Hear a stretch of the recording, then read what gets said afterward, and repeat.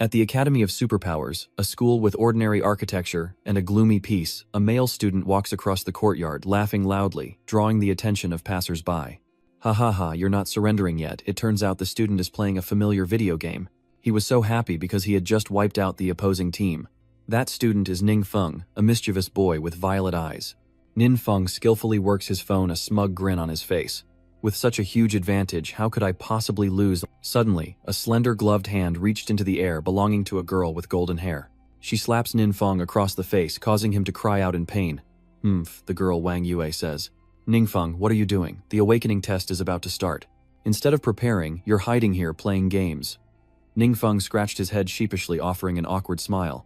Aha, isn't this combining rest and study? Besides, I'm already 18 at most. I'll only awaken a normal 1 or 2 star class. Ning Feng stood up, draped his arm over Wang Yue's shoulders, and said with a smile, unlike the young Miss Wang, who awakened a 5-star profession at 16, why should I work so hard? I can just suck up to you later, right? Hearing this, Wang Yua glared at him, angrily violently grabbing Ning Feng's neck, and scolded, I'll give you some flattery. Ning Feng lost his balance and grabbed Wang Yue's waist. Nin Feng's face turned purple as he gasped for air, but Wang Yua continued to squeeze his neck in a fit of rage.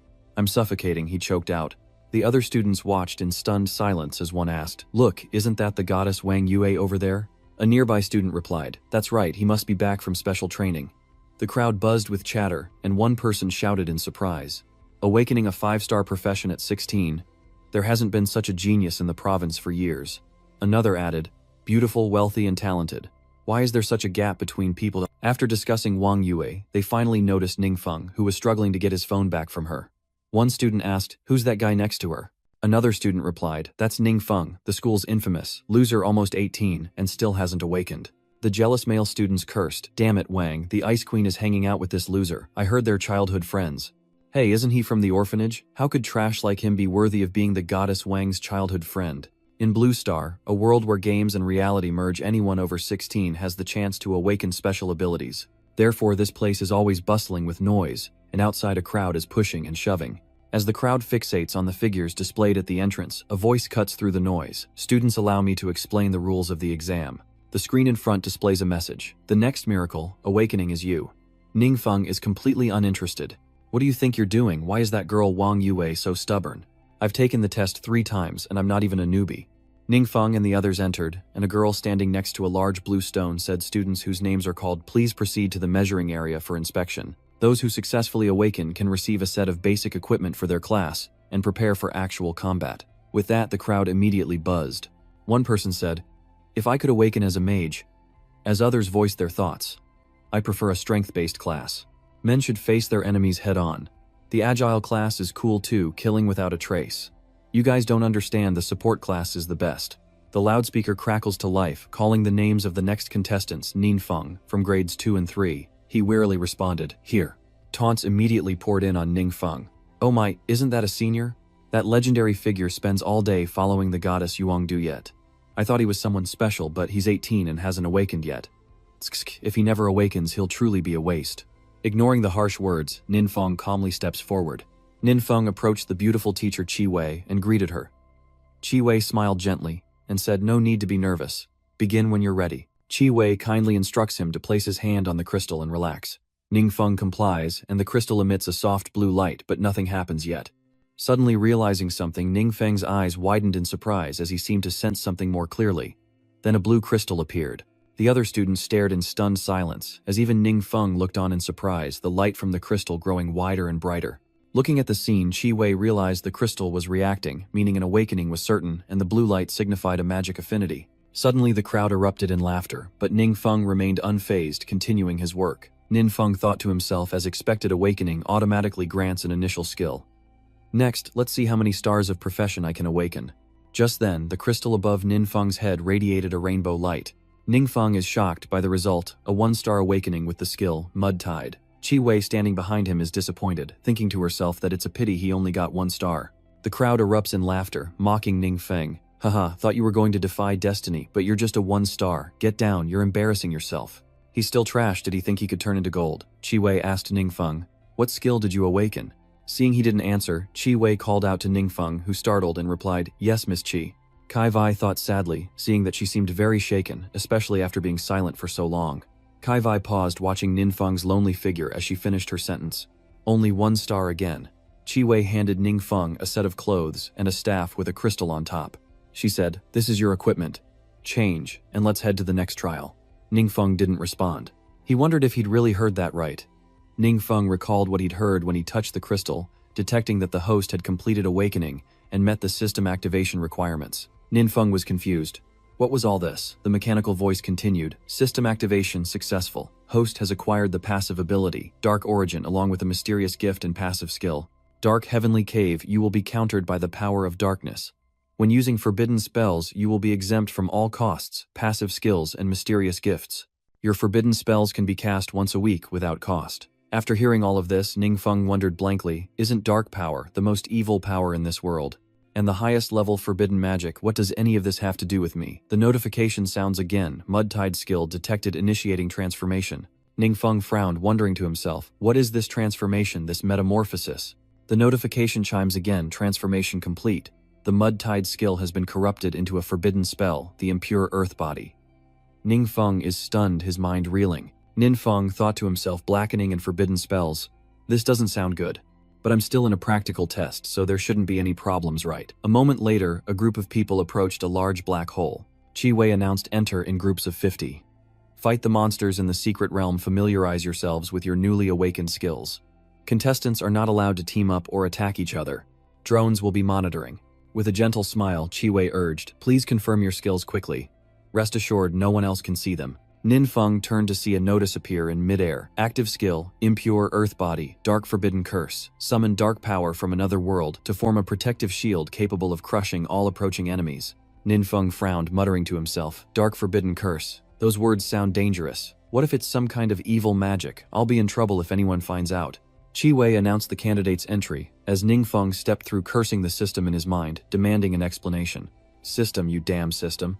Ningfeng gradually disappeared into the mysterious vortex, and a forest appeared before his eyes as a gentle breeze blew past. The other examinees are giving it their all against the bizarre creatures as monstrous beasts wielding weapons ferociously attack. Ningfeng sits in the bushes observing them, thinking that the entire arena is under surveillance, so he doesn't dare use that forbidden spell. But he has no way to attack and can only hide and wait for an opportunity. The drone above is focused directly on Ningfeng, and the supervisor points at the screen, snapping. Everyone else is leveling up by killing monsters. And what is that kid doing? Chi Wei sighs, defending him. Captain Zhou, the child awakened late and isn't very strong. His only skill is a defensive spell, making him unsuitable for solo combat. The man grinds his teeth, saying, then call him out. He doesn't need to compete. He's just a 1-star professional. He can't be a real adventurer anyway. Suddenly, the person at the monitor exclaimed in confusion, huh? The man turned around annoyed and asked, what is it? The person at the screen replied, bewildered, I don't know. It looks like that zone was attacked by something, then the feed cut out. He pointed to the scanner on the screen and said, the monitoring system is measuring an alert. Detecting power fluctuations far exceeding the average within the secret realm, the man ordered, quickly investigate what's happening. Meanwhile, the John Doe, which had baffled the monitors, lay shattered on the ground. A trembling examinee muttered, how can there be such a powerful monster in the exam? Before him stood a beast with razor-sharp claws, grinning grotesquely. It addressed the other monsters, rise my brethren, cast off your chains of servitude and heed my command. The beast roared, declaring that the intruders would all meet their end there, a sentiment echoed by the other monsters. A drone appeared above the monsters, and the leader swung his fist, instantly detonating the drone in the sky. It plummeted to the ground, landing squarely on Ningfeng's head, causing a painful bump. Clutching his head, Ningfeng winces and asks, why did Don fall? He stared blankly, then cried out as he realized he was surrounded by monsters. Ha ha. The leader of the monsters grinned wickedly. Ha, there's a little worm hiding here. Ningfeng looked at the monsters, preparing to tear him apart, filled with curiosity. How are there so many monsters? And an elite leader in the middle? Wait no more, stun. Ningfeng stroked his chin, a smug grin spreading across his face. A perfect opportunity to test if that forbidden technique is real. And with that, he acted. Ningfeng points to the sky, and terrifying purple vortexes appear around him. The monsters stare blankly, and the leader's eyes widen as it senses the dread emanating from Ningfeng. Ningfeng is also shocked by the terrifying things that are gradually appearing, while at headquarters, the man with glasses examines and reports. All the Johns have lost connection. A dark power has suddenly erupted within the secret realm. We suspect a demon of king, level or higher, has appeared. The man behind him panicked, saying, call for backup, immediately evacuate all non-combat personnel nearby. Qi Wei, equally bewildered, thought that a king-level demon was a disaster capable of destroying a city. Why is such a terrifying being here in the exam? The leader monster stammers in fear. What, it's terrified because Ningfeng's terrifying magic is wiping out the other monsters. Screams fill the air as Ningfeng stares at his hands in disbelief. He thought to himself, so this is forbidden magic. It looks kind of gross, gave me a scare. Suddenly a notification echoed repeatedly. Killed a goblin grunt, experience points increased. Killed a goblin grunt, experience points increased. Killed a goblin grunt, experience points increased. The leader stood frozen, wondering, this dark power is too strong. Is he even human? How can this be? Sensing the power about to strike, the goblin leader tries to dodge but is horrified to realize his legs. Something was preventing him from moving. He looked down and said, that's not right, I'm moving slower. Realizing it was too late, the monster was attacked, and he screamed in agony, wide-eyed, don't come any closer. Finally, the leader was consumed by Ningfeng's terrifying power, leaving only its piercing scream and the system notification, Pioneer Goblin slain, 6,000 experience points gained. The system updated Ningfeng's stats, level 10, mage 10, stamina 8, strength 8, agility 20, spirit 12, endurance. Ningfeng excitedly exclaimed, wow, level 10 already. In the practical exams of previous years, most only gained 1 or 2 levels. But then Ningfeng's expression changed. He stroked his chin, thoughtfully muttering to himself, but the small monsters give so little experience. It was mostly that elite monster just now. But still, why would an elite monster appear in the exam? Lost in thought, Ningfeng's eyes fell upon the glowing items on the ground. His eyes widened in surprise as he saw them, and he couldn't help but exclaim, oh wow, the elite spoils dropped and both are orange quality. A description of the Pioneer badge appears. Pioneer badge, consumable, orange quality, permanently adds 10 agility. Ningfeng read on, pondering, a permanent stat-boosting insignia. I've never seen anything like this before. He examines the loot, an orange quality weapon, requiring level 20 plus 13 strength, plus 16 agility, plus 10% attack speed, plus 5% crit rate, and a 10% chance to trigger a 3-hit combo. He grins, realizing that orange quality items are rare treasures, and even though he can't use the claw, he can sell it for a fortune. At this rate, I can easily level up by defeating monsters. Wow, I'm finally rich, Ningfeng happily exclaimed. Just as Ningfeng was celebrating, a voice echoed from the heavens, stopping him in his tracks. All examinees were ordered to immediately cease the exam and use retreat scrolls. What happened? Ningfeng wondered, suddenly sensing something was amiss. Dark energy swirls around him, and Ningfeng glances around with his mysterious purple eyes. Ningfeng was shocked to see the desolate forest now just a cold, bare earth with terrifying black holes and a chilling dark wind blowing through it all. Ningfeng questioned the scene, wondering how everything around him could be so devastated. Wow, is this the power of advanced magic? Just holes everywhere. It's terrifying. The announcement echoes again, and all the examinees immediately cease their assessment, using the teleportation scrolls to retreat. Ningfeng follows suit, taking out a scroll and placing it on the ground, saying, if someone finds out we're dead, let's go quickly. Elsewhere, the examinees activate their scrolls while Ningfeng smirks as he teleports away. The monitoring team member appeared and said, don't stop here, leave immediately, return to the city. The man frowned, grinding his teeth as he pondered. A demon of king level or higher is beyond our ability to handle, even with all of us here. I hope reinforcements arrive in time. But just as he feared the worst, the man was surprised to feel that dark magic fading away. He asks, what? The dark power suddenly vanished. Fear reaching its peak, he stammered anxiously, It didn't escape the secret realm, did it? Unbeknownst to everyone, the so-called demon was none other than Ningfeng, who then left the secret realm. As Ningfeng walks, he encounters Qi Wei, who is urgently speaking to someone on the other end of the line.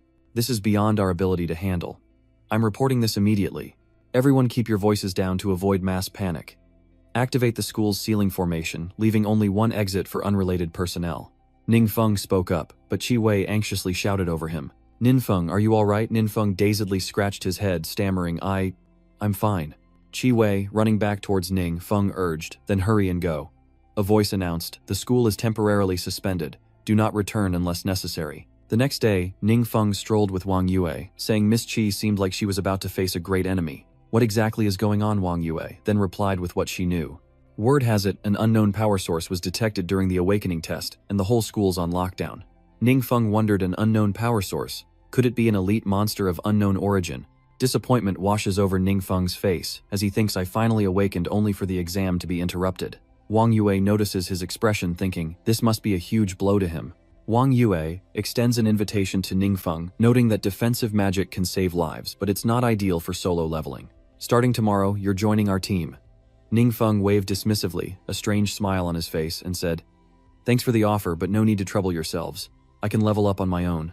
As he spoke, Ningfeng imagined using dark magic to terrify Wong Yua, thinking, it's not that I don't want to, but I only know dark forbidden magic and I can't just use it in front of others. Wong Yua gives Ningfeng a dubious look, then points at him declaring, you're not allowed to refuse. 8:00 a.m. tomorrow West Gate. I'll be waiting. With that, Wong Yua turned and left without hesitation as Ningfeng called after her, hey, wait a minute. Why won't she listen to me? Ningfeng says, burying his face in his hands. That domineering woman. Ningfeng frantically tried to think of a way to refuse panicking. I'm doomed. I'm doomed. Should I pretend to be sick? But Ningfeng quickly dismisses the idea. It won't work.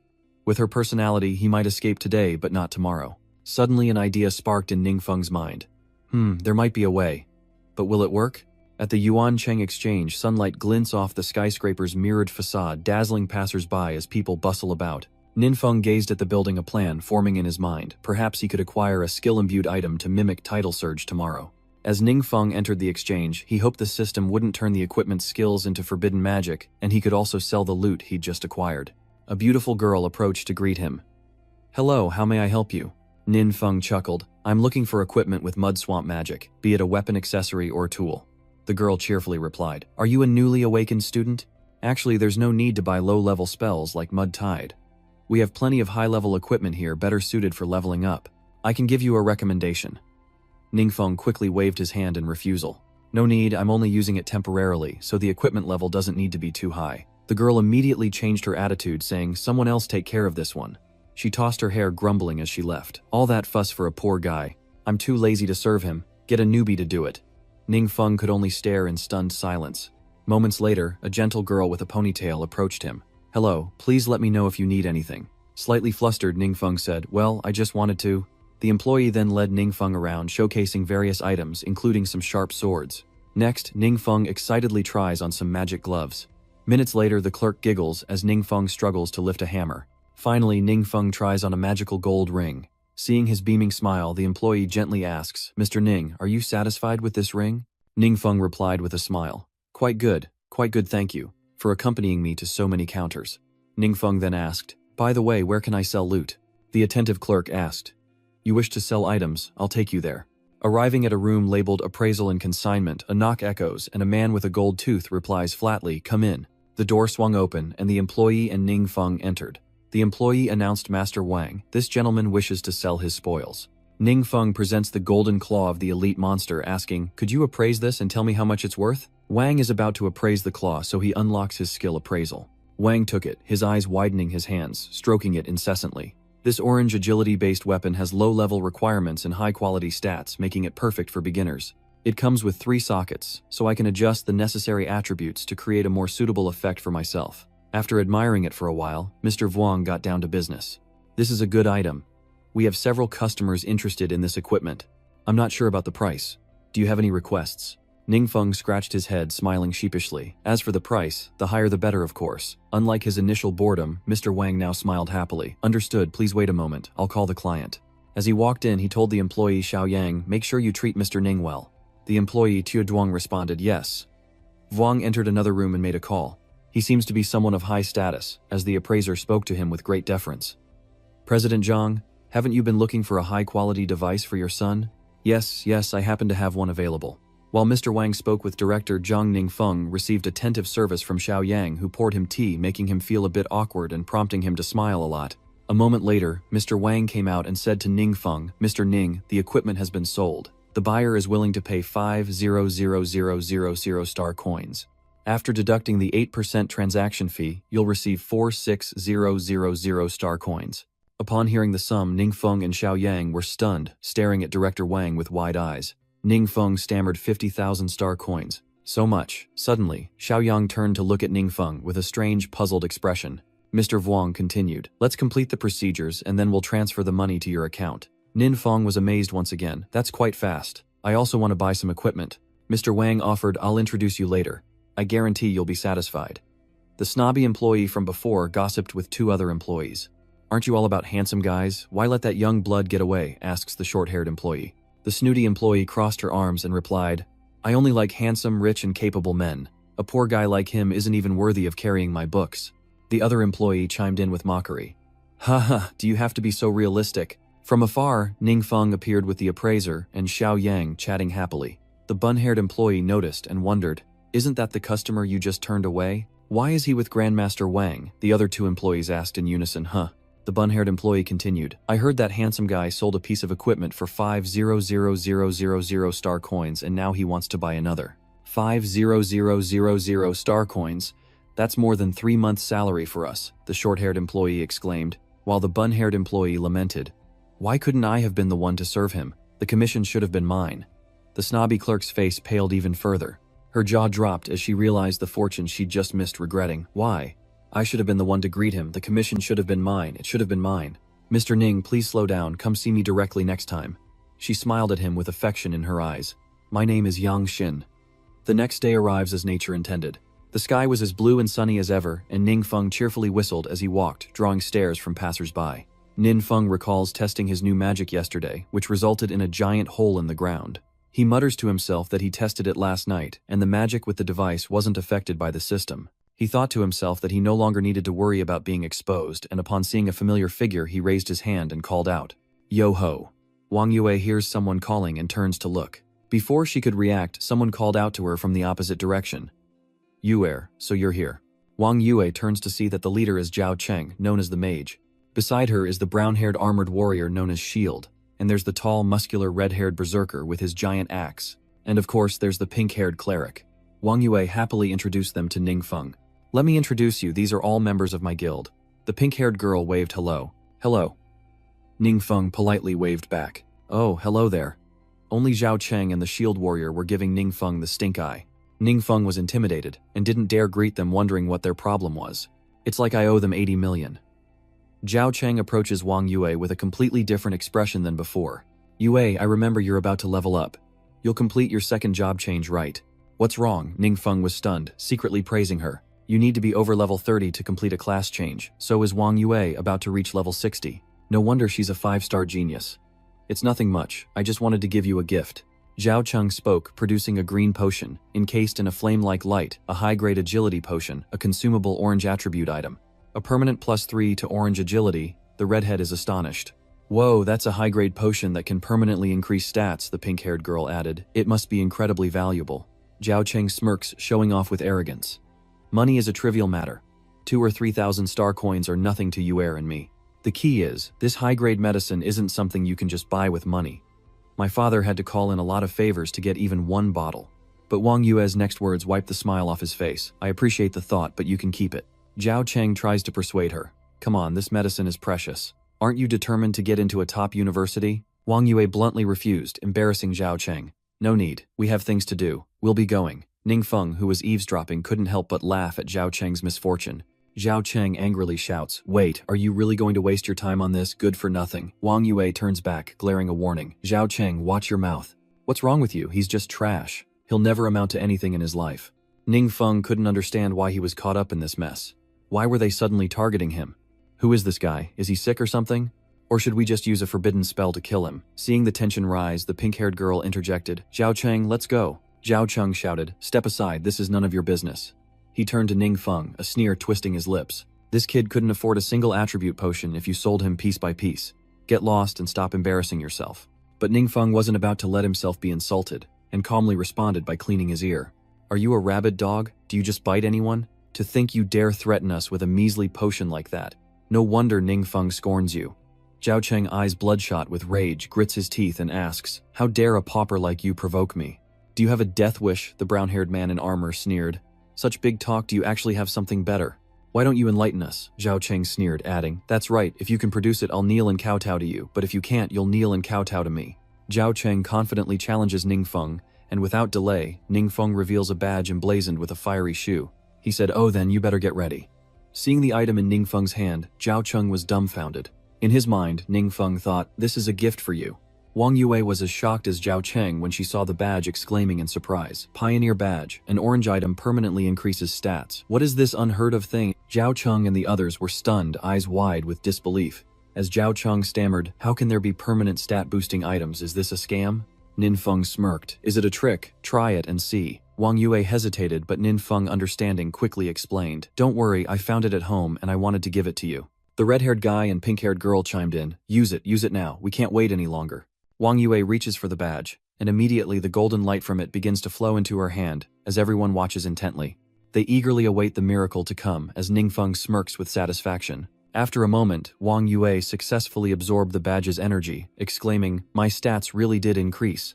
The pink-haired girl's eyes sparkled with admiration, while Zhao Cheng and the brown-haired man still couldn't believe Ningfeng possessed such a valuable item. Zhao Cheng scoffs, "No way, how could he have such a treasure? He must have stolen it." Ningfeng, unconcerned, picked his ear and smirked kowtow louder. "I'm hard of hearing."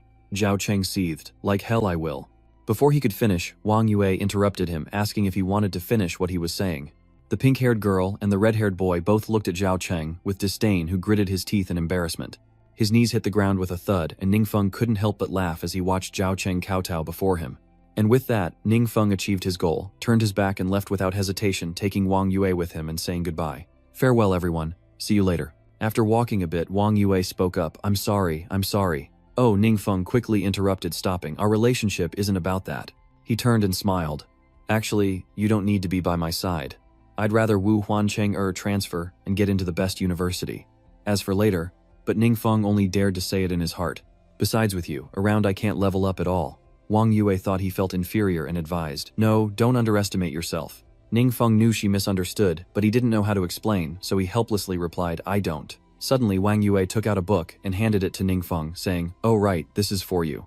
Ningfeng blankly asks about the skill books, and Wang Yua happily replies, "Yes, learn them when you reach the corresponding level." Ningfeng flips through the book asking, "These are all purple quality, they must be expensive." Wang Yua smiles gently, "It's nothing, not comparable to the insignia you gave me." Ningfeng closed the book smiling, "Then I'll have to accept them." Meanwhile, outside the mystic realm, a sinister gravedigger's hand burst from a grave. The savage undead brandish their weapons and charge as magical projectiles streak toward them. The magic wielder's aim is precise, each shot hitting a zombie in the head, causing them to howl in agony as Ningfeng cheers Wang Yua on. Wang Yua continues to practice as Ningfeng sits with his arms around his knees, sighing. He thinks to himself that the experience points here are too low, but he can't tell Wang Yua that he's already max level and feels helpless. Suddenly, Wang Yue's phone rang, drawing her attention, and she answered it. "Hello," the person on the other end of the line spoke urgently. "Du Yue, we just got word that the fallen magic witch is about to appear. This is a rare opportunity, do you want in?" Behind her, Zhao Cheng and two other young men in the group discussed it. The pink-haired girl, receiving no response, asked again, "Yue, are you coming?" Behind her, Zhao Cheng looked at her with displeasure, speaking loudly enough for Wang Yua to hear. "You have to come. If you don't, how will we fight the boss? The fallen magic witch can drop rare mage items which are extremely important to me." Wang Yua silently pondered for a moment. Ningfeng's sudden words startled her, and Wang Yua turned to look at him. Ningfeng waves her off, saying, "Go on, it's fine. We're both in the secret realm anyway. A little later, training won't hurt." Hearing this, Wang Yua nodded in agreement, saying, "All right, then you go to the safe zone and wait for me." Ningfeng smiled brightly, raising his finger in agreement. And with that, Wang Yua immediately sped out of the secret realm. As Wang Yua leaves, Ningfeng calls out, "Take care, come back soon." Enraged Wang Yua shouts back, "Shut your mouth." After Wang Yua left, Ningfeng's expression shifted, a sinister smile spreading across his face as he muttered to himself, "Finally, I'm all alone. A big boss, huh? Today's the day, and luckily I prepared last night learning 2 new skills, since they're all free to use. Once the more forbidden spells the better." A chilling wind sweeps through the area. The skill Ningfeng mentioned earlier is a passive skill, a mysterious gift that allows you to unleash all your forbidden spells for free once a week. Ningfeng stretched, saying regretfully, "It's a shame my current level only has 3 skill slots. The young lady's skill book can only be used after level 15. Ningfeng's passive ability was indeed limited to 3 skill slots, as he was only level 10. Inside the perilous graveyard, hordes of zombies shuffled about, one appearing more dangerous than the rest, the boss. On the cliff face, a party of 4, 3 men and a woman appeared. They observe the undead below as the armored man speaks. The main boss appears in the high tower, deep within the secret realm. "We need to fight our way through from here, and we must be careful. This dungeon is extremely difficult, and the monsters inside are incredibly dangerous." Suddenly a fire blazed before them, startling all 4. The only girl in the group exclaimed, "Look, an adventurer party has already pushed ahead." The armored man stammered, "How did they get so far ahead?" The black-haired guy recognized the group, exclaiming that it was Wang Yua and Zhao Cheng's Footloose Guild, a rising star with immense power even in the entire kingdom. The blue-haired guy behind him chimed in, saying that they lived up to their reputation, and it seemed like no one else stood a chance. The 4 members of Wang Yue's guild are giving it their all to eliminate the undead as Zhao Cheng laughs. Haha, this boss is definitely ours. What can those trash teams do to compete with me? Even as they fought, they chatted happily. The pink-haired girl asked, do you think Wang Yue is even stronger now? The red-haired man chuckled. Indeed, after all, his agility suddenly increased by 10 points. Behind him, Wang Yue was seriously fighting, firing 3 arrows at once. Meanwhile, deep within the perilous Grave Garden secret realm, stands an incomplete tower amidst a chilling atmosphere, when suddenly a magical black hole appears in the sky. Ningfeng leaps out of the black hole, smirking worthy of a forbidden magic space here in a flash. The skill Ningfeng just used came from the mutated textbook Wang Yue gave him. It's an active skill called Void Travel, a forbidden dark spell. The space-tearing chariot enters the dark world, quickly traversing space to the target location, lasting for 1 hour. Suddenly, a black vortex appears on the ground with dark streaks gradually spreading around. A monster appears, its menacing aura chilling the surrounding space, but Ningfeng remains unfazed, greeting it with a friendly hello that startles the creature. Ho, you're late. The VTA monster glanced over startled, and without a word immediately turned and unleashed its magic. The attack is powerful, a demon-headed projectile hurtling toward Ningfeng, who stands frozen in shock. The attack hurtles forward, creating a massive explosion. Green smoke engulfs the spot where Ningfeng stood. As the green smoke clears, only black marks remain where Ningfeng once stood. The monster smugly declares, this adventurer truly overestimated himself, daring to appear here alone. Suddenly, Ningfeng appears behind the monster, having used void travel to teleport instantly. The monster is completely unaware of his presence. Ningfeng's face turned terrifying as he answered the monster's question with a deep voice. Because I don't want to share the spoils with anyone else. The monster turned around in shock, stammering. Ningfeng smiled victoriously. This time, he used his active skill Skyfall, a forbidden dark magic that summons a fierce rain of fire from the heavens, causing immense area of effect damage. Stones rained down from the sky, and the monster watched in terror as they struck the tower, obliterating it. Explosions erupt, filling the air with smoke and dust as Ningfeng surveys his handiwork amidst the chaos. Ningfeng smirks as the system notifications chime in, one after another. Ghoul eliminated, experience points, plus 200. Ghoul eliminated. Experience points plus 200. Notification of eliminating a dark devouring nether fiend. Expérience point plus 200, eliminating a dark devouring ghost. Expérience point plus 200. Eliminating an Uknight, experience points plus 200. Eliminating an Uknight, experience points plus 200.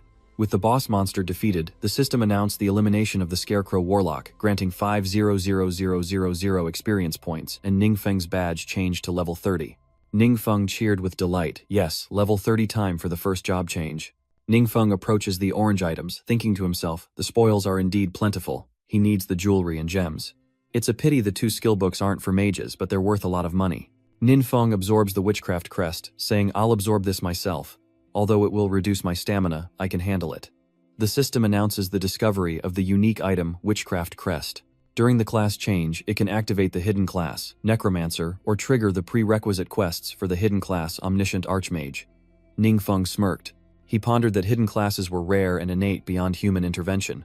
Could these crests be the key to unlocking them? Enough talk. A real man of action goes for the omniscient god. With that, Ningfeng unleashes his new magic. Over at Wang Yue's guild, they're shaken by the falling stones, huddling together in confusion as the redhead speaks up. What's going on? The magical fluctuations are terrifying. Wang Yue sternly warned them to stop advancing and retreat, to which Zhao Cheng regretfully replied, but the boss is still. The situation is too dangerous. Are you trying to kill us all? Wang Yue said, sternly brooking no argument. Wang Yue and Zhao Cheng grit their teeth and endure, secretly cursing in their hearts. Damn it, what bad luck. Wang Yue takes out her phone. Her only thought now is to quickly inform Ningfeng. Before she could text, Ningfeng had already sent a message. Sorry, something urgent came up, I'm heading out. Ningfeng was now on his way to the Grand Hall of Transmission. Ningfeng entered, seeing only a vast hall and not noticing the figure seated nearby. He asked softly, is anyone here? Ningfeng strode inside, finally noticing someone was already there, a beautiful woman. The woman asked, hello, are you here to accept a class change quest? Ningfeng replied, yes. The beauty types away at her computer, saying, all right, I'll input your information. Then she begins to ask Ningfeng some questions. Ningfeng also gave his name, Ningfeng, age 18, occupation. Ningfeng didn't respond, and she thought to herself that his talent must be lacking to only be a first-level mage at 18. Then she stood up and began to guide him. A first-level mage is this way, please. Ningfeng replied yes. The two entered a large room and the woman instructed, just follow the procedure from here. I'll head out. Ningfeng politely thanked her, saying, thank you. As the girl stepped out, she encountered an armored figure, entering, prompting her to ask, what's the matter? The man replied, slightly annoyed.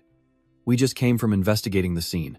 The grave of peril is heavily damaged, the source of power is still unclear, but the estimated threat level could reach King Class or higher.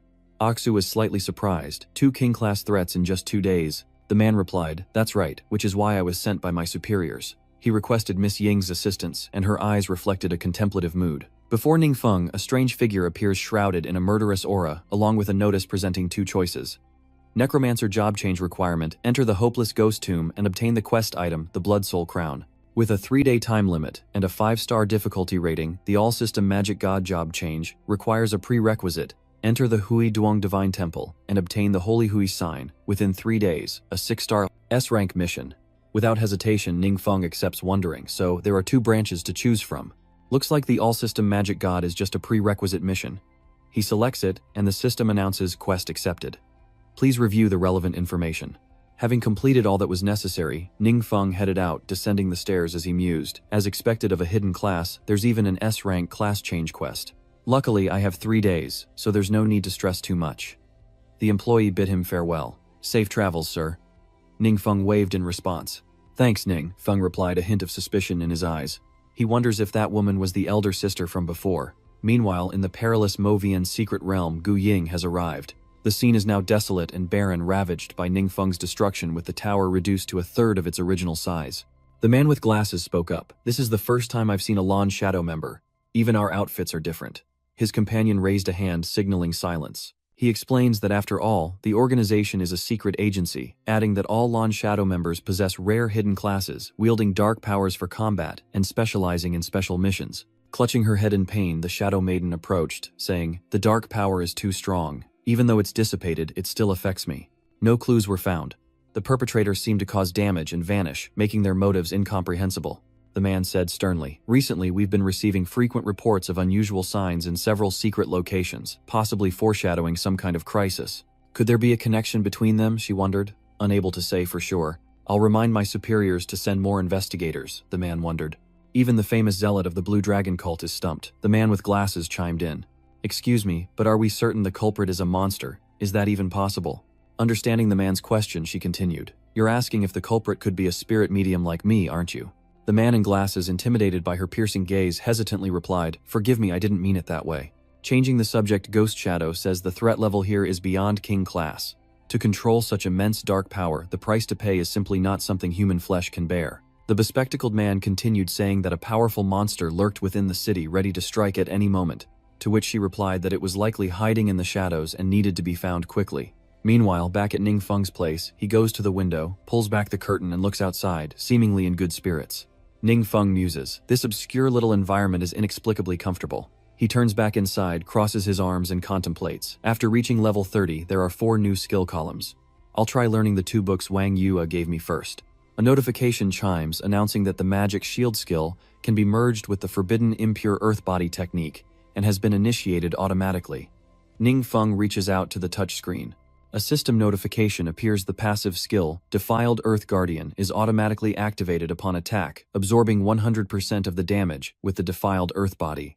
The absorption rate will be equivalent to the damage inflicted by the impure earth body, which will automatically recover after the attack ends. Ningfeng, amazed by the perfect combination, chuckled. So forbidden spells can fuse with low-level magic to create new effects. This gives me another method of defense. Normal attacks are useless against him now. Ningfeng ponders this, deciding to check the next book, when the system reports that rock manipulation can be combined with the forbidden spell of the impure earth body and heavenly meteor fire rain automatically. He gained the passive skill Earth Element Mastery, increasing all earth magic effects by 20%. Looking at his skill slots, Ningfeng saw he still had 4 open. He decided to head to the exchange to buy some new books. Without hesitation, Ningfeng heads to the trading center, confidently striding inside, having been there once before. Spotting Ningfeng, the money-grubbing clerk immediately recognized him, thinking, oh, it's that guy from last time. She eagerly rushed in front of Ningfeng, saying coyly, Mr. Ning, is that you? Ningfeng was a little startled by the employee's sudden appearance. He said hello. I'm looking for Miss Yang Xin.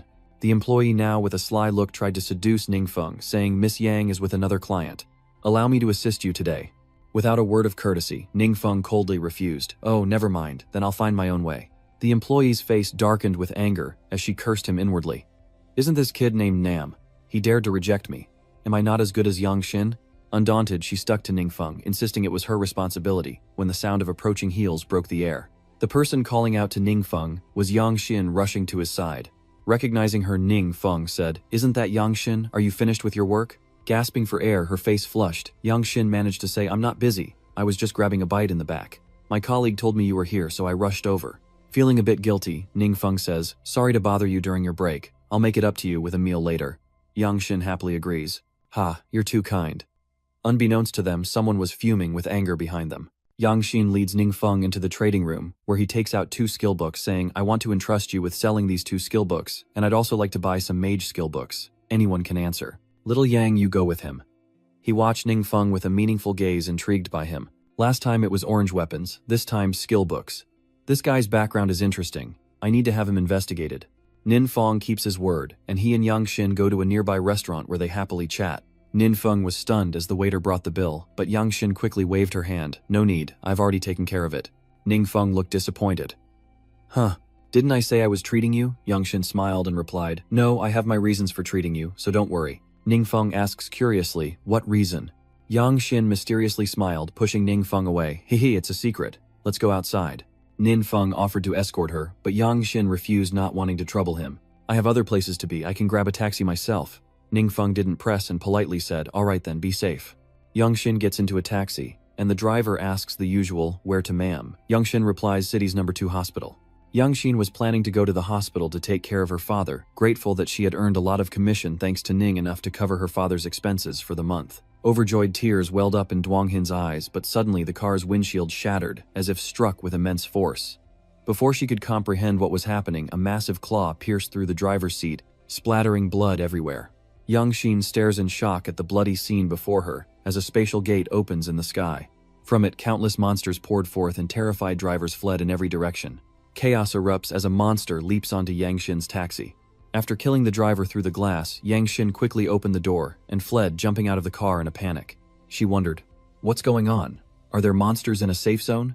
As if sensing something, Yang Xin flinches. A ferocious monster is closing in from behind.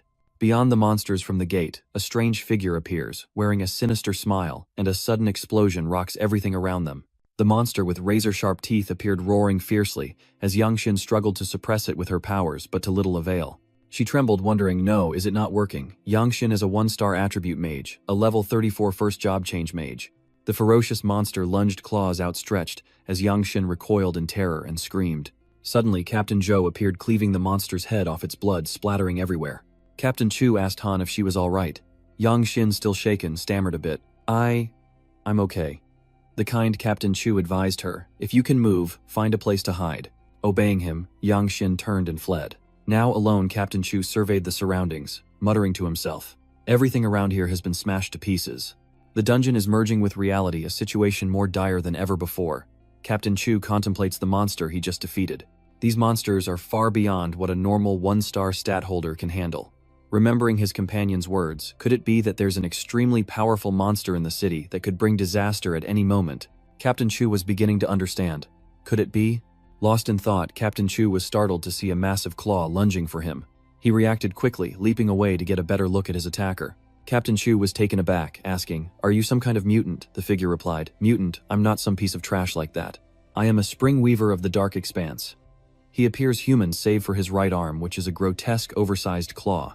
Captain Chu, angered by the man's arrogance, wondered, "What is a spring arbor? Never heard of it, but no matter. Now is not the time to worry about that. Think and act." Captain Chu leaps into action, raising his blade and striking at the creature's mutated arm with all his might, but the spring warden swiftly retaliates, sending Chu flying back with tremendous force. Fear grips him. This monster's strength is at least 3rd job level. He points to the ground, smirking, this is my turf." With that, he lunged forward with blinding speed, declaring that the captain was no match for him.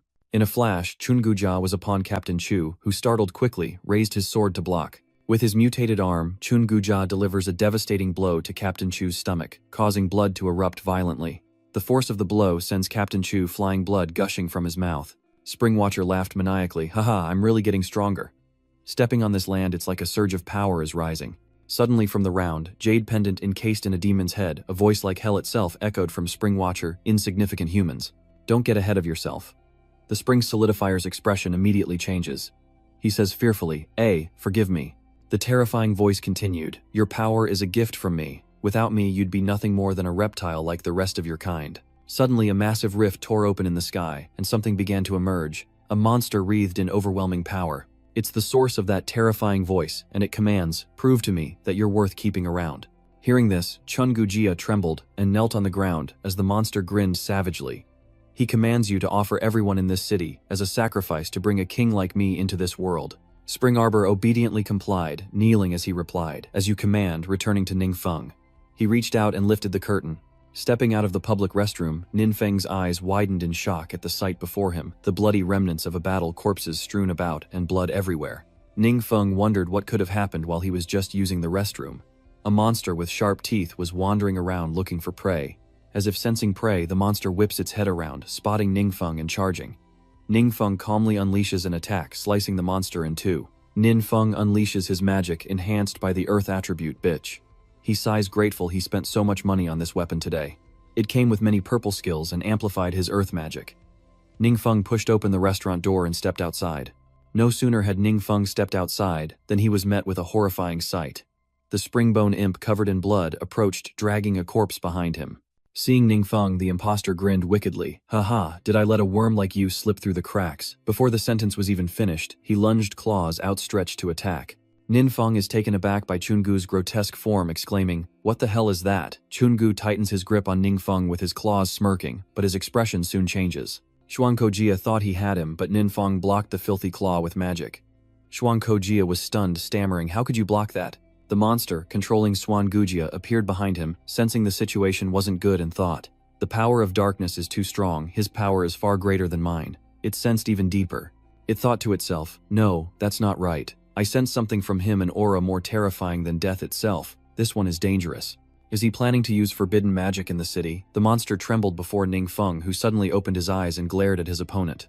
Ningfeng shouts, and immediately Chungujia's claw shatters, leaving only a thin layer of muscle.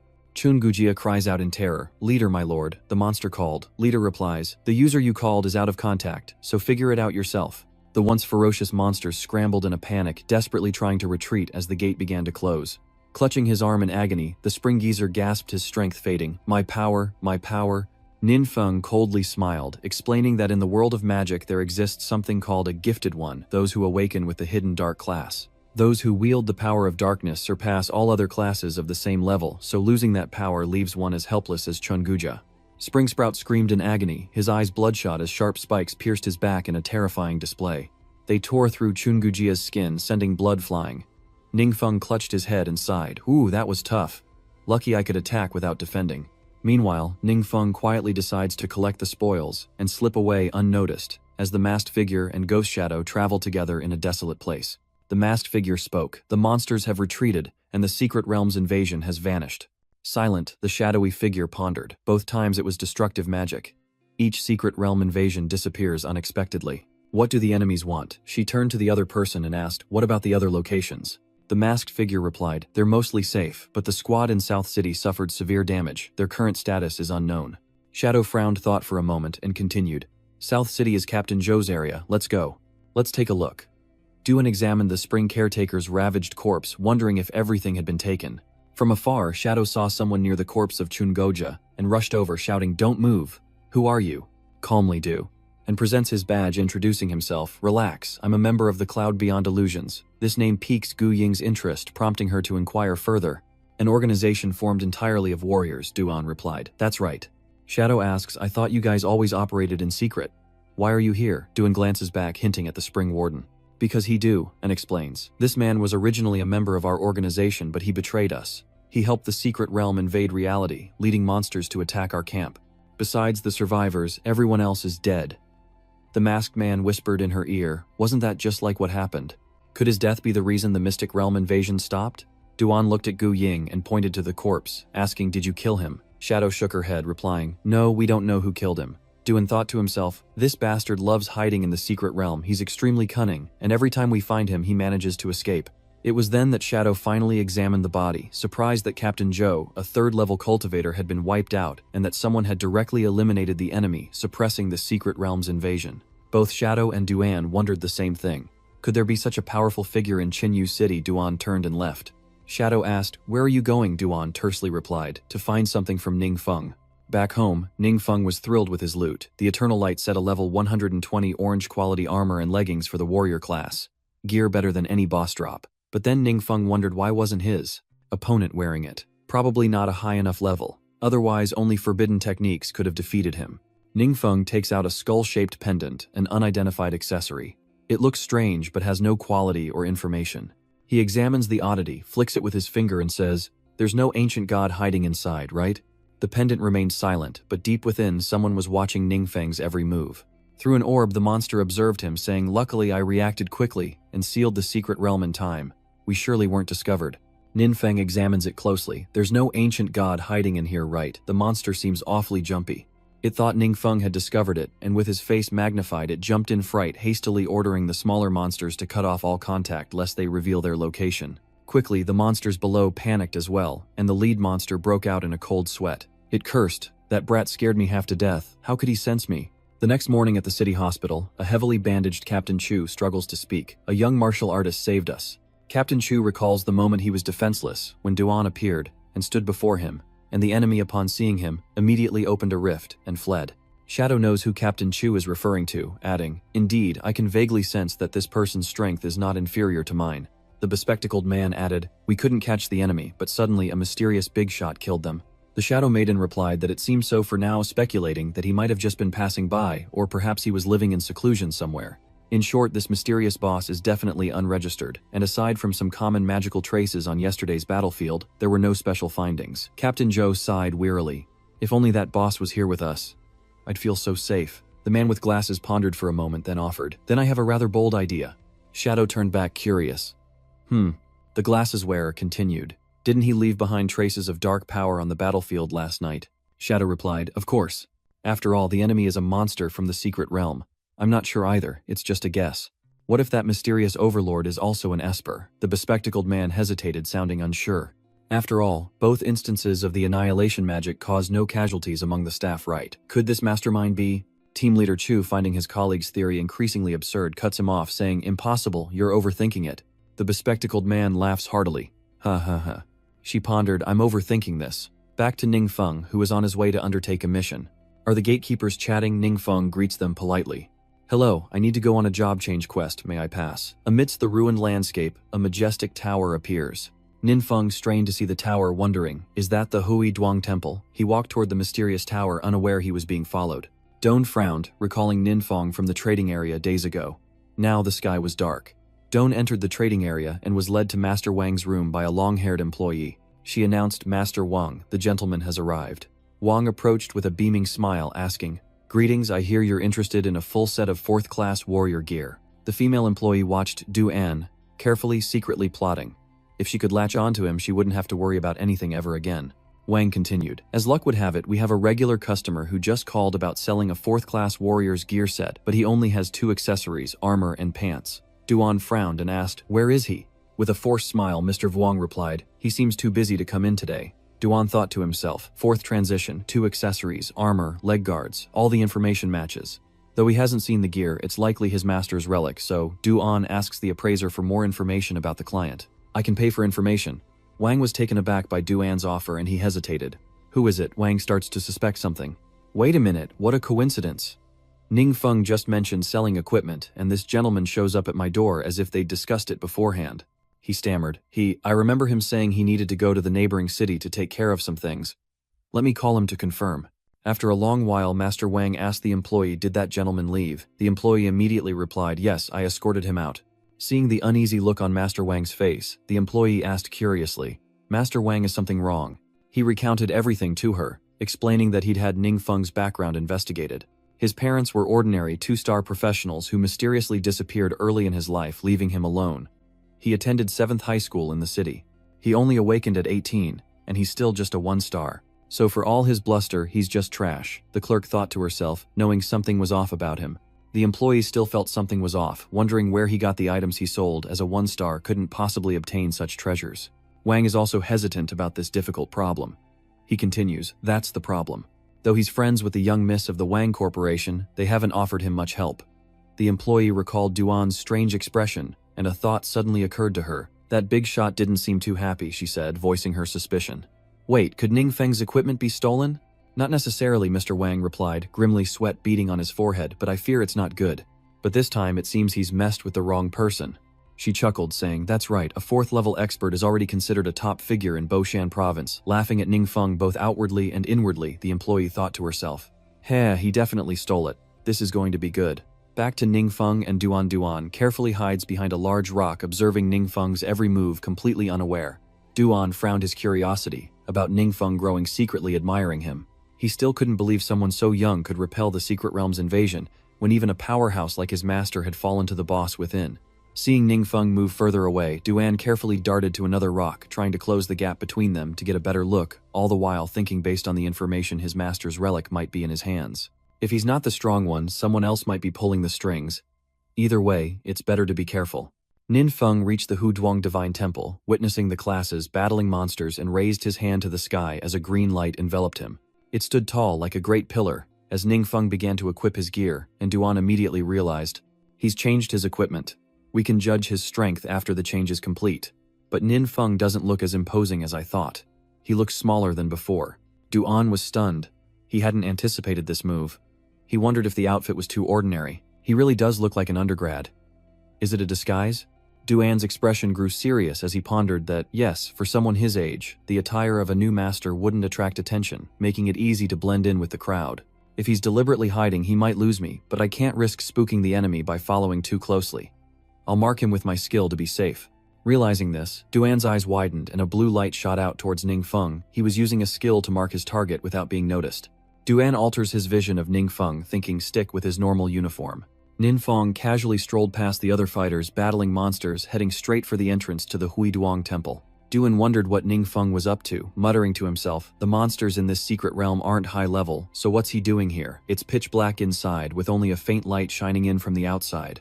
Undaunted, Ning Feng continues forward, only to stop as he senses a surge of power heading his way. A monster lurks within the hall, conjuring a ball of energy, intent on striking Ning Feng. It unleashes the sphere. Though not high level, this attack would seriously injure weaker classes, but Nin Feng calmly creates a shield around himself. The monster's attack was successfully blocked, leaving Duan stunned and speechless. Duan couldn't believe Ning Feng had so easily deflected the attack. What? Absolute defense, a skill that should be unbreakable no matter what. Duan stood there in shock, sweat pouring down his face. Ning Feng presses on, and the monster, sensing a formidable foe, flees in terror. Duan is stunned once again, muttering that this man is definitely not simple if the monster is avoiding him. Nin Feng stopped in his tracks, gazing up at a massive bronze statue of a long-haired old man, the final boss. Duan wondered if it was the final boss and if he intended to solo it. But why would a powerhouse want to fight this low-level boss? Nin Feng, who had been silent, finally spoke. He breathed a sigh of relief. Good, luckily no one's here. The boss remained, still maintaining its bronze statue form without attacking. After a moment, the boss remained still, puzzling Duan, who wondered, that's strange, why isn't the statue moving? Little did he know the boss was trembling with fear, drenched in sweat. The statue trembled, nearly collapsing, but Ning Feng turned away, thinking, was this the guy the tutorial mentioned? He headed in a certain direction, saying aloud, this way. Before him stood a monster clad in iron armor, golden wings sprouting from its back. Sensing his presence, the monster opened its eyes, a golden light emanating from them, unlike the statue before. The monster spread its wings and soared into the sky, startling Ning Feng, who watched it go. Why did it run away? Ning Feng wondered. So even this monster is afraid, and flees. Duan is full of surprises. Duan's curiosity about Ning Feng grows. Could he be a rare hidden boss? How does he know Ning Feng reviews the mission requirements? The All-Elemental Magic God's Secret Realm entry condition: obtain the Holy Emblem quest item from the Radiant Sun Temple, and defeat the hidden boss of the temple, the Six-Winged Angel. Nin Feng pretends not to hear. A triumphant smile creeps across his face as Ning Feng laughs, marveling at the challenge. Truly only an S-rank quest could offer such a thrill. The monster from before scurried away, frantic and unsure of where to run. This is terrifying. Truly terrifying. This is my secret realm. Where can I possibly escape? Ning Feng raised his hand towards the monster, searching for a way out as thunder roared all around. Dark light from the forbidden spell envelops Ning Feng's hand as he focuses intently on using his skill. This time, Ning Feng uses an active skill, Lightning Demon Fall, a dark forbidden spell that summons a massive lightning storm descending with the power of a heavenly tribulation. A crimson eye appears in the sky, unleashing countless bolts of lightning that converge into a radiant pillar. Before the monster beneath the pillar could react, Ning Feng unleashed a devastating strike, obliterating it completely. The earth crumbled and a cloud of dust billowed into the sky. Do-an sat on the ground, eyes wide with terror, stuttering uncontrollably as the once majestic Shinyang shrine lay in ruins. Trembling Do-an says, that heaven and earth destroying magic is the first time I've seen it. Truly terrifying. This great master's strength must surpass my master's. Could he be a legendary 8th stage powerhouse? Elsewhere, Ninfeng gazed into the distance, lamenting, well, I can't level up before completing the first transformation. What a waste of experience. Oh well, I got the badge, time to go back and finish the quest. As he spoke, he retrieved the badge he had just collected, surrounded by a golden aura. The badge, known as the Sacred Emblem, is of orange quality, permanently adding 8 to spirit and 100 to recovery. Ningfeng retrieves a teleport scroll, but before he can leave, Do-an rushes over, calling out, Great One, please wait. Hearing someone call out to him, Ningfeng's face paled as he wondered, where did this person come from? Could he have seen everything? Do-an noticed Ningfeng's pale face and worried, this is bad. The big shot doesn't look good. Do-an chuckled nervously, trying to reassure him. Great One, please don't be angry, let me explain. Before he could say more, they both quickly shifted their attention to the loud sound coming from behind Do-an. Ninfeng immediately recognized the alarm. Raising the scroll to the sky, he said, let's get out of here first, we can talk later. Do-an obediently agreed, and after they teleported to a new location, the two sat down to talk. After hearing Do-an's explanation, Ningfeng asks, so that's why you followed me? Do-an nervously adds, I'm really sorry, I didn't mean anything by it. I just wanted to confirm a few things. After all, you look so young. I wouldn't have believed it if I hadn't seen it with my own eyes. Do-an clenched his fist, fighting back his emotions, and said, after all, even a powerful master like mine could only temporarily seal the encroaching secret realm at the cost of his life, allowing that traitor to escape. For years, that traitor has been using humans as sacrifices to break the seal, and I've been hunting him down but to no avail. Indignation rises as Do-an mentions Xuan Kojia while Ninfeng silently listens. Resting his chin in his hand, Ningfeng raised his eyebrows slightly, looking a bit bored, thinking to himself that this man was a 4th-level powerhouse, and he wouldn't have noticed him if he hadn't come out voluntarily. Ultimately, his own level is too low. At this rate, it's only a matter of time before he's exposed. Seeing Ningfeng staring at him in silence, Do-an gulped, imagining that Ningfeng's eyes were those of a killer in his own mind. Ningfeng is incredibly powerful, he worriedly thought. Ugh. Is the Grandmaster suddenly silent because he wants to kill me to silence me? Do-an said seriously. Grandmaster, you helped me avenge my master and I am extremely grateful. If you need anything in the future, just call me. Ningfeng felt that befriending Do-an wasn't bad thinking. This high-level solo player might be useful to have a good relationship with. Ningfeng warns Do-an to keep his silence, saying, I don't want anyone else to know what happened today. Rest assured I will keep my mouth shut. Do-an replied, now fully committed to following and assisting Ningfeng. He told himself that the great man's magic was a tremendous dark power, but it did not harm innocent people, and it even repelled the encroaching secret realm, saving the entire city. Such a strong and humble man deserves my respect, and no matter the reason, since I have nowhere else to go, I'll stay in Qinyu City for now. Suddenly, Ningfeng's phone rang loudly in his pocket. He quickly answered, holding the phone to his ear, and asking hello. Chi Wei was on the other end, asking Ningfeng, where are you? Ningfeng calmly replied, I'm out, just about to head back. Is there something you need? She tells Ningfeng, oh, there are a few things I want to talk to you about. I can wait until you get back. Chi Wei hangs up. Ningfeng sensed something strange about the call, staring at his phone, wondering, why did Auntie Chi call me all of a sudden? Back with Chi Wei, after hanging up, she spoke from the sofa. How did it go? Chi Wei calmly replied, sounding as if nothing was wrong, and that he was already preparing to return. Just as Ningfeng suspected the call was a probe, she continued. A newly awakened student reaching level 1 transfer in just days. If we hadn't investigated in time, we might have missed him. Chi Wei interceded for Ningfeng, saying he was good-natured, studied hard, and she didn't believe he was a bad person. Shadow immediately clarified, I didn't say he was a bad person, but there are some things that need to be clarified. Shadow arrives at the conference room where 3 men are waiting, their faces stern. Ah, Ying reported, this is the preliminary situation and we will continue to monitor it. We hope to receive the attention of our superiors. The older man asked in a deep voice, anything else? Shadow pondered in silence, then spoke frankly. Do you think the 2 destructive spells in Qinyu City were the work of mutants? Silence fills the room as the 3 men ponder until the elder speaks sternly. Sulan, you are a mutant. Why would you ask such a thing? She explained that mutants who wield dark powers must pay a price. The stronger the mutant, the steeper the cost, life, sanity, or even transformation into a monster. Even the smallest price could lead to irreversible consequences, making a king-level mutant impossible. The man to the right of the elder scoffs, old friend, you're getting carried away imagining king-level mutants. If you like writing stories so much, why not become a screenwriter? Shadow calmly explains, I'm just considering all possibilities. Believe it or not, it's up to you. Clearly not a fan of hers, he sees the opportunity, sneering. Oh, still here, spouting nonsense. Clearly you lot can't investigate yourselves. If there really is a king-level mutant, I'll bring my head to you for a football." With that, he burst into laughter. The older man cleared his throat, signaling them to stop arguing, and said, "We've dispatched an investigation team to Chinyu City, and we hope you'll cooperate fully. If necessary, the investigation team will take over all operations, but your request for additional personnel hasn't been approved." Shadow bites her lip, annoyed, and asks in a low voice, "Is it because you don't trust us?" The old man replies, "It's not that we don't trust you. Just be patient for a little longer." Suddenly, the masked figure, who often accompanies her, bursts into the conference room, exclaiming, "Captain, we have news." The man urgently reported the Longbow City Huiduang Shrine's secret realm was attacked by magic destruction, but there are no casualties yet. Chi Wei recalls Ningfeng's training registration information, and in a panic says, "When Ningfeng passed the test, the registered training location seemed to be..." Shadow calmly interjects, "That's right, it was the Radiant Sun Temple." As if she foresaw this, a smirk crept across her face. This is going to be interesting. Longbow City is now enveloped by a massive shield. The people clamored, "Is this shield safe? What happened at the Huiduang Shrine? Oh my god, my legs are like jelly."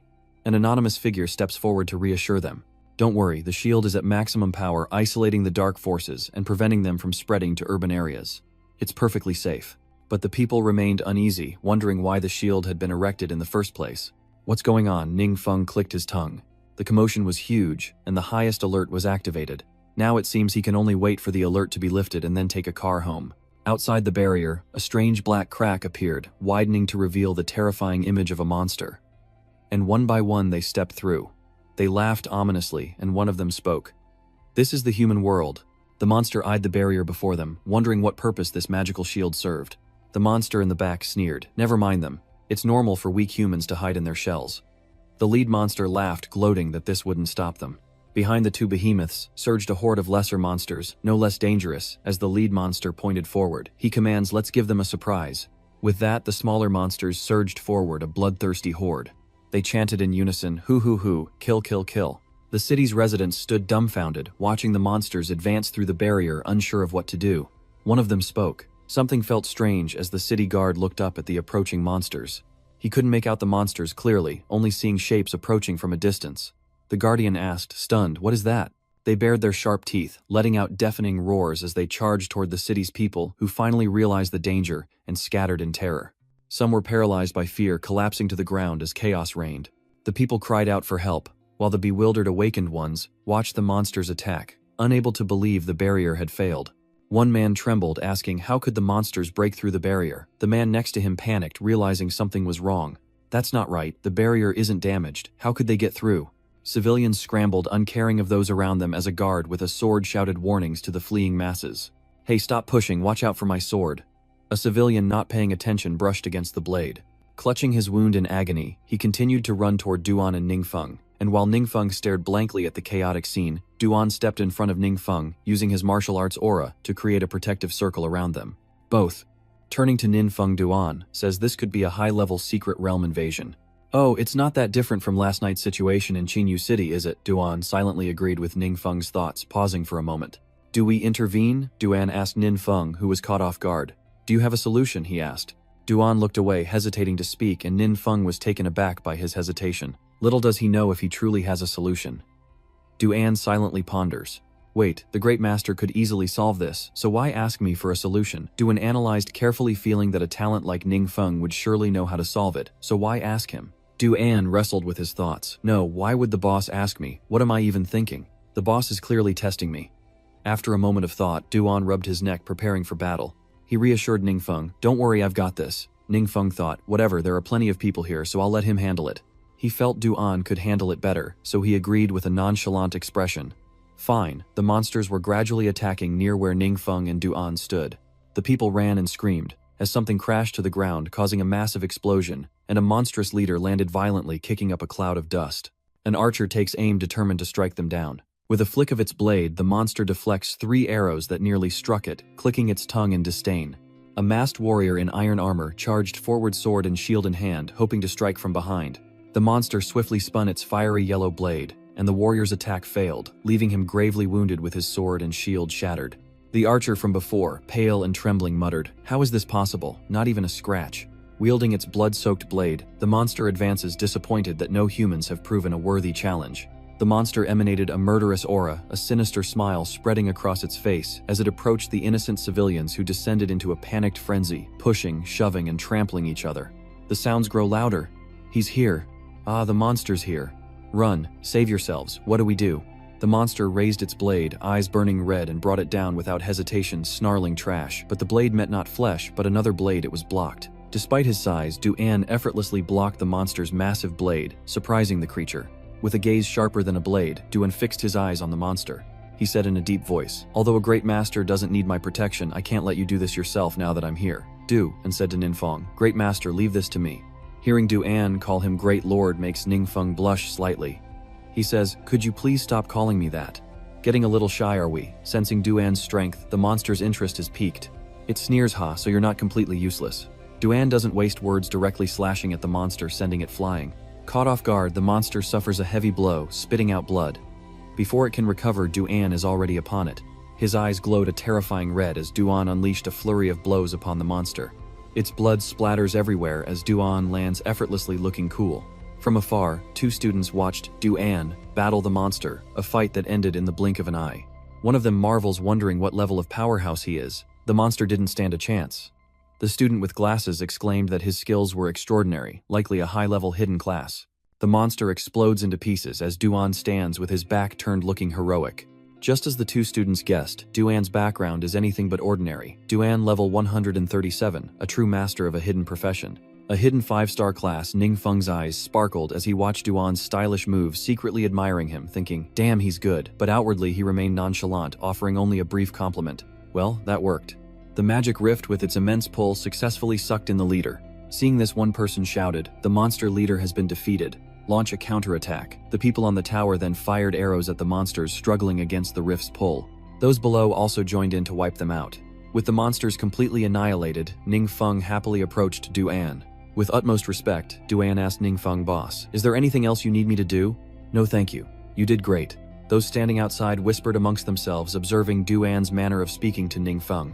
One man wondered how powerful was this youth, that such a strong man would treat him with such respect. Meanwhile, Ningfeng continued to shower Du-An with praise. The girl beside him wondered if a young master and his bodyguard were out training. Doan pulls out an item saying, "This is the loot dropped by the boss. Please accept it." The onlookers immediately recognize its value. They shouted, "Orange-grade gear." It was orange-grade gear worth tens of thousands of star coins, even if they couldn't use it themselves. The girl excitedly shouts, "Handsome is the boss short on accessories, I can be held." Seeing the book, Ningfeng immediately thought of his friend Wong Yua, saying, "An agility skill book perfect for Wong Yua." He glanced at the skull shield, hesitant. As for when it could be sold, that was another matter. As he pondered, a wounded armored figure supported by another approached. The armored man spoke, "Esteemed warriors, please stop and speak with us." Ningfeng and Du-An turned simultaneously toward the voice. Besides the armored man and his companion, a middle-aged man in a suit appears bowing before them, both saying, "Thank you, mighty ones, for saving Longbow City." He looked up, introducing himself with a cheerful smile. "My name is Tai Dong-min, and I'm the mayor of Longback City. You two look unfamiliar, not like locals."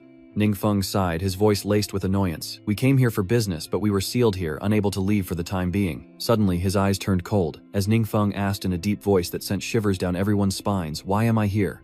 "Don't you know?" Tai Dongming paled with fear, quickly wiping the sweat pouring down his face. Trembling, he said, "It's because we activated the highest alert, so Tai Dongming is here to apologize." The armored figure behind him spoke up for the mayor. "We are very sorry, it's all our fault for causing you inconvenience." Ningfeng quickly waved his hand, saying, No, don't mind my business." He thought to himself, "Actually, I did it myself." Tai Dongming ordered his secretary to retrieve the flying scroll he'd just bought as compensation for the boss. Hearing the item's name, Ningfeng thought, a flight scroll is a rare treasure hard to come by in smaller places. Though single-use, it allows for quick, convenient short to mid-range travel. "These days have been turbulent. Could I hire you both to stay in Longbow City for a few days?" he added. "You can see that our defenses are indeed very weak." But Feng scratches his head, looking a little troubled, and tries to refuse. "Sorry, my time is very tight, we may not be able to fulfill your request." He thought to himself, the class change quest is limited to 3 days, and delaying it would only postpone his first class change. Ningfeng once again cast a cold gaze at the mayor, and asked in a low voice, "Do you think I have too much time on my hands?" Tai Dongmin was terrified, once again wiping the sweat from his brow as he carefully replied, Indeed, we were not thoughtful enough." The secretary returned with the item. He rushed over with the item, reporting, "Mayor, the scroll is here." Hearing this, Ningfeng's eyes lit up as he looked toward the item. With a smile, Tai Dongming presented the scroll to Ningfeng, saying, "Boss, this is the Far City Exchange's supreme black card, a small token of our gratitude, please accept it." Ningfeng was stunned, thinking, "I've heard that the Far City Exchange's supreme black card is only given to a select few successful individuals with many special privileges. No wonder the mayor bought the flying scroll. His identity is certainly not simple." Ningfeng looked at the scroll before him, shimmering with golden light, looking incredibly luxurious. Holding the scroll and black card, Duan couldn't help but marvel, while Ningfeng, all smiles, quickly offered his thanks, a stark contrast to his earlier demeanor. "Thank you." The mayor scratched his head, forcing a smile secretly, hoping the boss would just accept it or else he'd really be in trouble.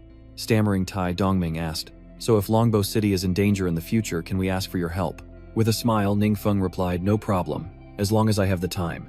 Tai Dongming and his followers cheered. The boss has agreed, Longbow City is safe. From the sky, the crackling sounds of two magical lightning bolts, one purple and one green, echoed as they darted from place to place, their masters none other than Ningfeng and Duan. They soared together through the skies above Long Beach City, while back at the Chinyu City Transfer Hall, the sky began to darken. A pink-haired girl points ahead, telling two boys that Yue has come out, as Zhao Cheng approaches them with a confident smile. Wang Yue walks ahead, and even without any gestures or flashy ornaments, her elegance shines through. Sensing something, Wang Yue turns back to look. She sees two lightning streaks, Ningfeng and his companion, flash across the sky. Zhao Cheng, following behind, didn't see anything and asked, "What's wrong?" Wang Yue spoke with uncertainty. "I just saw two people fly by. One of them looked like Ningfeng." Zhao Cheng laughed. "Are you sure you didn't see things? A flight scroll costs thousands of star coins. How could a pauper like Ningfeng afford one?" Zhao Cheng sneered. "Besides, he just awakened. How could he even reach the class transfer hall?" Wang Yue's face darkens as she turns to Zhao Cheng with a menacing look. "If you dare speak ill of Ningfeng again, you'll regret it." Zhao Cheng grits his teeth in anger, cursing Ningfeng in his heart. "Damn it, why does everyone keep bringing up that worthless nobody? What do I lack?" The pink-haired girl approached them and said, "Zhao Cheng, don't worry about those things. How did your second job advancement quests go?" Wang Yue and Zhao Cheng approached them, and Zhao Cheng replied, "Mine was A rank. It's a pity I didn't get S rank." The burly red-haired man laughed. "A rank is already great. Only the lucky ones can draw an S rank." The blonde man next to him gave Zhao Cheng a thumbs up, flattering him. "Completing the second job advancement at 18, you can compete for Supernova University. A rank class change quest, that's a once-in-a-lifetime opportunity." "What about you? What about you?" Wang Yue remained silent, her face downcast, and everyone was stunned by her expression. The pink-haired girl anxiously whispers to the red-haired man. Yuer's expression is strange. Did she receive a quest below C rank? Zhao Cheng laughed inwardly, thinking, so even a praised genius has a day like this. A low job change quest level directly affects attribute rewards and skill unlocks. Zhao Cheng offered comfort but was really just showing off to Wang Yue. "Yuer, you needn't be so upset. Just do your best to catch up in the future, and if that doesn't work, I can help you." He really means that if she completes a C-rank quest, she won't fall behind even a little. Wang Yue frowned, looking at Zhao Cheng inquisitively. "If you're not upset about drawing an A-rank mission, why should I be upset about getting an S-rank mission?" They were all stunned, shouting in unison. "What?" The pink-haired girl is curious. "So why didn't she say anything earlier?" Wang Yue hesitates. "Because my circumstances seem different from everyone else's." Her face turned serious, her voice deepening. "My mission," Wang Yue continued, "I unlocked something unprecedented, a hidden profession." Zhao Cheng was incredulous, snapping back. "How could that be? At the moment of awakening, the job is already set, and I've never heard of a hidden job being activated during the job change." "Yuer, are you mistaken?" Wang Yue then recalled entering the class change room, standing in the center of the formation, awaiting the class change process. The system's voice echoed, announcing a class advancement. If a transferer is found to possess the key item, the Pioneer Badge, the initial profession of Agile Shooter, can be upgraded to Pioneer Shadow, and the transfer mission will also change accordingly. Current Profession Agile Shooter. Her class can be upgraded to Shadow Vanguard. The system displays the insignia and gives Wang Yue two options, upgrade or cancel. Wang Yue frowned, puzzled, and asked, What's going on? Why is this interface appearing?" Wang Yue realizes the badge's origin, thinking to herself, "The Pioneer Badge was a gift from Ningfeng and it has this kind of effect. I had no idea." Wang Yue recalls Ningfeng's expression when he gave her the badge, a mysterious smile. Wang Yue was stunned, guessing he acted so confidently back then. Did he already know? Wang Yue smiled as she tapped the upgrade button. She silently thanked Ningfeng for his gift. So that's how it is. Wang Yue recounts everything that happened, and the pink-haired girl anxiously asks her how she could make such a rash decision. Zhao Cheng grew increasingly confused, yelling in protest that he'd never heard of Shadowstream Peak, and that the job advancement system was likely faulty. If she chose wrong, her life would be ruined. Wong Yua coldly retorted, "My affairs are none of your concern." Zhao Cheng felt a wave of disappointment wash over him. "I was only looking out for you, why?" The red-haired guy chimed in cheerfully. "Ah, I'm so jealous. How can someone be promoted to a 5-star hidden class?" The pink-haired girl said enviously. "I want a childhood sweetheart like Ningfeng too." Zhao Cheng's eyes turned red with anger as he gritted his teeth, muttering, "These bastards." Jealousy rising, he vowed, "I have to send people to find that badge, no matter the cost or the danger, I must find it." Meanwhile, Ningfeng holds the sacred badge in his hand. As the system displays materials consumed: orange quality, permanent attribute of physical strength, +5, permanent attribute of spirit, +5. Ningfeng opens his arms, absorbing the badge's energy into himself. As the system announces an S-rank mission, 100% complete.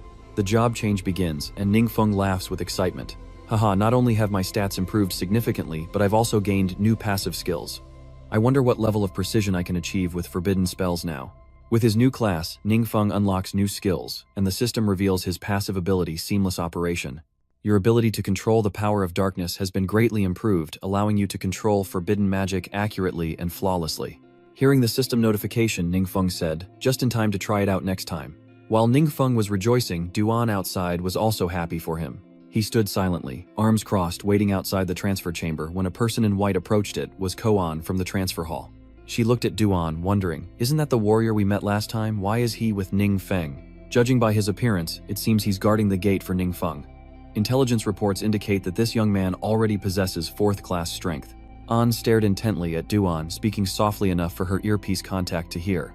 The young man silently waits at the gate as the girl praises, Duan a rare powerhouse even on a national scale. The girl recounts her findings. According to staff, the warrior has been following Ningfeng since they arrived, acting with utmost deference. "My student is no ordinary person." Kai was slightly startled by the statement, and as she watched Ningfeng and the man walk outside, An informed her that the next step was up to her. Kai quickly grasps the information, replying, "Rest assured I will confirm with Ningfeng. I trust he won't become our enemy." Ningfeng and Tuan chatted animatedly as they walked. "So that's how it is," Tuan laughed and responded. "Indeed, it's Ningfeng." Before he could respond, a voice called out from behind, causing them both to turn around. Ningfeng was taken aback, recognizing the voice as Miss Qi, and asked, "By the way, you called me before. What's up?" Kokyu replied, "Yes, there is something I wanted to discuss with you." Knowing he should leave, Duan turned and announced, "Boss, I'll be waiting nearby." The way they addressed each other was strange, and she paused. "Master? Boss." Ningfeng was mortified that Duan called him boss in front of her, and he scratched his head nervously. "Ha ha ha, don't worry, he's just joking." Miss Kai then seriously asks Ningfeng if he's completed his first transformation. Ningfeng's eyes widened as he anxiously wondered what. The atmosphere grows tense, the silence almost unbearable, as Ningfeng squirms, realizing he can't hide it. But was he discovered too soon? "But Miss Qi has always taken good care of me. She's one of the few people I can trust. She wouldn't hurt me." Ningfeng confesses honestly. "Yes, well, explaining it is rather complicated, so I don't want too many people to know." "Miss?" She didn't seem surprised and hesitated before continuing. "There's still one question that might be hard to believe, but I need to confirm whether you've been corrupted by the power of darkness." Sweating profusely, Ningfeng tried to calm himself, asking why she would ask such a thing. His mind racing, he worried. Surely she won't expose the system, will she? With a serious expression, Miss Qi explained, "As you know, the world has changed recently. The encroachment of secret realms into reality is constantly increasing, and many people affected by the power of darkness are gradually turning into new mutants." Ningfeng scratched his head, trying to appear as natural as possible, and said, "So, that's it. You don't have to worry. I'm not a mutant." But in reality, he knew mutants were under strict government surveillance, and he wanted no part of it. Miss Qi took out a black stone and handed it to Ningfeng, saying, "In that case, I hope you can cooperate with me for an examination." Startled, Ningfeng stared blankly at the stone in her hand, as she continued, "Place your power into this crystal, and it will reveal the amount of dark energy within you." Hearing this, sweat poured down Ningfeng's face as he swallowed hard, staring intently at the black stone. Could it be? Ningfeng tried to remain calm, forcing a smile as he said, "Haha, it's just my first time encountering this, so I'm inexplicably worried." Ningfeng reached for the stone, and the moment his fingertip touched it, a spark ignited. The stone explodes in her hand, leaving Ningfeng in stunned disbelief. Even Miss Qi was shocked, her face paling as she stammered, "It's broken, it's broken." Ningfeng scratched his head, puzzled, and asked Miss Qi what was going on. Miss Qi trembled as she recalled what Miss An had told her in the Great Hall when she handed her the stone. This is a magic crystal, highly sensitive to dark energy, so officials often use it to test mutants. As Miss An explained and demonstrated to Miss Kai, the crystal would react when energy was introduced. The greater the vibration, the higher the concentration of dark energy, and the stone reacted violently the moment the girl got close. Kai-Vi stares at the shattered remains of the stone in her hand, fear creeping in as she wonders, but can anyone tell me what would happen if it just exploded? Unexpectedly, the magic stone explodes and shatters once more before the two women. With a sad look, Chi-Wei thought, this child has been without parents since he was young and his awakening was later than others. It must have been difficult for him to maintain such a positive attitude. After a moment of thought, Chi-Wei said, personally, I believe you, but I have a responsibility to report what happened today. I hope you understand. Ningfeng immediately replied, I understand. Of course I understand. Even so, Ningfeng was still curious, thinking, she says that, but I wonder how the other side will react. Forced to leave Qinyu City, Dingfeng is startled when Chi-Wei holds out a glowing object.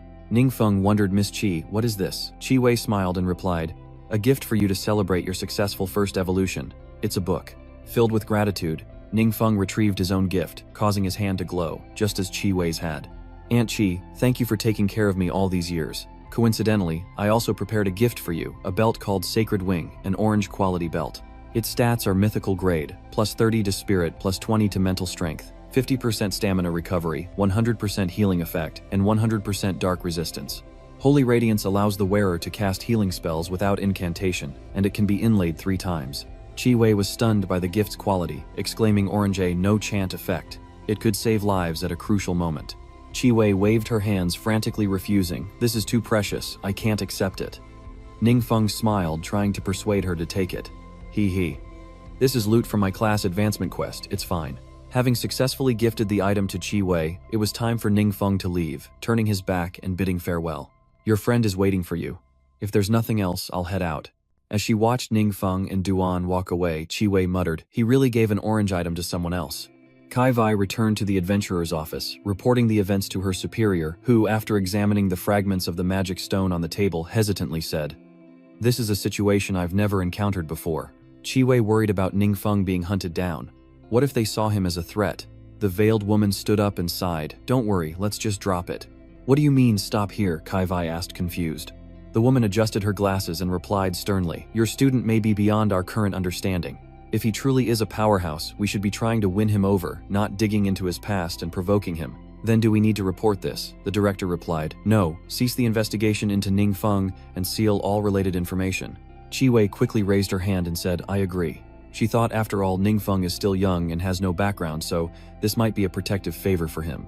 She recalled Duan, reasoning that since Ningfeng didn't want his secrets exposed, they would focus on that martial artist after all. It was recruitment season, and gaining another strong fighter wouldn't hurt. That night at Ningfeng's house, Duan noticed Ningfeng's complexion was off and asked, boss, you don't seem happy. Ningfeng leaned back, dejected, and replied, my teacher just texted me. She said the higher-ups have called off the investigation against me. Duan still didn't understand why Ningfeng was unhappy. He followed up, oh, isn't that a good thing? Only then did Ningfeng reveal his true concerns. That's true, but I'm worried about leveling up in the future. Each time I destroy a dungeon, it causes too much commotion. They're already paying attention.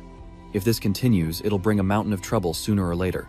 Du-An secretly admired him, thinking that his boss's worries were different from those of ordinary people. Du-An hesitated. Actually, wouldn't it be better if you didn't level up in an officially registered dungeon, a solution that surprised Ningfeng? Oh, Du-An explains that the world has recently undergone many changes and many new secret realms have appeared. Some officials spare no effort or resources to manage them, while others are occupied by evil forces. Intrigued, Ningfeng smiled and said, that might just work. Do you have any leads on these kinds of secret realms? Du-An replied, I have 2 in hand right now, and I can gather more if you need them, boss. Ningfeng happily agreed. All right, thank you for your hard work. Ningfeng considered that using Duan's identity would be much more convenient than using his student status. He examined the Yuan Cheng Exchange VIP card, resolving to sell his spoils there the next day and take a break, since he didn't have to worry about falling behind after using forbidden magic to level up. Sometime later, Duan arrived at the Kuaiji Hotel, remarking to himself how late it had gotten since leaving the boss's house. He'll stay at the hotel tonight and find a place to rent tomorrow, but suddenly a man with glasses appears before Du-An. He greeted him warmly. Hello, Mr. Du. Unsure of the man's identity, Du-An asks who he is, and the two head to the hotel's coffee bar to talk. The man introduced himself. I'm Zhang Ji, the new mayor of Qinyu City. Thank you for saving everyone during the last dungeon outbreak. I wanted to ask, do you plan on staying in Qinyu City long term? Du-An replied, yes, actually I do. Zhang Ji cheered with joy. Ah, wonderful. We welcome powerful individuals like you. He produced a red card saying, this is a special explorer certificate issued by the city with great authority. If you need anything in the future, just let us know, and we will do our best to satisfy you. Duan silently examines the red card in his hand as Zhang Ji sweats with anticipation. He wondered if Qin Yu was too small, remembering that Duan had turned down offers from other cities. Contrary to Zhang Ji's worries, Duan accepted the red card, saying, "Thank you for your kindness. I'll take it." Overjoyed, Zhang Ji grasped Duan's hand, saying, "Great, no problem at all." Zhang Ji beamed, thinking to himself that this was a fourth-stage powerhouse. With him in charge, Qinyu City's safety would be even more assured. Su Lan's suggestion wasn't bad, but he knew nothing about Ningfeng. "What? Are you looking for a place to stay?" Zhang Ji asked with a smug grin.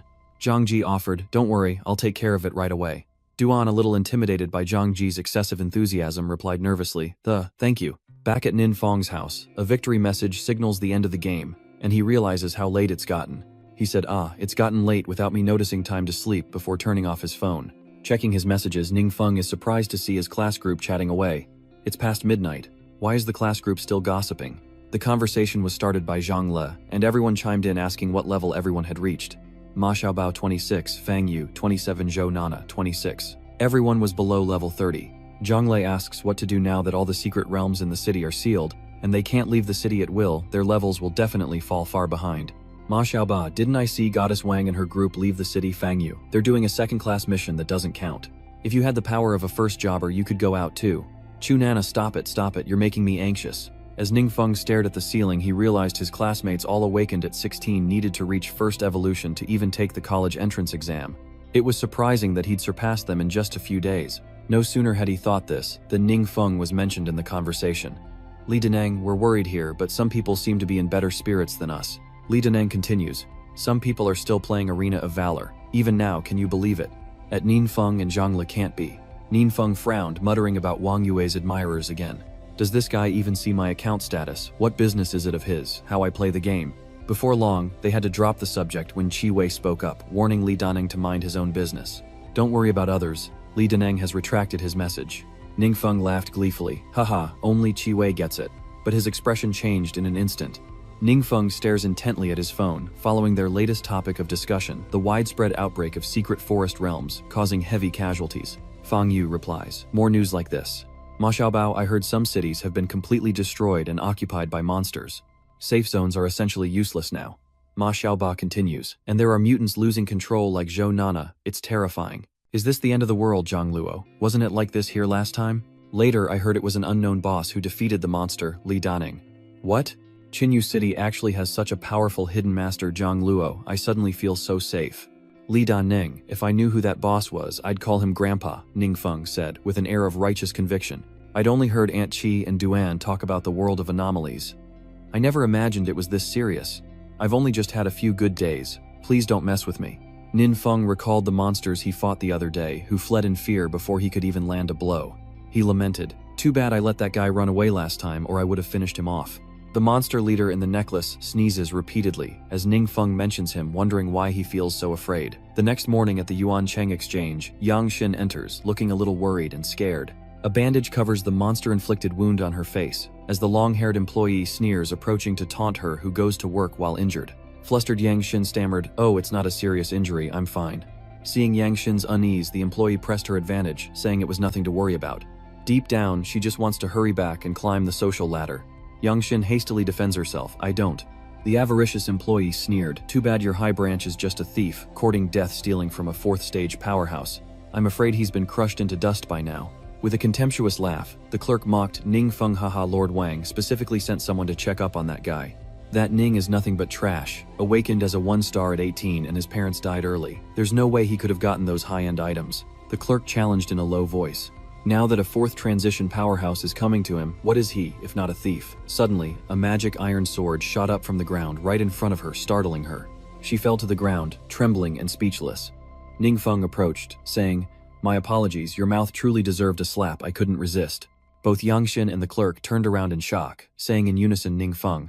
The employees stood up, pointing at Ningfeng and yelling, daring to use magic attacks inside the exchange. "Security, where's security?" Yang Xin anxiously urged Ningfeng leave quickly before the guards arrive. Ningfeng reassured her, "Don't worry." Yang Xin tried to persuade Ningfeng to leave, explaining that the Yuancheng exchange had considerable power and was not to be trifled with. If he were caught, he would be in trouble. Soon a crowd approached led by Mr. Wang, who sternly asked Ningfeng, "Who gave you the audacity? How dare you act up in our Vienthon exchange?" Ningfeng didn't answer his question but instead asked Lord Vuong, "I heard you've been secretly investigating me, accusing me of being a thief, is that right?" Wang replies, "Are you the thief? You'd know better than anyone." Ningfeng said grimly, "You're not qualified to question me." With that, the guards charged towards him like a storm. Ningfeng brandished the black card, asking, "Is this how Yuancheng Exchange treats its guests?" Wang's eyes widened in disbelief. "That's our highest level black card." The materialistic employee was equally stunned. How could this be? It must be a fake.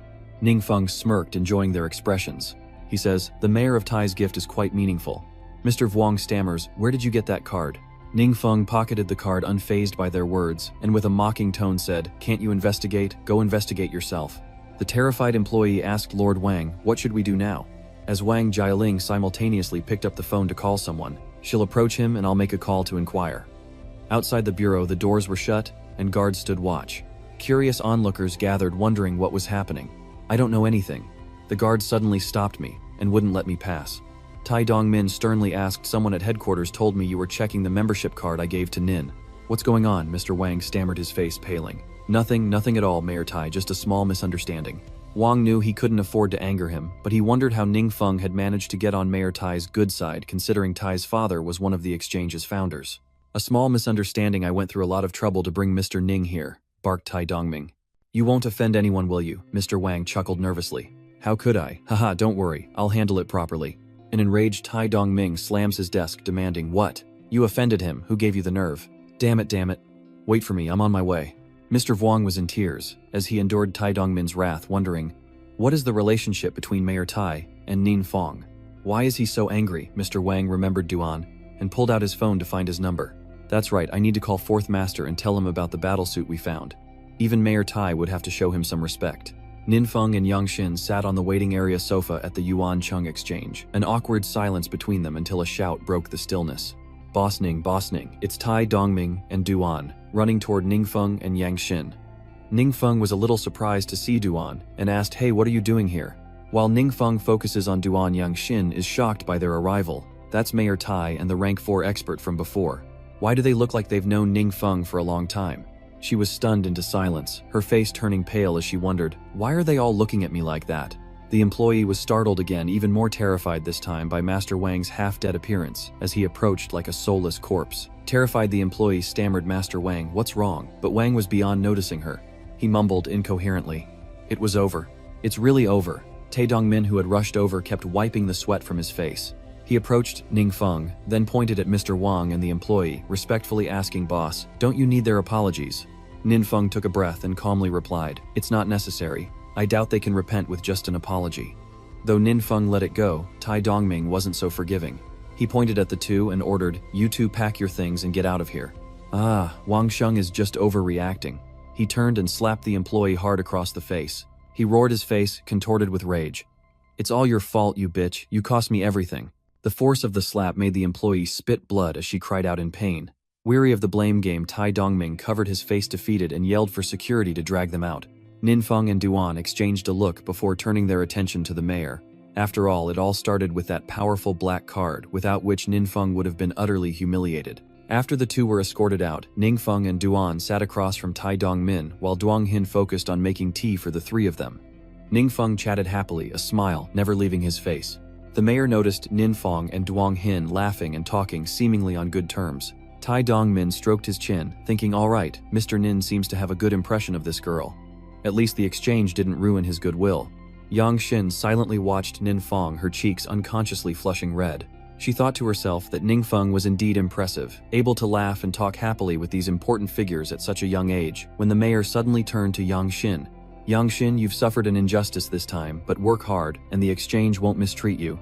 Yang Xin's face flushed crimson at the sudden mention and the boss's concern. She nodded quickly and stammered a reply.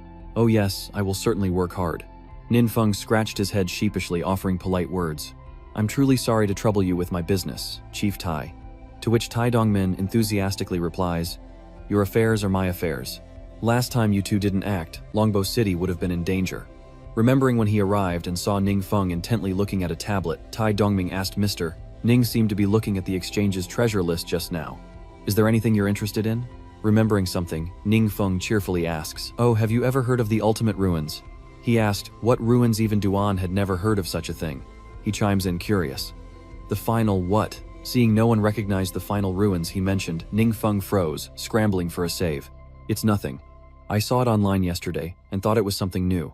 Last night Ningfeng learned about the final ruins from the book Qi Wei gave him. This skill book was a gift from Miss Qi, used by mages to temporarily replenish mana in battle.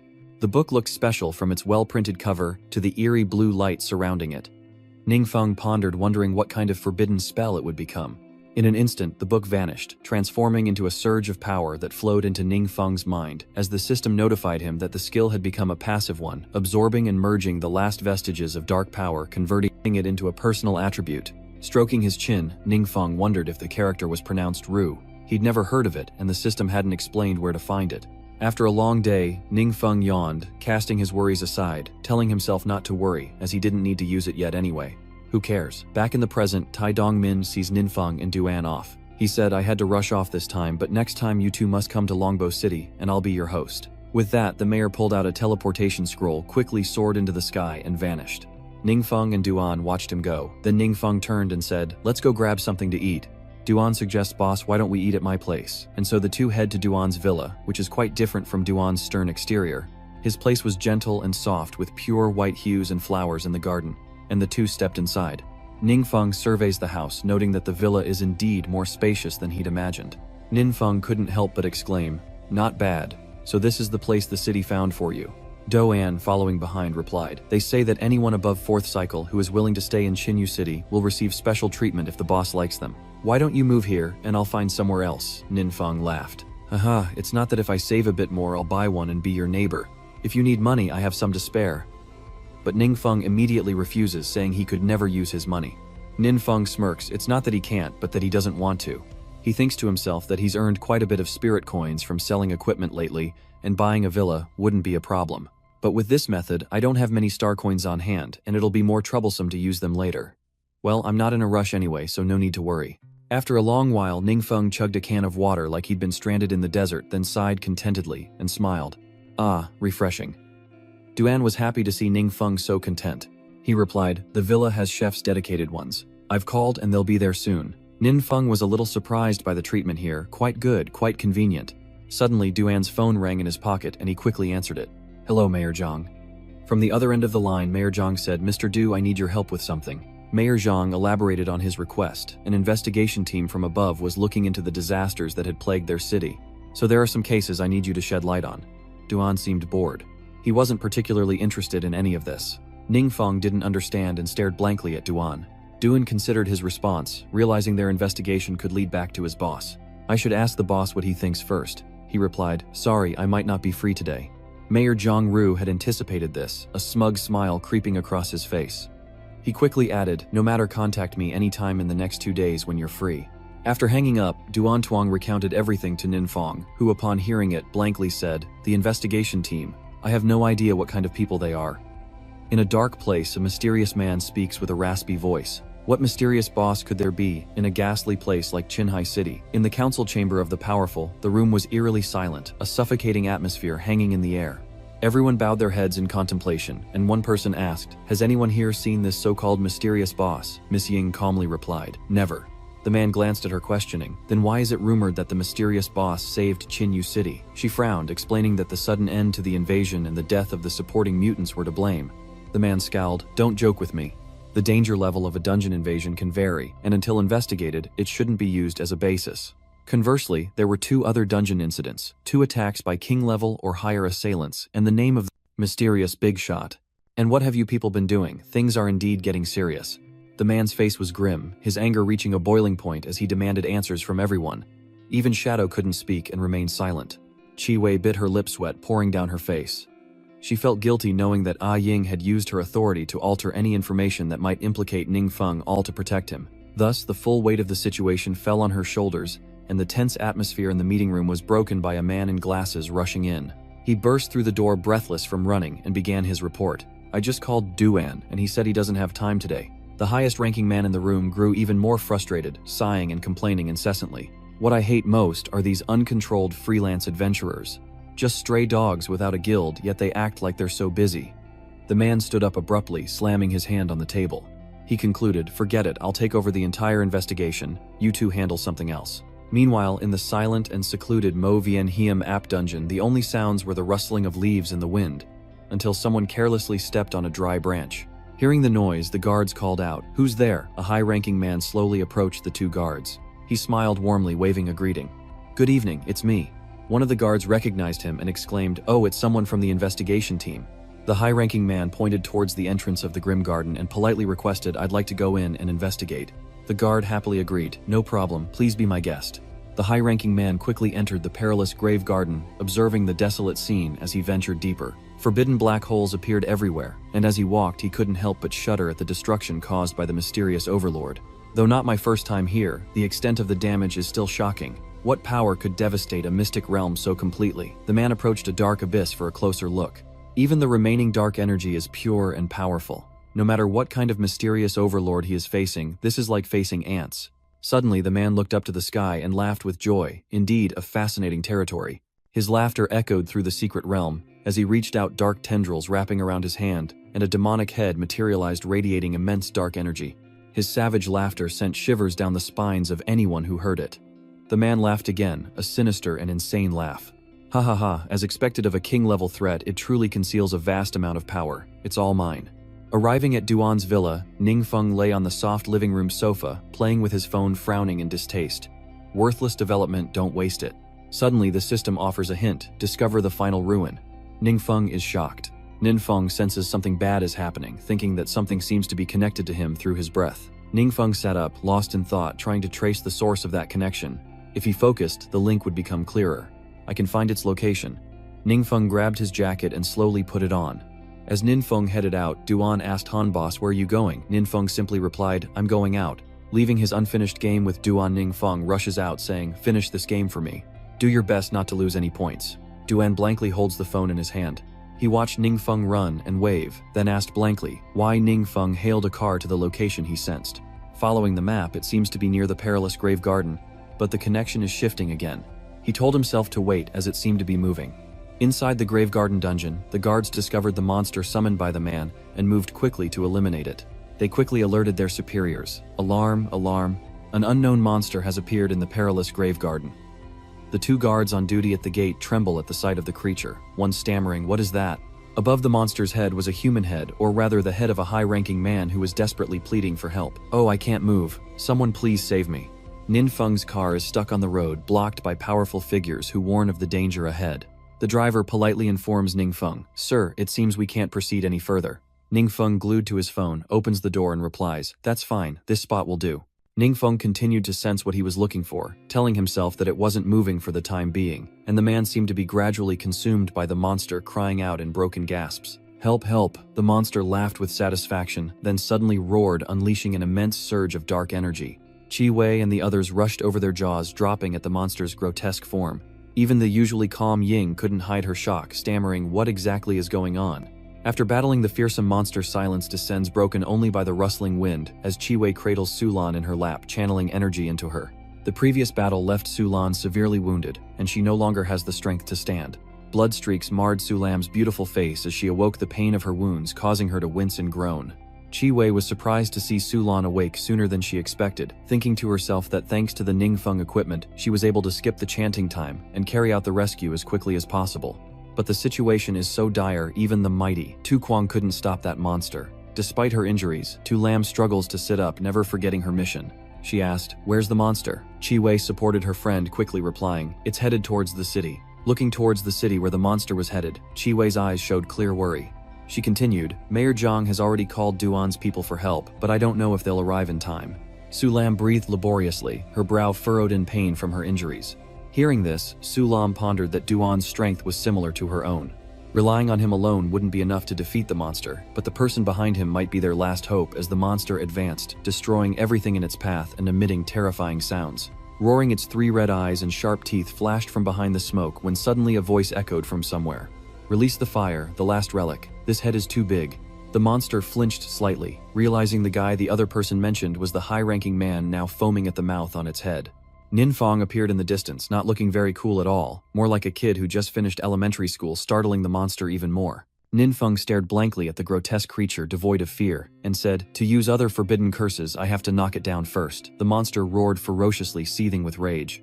The monster aimed its sharp horns at Ninfeng, and charged. Where would it strike? Dust billows as the monster hurtles forward like a missile, but Ninfeng remains unfazed, even casually slipping his hands into his pockets. The monster's sharp horns were inches from Ninfeng, a life-or-death situation, yet he remained unfazed as the monster gleefully aimed for his head. But what it struck was Ninfeng's magic barrier. The barrier quickly enveloped him. The monster froze in disbelief, sweat pouring down its face as it trembled, thinking, "How can this be? The power is immense." Ninfeng stares intently at the monster before him as a notification flashes from his system panel. "Begin absorption to find the final relic, yes or no?" Ninfeng glanced at himself and said, "Now, you give me a hint. Does absorption require creating distance?" Without hesitation, Ninfeng made his choice, and the next second his eyes widened at the strange phenomenon unfolding before him. From him, a vast space opened, gradually drawing the monster in. Its immense power, leaving the creature helpless. It roared with a mix of fury and terror, unable to do anything but scream as it was almost completely consumed. In that instant, fragmented memories appeared around Ninfeng, vague images of earth and stone, horrific monsters, a bizarre group of people, an old man with a hidden face, a powerful six-eyed monster head, and finally a large horned monster with countless bullet-like eyes staring out, engulfing Ninfeng. Those memories faded after he completely devoured the monster, and the system announced that all attributes had increased by 100. Ninfeng shouts with joy, "All attributes, plus 100. Even a 3-star professional wouldn't get such a high bonus without leveling up." Ninfeng scratched his head, feeling like something wasn't quite right.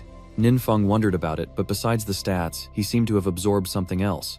Strange images filled his mind, but these questions would have to wait as Duan ran up from behind. Breathless, "Duan," asked Ninfeng. "What happened here?" Master Ninfeng turned to Duan, calmly pointing behind him, and replied, "I took care of a monster that was here." Duan surveyed the wreckage, spotting a man lying unconscious atop the monster's corpse. "Looks like it really was taken care of," he said. And frowned, thinking, could this be the monster the mayor mentioned? "I get that the boss took care of it, but the aura here doesn't feel like a large amount of magic was used." "How did the master do that?" Ninfeng approached, patting Duan's shoulder, and interrupting his thoughts, he smiled and said, "You've arrived just in time. The rest is up to you." Duan quickly replied, "Understood." In a flash, Ninfeng soared into the sky and vanished. Dumbfounded and stammered, "Such speed," but then realized something more important. He exclaimed, "Isn't he a mage?" This speed surpasses even those with speed-based classes, and Duan's admiration for Ninfeng only grows. He couldn't help but praise, "The master is indeed a master. Turns out my knowledge was too limited." Meanwhile, at Chinyu City Prison, the high-ranking man was escorted to the interrogation room, head bowed in shame, hands cuffed. The interrogator tells his superior, "It's him," he confessed. Sulan pieces together the events from the man's confession. According to his confession, he discovered a demon in a secret realm that could control dark objects and turn them into his own power, so he took advantage of the investigation to enter the realm and absorb the dark energy. But the demon spiraled out of control. The man with glasses behind Sulan cheered, that's great, so there really is a mysterious benefactor protecting Chinyu City." Sulan smiled and nodded, "Yes." Chi Wei smiled softly behind her. The man with glasses approached. "Duan," asking Mr. "Do have you met the mysterious benefactor?" Duan paused, then replied, "I was fortunate enough to meet them once," shocking both Chi Wei and Sulan. The man with glasses proposes a deal to persuade Duan, a slight smirk on his face, confident in his success. "Could you introduce us? If the mysterious benefactor agrees to stay in Chinyu City, we will do our best to meet any request." But contrary to the man's enthusiasm, Duan simply shook his head in blunt refusal. "The master is reclusive and doesn't like to show his face, so you should give up on that idea." Duan sighed inwardly, relieved that he and Ninfeng had discussed this issue beforehand. "Luckily, Ning and I had a plan to push everything onto the mysterious benefactor. After all, without proof they can't verify anything," he muttered. "What a pity so many must be trying to curry favor with such a powerful figure."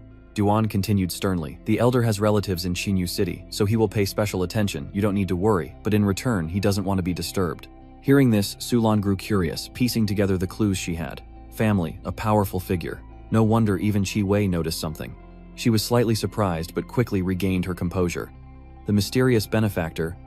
Is it Ninfeng's elder? Meanwhile, in the bathroom, Ninfeng, though, ready hesitates to turn on the water, lost in thought. He realizes that the so-called terminal miasma poison is the remnant essence of the Demon King's secret realm. Ninfeng begins to understand the strange occurrences from within the secret realm, or rather from absorbing the monster he monologues to. The scenes in his mind were actually fragments of the Demon King's life absorbed together. Ningfeng pondered, wondering what use these powers were if he had no intention of becoming a Demon King. Suddenly, Ningfeng's eyes widened as a thought sparked in his mind, and he immediately said, "Wait, some of this might actually be useful." Ningfeng imagined a somewhat horrifying scene. Monsters laugh with bloodied mouths, having drained the life from powerful warriors, and Ningfeng realizes that these secret realms will gradually grow stronger. With the accumulation of dark power, if the invasion of spacetime cannot be resisted, the apocalypse will begin. Considering our spacetime, the path of the awakened is not yet fully cultivated. Very few strong individuals can reach the fourth transformation. In Ningfeng's mind, a terrifying scene unfolds. A dragon-like monster breathes fire upon an unfortunate warrior, while his comrade flees in terror, unable to help. They were simply outmatched. These are images from memory fragments Ningfeng saw. While absorbing the monster, he continues. Also, the awakened's professions don't seem to be at their best. Speaking of which, Ningfeng realized as he stepped out of the shower that what he'd been saying wasn't quite right. Chiech information gleaned from the Demon King's memories. But something's not right. If that happens, humanity is doomed, and even with the power to protect myself, I can't live alone in a world full of monsters. Ningfeng once again delves into the fragments of his memories to contemplate. Fortunately, our timeline isn't the only one invaded by the secret realm. Some have successfully repelled the invaders.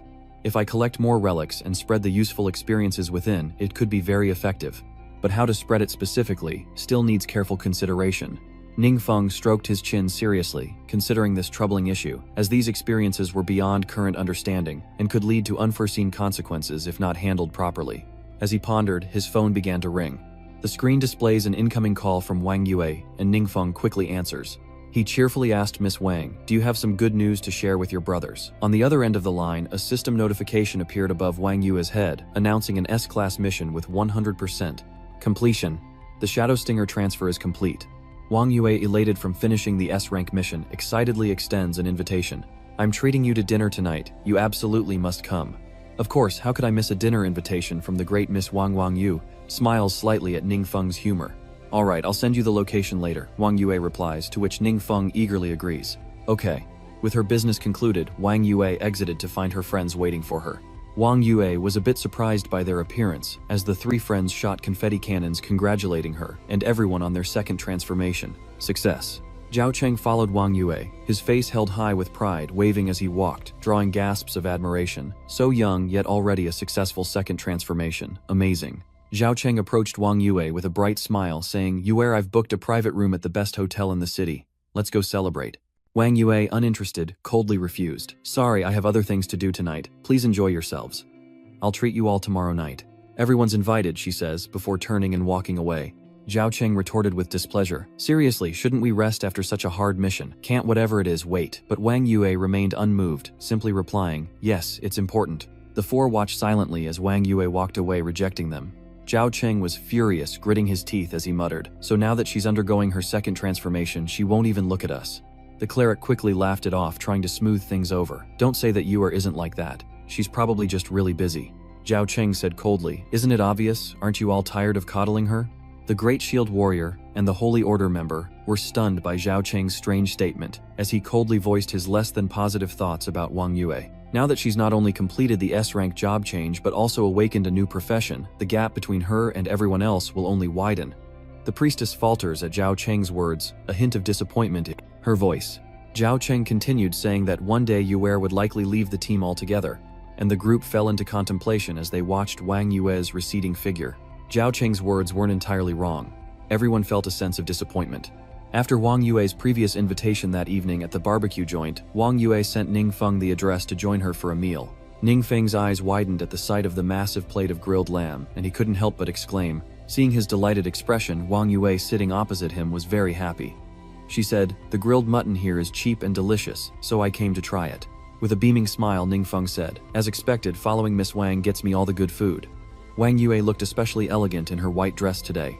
In contrast to Ningfeng's slovenly appearance, she explained that she invited him to eat today, mainly to thank him for the symbol, which had helped her greatly.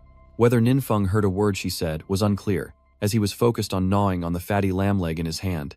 Mumbling through a mouthful, Ningfeng's words were barely intelligible. He asks, "That symbol can activate a hidden class." Before Wang Yua could answer, an idea sparked in his mind, somewhat related to the question he just asked. The Demon King's memories can indeed be discovered.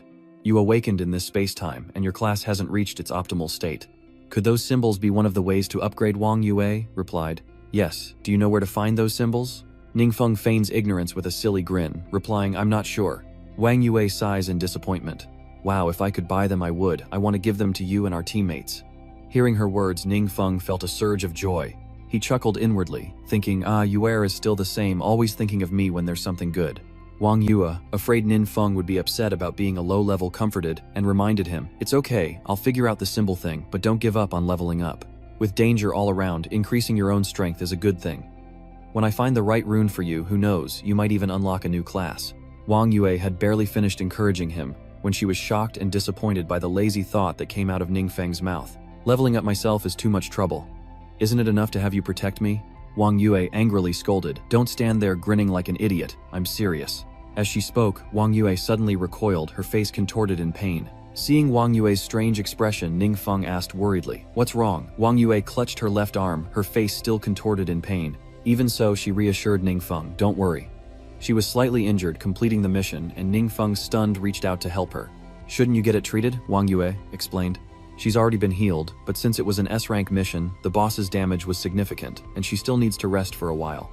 Ningfeng never imagined an S-rank mission could injure someone like Wang Yua. He thought to himself that S-rank missions were indeed difficult, and they both fell silent. As Ningfeng picked up his glass of water, his phone rang, and someone was looking for him. As soon as he answered, the person on the other end of the line asked fiercely, hello, are you Ningfeng? Ningfeng frowned at the caller's rude attitude, politely asking, who was that, though he really wanted to say, who the heck was that? The mysterious voice, still aggressive, retorted, you don't need to know who I am.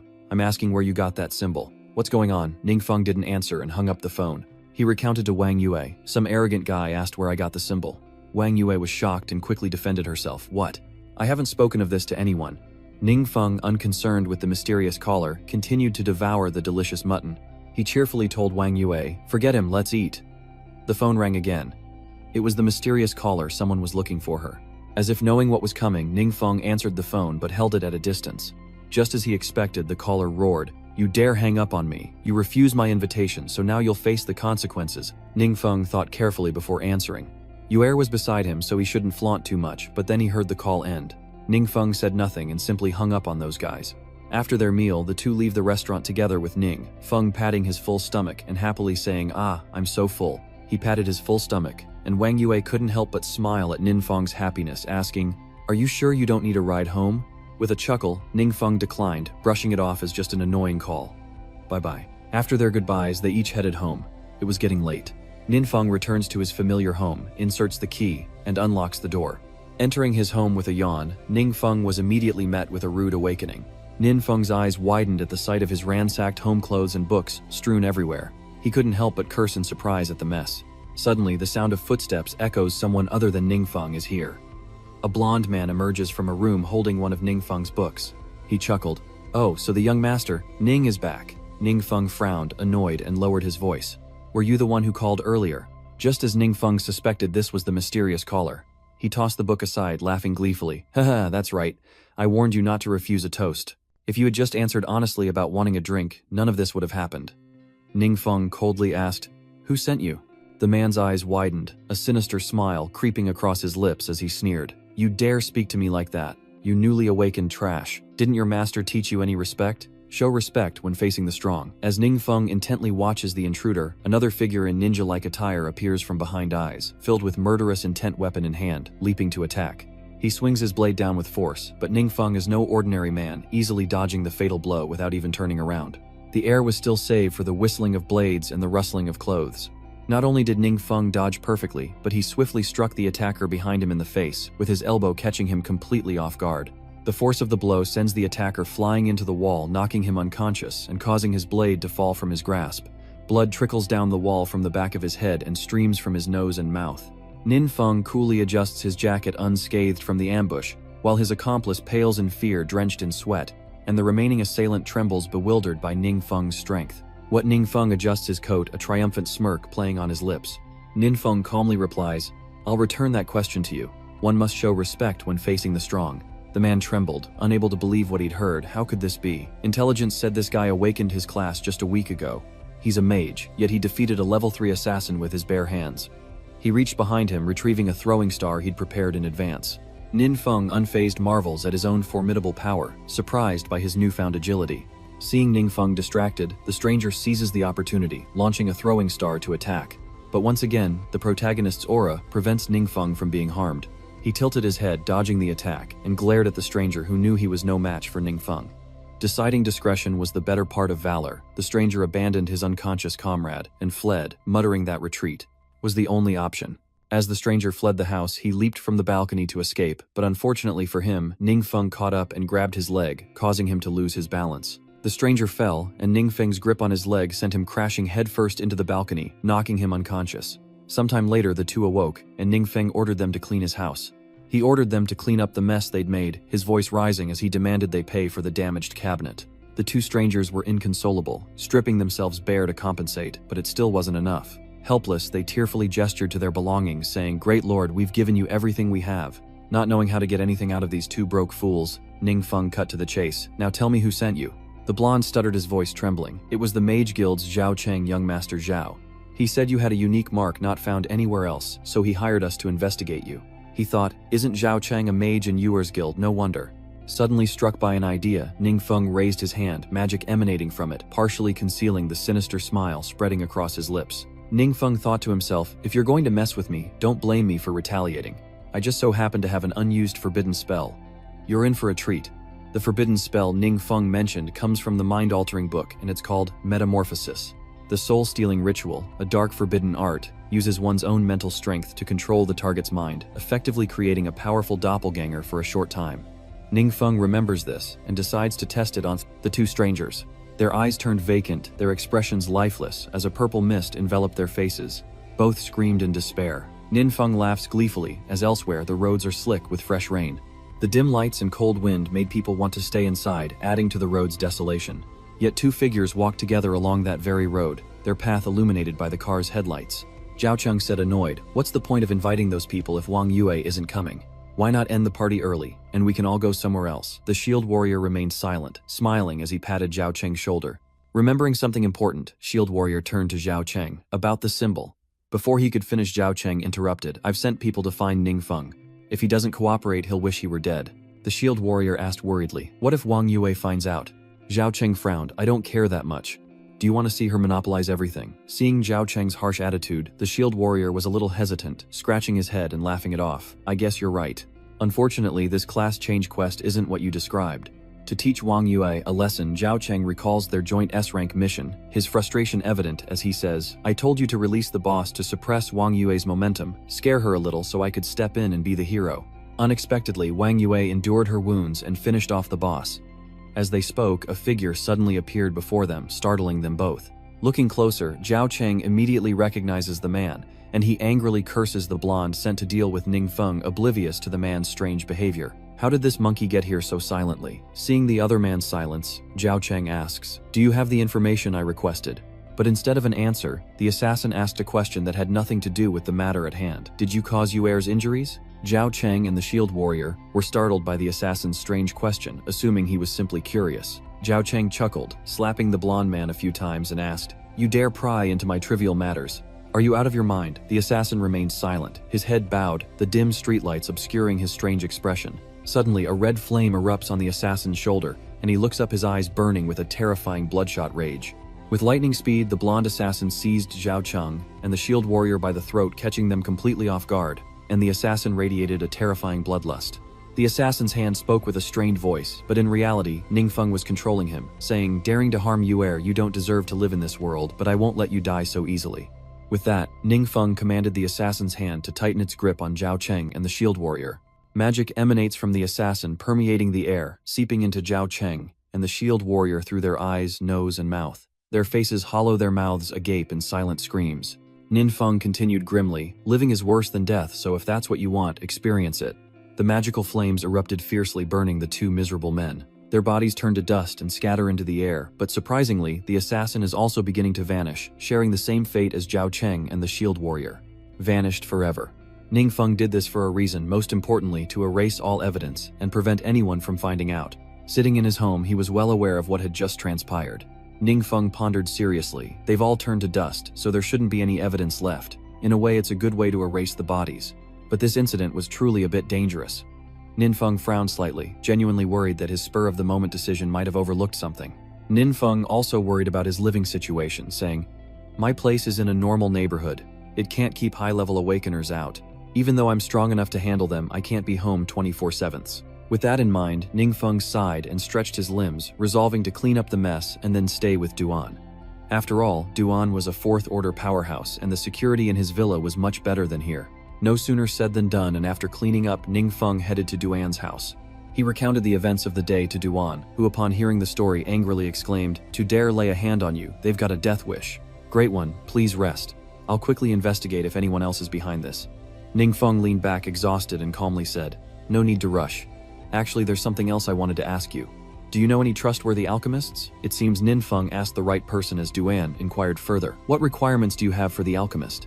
Ninfeng paused, then replied, "Someone skilled, trustworthy, and preferably independent, with as few ties as possible." Duan stroked his chin, thoughtfully recalling someone.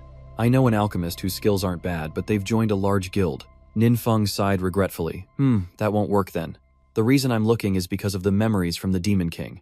He muttered to himself, recalling that in the memories he absorbed, the Demon King had killed several high-level alchemists, and the elixirs they concocted were far more effective than those in our world. Unfortunately, he didn't understand the specifics and could only gather the scattered recipes and find an expert to discuss them. However, alchemists in large guilds often can't protect themselves, and the risk of secrets being leaked is higher, one secret being the disappearance of Zhao Cheng's group, whom he sees as mere gnats. But their disappearance could still affect Ninfeng if discovered, so he had to eliminate Zhao Cheng and his group completely. Ninfeng reflects that he doesn't want to attract greedy people too soon, and after careful consideration, he gets up to leave. With that, Duan stood up as well, and Ninfeng left with a final request: "If you have the chance, keep an eye out for me. I'll ask around as well." The next morning, as the sun peeked over the horizon, Ninfeng contacted Wong Yua for help. On the other end of the line, Wong Yua immediately found a lead for Ninfeng. A trustworthy alchemist, perhaps. What a coincidence there really is someone. Ninfeng's eyes lit up with hope. He couldn't believe how quickly Wong Yua had found someone, so he asked again to be sure, "Really?" Wong Yua then introduced him. "He's a pastor from our team's pavilion. Her older brother is a decent alchemist who was going to join our guild, but he and Zhao Cheng didn't get along, so they couldn't reach an agreement. If you're interested, I can introduce you." Hearing Zhao Cheng's name, Ninfeng felt uncomfortable but said nothing. He sighed softly, thinking to himself, "Zhao Cheng again. Duyet Ni is unlucky to be on the same team as him. Fortunately, I helped her avoid this disaster. Zhao Cheng won't be able to cause her any more trouble in the future." Seeing Ninfeng's silence, Wang Yue expressed her curiosity. "By the way, why are you looking for an alchemist?" Calmly, Ninfeng concocts a lie for Wang Yue. He'd found some old prescriptions and wanted someone to take a look. Wang Yue found it strange that Ninfeng's house was full of treasures and somewhat bizarre. Unconvinced, she asked, "You found them in your house again?" With a smile, Ninfeng tried to make Wang Yue believe him. "Haha, I've been free lately, so I was cleaning up when things suddenly popped up." Wang Yue quickly ended the call, saying, "Wait a bit, let me arrange it for you." Ninfeng felt a surge of warmth at the beauty's offer of help. He obediently replied yes. Wang Yue had arranged for Ninfeng to meet the alchemist she recommended. Ninfeng and the alchemist met, and he began with a polite introduction. "Hello, I'm Ninfeng." The alchemist looked young but possessed vast knowledge. He politely responded, "Hello, my name is Xunhui. May I see your formula?" Outside, Sidin angrily kicks at the fallen leaves, venting her frustration as she curses her brother. "Damn it, I wanted to get to know Ninfeng, but my annoying brother kicked me out." Wang Yue could only smile wryly. She wanted to explain the reason, but kept it to herself, afraid her best friend would be sad, and also because she was too noisy. Inside, Ninfeng and Shu Wei discuss the formula behind a "Do Not Disturb" sign, as Ninfeng presents it for examination. After reviewing it, Shu Wei calmly analyzes it, saying the materials aren't special, but the refining method is unlike anything she's ever seen. It seems rather complex. "What are the effects of this medicine, do you know?" Ninfeng stroked his chin, replying, "I heard it can increase experience gained by 100%. Shu Ning's emotions were beyond description as he pushed up his glasses, sweat pouring down his face. Shu Wei voiced his confusion. The most potent experience elixirs on the market only boosted gains by 40%, and those were already expensive.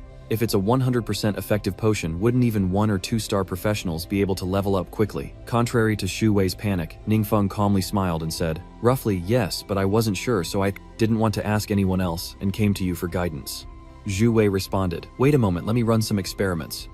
Ninfeng happily nodded with a smile. Shu Wei opened the door and called out, "Xiao Ting, quickly, pour some tea for our guest." He had been waiting for Shu Wei's experiment for quite some time, and the sun was now at its peak, its rays a bit harsh but still gentle. Birds soar through the blue sky, offering solace to weary eyes as Ningfeng, Wang Yua, and Shuting chat happily. They laughed and chatted, but suddenly a loud noise erupted from the lab, silencing them as they turned toward the room. The three exchanged glances and asked in unison, "What was that?" Fearing something had happened to Shu Wei, they decided to investigate. Worried about her brother, Ziding takes the lead, urging them to go see what happened.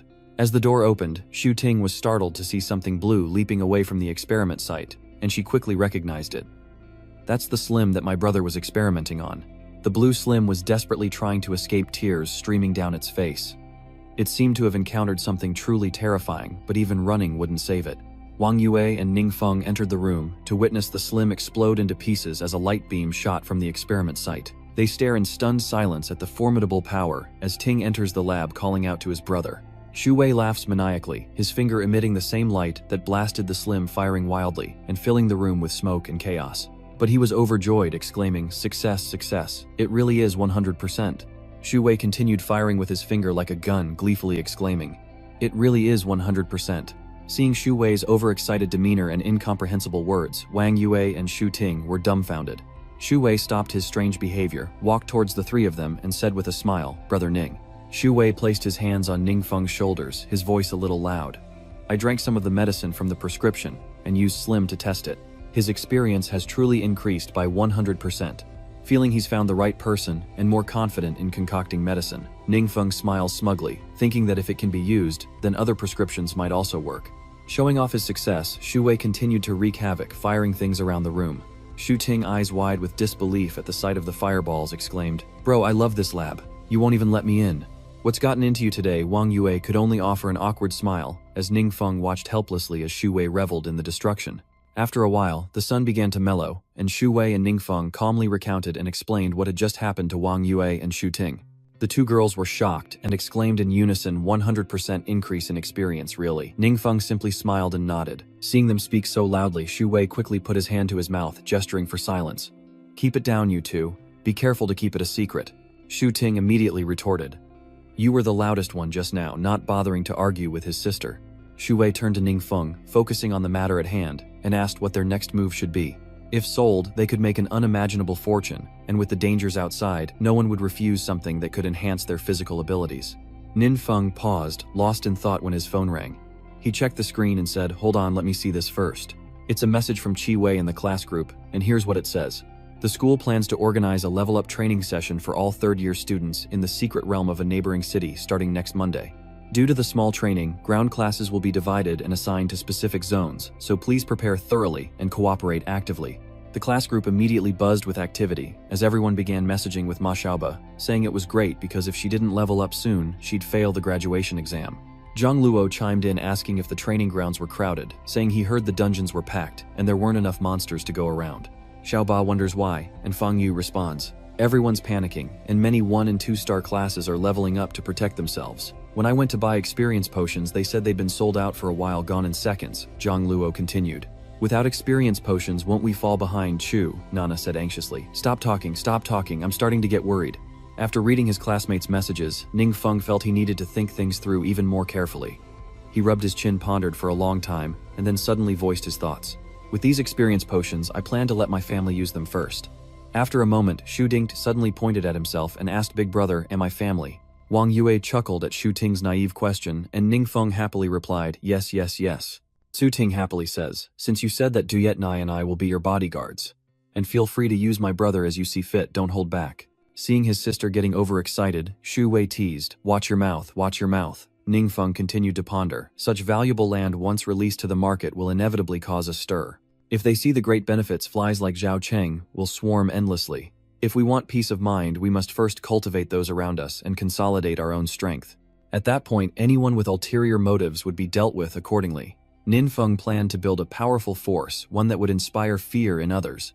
Suddenly, Ningfeng remembers the hulking red-haired warrior in Wang Yua's team and decides to share the spoils with him, saying, "Oh right, you guys have a berserker named Zhou Jiangshu, don't you? Some of the experience potion can be shared with him."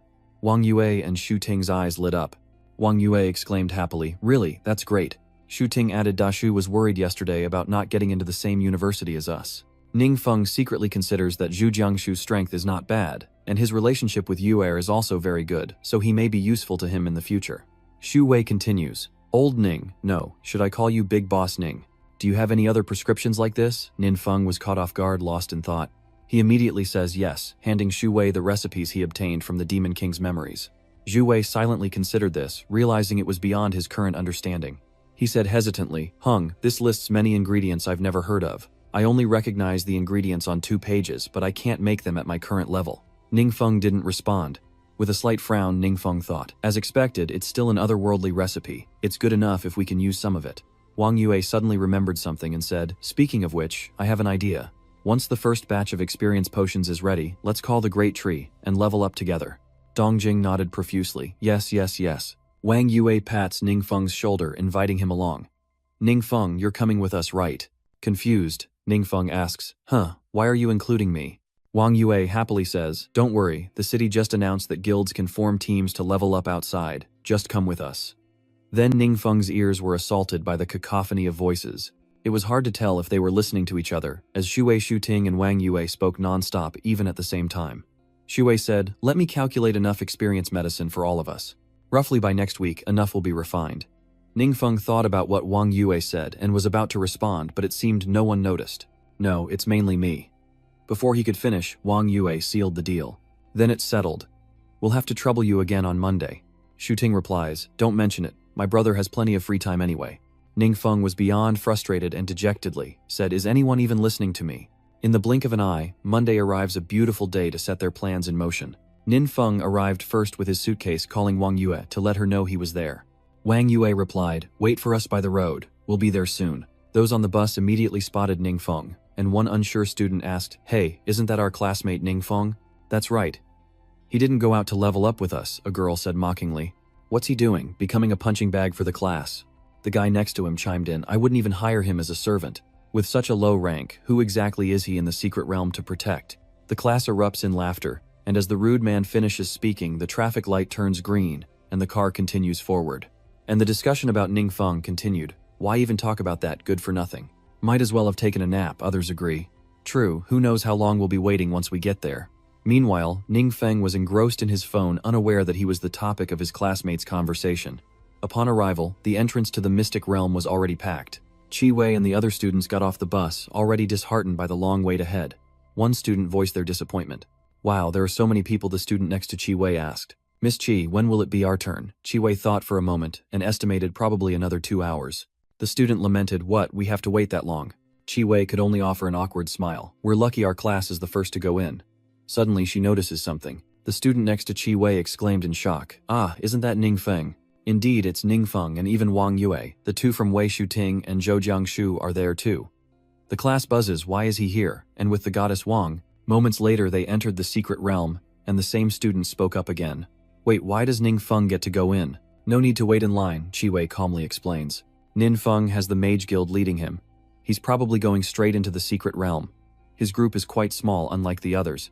The curly-haired student, doubting Ning Feng's strength, scoffed. How dare he venture deep into the secret realm? Even a trash monster could take him down. The student next to him angrily retorted, how am I any worse than that? Good for nothing, Ning Feng. I wish the Succubus Guild's goddess Wang would lead me. Suddenly, a mysterious person approached the student and asked, excuse me, is the Wang goddess you mentioned, Wang Yue? Wang Yue is ranked 5th in the national supernova rankings, right? The student stammered, startled by the question. He stammered, yes, that's right. The questioner, followed by a beautiful girl and a burly man, entered the mystic realm, a grin spreading across his face as he said, excellent, seems we're in the right place. The beautiful girl added, let's go in then. Just like Ning Feng's group, this mysterious trio also easily entered the secret realm, a sight that made the waiting student seethe with envy. Who are they? More heirs from some prestigious family. The girl beside her was a little surprised that her friend didn't know them, asking, you don't know who they are? She then answered her question. Those three, like Wang Yue, are all on the national supernova list. The student began to introduce each of them. The first mentioned beauty, Chang Muqiu, ranks 4th, followed by the tall, sturdy Li Ke, who ranks 3rd. And in 2nd place, Gu Yunzhou, the sly-looking team leader, returns to Ning Feng and the Dorm Supervisor Association. They had now ventured deep into the secret realm where many powerful figures awaited their arrival. The group recounts everything and hands the potion to Chu Jiangshu, who can hardly believe its incredible effects. Ah, is this a potion that increases experience by 100%? Chu Jiangshu exclaimed, only to be smacked by Tu Din as a reminder to be quiet. Could you keep it down? Are you trying to let everyone know? Realizing he'd gone too far, Zhu Jiangshu sheepishly apologized. Sorry, my bad. Having gotten a little too excited, Chu Jiangthu turned to Xu Wei, held up the vial, and asked if the medicine was expensive. Xu Wei replied that it was actually quite common, and the method wasn't too complex, but that's what made the formula so valuable. If you can increase your strength at a relatively low cost, I believe no one would refuse. Based on this, Brother Ningfeng will become a top VIP of any noble guild. As he spoke, Xu Wei's lips curled into a confident smile, and Xu Ting laughed, praising Ningfeng. We're all benefiting from the boss this time. Jiangshu was also grateful, patting his chest as he said, no need for thanks, big boss. If anything comes up, just let me know. Seeing everyone so happy, Ningfeng smiled and replied, we're all family here, no need to be so polite. Looking at Ningfeng, happily chatting with Xu Wei Xu Ting and Zhoujiangshu Wong Yua felt a warmth in her heart, thinking that Ningfeng's personality wasn't suited for socializing, so he'd always had few friends, especially after his first awakening failure at 16, when everyone in school laughed at him.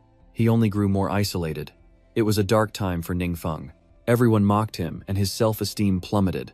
Wang Yue felt sorry for Ningfeng back then, but now seeing him smiling and chatting with his friends makes her smile involuntarily. She thought to herself, it's rare to see him talking so happily. Hopefully he can quickly regain his spirits from now on, but his well-being is what matters most. Wang Yue coughs to get their attention, saying, listen up everyone. Wang Yue says, since we don't have a shield this time, you two can cast spells, so we need to be extra careful in this fight. Personal safety is paramount. Ningfeng, you don't need to attack. Avoid attracting the monster's attention. I'll take care of drawing the enemy. Da Shu will mainly defend, Xiaoting will use attribute boosting and protection skills, and Anhui will use potions as needed. Wang Yue is a natural leader, delegating tasks clearly and fairly. Zhu Jiangshu and Tongqing shouted loudly, but Ningfeng was a little disappointed that he was just standing still. Ningfeng was worried as his forbidden magic was powerful, but his level remained low. Ningfeng sighed inwardly, realizing he wouldn't level up much at this rate, but seeing everyone else, perhaps he should cooperate a little. After all, forbidden magic levels you up quickly, so a day or two won't hurt. Now to understand everyone's strength. No more waiting, the group heads out to level up. Wang Yue begins to draw back her bow, initiating the battle, and decisively fires an arrow forward. After a brief aim, the arrow hurtles towards the fearsome monsters eager to tear flesh. A blinding light erupts, followed by their agonizing screams. The arrow detonates, staggering the monsters, who quickly identify their attackers and charge. As planned, Xu Dingtian stepped forward, staff in hand. With a stern expression, he chanted gathering energy as light converged upon the staff's gem. With menacing red eyes and a hulking frame, Chu Jiangthu emerged, a massive axe slung over his shoulder, inspiring fear in all who beheld him. Without a word, he raised the axe high, and with mighty force brought it crashing down upon the earth. The axe's energy surges across the ground, obliterating the monsters as Xu Wei enters the fray with his potions. He hurled the vials at the monsters, who, caught off guard, were instantly annihilated. Xu Wei laughs with glee. Ha ha ha. The experience points are increasing so fast. If this keeps up, I can concoct new medicines. The two of you might even reach the second level before the exam, and perhaps attend a top university with Wang Yu. Just as Tu Din and Chu Jiangthu celebrated, a mocking laugh echoed from the entrance, instantly killing their mood. Who's there? Zhou Jiangshu asked loudly, as Gu Yunzhou entered with his irritating laughter. He sneers, forgive me, I didn't mean to laugh, but I really couldn't help myself. Following behind Gu Yunzhou are Cheng Muchu and Li Kei. Gu Yunzhu continued to mock, trying to get into a top university before even reaching the second realm. How amusing. Xu Ting quickly recognized them and spoke hesitantly. These are the national supernova prodigies, Chu Jiangthu realizes as beads of sweat begin to form. Gu Yunzhou sneered with pride. Ha, it seems our reputation precedes us. They recognized us so quickly. Xu Ting and Zhou Jiangshu both had the same thought. They're not from around Qinyu City. Why are they here? We're leveling up, Wang Yue said coldly. What do you want? Ningfeng remained indifferent to Gu Yunzhou's group, casually dozing off, while Gu Yunzhou approached Wang Yue and said, Wang Yue, we came all this way specifically to find you. We wanted to ask you something. Gu Yunzhu paused, a confident smile spreading across his face as he extended his hand. Would you be interested in joining our team? Gu Yunzhu asked, leaving Zhou Jiangshu and Xu Ting stunned. They were both speechless, stammering in unison, what? Wang Yue was hardly surprised, coldly and decisively refusing without hesitation. No need, I have my own team. Gu Yunzhou's expression turned sour. The smile fades from his face, his brow furrowing slightly in displeasure, but he persists. I know your team even has a mage named Zhao Cheng ranked 14th in the national supernova rankings. If he agreed, he could try it out. Even if the ranking was a bit low, it would be for her sake. Wang Yue was annoyed by Gu Yunzhou's condescending attitude, and she refused again, but this time with more irritation. Am I not being clear? I don't want to join another guild. Gu Yunzhou seemed displeased, touching his neck, thinking Wang Yue's understanding was too low. Gu Yunju continued to persuade, don't be so quick to refuse. This tiny Chinyu city probably has outdated information. Let me explain. Gu Yunzhou then launched into a long-winded explanation to enlighten Wang Yu. Due to frequent changes in the mystic realm and increasingly difficult monsters, the 3 key universities had raised their evaluation standards. Gu Yunzhou gets to the point this year they're only recruiting elite teams or individuals, making it a buyer's market. 3 top universities had issued recruitment notices. Just as Gu Yunzhou said, joining their guild would give Wang Yua a great opportunity to grow. This is a rare opportunity, Gu Yunzhou said with a forced smile. We as outstanding students form a team and we are no exception. The reason I chose you is because of your team. Suddenly Gu Yunzhou's eyes turned cold as he emphasized, don't forget you're the one who must become strong, and as for them… As he spoke, Gu Yunzhou glanced at the Shu siblings, Shu Ting and Zhou Jiangshu. Shu Ting and Zhou Jiangshu visibly paled, swallowing hard at Gu Yunzhou's piercing gaze. Pausing slightly, Gu Yunju continued, weakness is the greatest sin. Then he burst into hearty laughter. Wang Yue couldn't stand his taunts against her teammates, and reached for her sword ready to settle things with force. Knowing her intentions, Gu Yunju calmly tries to dissuade her feigning ignorance with a question. Don't get worked up. You're a ranged attacker. Surely you don't want to engage me in this area? Shu Ting, not wanting to escalate things, gently placed a hand on Wang Yue's shoulder, soothing her. Let's just go somewhere else to level up. Don't worry about them. Respecting Shu Ting's words, Wang Yue swallowed her anger, turned away, and called to her group, let's go. Ninfeng and the Craftsman Guild left in tow, leaving Gu Yunzhou's group behind as Ninfeng, who had been silent until now, quietly observed and commented. Ninfeng stroked his chin, thinking, this guy's really asking for it. I wonder if Yuer's new class can handle them. He nodded slightly, trusting in Wang Yue's abilities. Gu Yunzhu's group wouldn't give up, continuing to provoke him, but as Ninfeng walked and pondered, he suddenly stopped short when someone jumped out in front of him. Li Qiu approached Ninfeng, his voice low and menacing. Are you Zhao Cheng?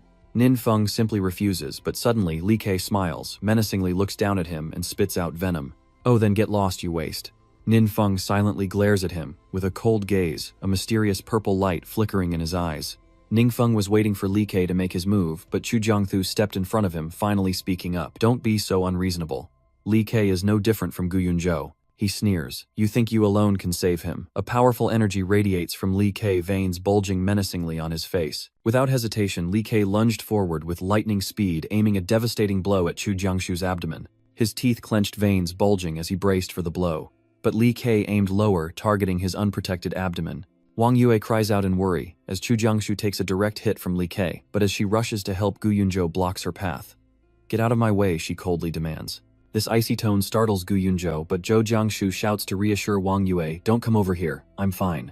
Wang Yue's eyes left Gu Yunzhou, turning to observe Zhou Jiangshu with obvious worry, but Zhou Jiangshu's situation was not optimistic. He knelt on one knee, clutching his left side where he had taken Li Ke's punch, gasping for breath. This is bad. I think he broke some ribs. He's doing this on purpose, Jiangshu thought, warning Ningfeng behind him. Ningfeng, stand back. Despite his injuries, Zhou Jiangshu is determined to protect Ningfeng at all costs. Lai Qiu smirks at Zhu Gangsu's state, then gives a thumbs down in mockery. Trash Chu Jiangshu regained his composure, clenching his fist, and shouting only to hesitate as Li Ke's fist headed straight for his face. Wang Yue and Shu Ting, fearing for Zhu Jiangshu's safety, prepare to attack, but what happens next shocks Zhu Jiangshu even more. His eyes widen as a force field appears between him and Li Ke, an arm using energy to block the punch. And that person was none other than Ningfeng. Wang Yue couldn't believe his eyes. She stammered his name, Ningfeng, while Ting's group couldn't hide their surprise either. Even the usually calm Chang Muqiu was stunned, and everyone who witnessed it was completely dumbfounded. Gu Yunzhou frowned in displeasure. Only now does he realize how formidable Ningfeng is, daring to block Li Ke's fist. With Ningfeng's power, Li Ke is nearly frozen in place. He couldn't move a muscle, bewildered by what was happening. How, Lai Kak wondered. How can I not move? Isn't he supposed to be a mage? Why is he so strong? Ningfeng's hand moved swiftly, seizing Li Ke's wrist. Ningfeng squeezed Li Ke's wrist with force as if to break it, and the pain paralyzed Li Ke, who could only scream before being thrown away. Completely defenseless, Li Kak was sent flying backwards, the force of the blow shattering the ground beneath him. Large and small rocks covered him entirely. He appeared to be completely unconscious, showing no signs of movement. Having avenged Zhou Jiangshu, Ningfeng had turned Li Ke's own trick against him. He smirks victoriously, then scoffs, worthless. Gu Yunzhou rushes to his friend, calling out to Li Ke. Gu Yunzhou ignored Wang Yue's actions behind her, knocked an arrow and fired straight at Gu Yunzhou, hitting a rather sensitive spot, causing him to double over in pain, clutching his rear. Seeing this, Tudin couldn't help but chuckle, while Thuong Mok Thu was speechless, as Lai Kak and Kovan Chu were easily defeated. Chang Muqiu trembled speechless, wondering if she was dreaming a mage, defeating a berserker with his bare hands, an archer hitting a meat shield at close range. Gu Yunju and Li Ke were elites among the rising stars, and though they tried to hide their shock, it was no use. After easily defeating Li Ke, Ningfeng spoke calmly. I just want to live in peace, but one after another, they force me to show my hand. Ninfeng sighs, this is so troublesome. Seeing everyone standing dumbfounded, he reminds them, Xiao Ting stop spacing out and heal the great tree.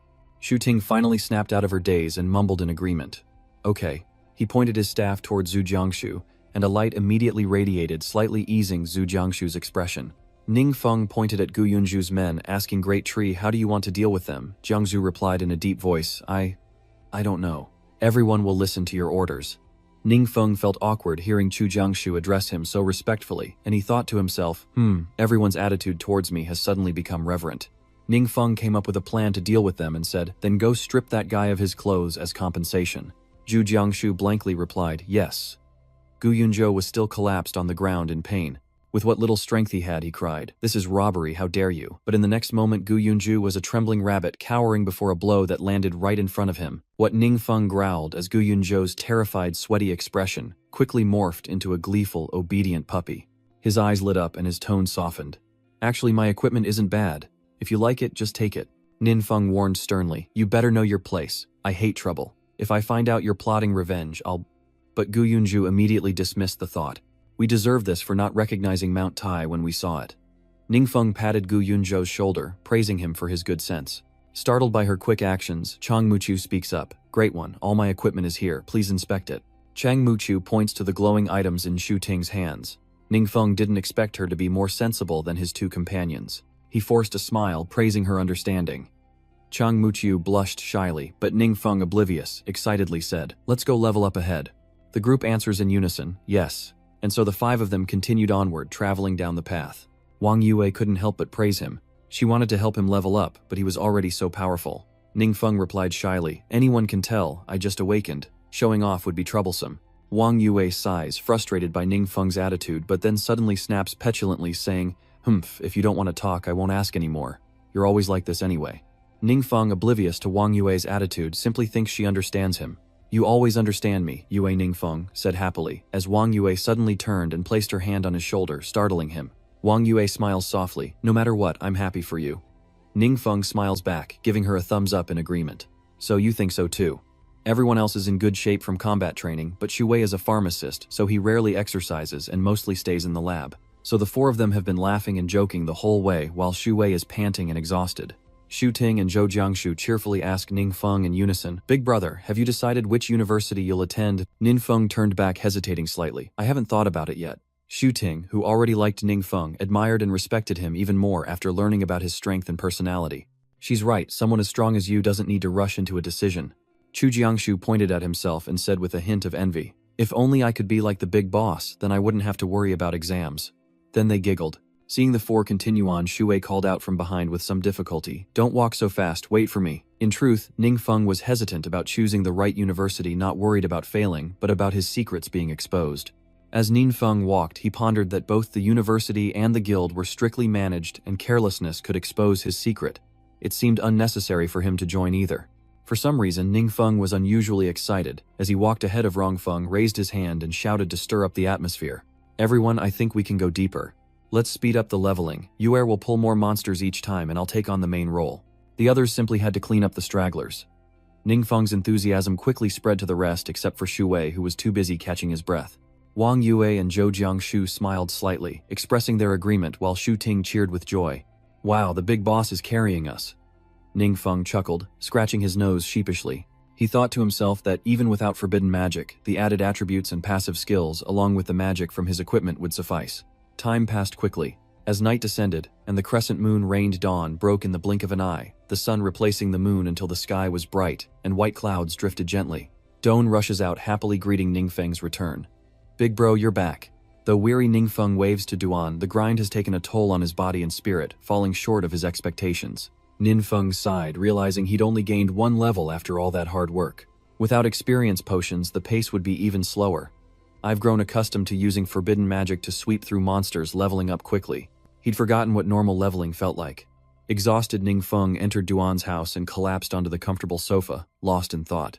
Generally, supernovae like Yua can reach level 60 within 2 years. Completing the second job advancement with a 1 or 2 star class is less worthwhile than going to a normal university rather than hoping to level up by killing small monsters every day. Too much thinking only made Ning Feng more tired, so he stretched his arms wide. Ning Feng told himself, "Forget it, no more thinking. I'll just laze around at home for a few days. Otherwise, what's the point of getting stronger if I still have to do the same things as everyone else?" In the days that followed, Ning Feng relaxed completely as he'd planned playing video games with Duan and reading until he fell asleep on his familiar red sofa. Even in relaxation, a hungry stomach must be filled. Ning Feng and Duan host a barbecue, worried Ning Feng might get hungry waiting. While Duan used his chi to help the meat cook faster, savoring the delicious barbecue, the phone rang. Ning Feng looked at the caller ID and answered, speaking first. "What's up?" Yang Xin on the other end of the line announced, "Master Ning, there's an auction coming up with many valuable items. The new Master Tang wants to know if you're interested in attending." Hearing the name Master Tang, Ning Feng seemed to recall something about this person. He asked Master Tang, "Is that the person who replaced Master Wang?" Yang Xin confirmed, "That's right." Ning Feng was already bored enough to yawn, but curiosity got the better of him and he decided to go. "Since I'm free anyway, I might as well go." Yang Xin adds, "Then the Grandmaster Tang and I will head over later." "Here's the auction item list for you to review, Ning," Feng replied happily. "Okay." Seeing Yang Xin's attentiveness, Ning Feng could guess the Grandmaster's intentions, thinking, "Such attentive service. It seems this Master Tang is more personable than that Master Wang." The sun climbed higher, its rays growing harsher as noon approached. As Yang Xin said, Grandmaster Tang, and she had come to Ning Feng's home to meet him, and the Grandmaster greeted him politely. "Greetings, sir. I'm Tang Yikai, appraiser for the Qingyu branch of the Farchang Exchange." "Hello, Master Tang," but before they could shake hands, Tang Yikai awkwardly pulled back, bowing and saying, I wouldn't dare. It's a pleasure to meet you all." The reason for Tang Yikai's timidity was that he was following Mayor Tai's instructions. Before he arrived, the mayor had specifically told him to serve this young man well. Mayor Tai implied that even if the entire exchange surrounded him alone, it wouldn't matter. So Tang Yikai could only smile awkwardly and speak to Ning Feng with a cautious attitude. Tang Yitai turned to Yang Xin and ordered Xiao Yangshuo Grandmaster, Ning the auction list. Yang Xin complied, "Yes." Ning Feng carefully reviewed the list she provided, but with some regret. Ning Feng thought, just a few pieces of equipment and potions suitable for mages, but I have no use for them at all. Tang Yitai was sweating bullets, worried by Ning Feng's rapid browsing. He thought to himself, I'm done for. Ning is looking through this so fast and nothing's caught his eye. I've underestimated him. I've made things worse. Suddenly, something caught Ning Feng's eye and he exclaimed, this. Overjoyed, Tang Yikai hurried over to introduce it. "Ha, you have a good eye. You've chosen well indeed." Tang Yikai pointed to the image of the blue pill on the screen and began to explain it in detail. "This is our newest experimental drug. It can increase experience gained by 100%. It's very rare and perfect for high-level players to level up." That item caught his eye because it was made from the medicinal formula Ning Feng gave to Xu Wei. He didn't expect it to be released so quickly without even asking for his consent. Duan also realized, saying boss, but Ning Feng remained silent, his head lowered. Tang Yitai didn't understand what was happening and sensed something was wrong. He stared blankly at them both and asked, "What's going on?" Ning Feng looked up, his brow furrowed, and with a voice full of anger he demanded, "Where did you get this?" "Grandmaster Ning, what's wrong?" The name gave Ning Feng pause, as he knew the Xiangrui Guild was one of the nation's top 7 with immense power. Did Xu Wei secretly sell the formula, or has something happened to him? Though suspicion arose, Ning Feng calmly considered other possibilities. Ning Feng pressed, "Did they say where the potion came from?" Tang Yichai answered nervously with a forced smile. "I heard they discovered a secret realm called the Divine Trial, and only one person can conquer it. The secret realm seems to be divided into levels, with rewards granted every 10 levels of challenge. The potion is one such reward for those who pass." Duan is suspicious of Tang Yichai's flimsy answer, wondering if this secret realm is some kind of mutation. However, according to official regulations, all secret realms where strategies are initiated must be registered, and basic information can be found on a dedicated website. It's good if Xu Wei doesn't have a problem. The Trial of the Gods sounds like a powerful place. As he pondered, a system notification suddenly popped up, startling Ning Feng. Quest Godly Trial Pass, the Secret Realm Trial, and use its power to your advantage. 60 days to complete the trial or face deletion. Ning Feng smirks. He was intrigued by the secret trial, and conveniently, the system issued a mission. Ning Feng thought, oh, this is the first time the system has issued a mission. It seems this secret trial is truly interesting. Yang Xin approached Tang Yikai and politely said, "Master Tang, I certainly won't be participating in this auction, but I still want to thank you for your hard work." Facing Ningfeng and Duan scared you into a sweat, but since Mayor Tai instructed you, you have to try your best, no matter how hard it is. Tang Yitai responded with a grin. No trouble at all. If Grandmaster Ning needs anything in the future, just come see me anytime. These experience potions are considered the last batch, and many guilds are watching them closely. Unexpectedly, the great Ning doesn't seem to care. Duan announced, "Great one, please have a seat. I'll check for news about the secret realm." Intrigued, Ningfeng decides to follow, and they transition into the room. And frantically clicks searching for information, the mouse clicking incessantly. He found the page he needed, but a major problem arose. With a sigh, Duan lamented, "Oh, I need login access." He was at a loss. Suddenly, Duan remembers something, exclaiming, "That's right, I can use the special proof that Mayor Zhang gave me." Ninfeng, sipping his coke, eagerly says, "Let me see." But Duan successfully logs in and finds what he's looking for, exclaiming, "I've got it." Information about the secret realm trial appears on the computer screen as Ningfeng and Duan stare intently at the image before them. Ninfeng, standing behind him, observed, "It looks like a tower. This secret realm seems quite large, built like a city gate on the outside with 2 guards standing watch below." Ninfeng reads the information about the secret realm displayed beside the image. The registration agency of the Thuong New Guild has exclusive rights, meaning they are officially allowed to manage it themselves, and outsiders are not allowed to enter without their permission. Ninfeng paused, realizing the task was proving difficult. He thought to himself that the exclusive secret realms of the great guilds were essentially like this, quests issued and then deleted, if not completed. It seemed they would have to find another way. Meanwhile, at the trial, grounds guarded by 2 sentries at the entrance, it was clear from the outside that entry would be difficult. Ninfeng wore a hooded cloak. From afar, Ningfeng observed the trial grounds, wondering, so late and they still have guards. He stood before them, yet they remained oblivious. Ninfeng smirked, contemplating his method of infiltration, recalling that the Azure Cloud Guild had posted extensive information about the secret realm trial on their forum to attract more powerful participants. This will help me level up. They won't even notice if I use my skills to break in directly. Beneath his hood, Ningfeng smirked, then stealthily approached the entrance. With his magic, Ningfeng easily approached the door, not forgetting to tease the guards for their inability to see him.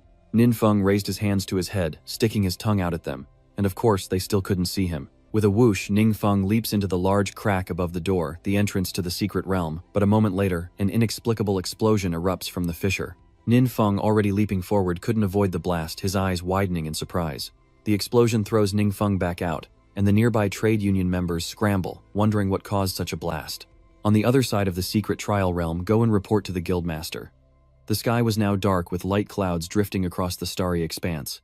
In Yan'an City, a black rift appeared in Ningfeng's bedroom, and he emerged from within. The rift widened, and Ningfeng fell helplessly onto his bed, groaning softly. Ninfeng painfully lifts his head, his face covered in blood, still trying to understand what just happened in those few short seconds.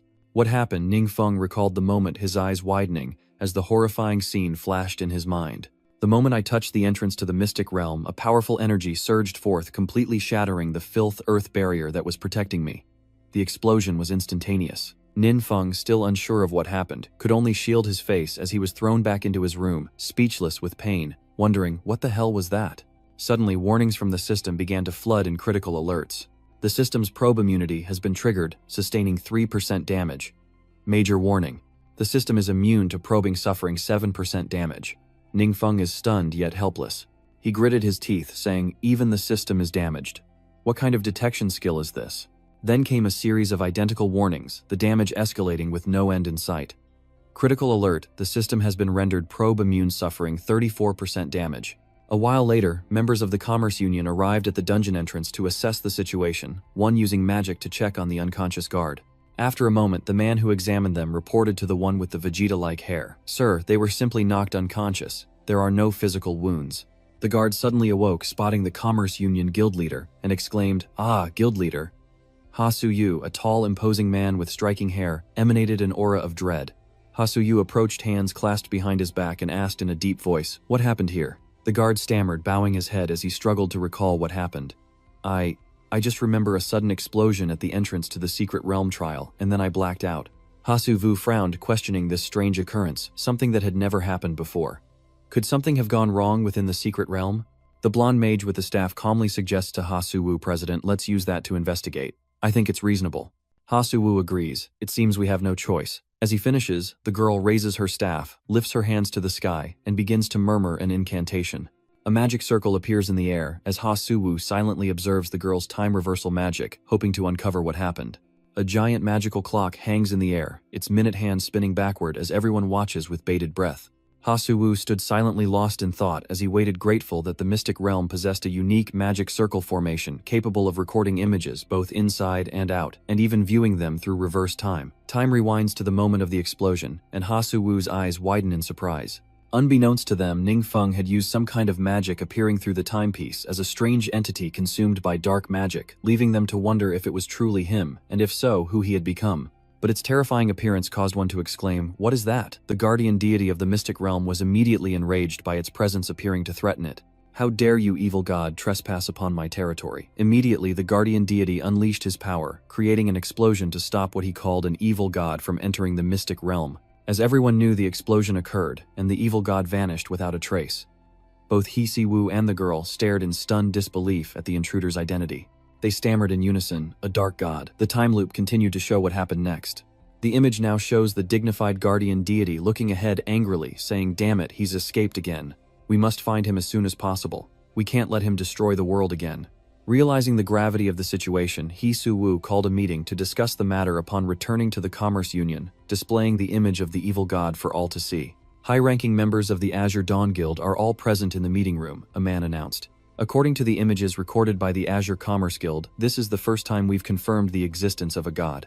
Though the god's identity is unknown, the magic he unleashed is enough to reach the legendary forbidden spell level." The speaker was Liu Yingzhen, head of the official Mighty Warriors Guild. As the head of the Epic Guild, Feng Zhou turned to Ha Xiu and asked guild leader Ha, "I recall your report stated that passing the trial would grant recognition. Blessings from a god, correct?" Ha Suwu, sitting nearby, immediately replied, "There is indeed such information in the secret realm, but we didn't expect a true god to appear." Yu Linghua, the official chairman of the Chuanthu Guild, added, "The key issue is that even forbidden-level magic cannot destroy the evil god." "This is not good news," agreed Luo Nguyen Nin, the guildmaster of Vong Thursday. "Indeed, if the evil god intends to destroy the world, we may have no way to deal with it," according to Wang Mo, the official chairman of the Immortal Horn Guild. Across from him, Luo Yuening also voiced her thoughts. "If one has passed the trial to receive the blessing of the gods, is there another way to deal with the evil god, perhaps a forbidden spell, or something else?" Zhang Yanchuan agreed, chiming in, "Maybe it really will work. It's worth a try." He pointed at Wang Bo. Having listened in silence, He Shiyu saw through their intentions. They'd been planning to enter the trial grounds all along, probably wanting him to open it for them. Ha Suvu spoke, "I don't object to joining the trial, but I must warn you the monsters inside are powerful. With our current strength, we can't overcome our god's blessing. I fear we're not qualified." The room fell silent as everyone pondered the best solution, but perhaps they were also plotting how to benefit. After a long silence, Liu Yingzhen spoke. "Old Feng, what do you think?" The old Feng she addressed sat in the shadows, only his glowing red eyes and sharp gleaming teeth visible. He rasped in reply to Liu Yingzhen, "What do I think? What could I possibly think? Aren't you all so capable?" Liu Yingzhen quickly soothes him. "Hey, don't get angry. We wouldn't have asked you back if it wasn't serious." Appearing in a bizarre form, Feng Ngok was human, yet his appearance resembled a monster with a flaming head and sharp teeth. Enraged, Lao Feng points at Liu Yingzhen and shouts, "In your eyes, is there anything more important than guarding against us mutants? My apprentice reported anomalies in Chindu City, but you ignored it, formed some patrol team, and what happened? The investigation yielded nothing and instead caused a major disaster. If not for the mysterious powerhouse in Chindu City cleaning up your mess, how many more innocent people would you have harmed?" Now the cup overflows, and Feng Ngok finally vents his long-held grievances. Seeing Feng Ngok lose his composure, Luan Chan wearily rubs his forehead, sighing in consolation. "Old Feng, calm down, your head's about to explode." Luo Yuening silently observes Feng A lost in thought. She heard that this senior Feng had applied for retirement due to the increasing severity of dark energy, never expecting to meet him here. Seeing Feng Ngok's anger subside, Luan Chan offered his suggestion. "Lao Feng, I have an idea. Perhaps your disciple could show this video to the mysterious master in Chinyu City. With the mysterious master's power, perhaps they could learn something." But mentioning Feng Yue's disciple only reignited his anger, as those who once mistreated his disciple now sought to use him for their own purposes. The more he thought about it, the angrier he got. Feng Yue sneered, "Ha, only now do you remember my disciple. You, Liu Yingzhen, know you can't succeed, so you resort to bribery." Liu Yingzhen gently persuaded, "I have 2 bottles of fine wine that I'll send you soon, and praise for your disciple's military achievements will also be approved." Feng Nao's anger seemed to subside instantly, as Liu Yingzhen's generous offer gave him pause, benefiting both him and his disciple. The ghastly white skull of Feng Yue morphed into a head of silver hair as he assumed a more human form. Despite his reservations, Feng Ngok agrees. Very well. The next morning at Duan's luxurious villa, Ning Feng lay in bed, studying the system's task list. The previous task wasn't even complete, and a new one had already appeared. The bizarrely assigned task is due to system damage from the failed secret realm intrusion. Don't worry, it's a small task. Reach level 2 and complete the system repair. After pondering the mission, Ninfeng only noticed one line. Don't worry, it's a small task, which given the title suggests the system's damage is negligible, though last night was truly terrifying. Did I make a mistake somewhere? Thinking this, Ningfeng got out of bed, put on his shoes, and headed out. Arriving in the living room, Ningfeng was surprised to see Duan entertaining guests, an old man and a young woman. He quietly asked, "We have guests." The old man immediately recognized him, smiling as he asked, "Is this fellow student Ningfeng?" Ningfeng was puzzled. He'd never met this man before, yet the old man knew him. Ningfeng greeted him politely. "Hello, sir. This is Feng Yak, the former manager and current director of the Adventurers Association," said Duan, introducing the two strangers to Ninfeng. At this moment, Feng Yak looked more amiable and kind than when he faced the Thuongnu Guild. Then Duan introduced the woman accompanying him. "This is Miss Tulam Feng's disciple, and the person in charge, also known as Lone Shadow in this province. They're hoping the mysterious master will lend a hand." Ning Feng exclaimed, in shock. "Master Feng, are you the Crimson Reaper?" Feng Yue smiles kindly, saying it's just an empty reputation not worth mentioning. Ning Feng had heard of Feng Yak and knew quite a bit about him, recalling the things he admired about the man. This elder statesman has performed countless meritorious deeds, participated in the development of many large-scale secret realms, and crushed numerous evil adventurer organizations. He is known as the strongest Esper. Most members of the Shadow Syndicate are shrouded in secrecy, but Master Feng is an exception. His very existence is a deterrent, a legend to the younger generation. Old Feng is definitely in the top 3, and just meeting him is enough to brag about for half a lifetime. In Ning Feng's mind, Feng Yi was a formidable and dangerous figure, yet he appeared so friendly and kind. Contrary to Nin Feng's expectations, Feng Yue pointed to an elegant box on the table and said, "It's our first meeting and I haven't had time to prepare anything. I heard you're about to take the college entrance exam, so here are 5 million crystal coins and 200 high-level experience potions. We were tasked with giving this to you, and we wish you success in your studies." Nin Feng was stunned, thinking 5 million crystal coins, what generosity. Sensing something was amiss, Ning Feng asked, "May I ask what brings you two here? Since we've run into you, we can watch it now." Sulan held a device in her hand, a beam of light emitting from the hole on top. A video plays showing the guardian deity attacking an invading evil god, and Ning Feng watches in silence until he realizes he's the star of the show. Not only that, but he's been branded as an evil god. Ning Feng's face turns pale as he can't believe he's being called an evil god. Nin Feng thought to himself, "This can't be right. I'm just a normal high school student, a good kid. How could I become an evil god?" And the shock hadn't worn off yet.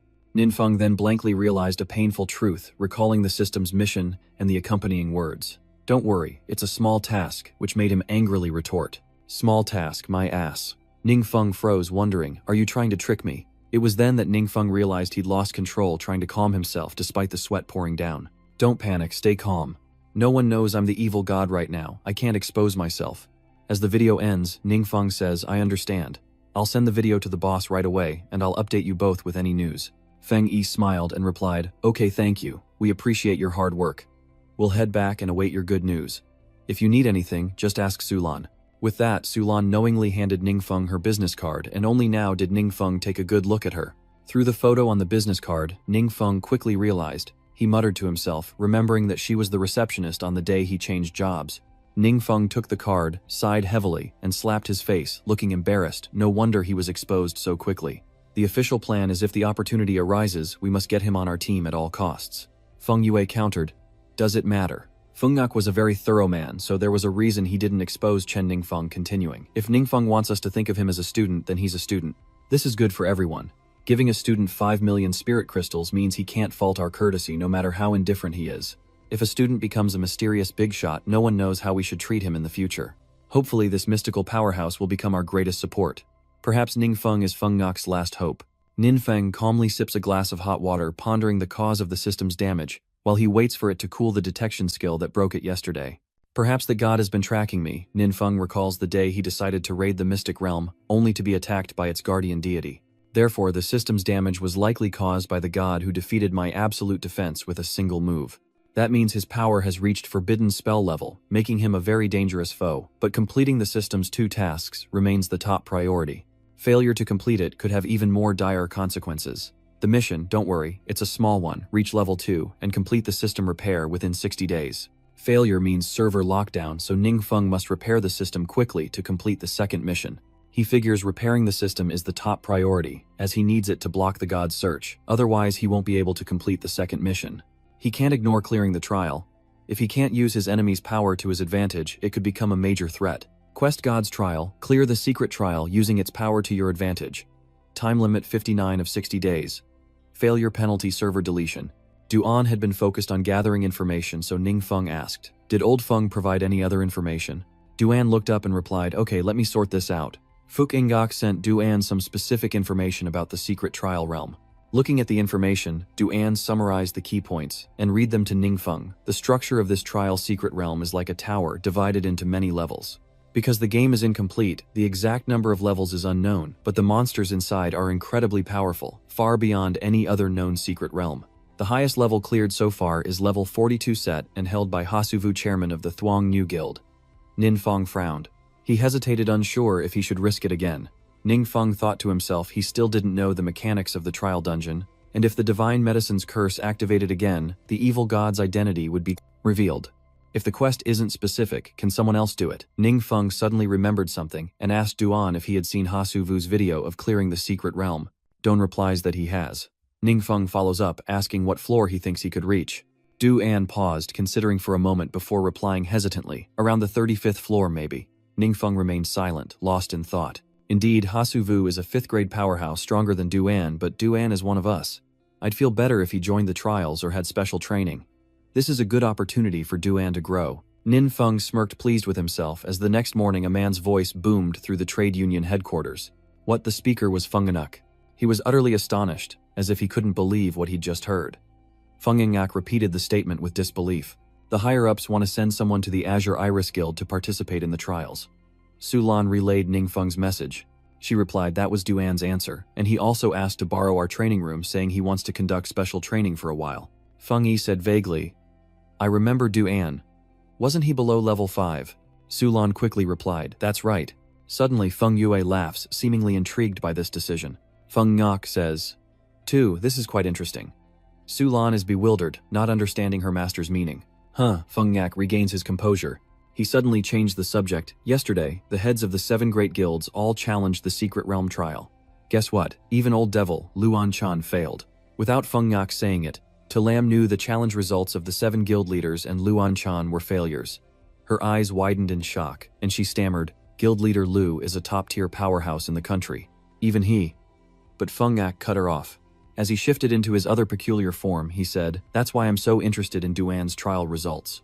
How far can someone personally guided by a mysterious master go?" In his excitement, Feng Yi had unconsciously reverted to his strange form.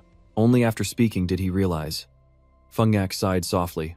My head is on fire again."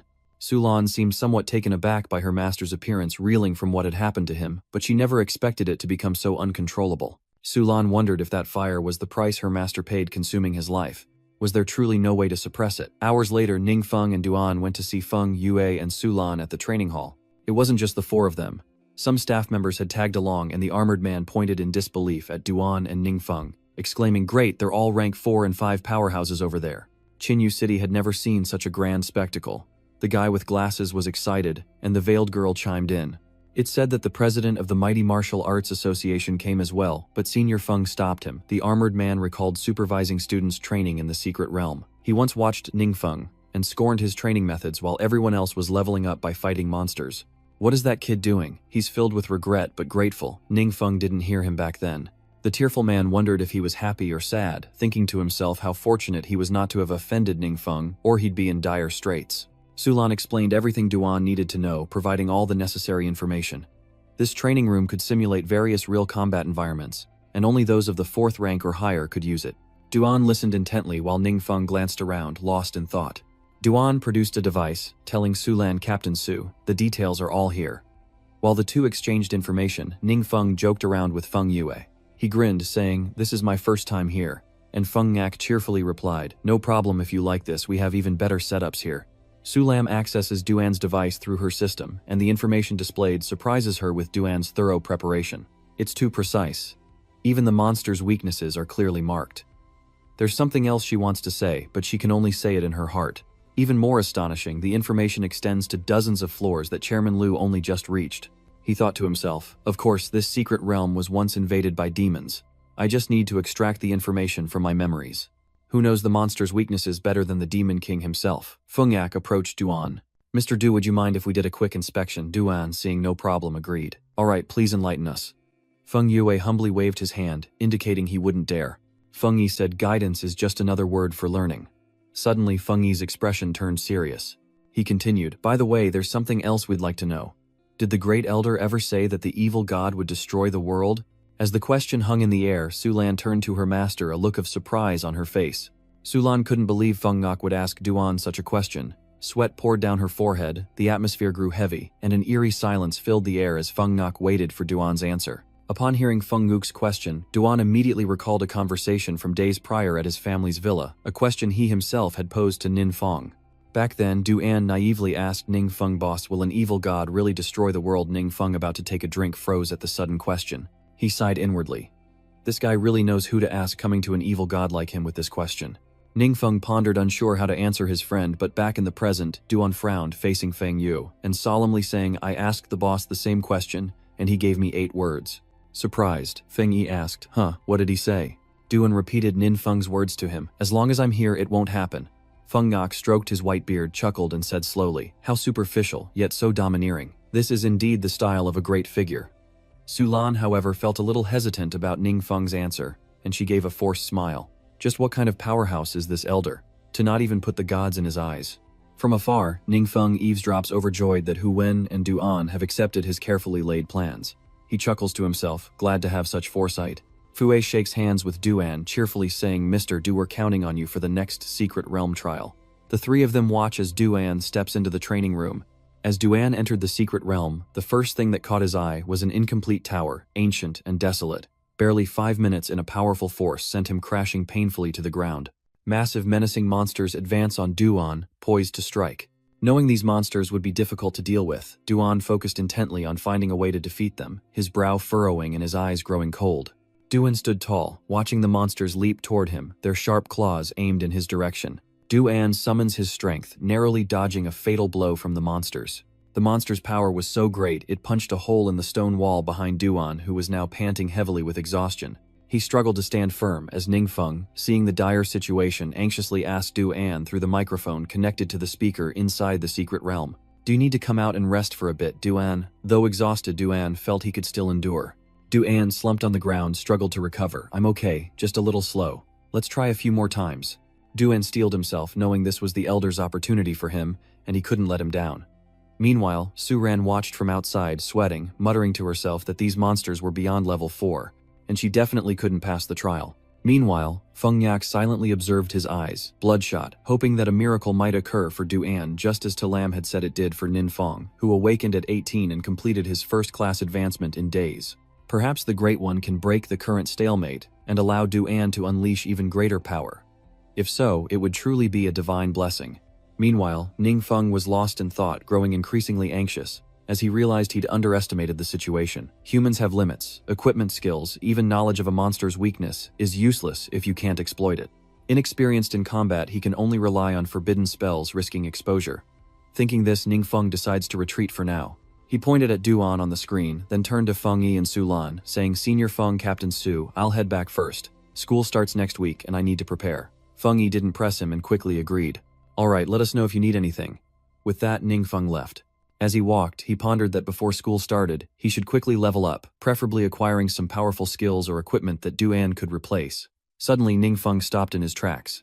Nin Feng retrieved his ever-present flying book, deciding this was the best course of action to escape. Unnoticed, he'd use the book's flight ability. The Ming Ruo long-distance exchange can help me buy a batch. It should be enough for a short time. With that thought, he raised the flying book into the air and activated its power. With a whoosh, Ning Feng transformed into a golden ray of light, shooting into the sky and vanishing. In less than a minute, he arrived at his destination. Nin Feng stood tall, surveying the landscape as a gentle breeze swept past him, revealing a cave entrance, emitting a strange purple light. Found it, Ning Feng exclaimed, with delight, a smile spreading across his face, as he realized this was one of the 2 wild secret realms Duan had mentioned, and it was still unregulated by the government. It was then that Ninfeng noticed the blood-stained sword on the ground, wondering, why are there signs of a battle nearby? But unconcerned, Ninfeng decided to enter the mystic realm. He says, whatever, I'll go in and see. With that, Ningfeng quickly enters the mystic realm, unaware of what awaits him within. The rustling of leaves echoed intermittently as a chilling wind swept through, adding to the desolate atmosphere. In this forsaken place, countless lives had been lost at the hands of brutal mutants. After the slaughter, one of them stomped on the head of a poor young man, a white-haired mutant wearing a demonic mask hidden beneath a hood. Following behind are a hulking brute in spiked armor and a smaller figure resembling a mage. The brute grins cruelly and calls out to the masked leader. "Boss, do you see that light?" the leader asks, still toying with the motionless corpse at his feet. He smirked, replying, "Looks like a flight scroll." The mage behind him chimed in, "Not another idiot trying to wipe us out, is it?" Behind these three villains stands an entire army, their ruthlessness reflected in their bloodshot eyes. Each of them possessed fiery eyes that sent shivers down your spine as their underlings roared with laughter. "Ha ha ha, are they really relying on this rabble? They're practically begging for death." The leader grinned, saying, "Isn't it obvious? The more of them that come, the more sacrifices we can offer the Demon King." The leader lowered his voice, continuing with a sinister tone. "Thanks to them, the Demon Lord has amassed enough power, and today will be the day he descends." The underlings cheered in unison as the leader smirked, finally seeing this day arrive. Their methods were truly brutal. Leaning against a tree nearby was a bloodied corpse impaled by 2 iron bars and riddled with other wounds, a still active listening device attached to it, emitting sounds too faint to be heard. That device is linked to an earpiece worn by the one who planted it, emitting a series of strange beeping sounds. A girl overheard the villain's entire conversation, breaking out in a cold sweat at the mention of the Demon King's advent. The girl asked in confusion, "The Demon King's advent isn't just a dungeon break, is it?" The girl recounts to her captain and teammates. "The mutants said the mountain's dungeon will undergo a dungeon break today." Hearing this, everyone's face fell, including the captain. He snapped back. What his trembling comrade replied, "The dimensional rift will directly attack the nearest city, meaning our Changling city is in danger." His comrade anxiously asked Captain, "What should we do?" The captain frowned, thinking, and after a moment he said, "Squad 4 has been completely wiped out. Even if we wanted to stop it, there's no way we could prevent the dungeon break." The captain lowered his head, caught between a rock and a hard place. He wanted to act, but after careful consideration, it was impossible. Desperately searching for a solution, the captain fell into deep thought. The monsters in that dungeon are too strong, and the city's magic barrier is useless against them. "We can't do anything." The captain turned toward the exit, instructing everyone return immediately, and inform the government to evacuate the residents. "Save as many as you can." One member questioned Captain, "What about you?" "We have no surveillance equipment. We don't know when the dungeon break will occur. I'll stay here to observe and report the situation to you as quickly as possible." The others felt it was too dangerous for him, a sentiment shared by all, but they were bound by his orders. A worried member protested, "How can we leave you alone?" But before he could finish, the captain roared, "Don't waste time, move out." With no other choice, the team reluctantly left their captain behind. Alone. With a sorrowful gaze, the captain looked to the sky and sighed. Why today? The captain pulled out his phone to make a call. He called his child, and as soon as the line connected, the captain spoke with gentle instructions, as if it would be their last conversation. "Hello, sweetheart. There's going to be a surprise drill later, so listen to your mother, okay?" The innocent child asks Daddy, "Where are you?" The captain replied gently, "Daddy's at work." "I'm busy now, so I have to go, sweetie." With that, he immediately hangs up, but the captain's phone vibrates. It's his child calling back. The captain hesitated, then answered with a smile, "Hello," as his sulking child said, "Daddy, why did you hang up so fast?" "Is there something else you wanted to say?" he asked tenderly. Oh, what did you want to say? Happy birthday, Dad." A tear of bittersweet joy rolls down the captain's cheek, perhaps the warmest words he'll hear, before the encroaching dark energy of the dungeon tears him from this world, turning him to dust. The team's vehicle races down the slope at breakneck speed, one member focused on driving, while the other two keep their eyes fixed on where their captain stood. A blinding purple light engulfs the area where the captain remains. One of them speaks, remarking on the dark power. So the dungeon break has begun. Silence falls over the team after that statement. Perhaps they all knew the answer in their hearts and felt pity for the captain. Tears welled in their eyes as the captain resigned himself to his fate. He gritted his teeth, awaiting death as tears streamed down his face. The captain's location has become the entrance to a secret realm, radiating a blinding purple light. The leader of the villains senses the surge of dark power and laughs with delight. The leader exclaimed, "Such power the Demon King will surely grant us even greater favor."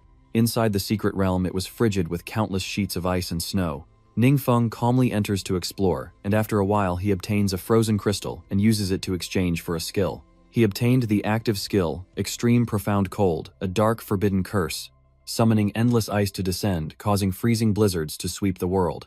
Within each block of ice is a monster frozen by Ning Feng's new skill, and he happily taps the cold block, saying, "The experience points here are pretty good. I'm already level 37, and I can learn a new skill." Ning Feng stared intently at the system panel, and after some consideration decided this skill book would suffice. The sky is covered in dark clouds, and a bitter wind blows through the desolate landscape, foreshadowing a grim future. The gate to the secret realm remains silent after opening. Suddenly, a whooshing sound echoed as the gate space began to distort, and the mutated villains knelt before it, showing reverence for the Demon King's arrival. The masked leader shouts, "Welcome, great Demon King," followed by the sound of boots scraping against the ground. Someone is emerging from the mystic realm, but instead of a fearsome demon lord, it's just a dazed Ning Feng picking his nose as he strolls out. The villains are stunned into silence. Unaware of what's happening, Ning Feng continues forward, until he sees the terrifying group and jumps back in surprise. Ning Feng cries out, "What's going on?" The others are just as confused. The leader pointed at Ning Feng, asking bluntly, "Where's the great Demon King?" Their great Demon King had long been frozen into a chilled slab of beef by Ning Feng. He wanted to wail, but he was frozen solid. Seeing Ning Feng's clueless expression, the leader secretly speculated, "I'm freezing my balls off. He doesn't know us, so he's not an avatar of the Demon Lord nor any other familiar. But why would a rookie dare to show up here alone?" It was then the leader remembered, thinking in disbelief. That's right, that scroll from before. This guy's just another opportunist wanting to pledge loyalty to the Demon King but was scared off by the immense power of the dark forces. With that thought, the leader pointed at Ning Feng's face and loudly asked, "Kid, are you here to beg the Demon King for help?" Facing the loudmouth, Ning Feng remained unfazed, retaining his naive demeanor, as he replied, "No," before the man asked, "Then what are you doing here?" Ning Feng, feeling no need to answer, casually replies, "What's it to you?" a response that the leader interprets as blatant disrespect. So arrogant. Do you even know who I am?" Before Ning Feng could answer, the leader pointed at himself, boastfully introducing himself as Guvan, a class A wanted criminal, with over 200 lives on his hands. Enraged, Guvan spat out what, but Ning Feng remained unfazed. He beckons them forward, a clear challenge. Ning Feng frowns, fight or flee. Gu Vh gritted his teeth, enraged. "You bastard, do you have a death wish?" His lackeys behind him cheered in unison, urging him to kill the man, kill him, they continued to chant. Suddenly, three strange sounds echoed, and the sky turned an unnatural black. The thugs paused, a chill running down their spines, and one stammered, "Boss, why did it suddenly get so dark?" Van stammered, "I don't know." Again the strange kong kong kong sound echoed and lights appeared in the gray sky. Upon closer inspection they saw two eyes, a nose and a mouth glowing brightly. The strange creature grinned, and their faces turned pale. The mutated villains gaped, their bodies trembling, as one of them asked, "What is that thing?" Another cried out in terror, "Too scary, help me," but alas, they were all too paralyzed with fear to flee. With a smirk he replied, "Freshly forged forbidden art. Let's test its edge on you." This technique is called metamorphosis, an active skill, a visual humiliation, a dark forbidden art that traps enemies in illusions, revealing all their weaknesses, thereby intensifying the cruelty of the torment. The technique begins its task, scanning Guwan's entire body to analyze his weaknesses. Soon it quickly finds that Guyan's shoulder is internally injured, and reveals that the injury is from using the wrong combination of skills for too long, damaging his left shoulder, reducing power by 5% and agility by 5%. The skill's negative 20% debuff was also a first for Ning Feng, who was surprised by how the curse worked. He studied it for a moment, then muttered, "It even lists the weaknesses in detail." Faced with this skill, the enemy's weaknesses are completely exposed, and now that Ning Feng knows Guwan's weakness, he wastes no time. He strikes using the forbidden spell to stab Guwan's left shoulder. Caught off guard, Guwan cries out in pain as blood splatters from the wound. Ning Feng muses, "In this illusion, I can use my will to torment those trapped relentlessly, striking their weaknesses like a demon toying with its prey." No wonder it's called visual humiliation. Though the torture aspect is a bit twisted, the ability to see weaknesses is something I can exploit. While attacking Gu, Ning Feng effortlessly studied the forbidden spell. Meanwhile, elsewhere on the mountain, the sky remained bright with white clouds and a faint sunset, creating an indescribable sense of peace, and the team leader was still safe. He calls someone and expresses his doubts. It's strange that after so long, there's no sign of a secret realm invasion on the mountain. I was going to go up there and take a look, but perhaps the person on the other end of the line tried to stop me, worried about my safety. I reassured them, "It's okay if something unexpected really happens, I won't be able to escape anyway. Dying at the foot of the mountain or dying on top of it, the only difference is a few more steps." The captain, a brave man concerned only for the safety of his loved ones, comrades, and the people, reassured the person on the other end of the line as he headed up the mountain to investigate. Moments later, his scream echoed across the mountain. What? What is this?" As the captain arrived at the site of Govan's gate, he was met with a horrific scene, exclaiming in shock, "A-class wanted criminal Yu Jin and his subordinates, all wiped out. Gu Yan's entire group was wiped out, lying in pools of their own blood on the cold ground. The captain's teammate angrily retorts, 4 adventurer teams sacrificed themselves to pursue Gu Wan, only for them to end up like this. The cameraman, equally bewildered, asked Captain, what's the situation inside? The team leader surveyed the scene, unable to be certain, and described his thoughts to his teammate. It seemed a great blizzard had swept through the secret realm, leaving no living thing behind. Inside the secret realm were colossal ice formations and a chilling atmosphere. The squinty-eyed man quickly asked, what about the boss inside? The captain trembled. I shattered it, the girl asked, bewildered. The captain couldn't stop himself from trembling. He struggled to suppress his terror as he recounted the events to the others. I saw the boss frozen, and I just wanted to check if it was dead, but it just fell over. His teammate wondered if he was really dead as the captain's heart pounded, staring at the frozen Demon King lying motionless on the ground. He replied, no drops, no experience points. It must be a clean kill. His teammate looked stunned and he awkwardly asked, so, are we still doing the dungeon raid today? The captain didn't know how to answer as everything felt too vague and an eerie silence filled the air. After completing his mission, Ningfeng used telepathy to check on Duan from home. Duan, are you still in the training room? Take a break. Dejected Duan says, Master, I'm still stuck on the 45th floor. I'm not good enough, and I've wasted your expectations. Suddenly Ningfeng is by his side. He smiled, patting Duan's shoulder in reassurance. There's no rush, just rest up for a few days. I only had you familiarize yourself with the trial's environment. Next week I'll arrange some hellish training for you. Overjoyed, Duan exclaimed, so you haven't given up on me, Master? Ningfeng casually replied, of course not. And with those words Duan's spirits were lifted. Duan, his spirits lifted, thought about preparing for the evening, asking, what would you like for dinner tonight, sir? I'll order right away. Overjoyed by Ningfeng's response, Duan happily rushed off to buy groceries. Demon training, demon training. Ningfeng couldn't understand Duan's strange joy, and just stared blankly as he returned to Duan's villa. Ningfeng plopped down in his chair, phone in hand, and excitedly exclaimed, I'm free now, let's play a game. But just as he tapped the game icon, a message notification popped up. Senior Feng had sent a message. Ningfeng was a little surprised. He recognized the sender and quickly opened the message. It was from Senior Feng Ngok. They had added each other on WeChat last time, and surprisingly, Feng Yue, despite his age, still had the spirit of youth. His message to Ningfeng asked if he had ranked up, and to help him rank up his tank destroyer 6. Ningfeng couldn't believe his eyes. He was stunned that Feng Ngok was talking about games, not secret realms or anything like that. His eyes widened as he questioned himself. Is this really Senior Feng? Hacked to prove his identity, Feng Ngok sends Ningfeng another message, confirming he really is Feng Ngok and continues to invite him to play.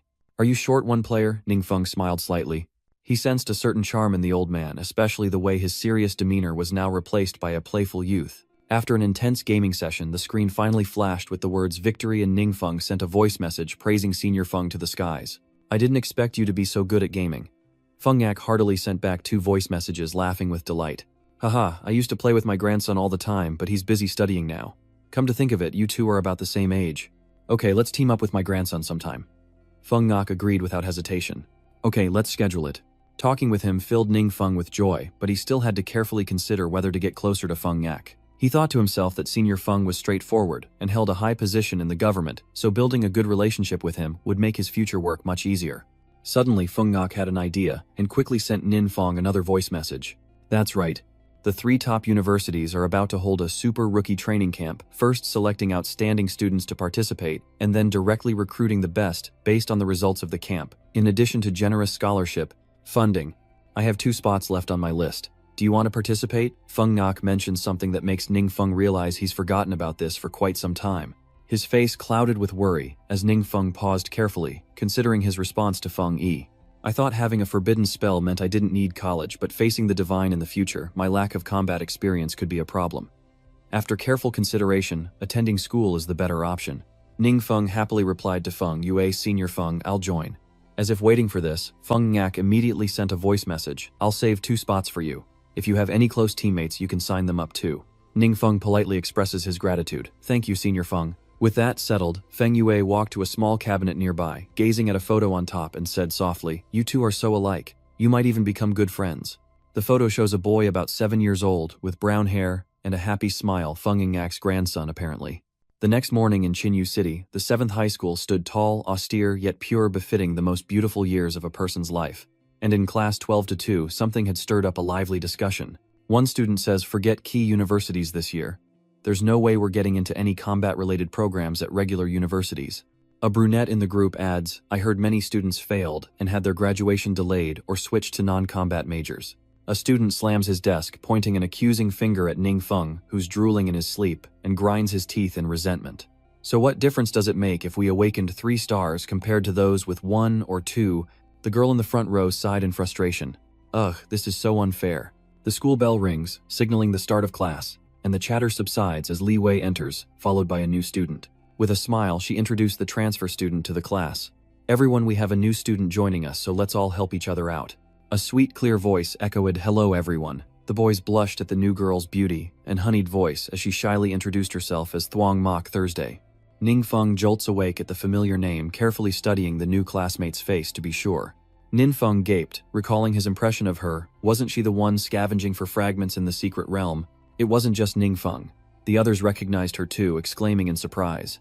Chang Mushu, the national supernova, ranked 4th. Wasn't she at a top-tier high school?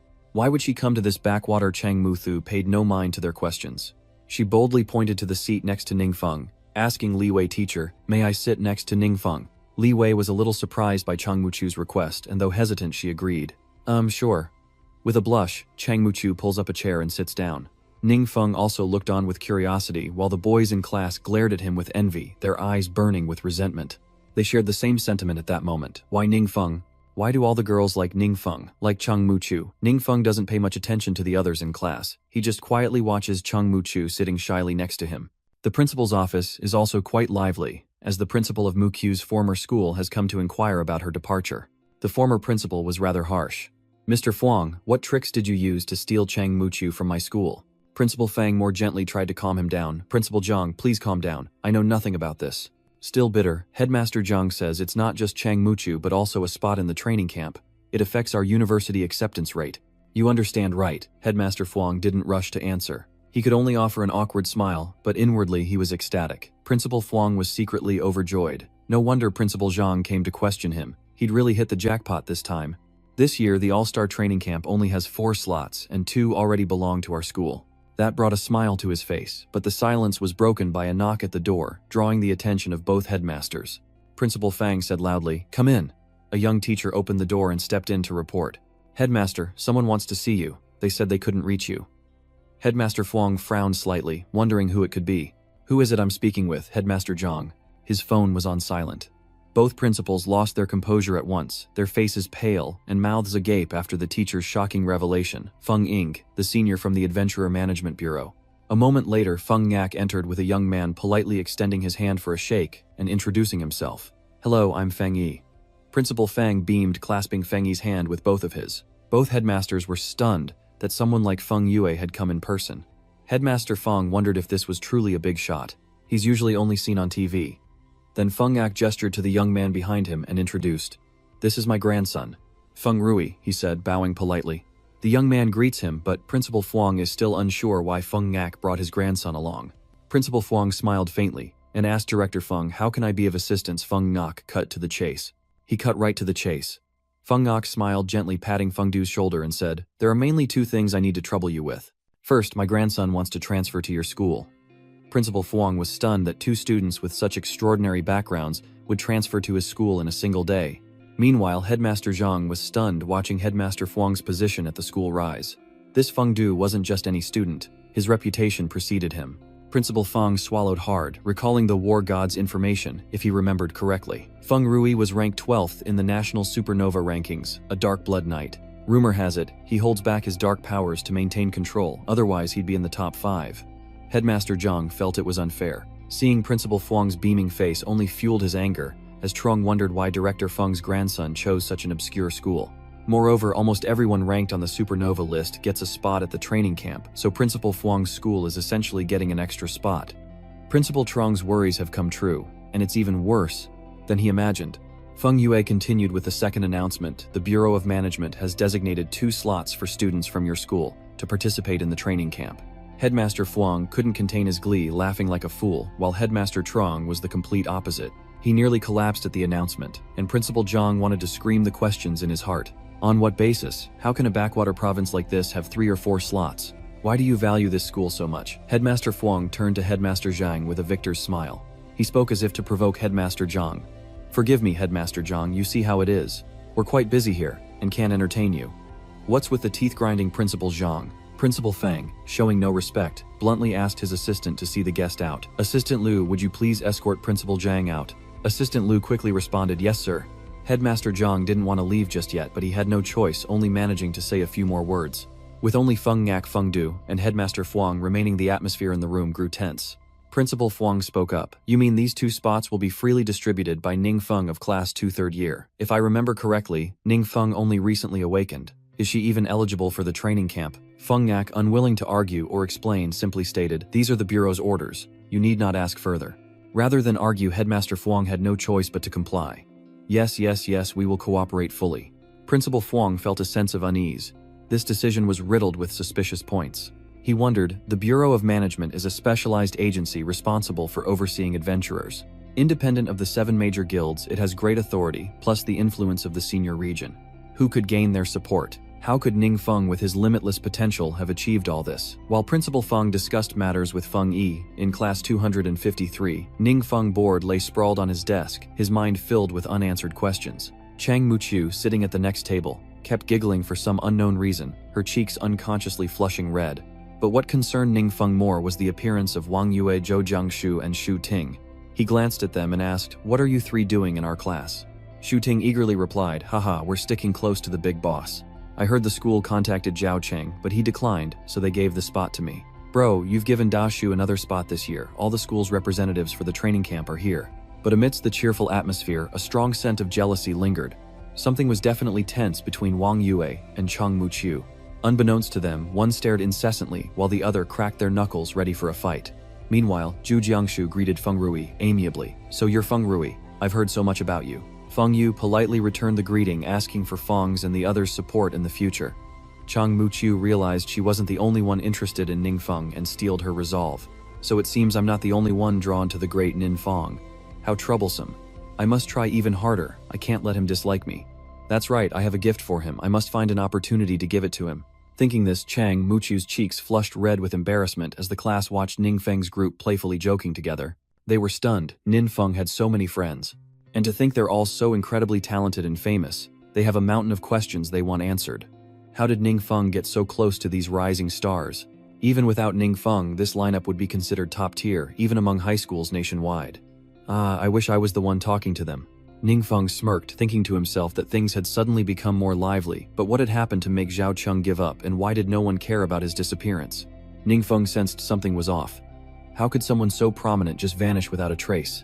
Or has someone covered it up? That afternoon in the luxurious home of Zhao Cheng's family, a middle-aged man leaned wearily against an expensive white sofa. Just then, a young man in a black suit entered, asking respectfully, "Sir, there's still no news of the young master.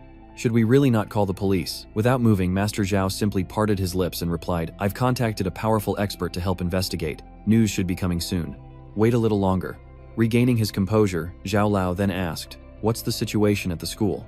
The guard replied, "I've arranged a long leave of absence for the young master, saying he has to attend special training elsewhere." The school was quite sorry to see him give up his spot on the training camp list, but they didn't ask many questions. Without another word, the master turned and headed for the door, carefully instructing, "I'm going to see Cheng. Don't disturb me unless it's important." The bodyguard nodded. "Yes." The master slowly ascended the stairs, the sound of his expensive shoes echoing mysteriously. Reaching the door to Zhao Cheng's room, he pushed open the long-closed wooden door.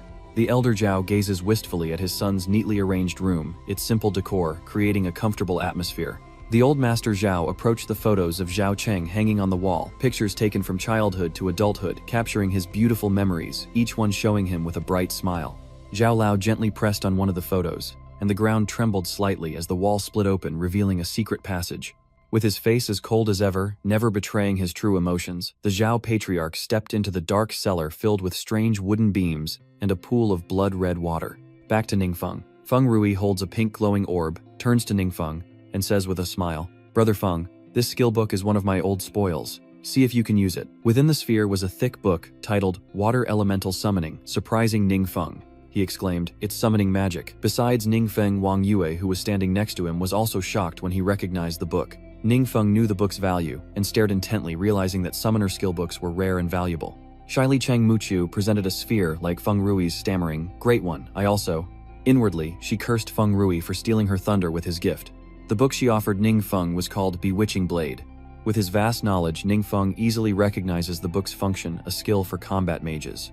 Ningfeng is intrigued by the book, knowing it's a rare find, especially for the elusive battle mage class. Ningfeng pondered deciding to hold off on learning these two skill books for now, as he planned to level up in the second wilderness secret realm before school started. But when he arrived at the entrance, he was stopped by some force. A deep, raspy voice echoed, declaring entry forbidden, requiring a 5-person combat team accompanied by a blinding gust of wind and light. Ningfeng's independent nature prevented him from entering the mystic realm, and he lamented his lack of information, resulting in a wasted trip and the inability to unlock new skills. But these two skill books are tempting, and I need to gather some people to get information. An idea suddenly strikes him. A sly smile creeps across Ningfeng's face. Ningfeng said politely, "Thank you both for your kindness. I truly have nothing to repay you with." Ningfeng took out 2 golden orbs, giving one to Chang Muqiu and one to Feng Rui. He said, "Here are 4 high-grade experience potions. You each take half." Chang Muqiu's expression turned serious at the sight of the gift. She recognized them. Chang Muqiu thought to herself that these were rumored to be the exclusive treasures of the Shang Rui Guild, only given to key members being cultivated. Feng Rui also secretly assessed in his heart that this item was extremely expensive on the market, yet the master waved his hand and gave away 4 bottles, and both simultaneously expressed extreme surprise. At that moment, a single thought flashed through both their minds: we absolutely have to latch onto this sugar daddy. Wang Yua behind Gu Huai came to tease Ningfeng. "Master Ning, I have a gift for you too." Knowing she was teasing him, Ningfeng glanced at Wang Yua and warned, "All right, Miss Wang." Ningfeng turns to face Wang Yua, asking, "What's up?" Wang Yua, hiding a golden orb behind her back, giggled, "Hee, actually Brother Ui has concocted a new medicine and asked me to bring it to you." With that, Wang Yua presented Ningfeng with the potion-filled orb, leaving him speechless at the unusual gift. A few hours later, Ningfeng returned to Duan's villa, where Duan greeted him with delight. "Big brother, you're back early today," Ningfeng replied with a beaming smile. "All the students participating in the training camp can arrange their own time, and since there's nothing to do at school, I came back early." Hearing this, Duan paused, frowned slightly, and thought to himself, "The boss said he would conduct demon training with me this week, but he hasn't mentioned it at all today. Could he have forgotten?" As he pondered, Ningfeng produced the golden orb Wang Yua had given him, saying, "Duan, this is for you. Drink 1 bottle first, then we'll begin the hellish training." Duan gratefully accepted. What makes him happiest is that Ningfeng remembered his promise, and even thought to give Duan a great gift. Duan thanks him profusely. "Thank you, master, for putting so much thought into this." Ningfeng waved his hand, replying, "No need to be polite." Thank Ningfeng. And just like that, Duan unsuspectingly drinks the entire potion, and immediately feels different. Seeing the radiant smile on his face, Ningfeng asked, "How do you feel?" "Like a fool," Duan replied with a smile, saying his body felt warm and his aches had eased, making Ningfeng happy as well. He didn't say more, just smiled in response, inwardly, praising the effectiveness of the medicine which had completely healed the internal injuries he'd sustained from the forbidden curse. After a moment, Ningfeng remembered something important, reminding him, "Now we'll be training demons, don't be nervous, just do as I say." Duan listened intently, standing at attention, raising his hand to his forehead and replying firmly, "Understood." Duan's demeanor almost made Ningfeng laugh, but he held it in for the sake of the serious conversation, adding, "If you feel unwell during the mission, you must tell me." Duan stood stiff as a board, nodding to everything Ningfeng said. But that's just how he is around Ningfeng. Now he's left home and arrived at the flesh-plucking market. No one dared approach, and intimidated by his chilling aura, his cold face occasionally contorting in a grimace that kept people at bay. Having arrived, Duan paused, and despite Ningfeng's reassurance, he still felt quite tense, sweat pouring down. Suddenly, Ningfeng's purple eyes appeared beside Duan, their light radiating eerily. As per the previous procedure, the system will perform a body scan before entry. Ningfeng monitors the entire process, noting that all of Duan's health indicators are stable except for his lungs. The system's health check reveals damaged lungs, currently recovering skill, in use farsight overload. Internal injuries accumulated from fatigue have caused damage strength -2%, endurance -2%, skill results -11%. Ningfeng reads through the report puzzled, noting that he's recovering. Is this the effect of the nourishing medicinal water? Either way, it's good that Duan's injuries are gradually recovering. It's no longer a cause for concern. Ningfeng said, "Duan, I'll tell you your weaknesses first, then I'll start training to address them." He replied, "Please enlighten me, master." Ningfeng calmly analyzed everything. First, your overloaded far-reaching power is unsuitable and will damage your lungs. Second, your skill coordination is flawed. Lunar observation and falling star strike cannot be combined. Yet these are the moves he's most accustomed to. Third, Duan was stunned by Ningfeng's words, his eyes widening in surprise. Even he hadn't fully realized those limitations yet. Ningfeng could recite them after only a glance. He admired him inwardly. The great master's knowledge was truly vast. He could see his problems with a single glance. After Ningfeng's analysis, Duan changes into his combat gear, weapon in hand, ready for anything. Ningfeng calls out and the training begins. No sooner said than done, a monster hurtled toward Duan, who calmly raised his blade, ready to meet the challenge. With his strong arm, Duan's blade fell decisively, but he immediately sensed something was wrong. Duan glanced at Kang Yi, but as he turned back, the monster attacked his stomach. Everything happened too fast for Duan to react, and he groaned in pain. Then he collapsed, clutching his stomach. Worried, Ningfeng asks, "Are you all right?" Duan grits his teeth and replies, "I can take it." Ningfeng paused, recalling the villains from the secret realm, thinking that thanks to those lab rats, his skills had improved, but Duan's consciousness was still damaged. Although pain was inevitable, the results weren't bad. Despite his injuries, Duan's will is strong, something Ningfeng admires most about him. Duan slowly rises, fueled by his desire to grow stronger and the faith Ningfeng has in him. "In this world, only the great master can help me become stronger. I won't let him down." Duan returns to his fighting stance, letting out another cry, and soon terrifying sounds echo throughout the training grounds. The monster with razor-sharp teeth roared menacingly. Though Duan had sustained minor injuries, he bravely faced the beast's dual blades at the ready. The monster lunges, striking where Duan once stood, but he easily evades the blow. Duan somersaults through the air, using the strength of his arms to swing his blade into the monster's body, causing it to scream in agony. The monster slowly collapses, breathing its last, and Duan leaps off its body before it hits the ground. Duan smirks, saying next. The blood on his face only makes his smile more chilling.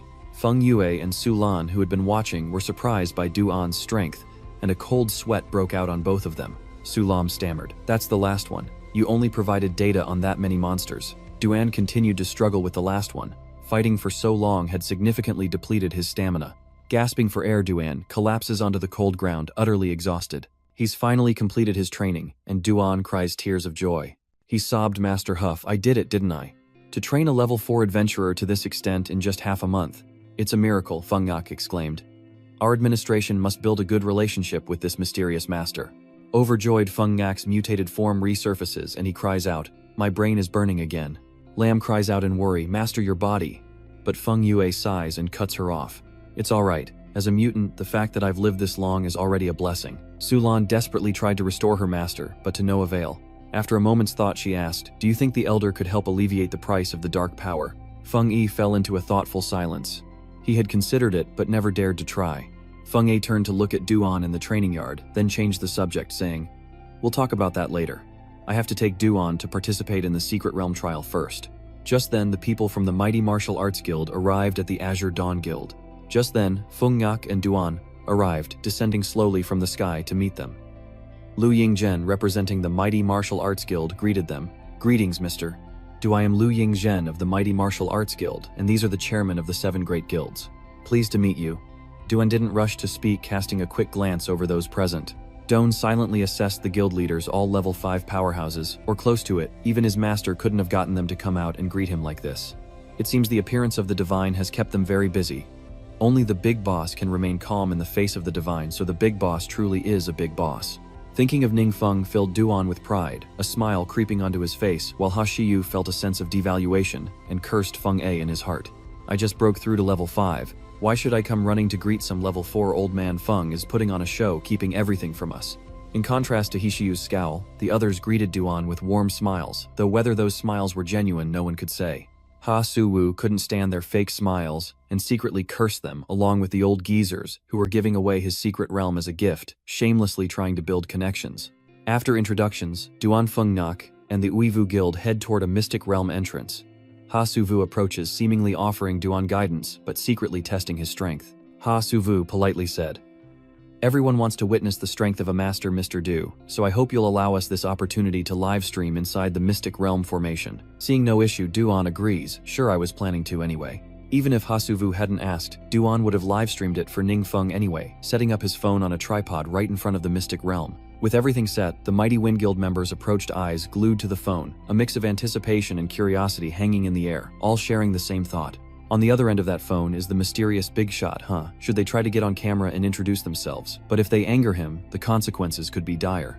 They want to befriend Ningfeng, but fear holds them back, so they just stare at the phone in silence. Meanwhile, at Duan's villa, the golden sunlight of dawn gently bathed his pristine white home, creating a serene scene, as Ningfeng sat in the living room watching TV and munching on a packet of biscuits when the phone on the table vibrated, catching his attention. Casually chewing, he remarks, "Oh, it's starting. That was fast." Duan has entered the secret realm and begun his battle. Duan showed no fear or hesitation, striking with unwavering resolve. The blade dances swift and precise, leaving the monsters in the secret realm no chance to harm him. Liu Yingzhen, Ha Su-Wu and the others were astonished by Duan's abilities, while Liuan Chan exclaimed, "His skills are incredible and his speed is several times faster than mine." Ha Su-Wu, who had looked down on him, was now wide-eyed with surprise, stammering a question. Is he really just a 4-star? Duan clears the milestones in the secret realm without a scratch. With his honed skills, he truly changed their perception of Duan. When Duan surpassed the 50th floor, Ha Su-Wu trembled and exclaimed, "He surpassed guild leader Lu's record." Without pause, Duan advances toward the final monster, which roars deafeningly. Duan remained calm and collected without a hint of fear. His cold eyes blazed as he stared at the monster, and in an instant it collapsed to the ground. Exhausted from his victory, Duan stood still, catching his breath, as the secret realm system congratulated him. Having passed the trial, Liuan Zhen and Ha Su-Wu spoke in unison, marveling at his success. They were speechless with surprise when suddenly a golden light shone down, stunning Duan. He looked up speechless as the light enveloped him. The system announces that they've received divine grace as a reward for clearing the first round. Divine grace as a reward for clearing the first round. The reward's contents are a god's forbidden curse, appearing before Duan as a beautiful golden shield, but what catches everyone's attention are the last 2 words of the system's announcement. Liu Yingzhen was also shocked to hear that, exclaiming, "A forbidden spell.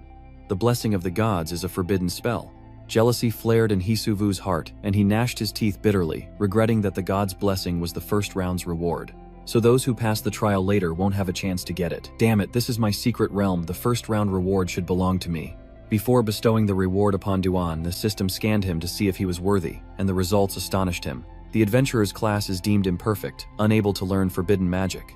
Liu Yingzhen frowns, muttering, "What does that mean?" Learning this, Ningfeng was also stunned. He had almost forgotten about it. Ningfeng thought to himself, "That's right, the Demon King's memories also mentioned that the professions in our world haven't reached the highest level yet. Is that why I couldn't get the reward?" Ningfeng's worries were immediately resolved as the system made a decision, changing the reward to a divine mark and leaving Duan stunned. Before Duan could process this, the system presented more information. Your class belongs to the power system. As the 12th patron saint of true origin, you have 3 different career paths. Please choose your advanced career direction. Next to the notification, a sword and 3 interconnected swords appeared. Duan hesitated for a moment, then tapped the single sword icon, and 3 job options appeared, each related to different weapons and powers. Duan needed to read carefully to choose the right one for him. The path of the Sword Saint focuses on the swift and decisive strikes of a master swordsman. Facing powerful foes, they unleash strength beyond their limits. The path of the Martial Saint relies on no external forces. Single-minded in the pursuit of ultimate combat power, each fist and kick is formidable. The path of the Weapon Master, skilled in using weapons to strike down foes. In battle, he can probe and learn the power-based skills of his opponents. Duan considers this, then says, "My weapon is a sword, so perhaps I should choose the path of the Sword Spirit Master." Duan chooses the Sword Spirit Master class, and the words blur, replaced by a golden symbol. The system displays a description below the symbol: acquired Qi condensation symbol, an orange quality consumable that permanently increases strength by B, endurance by B, and Qi recovery speed by 80%. The divine seal is formed from condensed divine power encompassing the universe's primal principles. Don't be afraid, just focus on absorbing it. Duan obediently followed, reaching out to absorb the seal. Just then, the red-haired man from the Majestic Guild noticed something tapping the shoulder of the person next to him and exclaiming, "Look, what's that in the sky?" Everyone looked up to see the sky suddenly shimmering with an extraordinary light. A massive notification appeared in the sky, announcing the completion of the Moon Laurel City God Relic trial, a world-level increase of 1, and the God Tablet symbol, dropping from 0% to over 1%. The city's residents, busy with their lives, were stopped in their tracks, captivated by the announcement. The crowd buzzed with excitement, snapping photos with their phones, some even calling friends to share the spectacle. "Can you see it?" These words just appeared. Ningfeng stood on the rooftop, gazing through the clear glass, but what he saw was unlike anyone else's view. The trial quest of the divine power through the secret trial realm, its power belongs to you, has been completed. Liu Yingzhen was shocked after reading that information. He shouted, unable to believe the global scale of it all, while a man in the Majestic Guild received a call and updated those around him. People from other regions can see this information. It seems to have been announced to the whole world.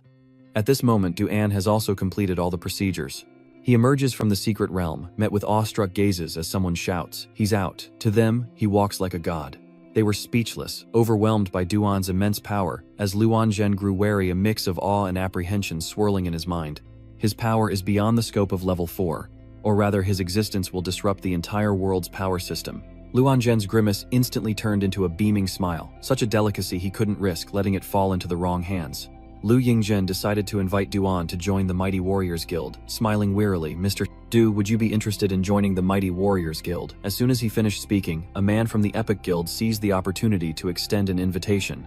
Another man quickly chimed in, "Our Epic Guild has the best benefits guaranteed to please you." Yet another tried to recruit Du and Hao about hearing about the benefits of our Pioneer Guild, but he only smiled sheepishly and replied, "I'm sorry, I don't plan to join any guild for the time being."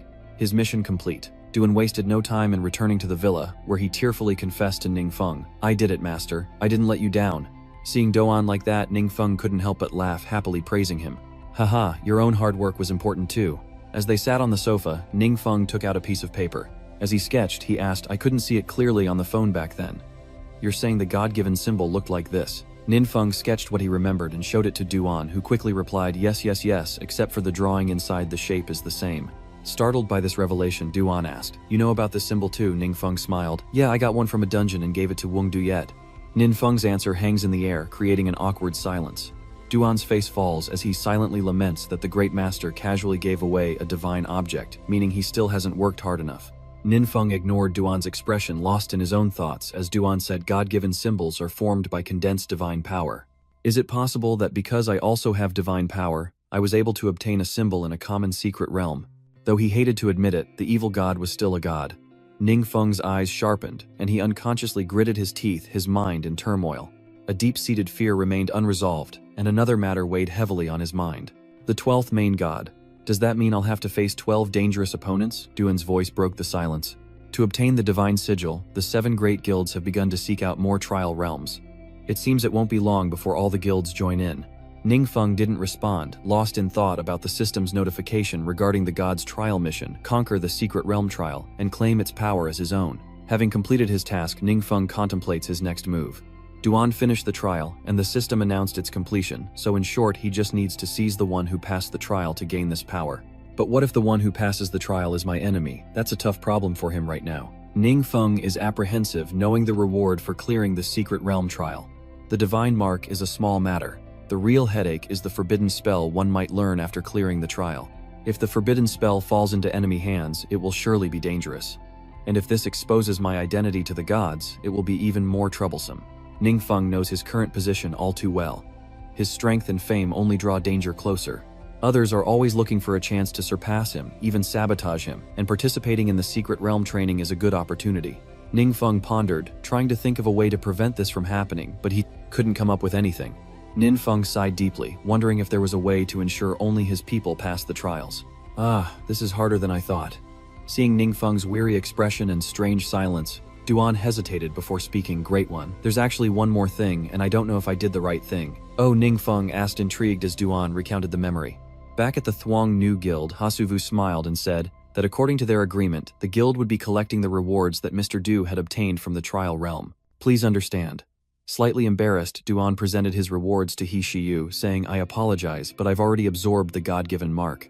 Everything else is here." Startled Hasuyu imagined himself erupting in anger, demanding the God rune. "No, you must return the God rune to me, or you're not leaving this room." But such a blatant outburst was only in Hasuyu's imagination. Hasuvu sighed, thinking he might have spoken too soon as he only cared about the God token, while the others marveled at the remaining rewards. They exclaimed over the orange equipment and high-grade gems, while Hishiwu grinned, holding a formula, the recipe for the Potion of Oblivion, which can erase a chosen skill page, turning the skill column into an empty slot because leveling up isn't easy. Skill slots are precious, and choosing the right skills can determine one's future, so having this potion means having more choices. Holding such a precious potion, Xiaoshiyu's heart overflowed with joy, as if he foresaw and eagerly anticipated this moment. Besides the divine symbol, the formula for the Potion of Oblivion is the second treasure He Siwu desires. He begins to contemplate and imagine the bright future that awaits him. Like the high-grade potion, this is another precious drug that could change the world. If our commerce union monopolizes these two drugs, we will surely attract more powerful people to join, and our strength will quickly surpass the national union. The only problem is silencing that fellow lest he reveal the formula. Acting swiftly, Hasewu carefully reminded Duan, Mr. Du as agreed, this formula must remain secret, undisclosed to anyone as compensation. We agree. Du. An cautiously interrupted Hasuvu, I need to clarify something. Seeing Hasuwu pause to listen, Duan pointed to the formula in his hand and continued, I saw this exact formula with the mysterious master. Hasuwu turned pale, and he and his companions exclaimed in unison, What? Having anticipated their reaction, Duan calmly continued, So even if I hadn't revealed it, the master would have concocted this drug anyway. Hasuwu found this hard to believe, pressing further. We investigated, and the trial realm was the first time that reward appeared. Even historical records don't mention it. You say this mysterious master already has the formula. Do you have proof? Duan closed his eyes silent. Hasuvu chuckled, convinced that Duan was lying to avoid fulfilling their agreement. Duan's silence only fueled his certainty, and he smugly declared, Nothing left to say is there. Don't try to scare me with the mysterious benefactor. No one can take what belongs to me. Duan calmly replied, I'm not in a position to prove anything on his behalf, but if you insist on proof, our superior experience potions recipe is also known to him, and he's already created it. Those words hit Hasuwu like a stone, freezing him in place as he stared at Duan, fear rising within him. He swallowed hard, regaining his composure. Hasuwu stammered, How could this be? Lu Yingzhen and the others also began to barrage him with questions. Did the Great Elder really know what was inside the secret trial grounds? Is Duan so powerful because he used the potion beforehand? Is he benefiting from his connections? Nearby, Feng Yi stroked his beard and chuckled with amusement, catching Lu Yingzhen's attention. What are you laughing at? Feng Yak stops laughing, regains his composure, and replies, I was just remembering some happy things. Determined to press on, Lu Yingzhen asks, What's so funny? To which Feng Yue, who never liked Lu Yingzhen, retorts, What's it to you? Infuriated Lu Anzhen seethed with rage, muttering, That wretched old man. With his hands on his hips, Feng Yue laughed at the sight of Lu Yingzhen's anger. Haha, Feng Yue just wanted to provoke Lu Yingzhen, but the fact that he's happy is true. Feng Ngok thought to himself, Henry Xiao Yue said Ningfeng casually gave away so many bottles of experience potion because it's nothing to him. It seems that transferring Xiao Yue was the right decision. As he deteriorated, Duan waved goodbye to Feng Yue, saying, If there's nothing else, I'll be going. Feng Yue turned to him and replied, I'll come back with you. And so, under the watchful eyes of the crowd, they departed. On the road home, Feng Yue revealed his concerns to Duan. Mr. Duai must ask, does that mysterious master have other elixirs? My body is decaying from the dark power, weakening day by day, but I want to live a few more years to be with my grandson. These words tug at the heartstrings. Feng Nok was silent. What was the point of clinging to life for an old man like him? Yet he longed to stay by Feng Du's side a little longer. At this point, he knew he had to rely on Ning Feng. Though kind-hearted Duan felt for Feng Ngok's fate, but this was beyond his understanding. So he decides to ask Ning Feng about it later. Duan replies, I can help you ask him. Feng Ngok was touched, and he said with a smile, Thank you so much, I'm truly grateful. Duan confessed everything to Ning Feng, and hesitantly apologized. You did nothing wrong, there's no need to apologize. Nin Feng pondered, thinking that if it was Senior Feng, he should help if he could, but he wondered if the tonic would work for him. After a moment, Nin Feng instructed Duan arrange some time to take a few bottles of nutrient solution to Senior Feng. Not too busy, Duan agreed right away, bringing the tonic as Ning Feng had instructed to Feng Yue's usual haunt. Unfortunately, Feng Nok was unavailable. Slightly disappointed, Duan double-checked. Did I hear correctly? Is Senior Feng not here? Talam didn't hide anything honestly, replying, he seems to have gone to an important meeting. Though unable to meet him, Duan still sought to fulfill his purpose, taking out the medicine and saying to Su Lan, I have a medicinal bottle for Senior Feng. Understanding, Su Lan politely offered, you can leave it here and I'll pass it on to him. Later, Su Lan took the medicine straight to Feng Yue's house. She rang the doorbell but no one answered. She wondered, isn't Xiao Rui home? He's new to Qinyu City, where could he have gone? Thinking no one was home, Su Lan turned and left. She tells herself, I'll come back tomorrow. Little does she know, something strange is following her. It originated from the small house of Feng Yak and Feng Du. A strange, crawling creature, not just one but countless. The wriggling mass spills out the door as inside. Feng Rui trembles, huddled on the floor, hands over his head, afraid to open his eyes or call out to Su Lan. A strange aura surrounds him as a voice whispers in his ear, Don't you want to save your grandfather? I can help you if you just listen to me. Though terrified, Feng Rui remained clear-headed, his reason fighting against the terrifying presence. Breathing heavily, Feng Rui resists with his words, I am Feng Ngok's grandson. How could I betray humanity and bargain with a demon? The demonic entity suddenly laughed with glee, seemingly enjoying Feng Du's current state. Haha, humans are such fragile creatures, always using strange rules to bind themselves. We'll see how stubborn you are when your grandfather dies before your eyes. I hope you can still keep your word. It seems Feng Rui is about to lose his battle. Hours later, he finds himself sitting alone in an empty stadium. Feng Rui was in turmoil, lost in thought when Ning Feng suddenly appeared, startling him. He smiles, revealing all 8 teeth. Ning Feng can tell at a glance that Feng Rui is unhappy. "You don't seem like yourself," Nin Feng said.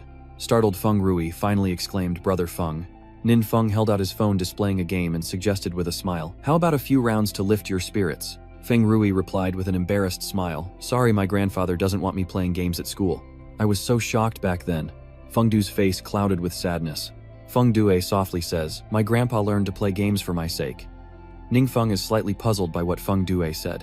Feng Yue recalls his painful memories, sadly recounting, "When I was young, my parents sacrificed themselves on a mission, and I was so shocked that I stopped talking.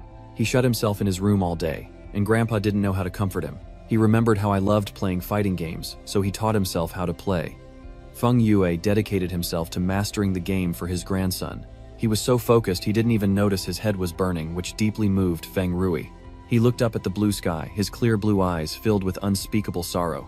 Feng Rui took a deep breath and continued, "My grandfather was always there for me in my darkest hour, helping me escape my psychological trauma, so I'm very grateful to my grandfather." Ning Feng listened intently to Feng Du, who felt like he was saying too much. Feng Du laughed sheepishly, apologizing for the sudden outpouring, but Ning Feng didn't mind listening, and their shared laughter eased Feng Du's heart. Meanwhile, Feng Yak attends an emergency meeting where a presenter displays images and basic information about 2 men, starting with a flamboyant blonde thug. This one is Peng Xia, a level 3 4-star operative who was arrested 5 years ago for intentional homicide in the secret realm, sentenced to 15 years. 6 years ago, he mysteriously vanished while serving his sentence. Next up, a man with curly black hair. This one doesn't look as reckless as Peng Xia, but he seems cunning. This is Gu Ying, a 4-star operative level 3 mutant who was once held under surveillance in a vault.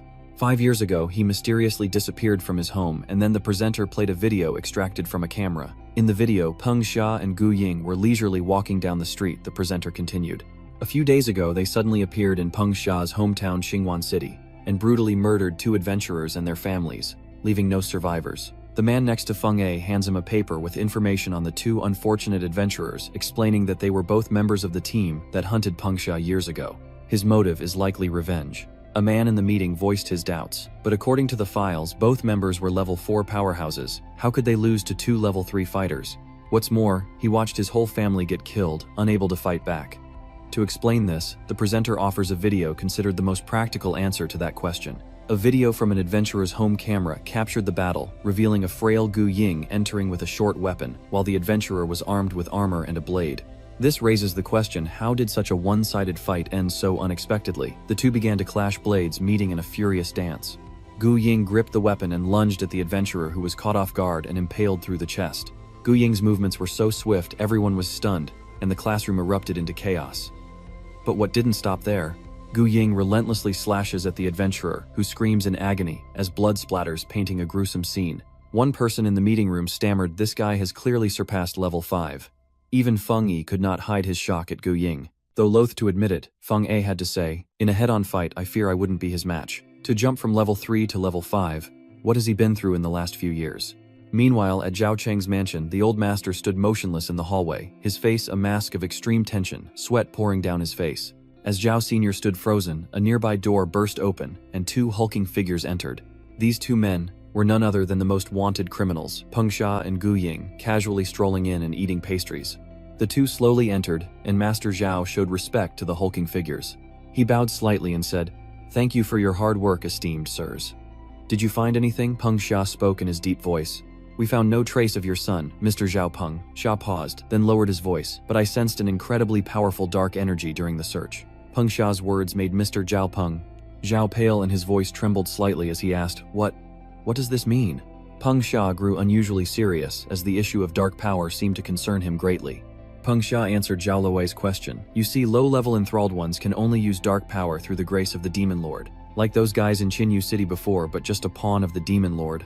True servants like us will be summoned to his side, personally taught, cut off from the outside world." The ancient hawk smirked, his smile just as eerie as Peng Xia's, perhaps sharing the same thoughts.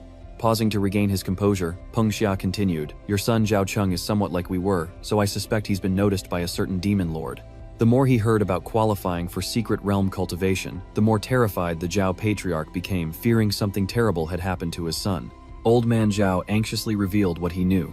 "All I know is that Xiao Cheng was always performing some kind of ritual. Do you think it's related to that ritual? Peng Xia pondered, unable to be certain with so little information. I'm not sure, but I checked the room your son used for the ritual. It was a theological ritual, and the layout was correct. Peng Xia recalled the strange arrangement in Zhao Cheng's room. If he keeps offering sacrifices with his talent, some demon lord might take notice. Old Master Zhao was overjoyed to hear Peng Xia's prediction. He exclaimed, "Excellent, I knew it would be like this. How will the Wang Corporation compete with me now?" Peng Xia and Gu Ying had no intention of dampening Zhao's momentary joy. Peng Xia handed Zhao the address, saying, "After dinner, please have your car take us here." Zhao glanced at the paper and asked, "Are you looking for someone at this address?" "Yes," Peng Xia replied curtly. He and Gu Ying smirked, adding, "We want to see our future junior when Feng Rui was still an innocent child years before his parents tragically died, a truly terrible childhood memory." That day, Feng Ngok received a devastating phone call. His son and daughter-in-law had sacrificed themselves to seal a secret realm entrance, saving the entire city from disaster. On behalf of the people, we express our sincere gratitude and condolences to the family. The funeral for both was held soon after. Feng Nian suppressed his grief to care for his young grandson. Feng Due seemed to have cried all his tears at the funeral. Feng Yue stood silently beside him, patting his grandson's head, his own heart aching. Feng Rui silently gazed at the starry sky, memories of that painful time flooding his mind. He missed his parents again. Suddenly the doorbell rings. Ding dong. Feng Du slowly went to open the door, wondering who could be visiting so late.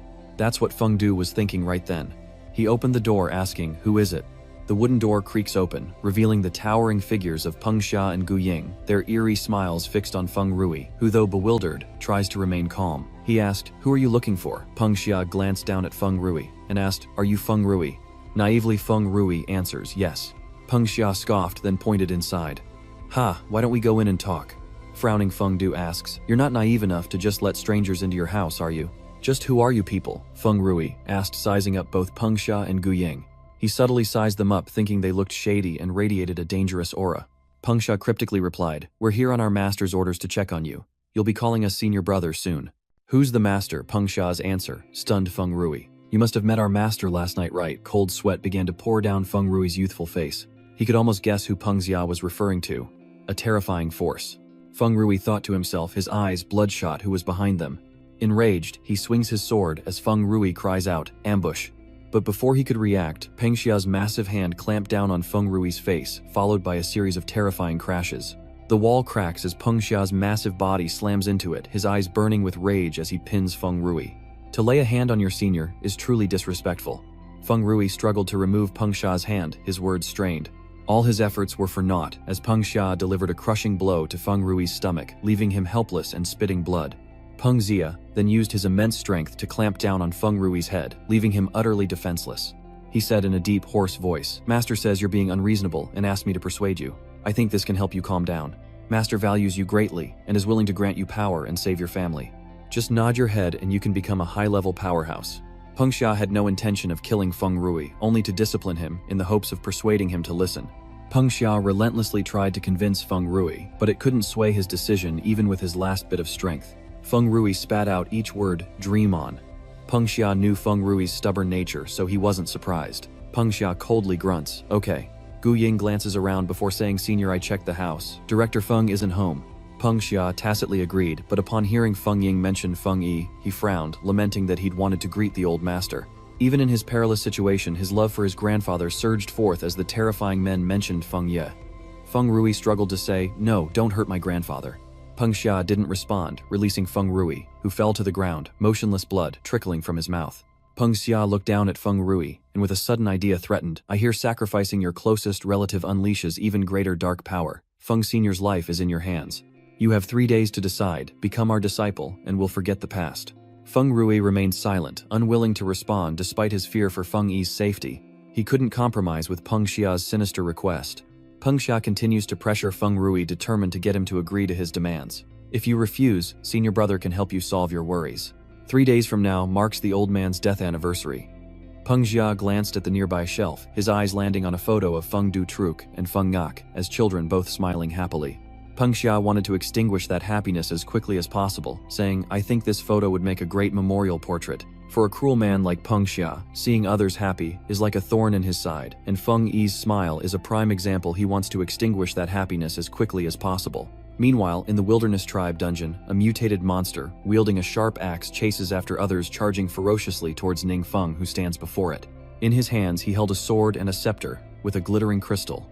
Ningfeng grinned strangely, then glared at the mutated bull, as if he wanted to devour it with his eyes. Ningfeng raised his staff, and a glimmering light emanated from within. In the blink of an eye, the bull was reduced to dust, incinerated by the staff's power, its cries cut short as it bid farewell to the world. Even after swiftly dealing with a monster, Ningfeng looks bored. He sighs, still unable to find a suitable place to level up. He could only gain experience in ordinary secret realms, when suddenly the system sent him a notification. The quest was trivial. Reaching level 2 would complete the system repair, with a 43-day limit out of 60, and the penalty for failure was host elimination.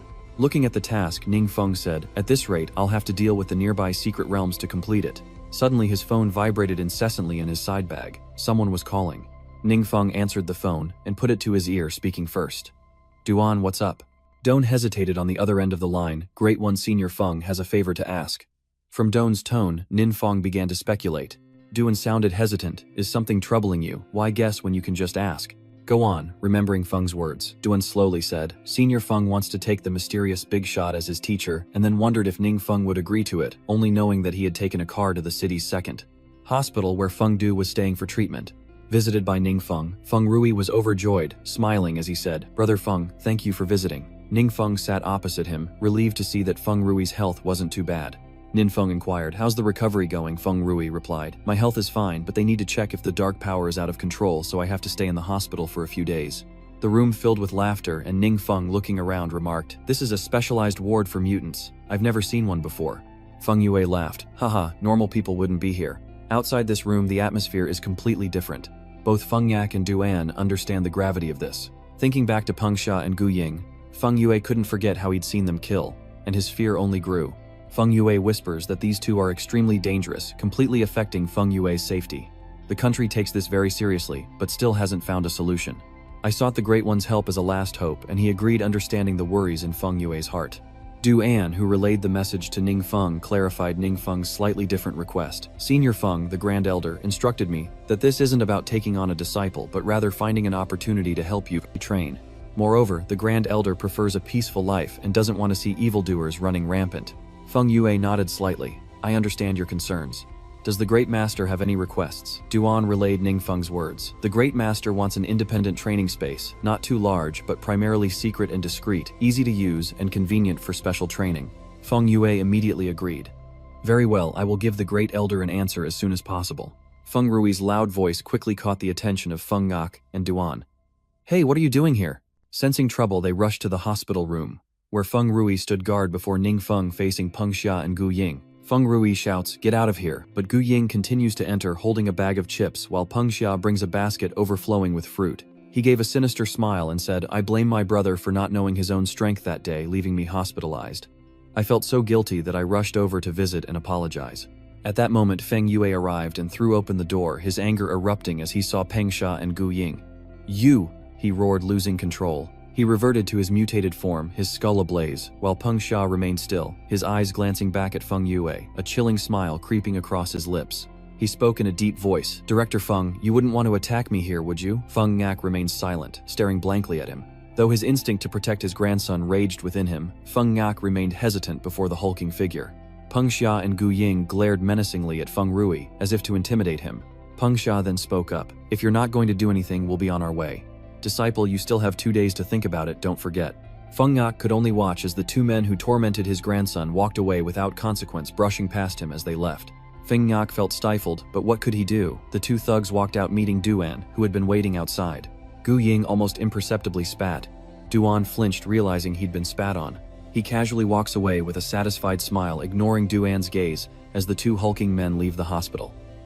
Nurses nearby give Peng Xia and Gu Ying a wide berth, intimidated by their presence. Feng Yak returned to his former self, approaching Duan and bowing in apology, even though it wasn't his fault. "It's not your fault," Duan said, waving his hand dismissively.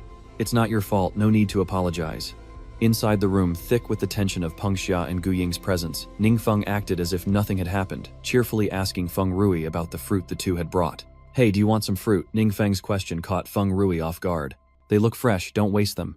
That night, the full moon shone brightly, as if to illuminate those who had lost their way inside Zhao Cheng's lavish and spacious room. Many people are laughing and joking happily, as if they're having a small party.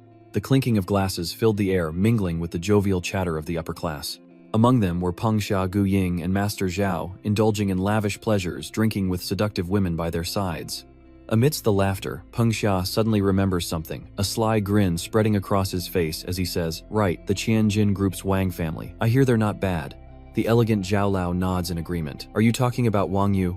Originally, that little thing was meant as a sacrifice, but if you like it, it's yours."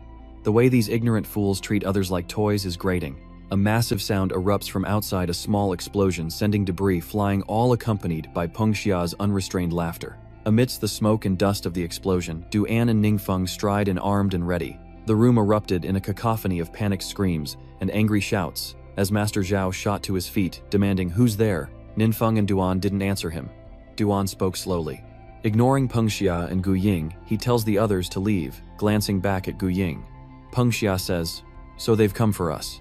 What tricks does Peng Xia have up his sleeve? He chugs a bottle of water while Gu Ying focuses his energy into his cleaver and charges at Duan. But before he could touch a hair on Duan's head, Gu Ying quickly tilted his head to avoid a fatal blow, an attack from the large blade in Duan's hand. Gu Ying charged forward, swinging fiercely at Duan, but with his agility and formidable strength, Duan easily blocked the blade and dodged aside. Startled by Duan's skill, Gu Ying paused to study his opponent, while Duan secretly assessed him, realizing his power far exceeded level 5. Gu Ying grows increasingly frantic as Duan locks him down, unable to inflict any damage. He grits his teeth, wondering, how is this possible? He blocked my attack. In that close-quarters moment, Gu Ying guessed at his opponent's strategy, certain he was right. So that's their game, he just needs to hold me off for a moment, and the mage will attack from behind. Do they really think this tactic will work on me? Suddenly, Ancient Eagle senses it, his eyes darting fearfully in that direction, but contrary to his expectations, Ningfeng calmly sits down in a nearby chair. Yes, he wasn't mistaken. Ningfeng was calmly sitting there watching them fight with no sneak attack planned. Discarding his weapons, Ningfeng simply held a bag of cookies ready to enjoy them. Ningfeng calmly opens the package of biscuits, not in a hurry at all, and begins to munch on them. Eagle Claw is stunned. What madness is unfolding before him? Weren't they supposed to team up and destroy him as he had envisioned? Gu Ying roared, "What?" Sensing Ancient Eagle's distraction, and asks, "Where do you think you're looking?" Gu Ying immediately turned his attention back to Duan, and the two continued their fierce battle. Duan pushed the transformed Gu Ying back, sending him sliding across the floor, the grating sound, a painful reminder that he couldn't unleash his full power here. The silent night battle spirit within Gu Ying surges, his eyes turn bloodshot and his armament manifests, further amplifying his already massive form. Taking a firm stance, Gu Ying leaps towards Duan, in the blink of an eye throwing a punch aimed directly at his chest. With honed reflexes, Duan parries the punch with his blade, their clashing power as fierce as fire and water.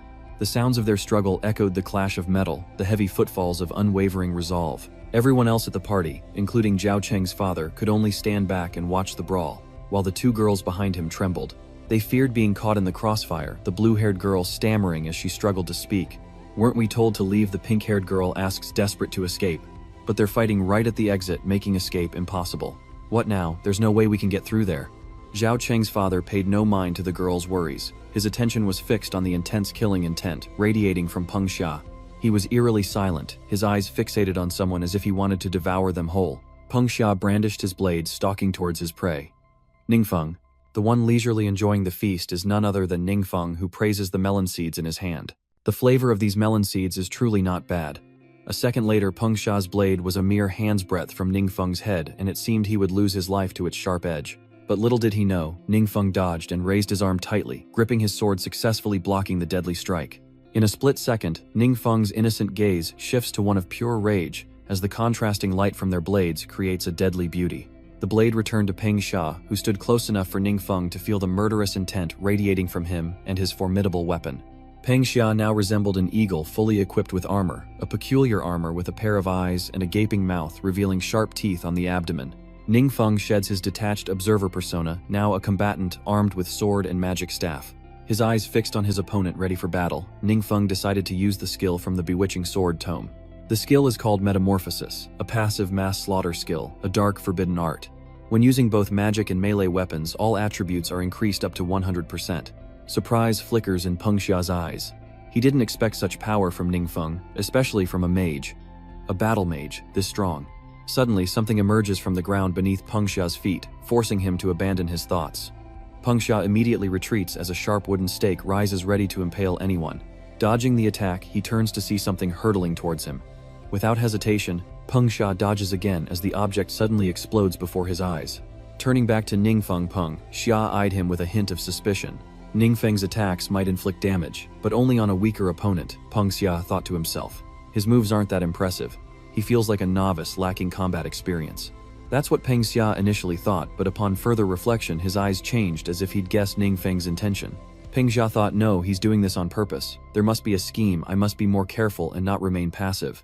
Peng Xia held his blade up to his face, his eyes blazing as he growled. Ah, Ningfeng also drew his sword as if to say he was ready for battle. They clashed like two roaring, hungry tigers, the clanging of metal ringing in the air. With each strike, Peng Xia tried to overpower his opponent, but Ningfeng remained calm and collected. Each has a different fighting style, yet they're evenly matched. As they fight at close quarters, a glint flashes in Ningfeng's eyes behind his glasses. Once again, it's that move, an explosive hurtling towards Peng Xia's face. He recoils at the sight of it, twisting his head to minimize the damage. Peng Xia knows he can't dodge in time. The fuse detonates. The damage isn't great, but it's enough to distract him. Seizing the moment, Ningfeng lunges at Peng Xia with his sword, who's already struggling against the exploding sparks like fireworks, and desperately tries to block the attack, beads of sweat rolling down his face. Peng Xia was now even more certain of his initial thought. He knew it was a trap, and this guy was only getting stronger. He wouldn't be able to hold out if they kept fighting. Wait a moment, Peng Xia shouts, and Ningfeng immediately stops, his eyes filled with murderous intent. Ningfeng emanates an indescribable chill as Peng Xia attempts to reason with him. I don't know who you are, but can't we talk this over? We're both strong. There's no need for a fight to the death. Ningfeng closed his eyes and calmly refused. No, my goal is for you to die, and for me to live. Those terrifying eyes opened once more, glaring at his opponent. Peng Xia angrily roared, damn, you don't get so cocky. In my master's eyes, you're nothing but an insect. Ningfeng paused, considering for a moment before asking, Master, are you the Demon King from that secret realm? Peng Xia replied clearly, exactly. Peng Xia smiled proudly as he spoke of his master, certain that Ningfeng would be terrified by his master's achievements. My master's power is beyond the imagination of ordinary people.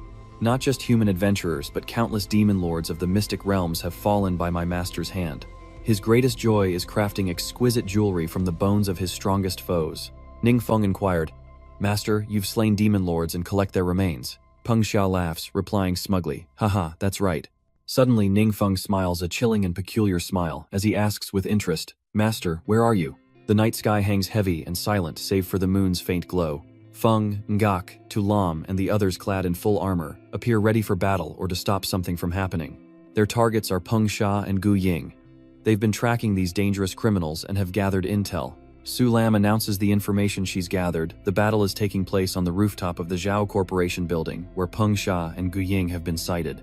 To be certain, Feng Ngak uses his abilities to create an orb and gather information, wind detection magic. Once complete, Feng Yue launched the orb, sending it to Zhao Enterprise to confirm the location, pinpointing its target, and flying straight there. Feng Ngak closes his eyes, connecting to the images relayed by the sphere, which has now reached the living room, the party venue from not long ago. Guided by Feng Yue, the orb scans the entire building, searching for Peng Xia and Gu Ying. Surprisingly, it didn't take long for the orb to find Peng Xia and someone fighting him, none other than Ningfeng, though Feng Ngak only saw his back and didn't recognize him yet. After observing the battle for a moment, Feng Yue dared to confirm that it was indeed Peng Xia. He didn't look very comfortable, and the masked man had magic swirling around him, likely a form of disguise. Thanks to his half-mask and disguise magic, Ningfeng successfully concealed his identity from Feng Yi's keen eyes. Peng Xia's terrified expression must have surprised Feng Yi, and deep down he must be curious about the person who made Peng Xia look that way. Each strike from Ningfeng showcased his skill, only growing stronger with every blow. All stats plus 20%, plus 40%, plus 60%. And just like that, Ningfeng successfully suppressed Peng Xia. Feng Yue couldn't help but marvel, impressed by how he used simple moves and relied on his attributes to suppress his opponent. Just where did this powerhouse come from? The mouth on Peng Xia's armor suddenly opens wide, attempting to swallow his opponent whole, and his stats increase all attributes, plus 8. In the blink of an eye, Ningfeng was swallowed whole by that slimy maw. Peng Xia now appeared immense and terrifying, like a monstrous beast. Red eyes and a murderous aura suffocate the air. He smiles, pleased that he's forced my hand. Ha ha, how troublesome. I'll have to bear the consequences of this move. Even Feng Yue was frightened by the technique, and he couldn't help but exclaim, what? Meanwhile, Duan and Gu Ying continue their battle evenly matched and unable to gain an advantage. The clash of their swords rings out a constant grating sound. Seeing Duan's calm demeanor, Gu Ying taunted him. "Hey, your friend just got swallowed. Aren't you worried?" Duan calmly replies, "I'm not qualified to worry about someone like him." Taking advantage of his taunts, Duan swiftly slashes Gu Ying's chest, spraying blood along the blade's path. Duan retorted, "You're not qualified either," Gu Ying screamed in agony. Blood gushed out relentlessly as Peng Xia finished, and Ningfeng rushed to help his friend. He suddenly stops glancing at Zhao Cheng's father by the window, who's cheering Peng Xia on hands raised. "Mr. Peng is the best, hoo-hoo, these shrimps are no match for you at all." In a flash, the upper half of his body was torn away. The two girls hiding nearby clamped their hands over their mouths, stifling screams at the horrific sight. Enraged, Peng Xia retorts, "He's already dead. You're the shrimp." Peng Xia lifts the large body and continues forward, saying, "Since I've already transformed, I might as well devour a few more experts." His eyes dart to the orb that Feng Yi has been using to monitor him, and cold sweat begins to run down Feng Yi's wrinkled face as he panics, trembling. "I'm done for. I've been discovered." Banha grinned, revealing rows of razor-sharp teeth, his eyes firing lasers. Ha ha ha. Suddenly an earth-shattering explosion erupted, boom. Amidst the smoke and fire, chunks of red flesh flew outward, not from Peng Xia, but from a massive energy that had just ripped through his abdomen, leaving him utterly shocked. That immense power belonged to Ningfeng, who tore through his abdomen and emerged victoriously, leaving Peng Xia speechless. What is this?" Ningfeng strides out, sword in hand, surrounded by an aura of dark power. Having emerged from his enemy's belly, Ningfeng glanced back at Peng Xia, then sighed and muttered to himself. "Appearing after all this time, I'm still not used to real combat. No matter how strong Peng Xia is, a gaping hole like that, bleeding like a river, his chances of survival are nil." His massive body slowly collapses, eyes and mouth wide with shock. Witnessing Peng Xia's tragic death, Gu Ying cries out, "Senior brother." At that moment, he too entrusts his life to Duan. Seizing the moment, Duan lunged forward, circling his opponent. Gu Ying looked down to find his chest soaked in blood. With a swift strike, Duan's blade tore across Gu Ying's chest. A deep and fatal wound, blood gushed forth like a waterfall as Gu Ying unleashed a primal scream. Duan finally claims victory, and the screams awaken some within the building, who turn on their lights to investigate. The two girls who attended the party witnessed each death in horror, faced with a choice: stay and die, or try to escape. Naturally, with their survival instincts kicking in, they chose the latter, the two girls fleeing with screams. A run, Ningfeng paid them no mind, slowly approaching Gu Ying, who lay dying on the ground. Ningfeng calls out, "Hey, don't die yet, I have something to ask you." Gu Ying, with a fatal wound to his chest, has no strength to answer, and can only wait. A while later, within the secret realm of Bloodfrost Valley, a place shrouded in chilling death, the air crackles with murderous intent, and the crimson light chills anyone who dares to enter. Deep within the main hall, a figure of imposing presence is focused on some task when a soldier bursts in with a report. The Demon Lord, as if expecting this, learned of intruders at the secret realm's entrance and ordered everyone to fall back. "The enemy may be coming for me," the soldier didn't quite understand and looked puzzled. The so-called Demon Lord slowly says, "Peng Xia and Gu Ying's soul weapons are shattered, meaning they're dead. Before dying, Gu Ying activated his soul weapon, sending a message to my consciousness." Thanks to the shattered stone in his hand, the Demon King realized his two disciples were dead. Before dying, Gu Ying used his soul energy to relay his conversation with Ningfeng. At that moment, Ningfeng asked, "I know where your master is, use the last of your strength." Gu Ying strained to say, "My master is in the Yuzu Mountain secret realm. He will avenge us." Remembering those words, the Demon King felt a pang of sorrow mixed with anger, yet also a hint of fear towards his enemy's power. He then said, "The fact that the enemy could kill you proves that you are no match for him.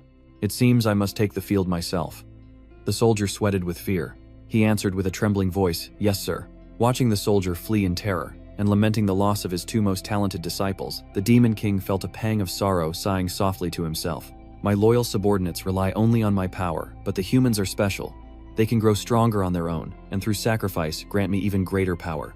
Suddenly something red emerges from the Demon King's chest, a crimson skull, far more terrifying than the others. The Demon King's eyes turned blood red as he thought, "Years ago I was just an ordinary Demon King. Later I stumbled upon the ruins of a high-level Demon King, which not only gave me great power, but also the ability to manipulate humans. With its help I have always been able to defeat my enemies, and turn them into trophies, and this time will be no different." As his thoughts conclude, the Demon King prepares to face Ningfeng, raising a skull to the sky, summoning a massive lightning strike. It engulfed the Demon King's massive body in a blinding light. The earth-shattering lightning wasn't the Demon King's power, but Ningfeng's. He simply used a little skill to light the way, unaware of the consequences of his casual action, given the strangeness and darkness of this place. He sent Peng Xia and Gu Ying's master to reunite with them, Before he could even retract his arm, he grumbled, "What kind of secret realm is this mist everywhere? I can't see where I'm going at all." Ningfeng's last skill was an active one, Dark Spell, Thunderous Descent, summoning a storm of lightning and wind, unleashing earth-shattering power. Ningfeng retracts his hand, disappointed that there wasn't a single monster or anything dangerous in sight, muttering, "Not even one monster, and I was planning to practice combat."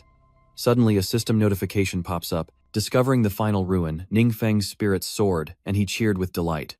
Trusting his instincts, Ningfeng confidently strides forward. As he enters, he sees a black figure from head to toe holding a glowing skull to the sky. "Found it," Ningfeng exclaimed. "It's in the hands of that black statue, which is actually the demon lord struck by my lightning." The dried-up demon king had no chance to resist. No wonder he mistook it for a statue. Ningfeng reached out using his spiritual power to absorb it, but it just kept coming. Annoyed, Ningfeng complains that there was only one bone fragment, not countless as he was told, calling it a scam. After a while, he finally finishes feeling much better, though his hands are a little sore. He grinned, muttering that all attributes had increased by 100 points, and that even without using any skills, he could crush countless adventurers. Ningfeng's level also increased to level 43, making him even more excited as he had broken through level 40. "I can learn a new skill." Ningfeng retrieves a book called The True Meaning of Summoning Arts. Ningfeng hesitated, wondering if this forbidden summoning spell might conjure a great demon lord. Wouldn't that just make him look like an evil god? After a long thought, Ningfeng decides to put everything aside for now. Placing his hand on the book, he thinks, "Learn it first, then we'll see." Using his senses to absorb the book's contents, Ningfeng was stunned by what it contained, including its potential benefits, exclaiming, "Is this about conquering the world?" What astonished Ningfeng was the original Book of Summoning, a book of transformation with the active skills, Dark Gate, Forbidden Dark Magic, opening the Dark Gate, and summoning countless dark monsters, lasting for 12 hours, or summoning a high-ranking demon lord with unlimited duration. Ningfeng sighed, his tone laced with disappointment.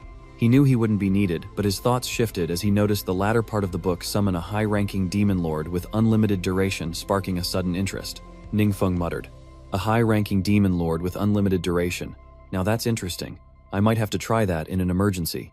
Meanwhile, in a room where three people were discussing the deaths of the gangsters, Bang Ha and Koung, one of them spoke up. Those two were extremely difficult to deal with. "To ensure absolute safety, we eliminated them, so I doubt you'll be able to extract any further information." The speaker was Duan, flanked by Feng Ngak, whose skull burned with unrestrained glee, and Tu Lam. He enthusiastically shook Duan's hand, expressing his gratitude. "You and the Grandmaster saved my family.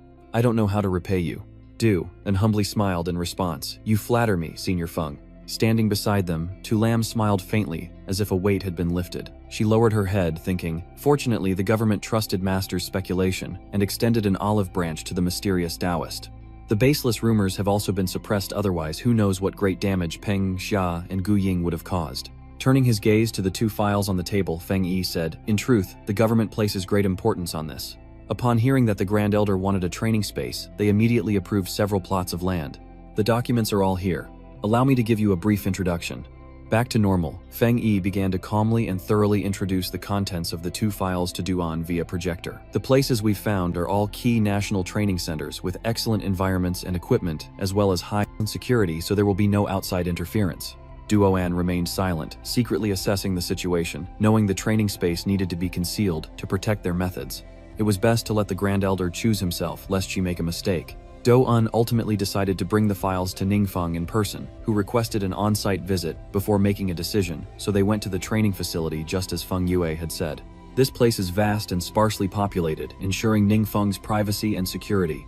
Even from the outside, the space seems limitless, meeting his requirements. Even Ningfeng was stunned by the size of the training area.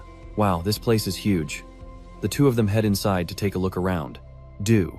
And relays Feng Ingok's words to Ningfeng, explaining that this is Facility 051, a newly built training ground for adventurers, and no one has used it yet. Senior Feng said, "If the big boss likes it, it can be transferred to you." Ningfeng stammered. "The entire thing," Duan quickly confirms. "That's right, let's move further inside." As Duan walked, he explained that the entire floor consisted of M levels, including training facilities, office areas, rest areas, and living quarters that could accommodate over 2,000 people. They passed the training area, then glanced at the recreation area. Everything was quite comfortable and clean. Du-an added, "The entire design is basically environmentally friendly, and there's an AI management system. If you can get used to it, living here for a year or two wouldn't be bad." Next, they passed by the dining hall and gradually made their way to the rooftop garden, where a large swimming pool awaited. Nin Feng smiled, thinking this was the perfect place to hone his skills, exceeding all expectations. After the tour, Ning Feng made his decision, and the two left the training area to meet with Feng Yi. Soon after, the three sat down together to talk. Hearing Ning Feng's choice, Feng Ngok chuckled, stroking his beard as he said, "Haha, as expected you chose location 051. I thought it was a good spot too. After all, you two have saved Qinyu City twice, now first saving Longbo City and then eliminating the threats of Pengxia and Guying.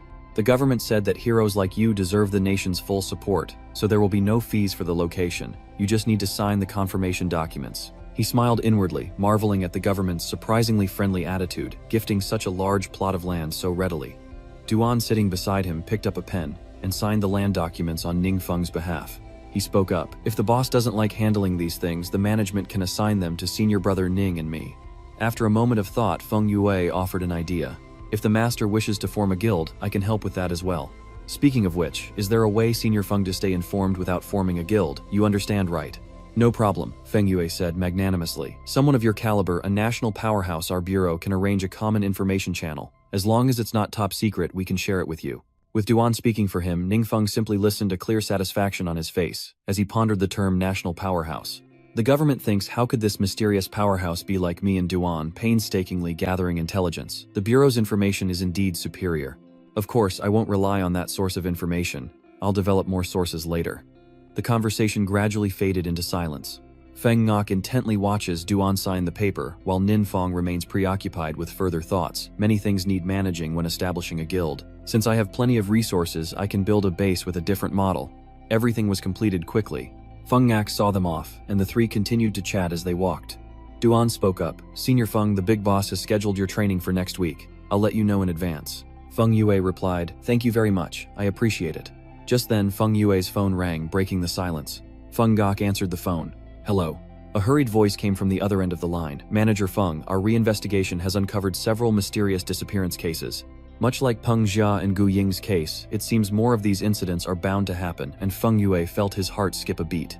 A sudden fear grips him. Peng Xia and Gu Ying alone caused chaos and government turmoil, and now there are more. Feng Yue stood frozen in the street, feeling utterly insignificant, as if even contributing was a struggle. Feng Ngok sighed inwardly, realizing that even with the Elder's special training, he couldn't face the enemy alone. If only there was a way to quickly cultivate strength. That night, the full moon illuminated the dark sky, but it couldn't penetrate Feng Ngok's melancholy. He returned home, weary in spirit. Hearing the door open, Feng Due happily ran out to greet him. "Grandpa, you're back." Despite his mood, Feng Yue forced a smile for his grandson. But his smile fades as his eyes land on the suitcase lying haphazardly on the floor. Feng Rui is packing. Feng Yue was taken aback, and he tried to ask, "Where are you going?" He called earlier and said, "We're leaving for training tomorrow, so I'm packing." Startled, Feng Ngok asked Xiao Feng's special training. "How many of you are going?" Feng Rui points to himself and replies, "5, including me." Caught off guard, Feng Ngok's head burst into flames once more. "My esteemed elder actually intends to nurture others." Rui is startled as his grandfather's head suddenly bursts into flames, and he points at him shouting, "Grandfather, you're on fire again." "Don't worry," Feng Ngok reassured his grandson. "I've taken the medicine Mr. Du brought and my body is improving. It's just that the dark power is not easy to control." He asked who little Feng had invited, and despite his confusion at his grandfather's sudden interest, Feng Du patiently explained that they were just a few close friends. "Besides you, the others probably knew An Feng from a long time ago." The more Feng Due spoke, the happier Feng Ngok seemed to become. He mused, "So the Great One will look after those close to him. Let me help you pack." Feng Rui was stunned, surprised. Hey, Feng Yue's strange behavior caught Feng Rui off guard. In the blink of an eye, he was packing his things, telling him, "Listen to Brother Feng, this is a rare opportunity, so seize it." Feng Due stood there stunned and speechless, but before he could say anything, Feng Ngok cut him off. "No, remember to eat, rest, and if you ever need a third for your game, call me." Feng Rui exclaims in shock, "What?" The next morning at the Ning Corporation training grounds, Nin Feng had arranged for everyone to meet. Wong Yua, Shuting, and 2 others arrived on time. But instead of a training ground, they only saw trees. They looked around, finding nothing. Wang Yue speaks up, confused. "Hey, is this the place Ning Feng was talking about? But this is just a forest." As they walked a few more steps, 4 glowing circles suddenly appeared around their feet, and in an instant the scenery changed. They've been teleported to the training grounds where Ning Feng and Feng Rui are waiting, and Ning Feng waves hello. Jiang Shuzu stepped forward, returning the greeting with a smile, asking Feng Rui, "You got here first." With an embarrassed laugh, Feng Rui replied, "Haha, just a few minutes before you guys." Ziding glanced around, then whispered into Wang Yue's ear, Luckily, Ningfeng didn't call Cheng Muqiu, and he led everyone inside the training area. A vast space with simple yet elegant decorations. Xu Ting couldn't help but exclaim, "Wow, this place is huge." Zhu Jiangshu added that even the 7 Great Guilds' facilities couldn't compare to this place, and Wang Yua turned to ask Ningfeng, "Ninfeng, how did you find this place?" Not revealing the truth, Ninfeng simply fabricated a story. "The master of this place is an elder in my family, so I borrowed it with their permission," a plausible explanation that quelled all suspicion. But Wang Yua felt differently. She was suspicious but didn't say anything, wondering to herself, an elder in his family. She'd never heard Ningfeng mention it before. Since awakening, he'd become more and more mysterious. She brushed it aside, and a little further on, they met Duan, whom Ningfeng introduced. "This is Duan. He'll be in charge during your special training." Duan greeted them politely. "Hello, everyone." Feng Rui saluted back with a serious tone. "Greetings, Senior Duan." Seeing Feng Du's overly enthusiastic greeting, the other 4 felt a bit awkward, but they still greeted Duan in unison. "Hello, Du Sunbei." With a smile, Duan turned and said, "Let's go, I'll take you all to the training room." The 5 followed. "Feng Rui, do you know Senior Du Jiangshu?" whispered from behind. "You seem tense." Remembering Duan's trial, Feng Du replied, "Don't you know, the recent celestial phenomenon was because Duan passed a god's trial. He's stronger than even Lu, the guild leader." That information successfully shocked everyone who heard it beyond words, and a moment later they arrived at the entrance to the training ground. For some reason, everyone is radiating their own aura, making others shudder. Duan senses the powerful aura surging from the 5 people and wonders why. Why is everyone suddenly so spirited? Ninfeng watched from above, thinking to himself that disguising this place as a training room to cast forbidden spells would prevent exposure. Instead of establishing a guild, they would simply nurture the strong. It may seem unrestricted, but with resources and power in hand, recruiting trustworthy members could forge an alliance. Just thinking about it fills Ningfeng with joy, as he achieves exactly what he wanted. Wang Yua donned her usual combat attire, and her aura surged, intimidating her opponents as she entered the training ground. In less than a minute, Wang Yua slipped up and took a blow to the arm, crying out in pain as she clutched it. Wang Yua became more cautious, shrinking back her eyes, darting around warily. Wang Yua felt incredibly uneasy, realizing this terrifying, oppressive feeling was all too real. If these were real attacks, instead of training, they would surely break a person's will. Wang Yua couldn't help but think of Ningfeng. Could it be that Ningfeng grew stronger by enduring such brutal trials? Jiang Dashu and Xu Ting have also entered the training grounds, stepping forward with unwavering resolve and carrying Ningfeng's expectations. They both share a determination and a thought: neither of us are supernovae, and we've never aspired to overcome the talents of others through effort. But Grandmaster Ning has shown us this hope, and even Feng Rui possesses a powerful will, entering a battle-ready state, as he silently encourages himself. "I can't always rely on my grandfather's protection. I want to protect the people who are important to me." Shu Wei, on the other hand, seemed calm and detached, confident in his potions.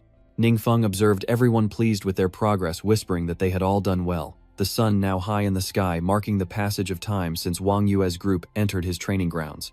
They finally completed their training, all 5 of them panting with exhaustion. Chu Jiangthu is speechless, as if he's been tortured for centuries, feeling like he's about to die. Heavy breathing filled the air as the automatic doors slid open, and Duan entered smiling and waving to the group. "Today's training is over. Get some rest. From tomorrow, we'll begin training your weaknesses." Afterward, they left the training grounds together and gathered in the living room where Ningfeng and the others sat around a round table. Wang Yua speaks up, stating that even though training has just begun, the results are already better than in previous years. Relying solely on one's own understanding makes it impossible to recognize one's weaknesses. And Feng Du remained silent, head bowed. Feng Rui pondered alone, noticing the dark power within him was strange today. Even when fighting with all his might, he didn't lose control. Then Xu Ting suddenly collapsed onto the table, sobbing. Sobbing, all eyes turned to Ting, a wave of concern washing over her. Ninfeng asked, "What's wrong with Xiao Ting?" Wang Yua replied sadly for her friend. During this time, Xiao Ting and Dashu have been under immense pressure. Because so many students from our school are participating in the Supernova training camp, there have been many questions raised online. Ninfeng quickly took out his phone to investigate. "This is happening. Where is it? Let me see." Wang Yua approached Ningfeng, guiding him to the information. She opened an article filled with disturbing comments. "What kind of school is Qinyu City's 7th High? Never heard of it, and now they're causing trouble." Another person commented that there seemed to be a supernova in the top 5. Someone corrected them, saying there weren't 1 but 2. Wang Yua ranked 5th and Zhao Cheng ranked 14th. Then came the judgmental comments. No one had seen this Zhao Cheng, and they'd seen 3 unranked people, so had he been pushed out through the back door? Maybe. Other schools recommended 4-star professionals, but Xu Ting and that other guy had mediocre records not worthy of the training camp. No one believes there's nothing shady going on here. What is this training camp, a garbage dump? Anything can get in. You guys say those two are at least 4 stars, but this Ningfeng guy is a real joke. Can't find any info on him. This guy is even more mysterious. So who is this mysterious person? Think connections will save you. They'll learn their place at the training camp. I agree, teach the trash how to be human. While scrolling, Ningfeng suddenly stopped noticing something peculiar after reading a series of comments. For every hateful comment, this one user defends us. Ningfeng reads on. Indeed, whenever someone attacked, that user would defend them. It's not like what everyone says, don't speak carelessly if you don't know. Who is that? Speaking as if they know everything. You're not Ziting or Jiaorui Ningfeng, are you? Unexpectedly, the user didn't reply with words but instead posted a photo of their student ID revealing a familiar face. The student ID reads, Qinyu City 7th High School name, Chang Mushu. Course 30 number 30 valid from March 2020 to March 2020. The internet erupts once more. This is the 4th ranked Supernova, and everyone who called him trash earlier is eating their words. Why aren't the haters fighting back? Ningfeng was a little surprised. You mentioned Evergreen Tree, and it looks like all the replies were posted today. Wong Yua also chimed in, expressing her surprise. I can't believe she's on our side. Tu Din, having stopped crying, wiped away her tears and said with lingering emotion, don't pay attention to those ridiculous comments anymore. I was so nervous about embarrassing Master Ning at the training camp, but this special training has eased my tension. I'm so happy I could cry. Hearing this, Ningfeng burst out laughing. Haha, just focus on training and in a few days I'll give you all another gift. Wong Yua asked curiously, oh, what is it? Ningfeng mysteriously keeps the answer secret, unable to resist, laughing at Wong Yue's flushed and sulky face. The group burst into laughter. Time passed quickly, and before he knew it, night had fallen. Ningfeng returned to his room sitting lost in thought, his mind occupied with something. Lost in thought, Ningfeng sits in silence, the memory of absorbing the Demon King's power, revealing that he is the evil god. In truth, the 7 evil gods were born from the power of darkness worshipped by the monsters in the labyrinths, but the evil god he isn't one of them. A hint of sadness flickers across his face as Ningfeng continues to ponder, while conversely, the Dark Heretic God was once one of the 12 main gods known as the Almighty Law God. He and the other 11 chief gods led their clans to destroy the 7 evil gods, preventing all evil from invading the world of light. But unexpectedly, after the threat of the evil gods was gone, the all-powerful Law God became obsessed with researching the power of darkness, driving him mad. Fortunately, the other gods discovered his fall in time and battled the all-powerful Law God, who lost but escaped, becoming the evil god. This is what he gathered from his research, a legend not widely known but not entirely secret either. Fortunately, Ningfeng was able to uncover the whole story behind this legend. He bowed his head in thought, realizing that this tale was an unquestioned legend in the world of light, while the dark demons had a completely different version. The demons' side tells a different story. After the gods eliminated the threat of darkness, their people no longer lived in fear, and their faith in the gods waned as they stopped relying on them. This enraged the gods who created mankind to gain more power through faith, and so they incited humans to war, treating them like pawns in a game. Sacrifices to the dark entities began to appear tacitly approved by the gods, and these became the origin of the secret realms. Only the all-powerful magic god remained calm, unconcerned with the power of faith, and so did not participate in this game. Unexpectedly, war erupted one day, reaching the all-powerful magic god's tribe, and due to a lack of preparation, the entire tribe was seemingly annihilated in an instant. Enraged, the all-powerful magic god demanded that the gods cease this pointless war, but they mocked and ridiculed him, leading to escalating conflict between the two sides. Eventually, a great battle erupted. The omnipotent mage, who had never sought conflict, fought with all his might, killing 2 gods and wounding 6. In the end, they drove him back, but no one knows where he went. Legend says he entered an unknown space, neither light nor dark, and vanished without a trace. The gods, fearing revenge, blackened his name while searching for him. Ningfeng admired the legendary god who managed to kill 2 gods and retreat while fighting so many. Could it be that the system said it'd be fine? Maybe I'm just scaring myself over nothing. Am I making things too tense? Maybe this so-called evil god was framed. Despite his confidence, Ningfeng couldn't shake a sense of unease, forcing himself to set it aside for now. Ningfeng's eyes snapped open, his gaze suddenly serious, as he chased after his racing thoughts. The memories end here, and sadly the fate of the omnipotent magic god remains unclear. Still, legends are hard to verify, so leveling up is still the priority. Risking my life isn't my style. With that thought, Ningfeng drifted off to sleep, seeking refuge from the trials ahead. The next morning, Ningfeng arrived early at the training grounds, leisurely walking in. After changing into his combat attire and using translocation magic, he soared into the vast blue sky, instantly appearing before the entrance to a secret realm. A secret realm lies in a desolate remote place, and Ningfeng slowly enters lost in thought. The Adventurers Guild's nationwide intel is incredibly convenient. Countless unclaimed dungeons ripe for the taking. Stepping inside, he was met with an extreme chill, and the ravenous beasts roared incessantly. Ninfeng stood tall, facing a horde of massive boars with horns ready to impale any who dared approach, and raised his staff towards the beasts. Light blazes forth from his staff, illuminating the heavens. With each monster defeated, Ningfeng's experience points steadily increased, the notifications ringing out incessantly. Even Ningfeng was a little surprised by these monsters after reading their stats. If even the regular monsters give this much experience, the boss might drop some good loot. But as he reads, the dungeon boss, Armored Iron Ox, appears roaring to intimidate its opponent. But who is its opponent now? It's Ningfeng. A fearless warrior, Ninfeng wouldn't let it roar for long, taking his position and dashing toward the boss. Ninfeng raises his crimson sword to the sky, aiming for the boss's head as he strikes, the sound of shattering echoing through the space. The sword in Ningfeng's hand shattered upon impact with the boss, and he stared silently at the broken pieces. Ninfeng pondered, then sighed. His true level was low, and his weapon was no match for those of 4th or 5th level adventurers. A fierce battle raged, yet his weapon couldn't withstand it. Lost in disappointment, Ningfeng was startled as the armored bull monster laughed in his face, mocking his pain. He stood there, mortified, unsure of where to hide his face, and tossed the broken sword aside in frustration, deciding to fight unarmed.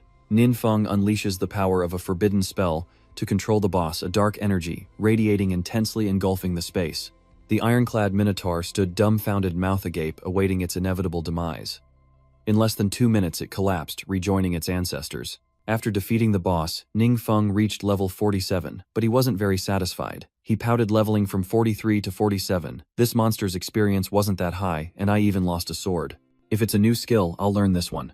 The system displays information: Windblade Technique, Dark Forbidden Curse, Shadow Devouring Wind, Windblade Technique, Metamorphosis, and the active skill, Shadow Devouring Wind.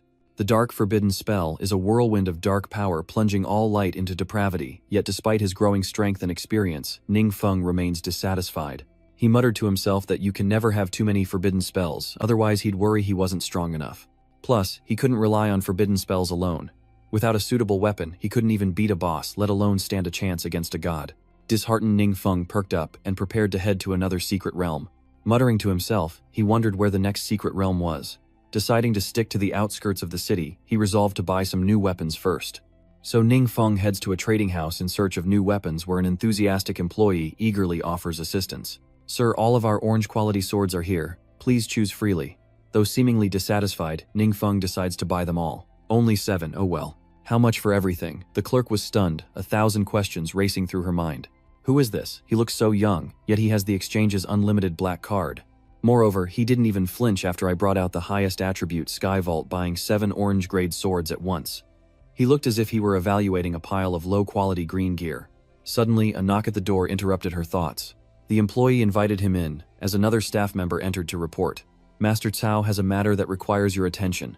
Cao cleared her throat. "I'm entertaining a VIP." "Whatever it is, it can wait," she said, the employee looking troubled and hesitant.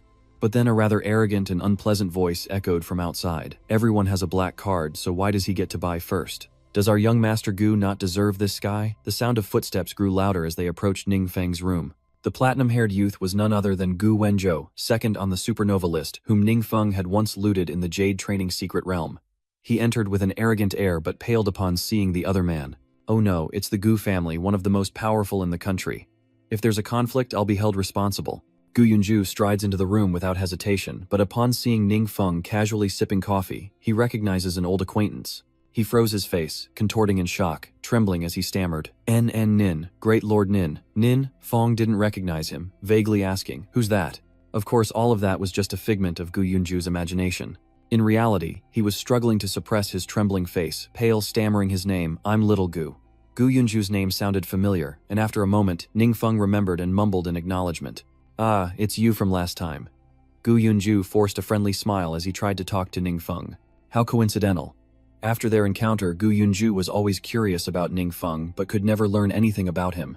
Gu Yunju thought to himself he had sent people to investigate Ningfeng's background, but was always blocked by some force, as if someone was deliberately covering it up. The information online was also a mess. Some said he awakened his profession at 18, while others said he was a reincarnated god. The rumors grow wilder, harder to believe, that even the Gu family is stumped.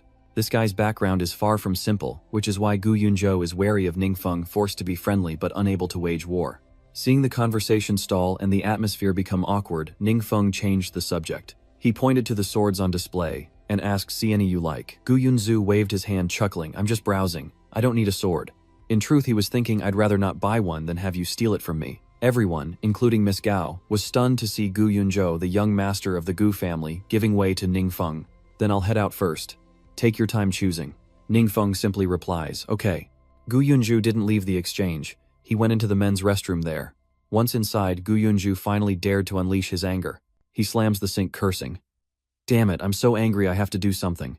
Gu Yunzhu furiously types on his phone, accessing a social media forum where he quickly creates an account.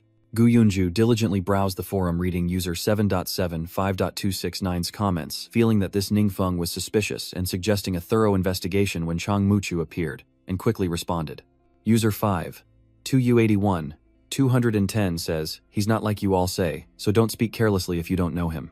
Looking at the account's profile picture, Gu Yunzhu was shocked to realize it belonged to her friend, Chang Muchu. It turns out even this big-eyed beauty has betrayed me. Ah, Gu Yunzhou's bitter voice could still be heard outside. I must find the secret trial realm, then seek revenge on Ningfeng. Ningfeng, just you wait. Luckily, no one passed by the men's restroom at that moment, or they would have been terrified by the echoing screams and curses from within. After witnessing Ningfeng's power, the staff treated him with even greater enthusiasm. Having acquired what he needed, it was time to leave as the exchange staff bowed in unison. The clerk smiled, safe travels, sir, and please come again. Ningfeng said nothing, simply walking out of the exchange. He looked up at the sky, sighed with the weapons he'd just bought in hand, and continued his search for secret training grounds to level up. He easily cleared each stage, slaying every boss, and successfully reached level 60 inches a short amount of time. Wiping the sweat from his brow, Ningfeng wearily muttered to himself, finally, level 60. I can change jobs for the second time. It takes more time without using forbidden spells. As he was about to leave, Ningfeng's eyes fell upon a uniquely shaped chest, and he exclaimed, it's an altar. Racking his brain, Ningfeng recalled that these monsters once worshipped different evil gods until the 12 main gods eliminated them all. Now these monsters are constantly invading the human world, their goal to revive the 7 evil gods. Of course, some powerful monsters aspire to become evil gods themselves, while the main gods don't protect humanity. Instead, they see this false god as their enemy. Lost in thought, Ningfeng's expression suddenly hardens. Ningfeng mused that the legend of the omnipotent magic god among the demons might be true. To the gods, the power struggles between humans and other races are just a form of entertainment. Ningfeng pointed his staff at the altar, and it immediately exploded with his power. He frowned, muttering that neither demons nor gods were good. Suddenly, Ningfeng's phone vibrated twice in his pocket. He took it out and saw that he had a message. Ningfeng tapped to read the message, muttering, it's from Brother Ni. Perfect timing to head back and take on the previous mission again. He left the secret realm and returned directly to the training grounds where Si Ting marveled at the laboratory her brother had personally set up. My brother turned this place into a lab, Chu Jiangshu exclaimed, impressed by its sleek design. Li Sidine curiously picks up a potion, examining it and planning to drink it. Wow, this potion is pink. It looks delicious. Hearing this, Shu Wei stopped her, saying, hey, don't drink just anything. Shu Wei warns of the potion's terrible effects. It's the forgetfulness elixir, and it will make you completely forget a skill. I just finished brewing it. Don't be a busybody if you don't want to be an idiot. Wong Yua calmly asks Ningfeng, are you saying the fruit is related to this potion? Ningfeng shakes his head slightly, saying cryptically, it's related, but the fruit is something else. Wong Yua couldn't understand what he was trying to say. Huh. Ningfeng reveals his hand, holding several special skill books, radiating an orange glow, stunning Wong Yua, Shu Ting, and Zhou Jiangshu. Without further ado, Ningfeng introduces the skill books in his hands. An archer's phantom wind arrow, a priest's linked healing, a berserker's giant strength, and a shield warrior's layered rampart. 4 books in all perfect, for Wang Yue, Shu Ting, Zhou Jiangshu, and Feng Rui. Ningfeng hands each of them out. Chu Jiangshu held the orange skill book in his hand, marveling at it. He'd only ever seen purple skills for sale, never orange. Meanwhile, Shu Ting's eyes sparkled as she gazed at the book, her joy rendering her almost incoherent, while Wang Yue, though surprised, maintained a calmer demeanor. Stuttering, Wang Yue asks where it came from. Is this a drop from a dungeon? Ningfeng nods with a smile. That's right, from high difficulty dungeons. Once we level up, we can raid those secret realms too. Feng Rui swallowed hard, thinking Ningfeng made it sound so easy. But to get such high quality items, the difficulty of the secret realm must be proportional. He shivers knowing it can drop orange quality skills. Just how difficult will it be? An Feng's power already far surpasses anyone our age. Enough gawking, everyone. Ningfeng spoke loudly, hoping to rally the team's spirits. Don't just stand there. Training camp is only a week away. Quickly familiarize yourselves with your new skills. Then follow Zhen Ningfeng to get acquainted with the new techniques. 2 familiar figures stood before the training ground Duan, and the only family member Feng Due had left, who he quickly recognized. Feng Rui quickly called out grandfather, to which Feng Yi responded with a gentle smile. Not only Feng Du but the other four, excluding Ninfeng, were stunned by Feng Ak's appearance, as Wong Yua stammered, you're Feng? Senior Feng. Feng Ak greeted them.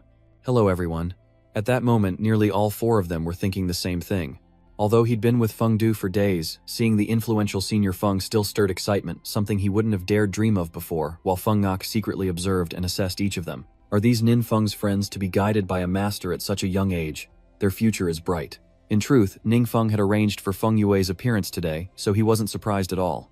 Ningfeng thought to himself, it's a new week, and it's just the right time for Senior Feng to conduct special training. Luckily, there's more than one training room, so everyone can split up and use them. Feng Ak happily approaches, hoping to ease the tension and awkwardness. Has Xiao Rui been behaving himself lately? Has he caused any trouble? Ningfeng chuckled. Not at all. Senior Feng has arrived just in time. How about watching Xiao Rui and the others' training results? Feng Ak enthusiastically replied, can we really? That would be great. A few minutes later, everyone was in the training room, where grotesque monsters awaited thirsty for blood. Wong Yua goes first using her newly learned skill to enhance her arrows, the Shadowless Wind Arrow, followed by Feng Rui. The new skill reinforces his shield's strength, creating layers of defense. Zhu Jiangshu, already robust, becomes even more powerful when combining the new skill correctly. Giant Strength Shu Ting is a mage, so her new skill enhances the damage and reduces the chance of injury for those who possess that power. Not only that, Shu Dingtian's Healing Link skill also increases the vitality of the entire team. Feng Yi, in the observation room, admires each skill with awe. These youngsters' skills are impressive, but they seem a little rough around the edges, Duan chuckled. Haha, that's the orange quality skill they just learned. Feng Yue's face pales as he hears those words. He repeated, making sure he'd heard correctly, orange quality. Doan confirms yes, it's loot dropped from a high-level secret realm. Those words sent Feng Ak into a frenzy, his mind ablaze, as he gaped in disbelief at what Duan had just revealed. He thought to himself the government had tried to raid high-level dungeons before, but failed. Everyone always speculated about the spoils inside, but this is the first time I've seen an orange-quality skill. With a trembling voice, Feng Yi asked Mr. Du, may I report this to the government? Duan casually agreed, no problem, it's not a secret. Everyone will know sooner or later. Feng Yue said nothing more, lost in thought. These kids might be low level now, but with time, and the support of the big shots, they'll quickly surpass us old-timers. Every day they grow stronger, and the future's main force will be in their hands. Ningfeng wasn't in the observation room. He'd left early with more important things to do than just returning skill books. He headed to the job advancement hall. Having been here before, Ningfeng knew his way around, and he knew the receptionist was Miss Lam. As he stepped inside, Ningfeng waved hello. Hi. Startled to see Ningfeng again, Sulan stammered, didn't you? Ningfeng scratched his nose, grinned sheepishly, and headed straight inside to begin his class advancement without needing Sulan's guidance. As Sulam watched him, she knew she was right. He was here for his second class advancement, something that takes others 2 years of hard work but only 2 months for him. Ningfeng enters the class change area, and the system displays a quest board for the class change all-system magic god. Second class change quest, established requiring entry into the Ice Flower Wasteland secret realm to obtain the quest parting elemental symbol quest item. 2. Collect 20 transformation stones. 3. Collect 100 undead essences. With a 7-day time limit and a difficulty of S rank 6 stars, Ningfeng is shocked by the requirements for advancement. 20 transformation stones when a normal second job change only requires 1. Those requirements were beyond Ningfeng's expectations, making things difficult for him, but no one could explain why so many were needed. So instead of trying to reduce the requirements, Ningfeng had to figure out how to collect enough transmutation stones. These aren't just lying around from the Holy Realm, they're mined from crystal veins, so the yield is very low. Maybe I should check the exchange. Hoping to buy some, Ningfeng immediately left the transfer hall for the distant city exchange. Unfortunately, when Ningfeng inquired, he only received an apology. The recent surge in class changes had depleted their stock of conversion stones. Give me 3 days and I will gather them for you. Master Tang knew Ningfeng was a valued customer and didn't dare offend him, so he made a promise. Though curious, Grandmaster Tang didn't dare ask. 2, as always. What does this big shot want them for? Ningfeng wondered. 3 days wasn't long, he could do the sigil quest first. To save time, he also buys undead essence directly from the exchange, so Ningfeng nods in agreement, then suddenly remembers something he needs to say. That's right, I still have some miscellaneous spoils of war I haven't dealt with, so I'll have you all take care of them this time. Grandmaster Tang replied with a slightly awkward smile. No problem, sir. Ningfeng laid out the odds and ends he mentioned, making sure he hadn't missed anything. Ningfeng carefully considered whether anything was missing. Wait a moment, let me see if there's anything else. These so-called trinkets of Ningfeng's were actually high-quality top-tier items, and Master Tang couldn't help but feel a surge of joy at the sight of them. You call these trinkets. There are dozens of purple-grade skillbooks for each profession plus a pile of orange-grade equipment. With everyone leveling up like this, good stuff is in high demand. No one will beat my performance report this year. Overjoyed, Grandmaster Tang thanked Mayor Tai for bringing such a distinguished guest as Ningfeng. No wonder Mayor Tai had insisted he provide excellent service. Thanks to the mayor, he was about to make a fortune. Ningfeng continues his journey to conquer secret realms, this time arriving at the Frostflower Icefield. This place is unlike any secret realm Ningfeng has visited before.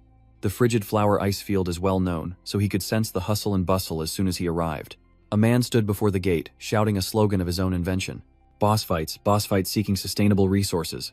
Newbie priest, please carry us through leveling. Beautiful, obedient incubi here. The man behind him felt incredibly uncomfortable. He snapped at the hulking priest, telling him to stop with the nauseating talk. After a brief exchange with Ningfeng, the gatekeeper seemed apprehensive about his situation. He politely apologized, explaining that they'd never encountered a case like his before, and that he needed to report it to his superiors. Ningfeng happily agreed. Okay. The man hurried to a red-haired figure, calling out, "Captain, Captain." The captain responded.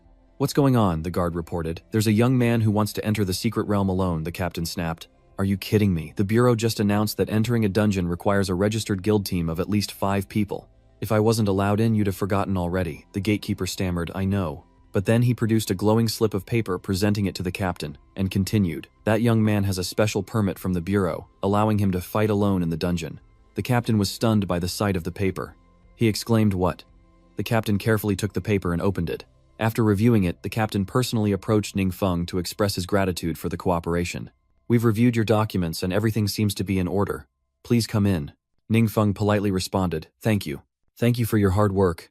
Watching Ningfeng's retreating figure, the captain muttered, filled with doubt. Just who is this young man? The time on his papers matches the new regulations, as if it were prepared specifically for him. The gatekeeper overheard, and chimed in, startling the captain. Could this be an inspection from above? But he scratched his head, laughing sheepishly. "Haha, I was just saying." "Definitely not." The young man's joke left the captain speechless, but he quickly regained his composure and boomed, "Hustle, everyone get your act together, treat it like a real inspection, and quickly see what needs fixing. Hurry up." Ningfeng paid no attention to the words, focused solely on entering the mystic realm. Having entered, Ningfeng breathed a sigh of relief, glad he'd foreseen this. Luckily, he'd spoken with Senior Feng and obtained the special permit allowing him to enter the secret realm alone. The air within the secret realm was frigid, the wind howled, and before Ningfeng lay a wooden bridge, a chained sign beside it. He approached to read it, then crouched and leaped forward. Ningfeng leaps off the cliff behind the sign, a sheer drop onto jagged frozen ice. Activating his inner power, Ningfeng hurtles downward. He leaps from ice block to ice block, reaching the bottom in the blink of an eye. Ningfeng lands softly, looks up and quietly marvels at the height. But as he turned back, a chill ran down Ningfeng's spine. His eyes widened at the sight of a strange figure approaching. It resembled a human, yet its appearance was alien, and its demeanor lacked the ferocity of a monster. As it slowly approached Ningfeng, Ningfeng exclaims with excitement, "Is this the boss of this secret realm?" His fighting spirit ignites. Ningfeng grinned, weapon in hand, and approached. "Let's make this quick." But before he could finish, the figure stopped and spoke. "Lord God, have you come yourself?" Ningfeng was utterly confused, asking in bewilderment. What it continued. "Though I can no longer see, I can still sense that you are the great god. Perhaps you don't recognize me. I am your loyal follower, High Priest Han Yin." Ningfeng was utterly bewildered, his face suddenly tense as he wondered, what was this about a god? Who is he talking about? Does he have the wrong person? To be called a god by a dungeon boss, could I really have the aura of an evil deity? Ningfeng hesitantly asks, "How did you end up like this?" Han Yin lowers his head, feigning sadness. "I'm sorry, I can't explain it clearly either. We were attacked by other races and countless of us perished. I was killed by the enemy in that battle, but I don't know when I appeared here." A strange whisper plagued my mind, a torment of fragmented consciousness, stirring an uncontrollable bloodlust within me. Until you appeared, and clarity returned. Ningfeng silently listened to Han Yin's story, recalling events from the past he had once read about. Ningfeng wondered if the all-powerful magic god's clan was attacked, and if the main god was calling for the all-powerful magic god. With tears in his eyes and a voice full of expectation, Han Yin asked, "Main god, have you come to save me?" Ningfeng stammered, "No, I don't have that." Han Yin understood, his spirits sank, and he sadly lowered his head, making Ningfeng feel incredibly guilty. Well, he suddenly seemed so disappointed. Ningfeng had no choice but to confess. "Sorry, but I might not be your Lord God. I'm just a student who was tasked with coming here to kill you." Hearing the last two words, Han Yin misunderstood. Kill me, kill me. I thought he'd demand a fight, but he's strangely optimistic, his eyes now sparkling with joy as he eagerly asks, so you've come to end my suffering, right? Hearing the boss Han Yin say that, Ningfeng chuckled helplessly, replying vaguely, oh, I don't know. Han Yin said seriously, I don't know what happened to you, but it seems you've lost some of your memories. I could never mistake you. Even if you aren't the Lord God, you're the one closest to him, the great master of all laws, the revered, all-powerful magic god, he suddenly exclaimed, startling Ningfeng, who was stunned by what Han Yin said. Ningfeng stood frozen for a moment, muttering, so my class is really the omnipotent god-magician, disbelief etched on his face. Han Yin laughed. Haha, I told you I wasn't mistaken. Please do it. Composing himself, Ningfeng asks, I need an elemental mark. Is there any way to get one besides killing you? Han Yin thinks for a moment, then replies helplessly, I'm sorry, I don't know. If you're worried about my death, please don't be. Death for me might be a release. A hint of sadness flickers in Ningfeng's eyes, a touch of disappointment rising within him.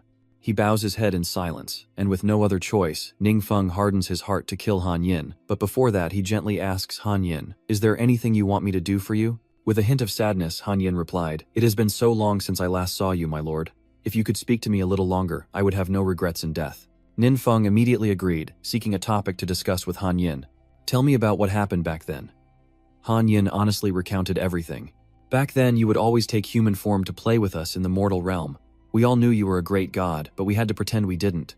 That must have been painful, Ningfeng said awkwardly, sounding nothing like a god. Han Yin laughed, saying it must be because he's so carefree. Actually, we're very happy being with you like this without any pressure. Ningfeng listened in silence as the atmosphere gradually fell quiet. Han Yin breaks the awkward silence, asking the Lord God to share what he's been up to lately. Ningfeng casually shared that there was nothing special, just going to school, leveling up and playing games when he had time. Han Yin asked what kind of games. Ningfeng instinctively reached for his phone to show Han Yin but forgot where he was. Come here, I'll teach you a couple of rounds. But there's no signal down here and time just slips away.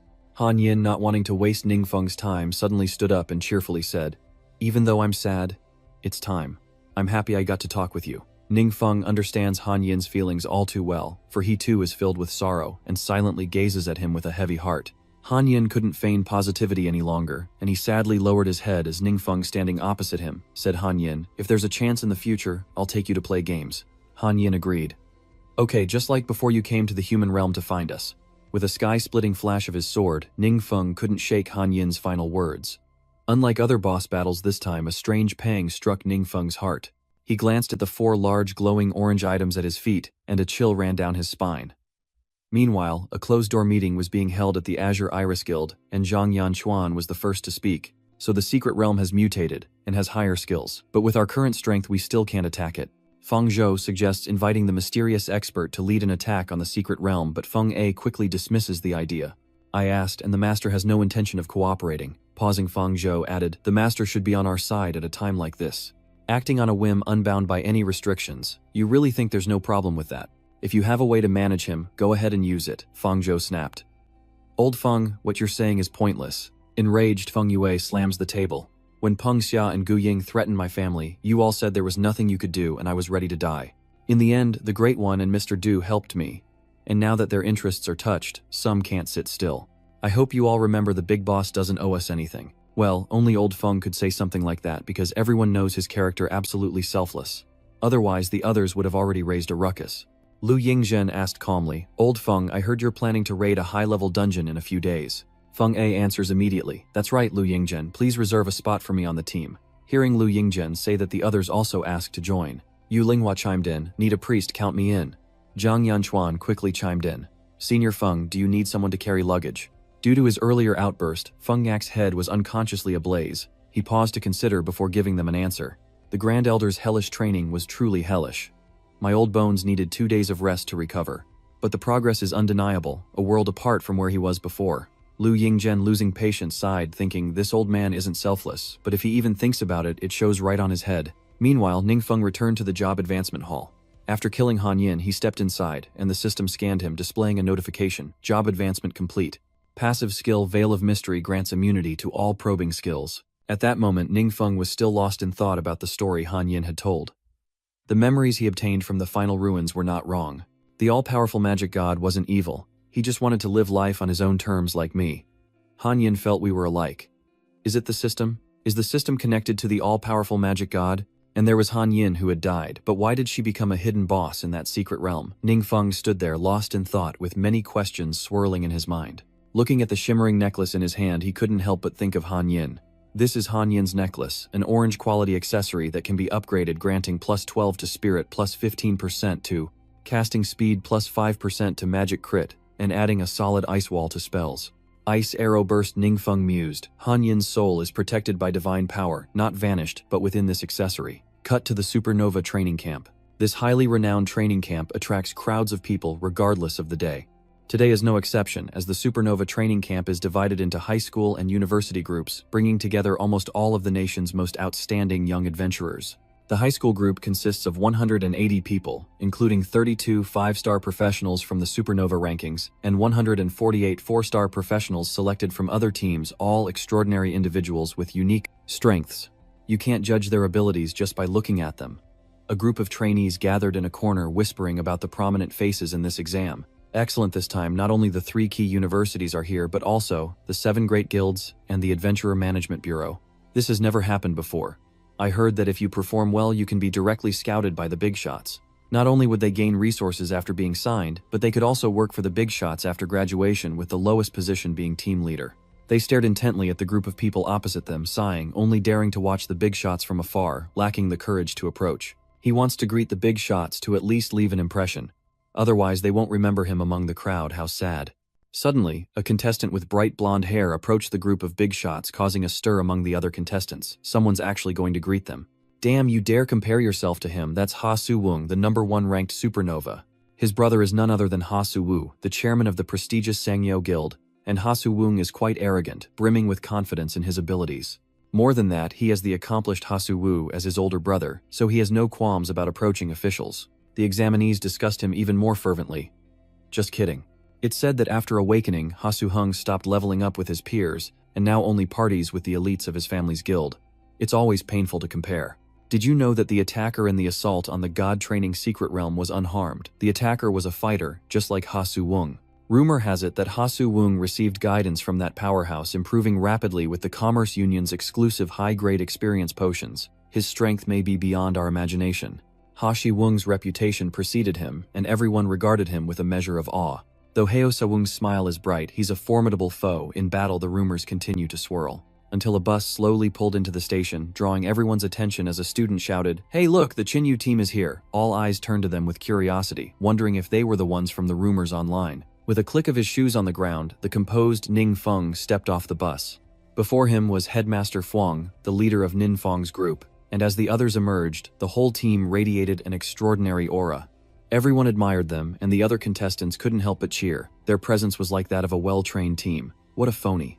Principal Fang felt awkward under the intense scrutiny of 1,000 eyes, sighing inwardly as the entire school watched them. Indeed, the tallest tree catches the most wind. Look at their eyes. They see us as imaginary enemies. Ningfeng noticed that too. He was slightly startled by the attention, but thankfully he was prepared for this.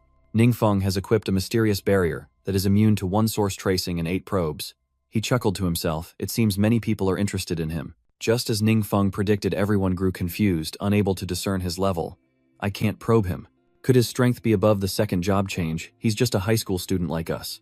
I don't recall seeing him in the Supernova rankings, and even Fang Zhou is baffled by the situation. He's sweating bullets. Fang Zhou wonders why I can't probe Ningfeng's level. Yu Linghua was taken aback, also wondering, is that Ningfeng? His level couldn't possibly surpass yours, could it? Ha Su-woo speculated. Did someone give him some kind of tool? Hiding his probing, Fang Zhou agreed with He Shi-yu, seeing the possibility, while He Shi-hung, annoyed, glared at Ningfeng, inwardly cursing him for stealing the spotlight. I've seen Duan attack the Mystic Realm, and rehearsed it with the guild's experts many times, but Duan's strength has exceeded my imagination. There's simply no way to simulate it.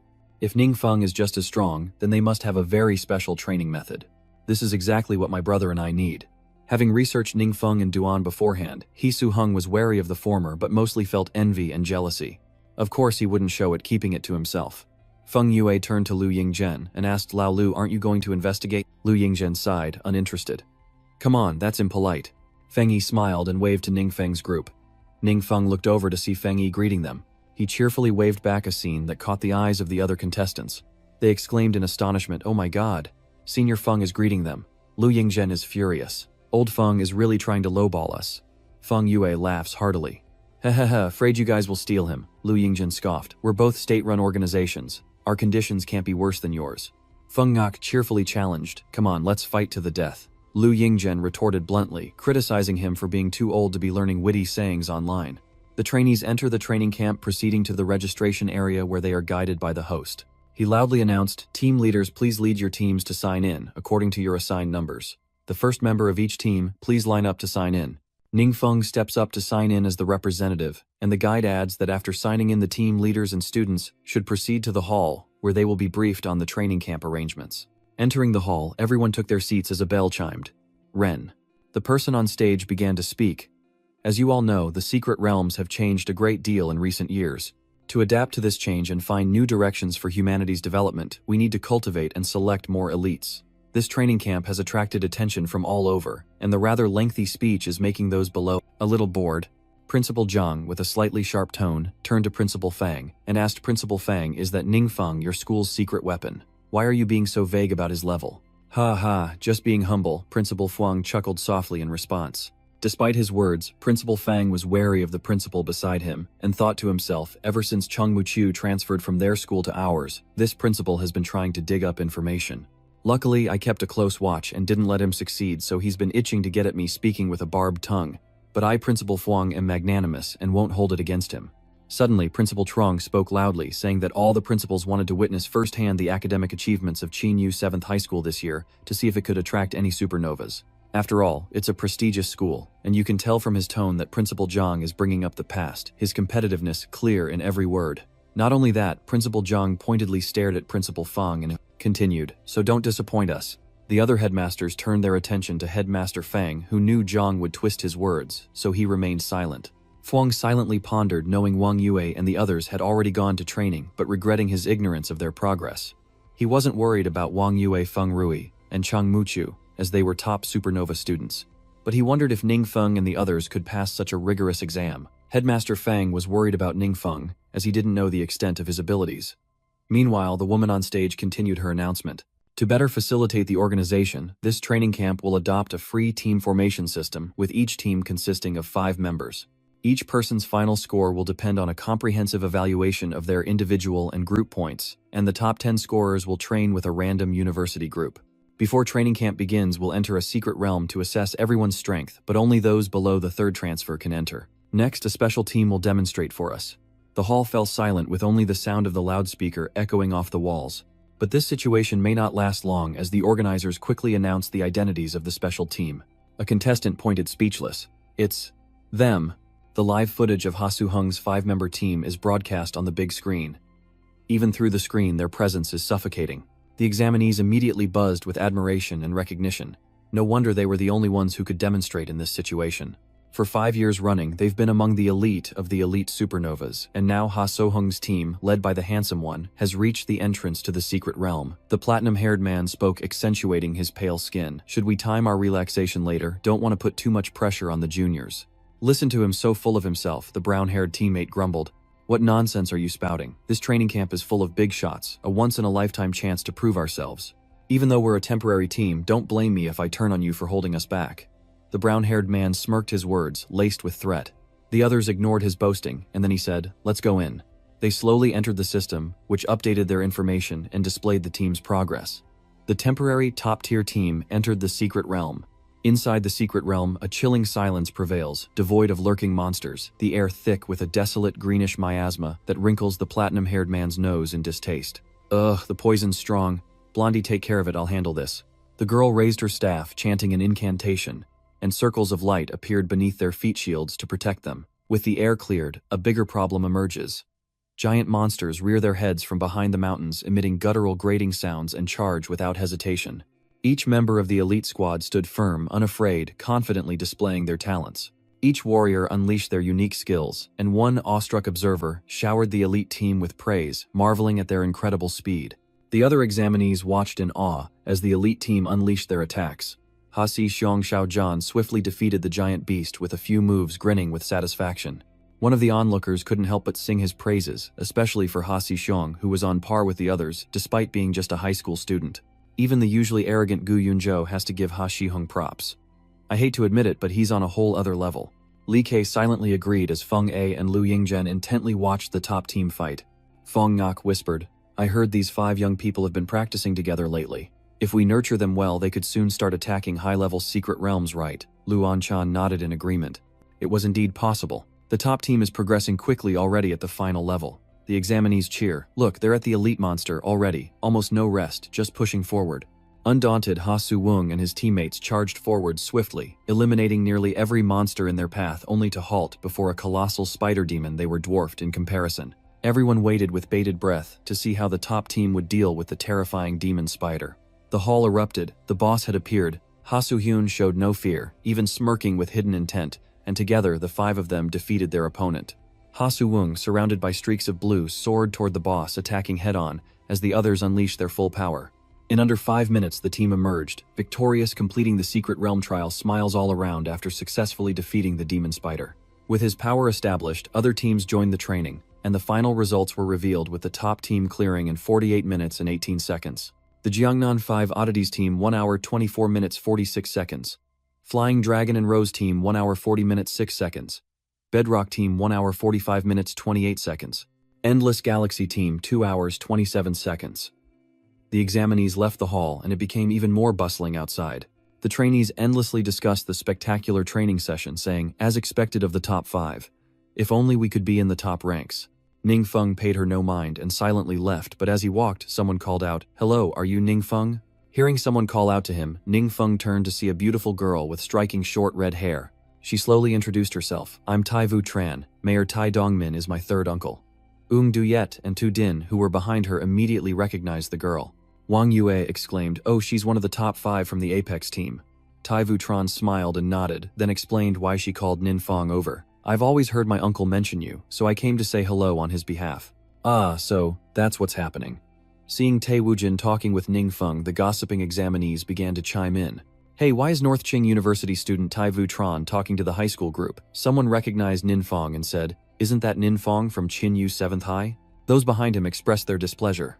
It was Ning Feng again. Upon hearing Tai Yu Chen's identity, Wang Yue was so shocked that she couldn't control her volume. The granddaughter of the founder of the Far City Exchange, Tai Yu Chen, said amicably, It's a pleasure to meet you all. Tai Yu Chen expresses her interest in Ning Feng, saying, If you need anything during training, just let me know and I'll have the exchange send it over. Ning Feng awkwardly chuckled, Haha, you're too kind. Shu Ting whispered to Wang Yu, You better keep a close eye on Ning Feng. He's meeting all these beautiful women now.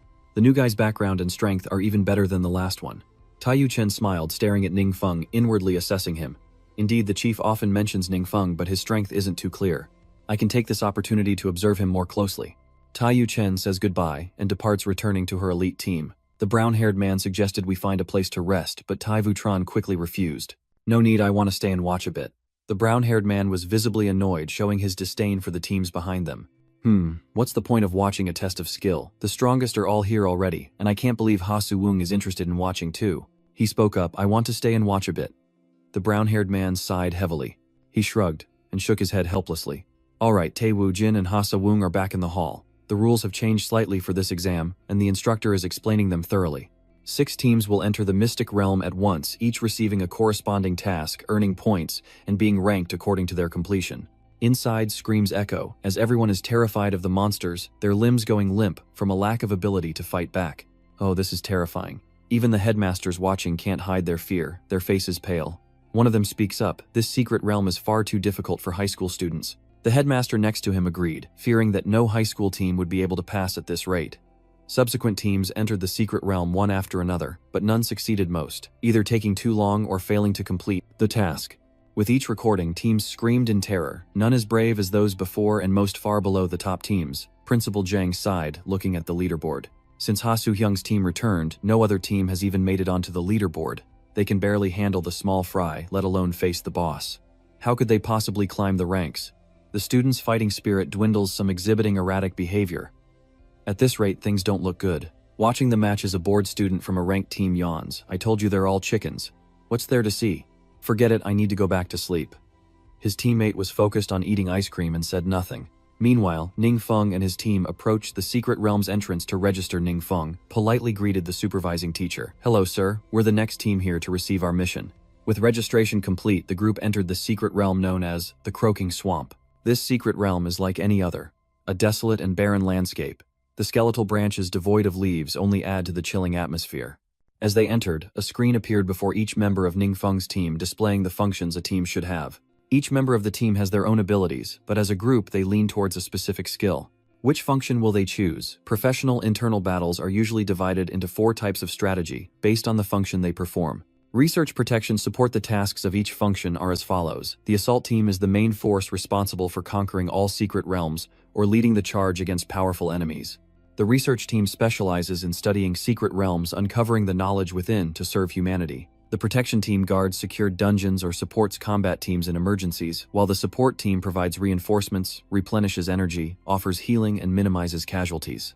After selecting the team's main skill type, the system will automatically display the tasks that the team needs to perform. Each type has 10 tasks assigned.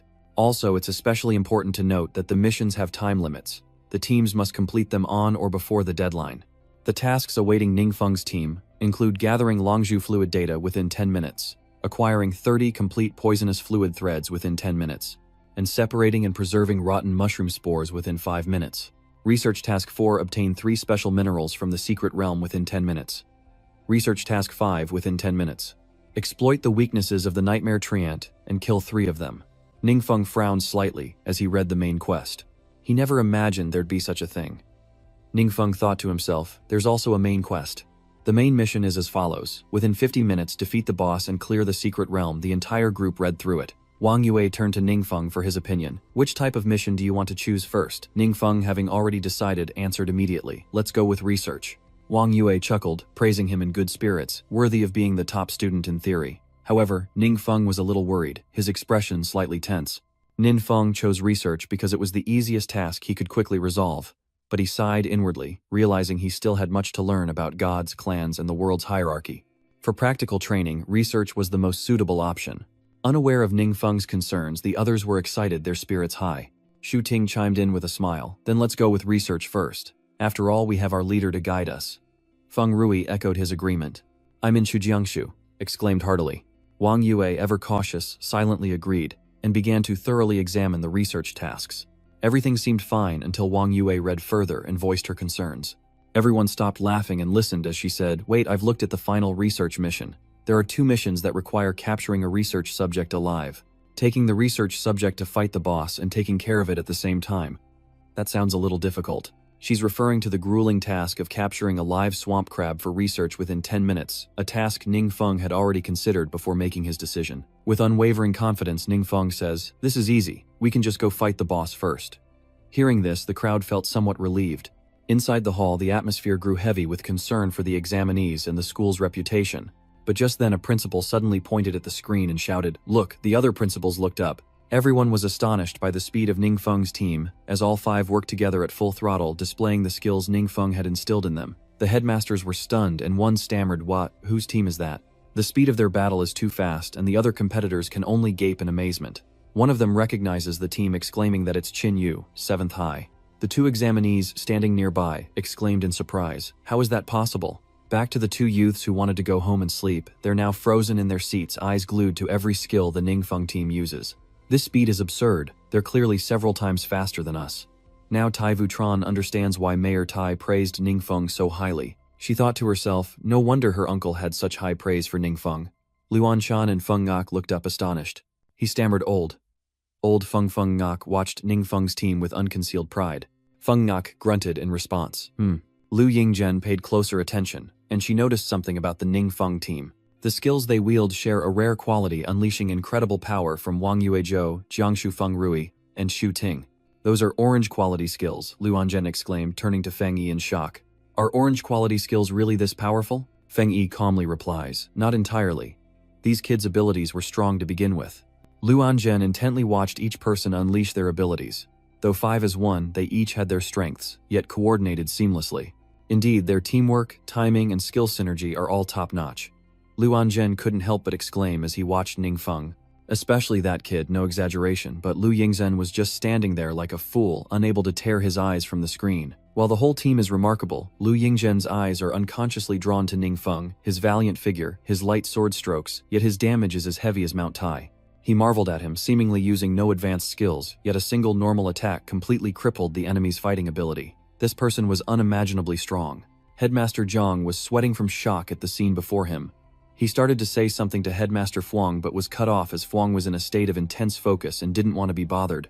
Principal Zhang interjects, "Enough talk, we have our own problems." Meanwhile, Ningfeng's group faces a horde of ferocious monsters. They roared trying to intimidate, but the team wouldn't yield. Wang Yua's arrows of inner force and Feng Rui's masterful swordsmanship flew. Zhu Jiangshu's fiery passion and Xu Ting's magical staff strike the monsters in unison. Though different, they are in perfect harmony, the group united in their efforts. Their combined strength forms a terrifying force, and not even the boss's murderous aura can stop them. The group halts, as Zhu Jiangshu and Wang Yue Shanfeng step forward, soaring into the sky together. Wang Yue aims her bow at the boss from above, her arrow crackling with terrifying power. The hulking Zhu Jiangshu powerfully raises his axe, which absorbs the earth's spiritual energy, gathering boundless power. Their combined attack was truly a sight to behold, an axe and arrow striking the boss's vital point. It lets out a pitiful scream as its thorny armor shatters. Unable to control its massive body, the boss collapses to the ground as Wang Yue and Zhou Jiangshu land safely. The mission is complete, and after the system's summary, the final results are in revealing the previous rankings. Clear time history, top team temporarily, 48 minutes 18 seconds. New record Jiangnan 5, oddities, 1 hour 24 minutes 46 seconds. Flying Dragon and Rose team, 1 hour 40 minutes 6 seconds. Stone Table team, 1 hour 45 minutes 8 seconds. Team Endless Galaxy 2 hours and 27 seconds. After the update, there's been a dizzying shift. Clearance history, Tuxu team, a temporary 8 minutes and 14 seconds. Apex team, a temporary 48 minutes and 18 seconds. Jiangnan, 5, 1 minute and 24 seconds. Flying Dragon and Rose team, 1 minute 46 seconds. Bedrock team, 1 minute 45.8 seconds. Ningfeng's team gloriously takes first place, and the entire hall is stunned into silence. Everyone marveled at the unbelievable results, but not a sound was uttered. The atmosphere was eerily silent as we returned to Ningfeng's group. After conquering the secret realm, the group gathered together. Ningfeng glanced around and asked, "Is everyone finished with their tasks?" The group replied in unison, "Yes, we are." Ningfeng then said, "Okay, let's go back and turn in the quest." The group cheerfully left. As Ningfeng's group emerged from the secret realm, they were met by a crowd of onlookers, their eyes wide with curiosity. Sensing something was off, Ningfeng's group paused, looking around in confusion. Chang Muchu smiled and clapped softly, followed by Gu Yunzhou and Li Kei, who also applauded, and the crowd swarmed around them. A round of applause fills the air, lifting the mood. Later, as Chang Muchu steps outside, two classmates approach her. Thuong Mok Thu casually chatted with them, and when asked about her relationship with Ningfeng's group, she happily replied, "They're all really good people. We get along pretty well at school." Gu Yunzhou, who was nearby, was asked the same question, and he started bragging. "Someone online used to slander Ningfeng, and I fought with every single one of them. Seriously, I can't stand any of that nonsense. I hate those who scheme behind people's backs." The harmonious atmosphere and lively conversations greatly improved the headmaster's moods. The bald headmaster laughed heartily. "Haha, the students' morale has instantly soared." The female principal added, "This is the allure of the strong." Just like Lu Yingzhen and Feng Yi back then, the loudspeaker crackled to life. The training camp makes an announcement to all principals and students. Testing, testing. The high school group assessment has ended, and the students eagerly listen for the exciting event to follow. A student exclaims that the top 10 are about to be announced.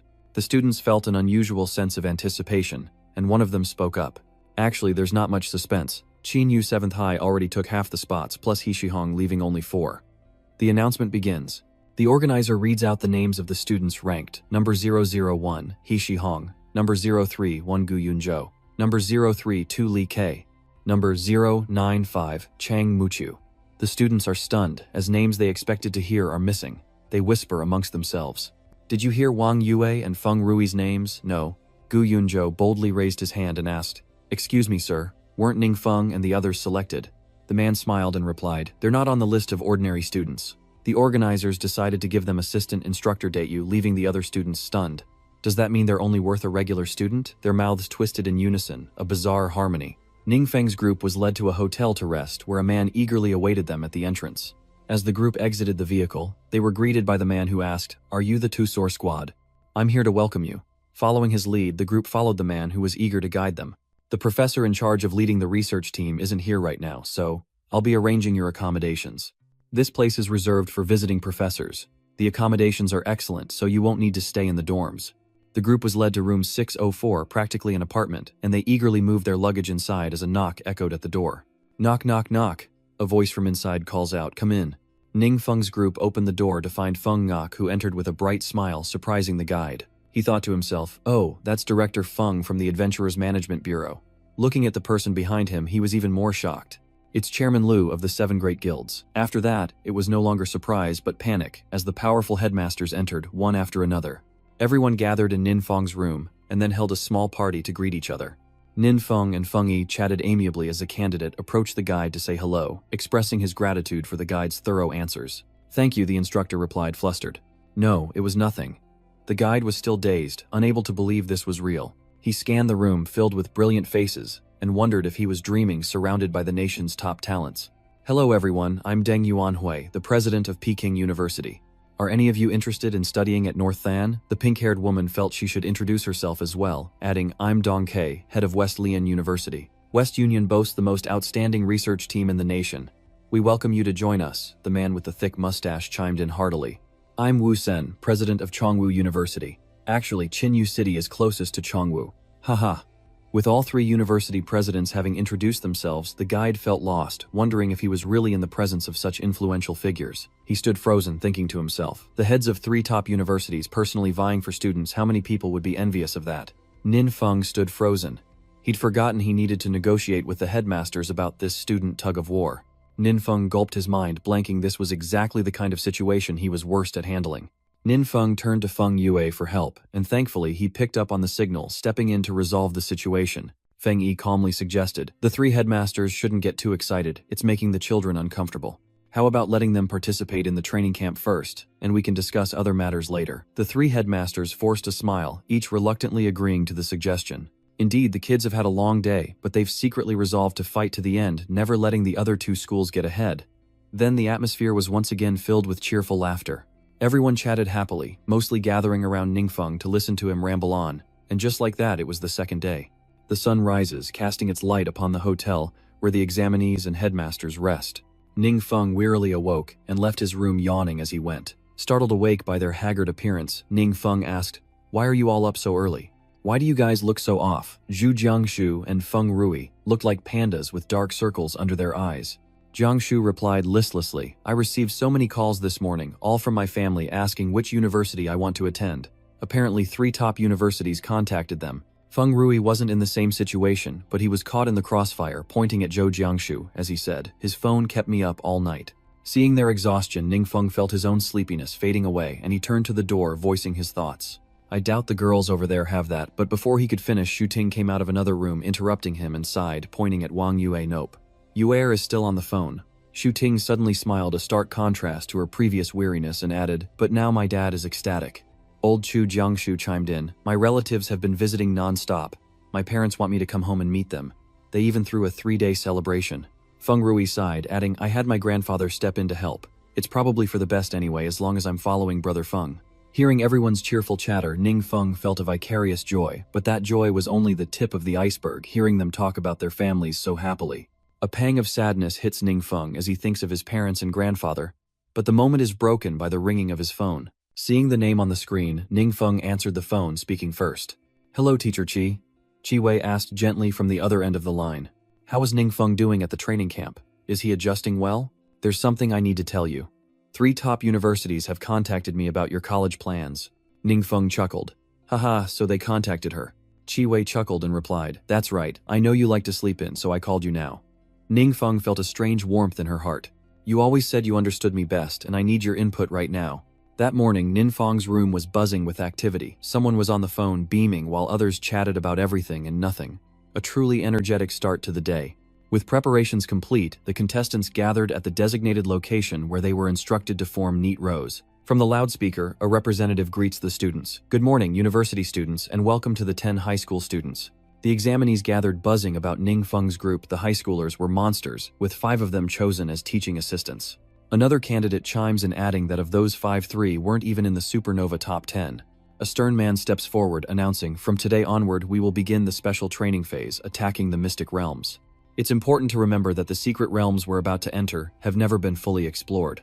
There may be hidden dangers within, so I hope everyone will follow orders and act according to their abilities." Before we depart, please confirm your team assignments with the teacher. 10 high school students will be splitting off.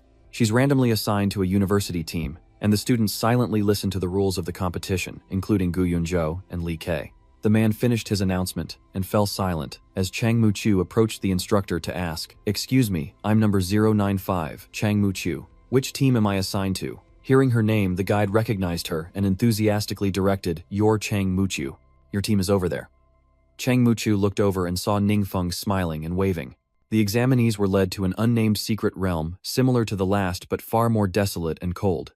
A chilling wind rustles the leaves, sending shivers down their spines as ferocious beasts charge at the first sight of prey. They roared a primal guttural sound. Ningfeng observes them, then glances at the tablet in his hand, reading aloud as he inputs data. This is a new species of Asian lizardman, estimated to be over 2.5 meters tall and heavy. Meanwhile, Feng Rui is fighting hard to repel the monsters already scratched and bruised, but he doesn't flinch. Feng Rui forcefully throws the monster away, only for it to fall towards Ningfeng, who is focused on his tablet. Without looking, Ningfeng senses the shadow raises his elbow and delivers a backhanded blow, altering the monster's trajectory and sending it crashing face first into the ground. The lucky monster, reunited with its ancestors, now serves as a seat for Ningfeng. Calmly, Ningfeng sits on the beast, continuing his calculations and inputting data approximately 800 to 1,000 kilograms, with tough skin and scales, providing extremely high defense. The five, including Wong Yua, Feng Rui Zhou, Jiangshu Shuting, and Chang Muqiu, were focused, fighting the monsters with all their might. Their teamwork made each member a solid support for the others. Chang Muqiu surveyed their surroundings, thinking that they were deep within the secret realm and their speed had surpassed other teams. Fighting their way here had given them a massive experience boost, like everyone was carrying her through levels, and she couldn't help but admire her teammates' dedication in battle. Chang Muqiu wondered if she could be like them now that Wang Yue and the others had improved so much since they first met, and if she could gain their acceptance. After training, the group gathered where Ningfeng was sitting. Ningfeng calmly said, "Teacher Qi said that Western Union University has an excellent research team, but the management is very strict. She was afraid I wouldn't adapt. But the research team at Northern Qing University is more free, which might suit me." Wang Yue chuckled, patted his shoulder, and teased Ningfeng. "Ha ha ha, no wonder you're Teacher Qi's favorite.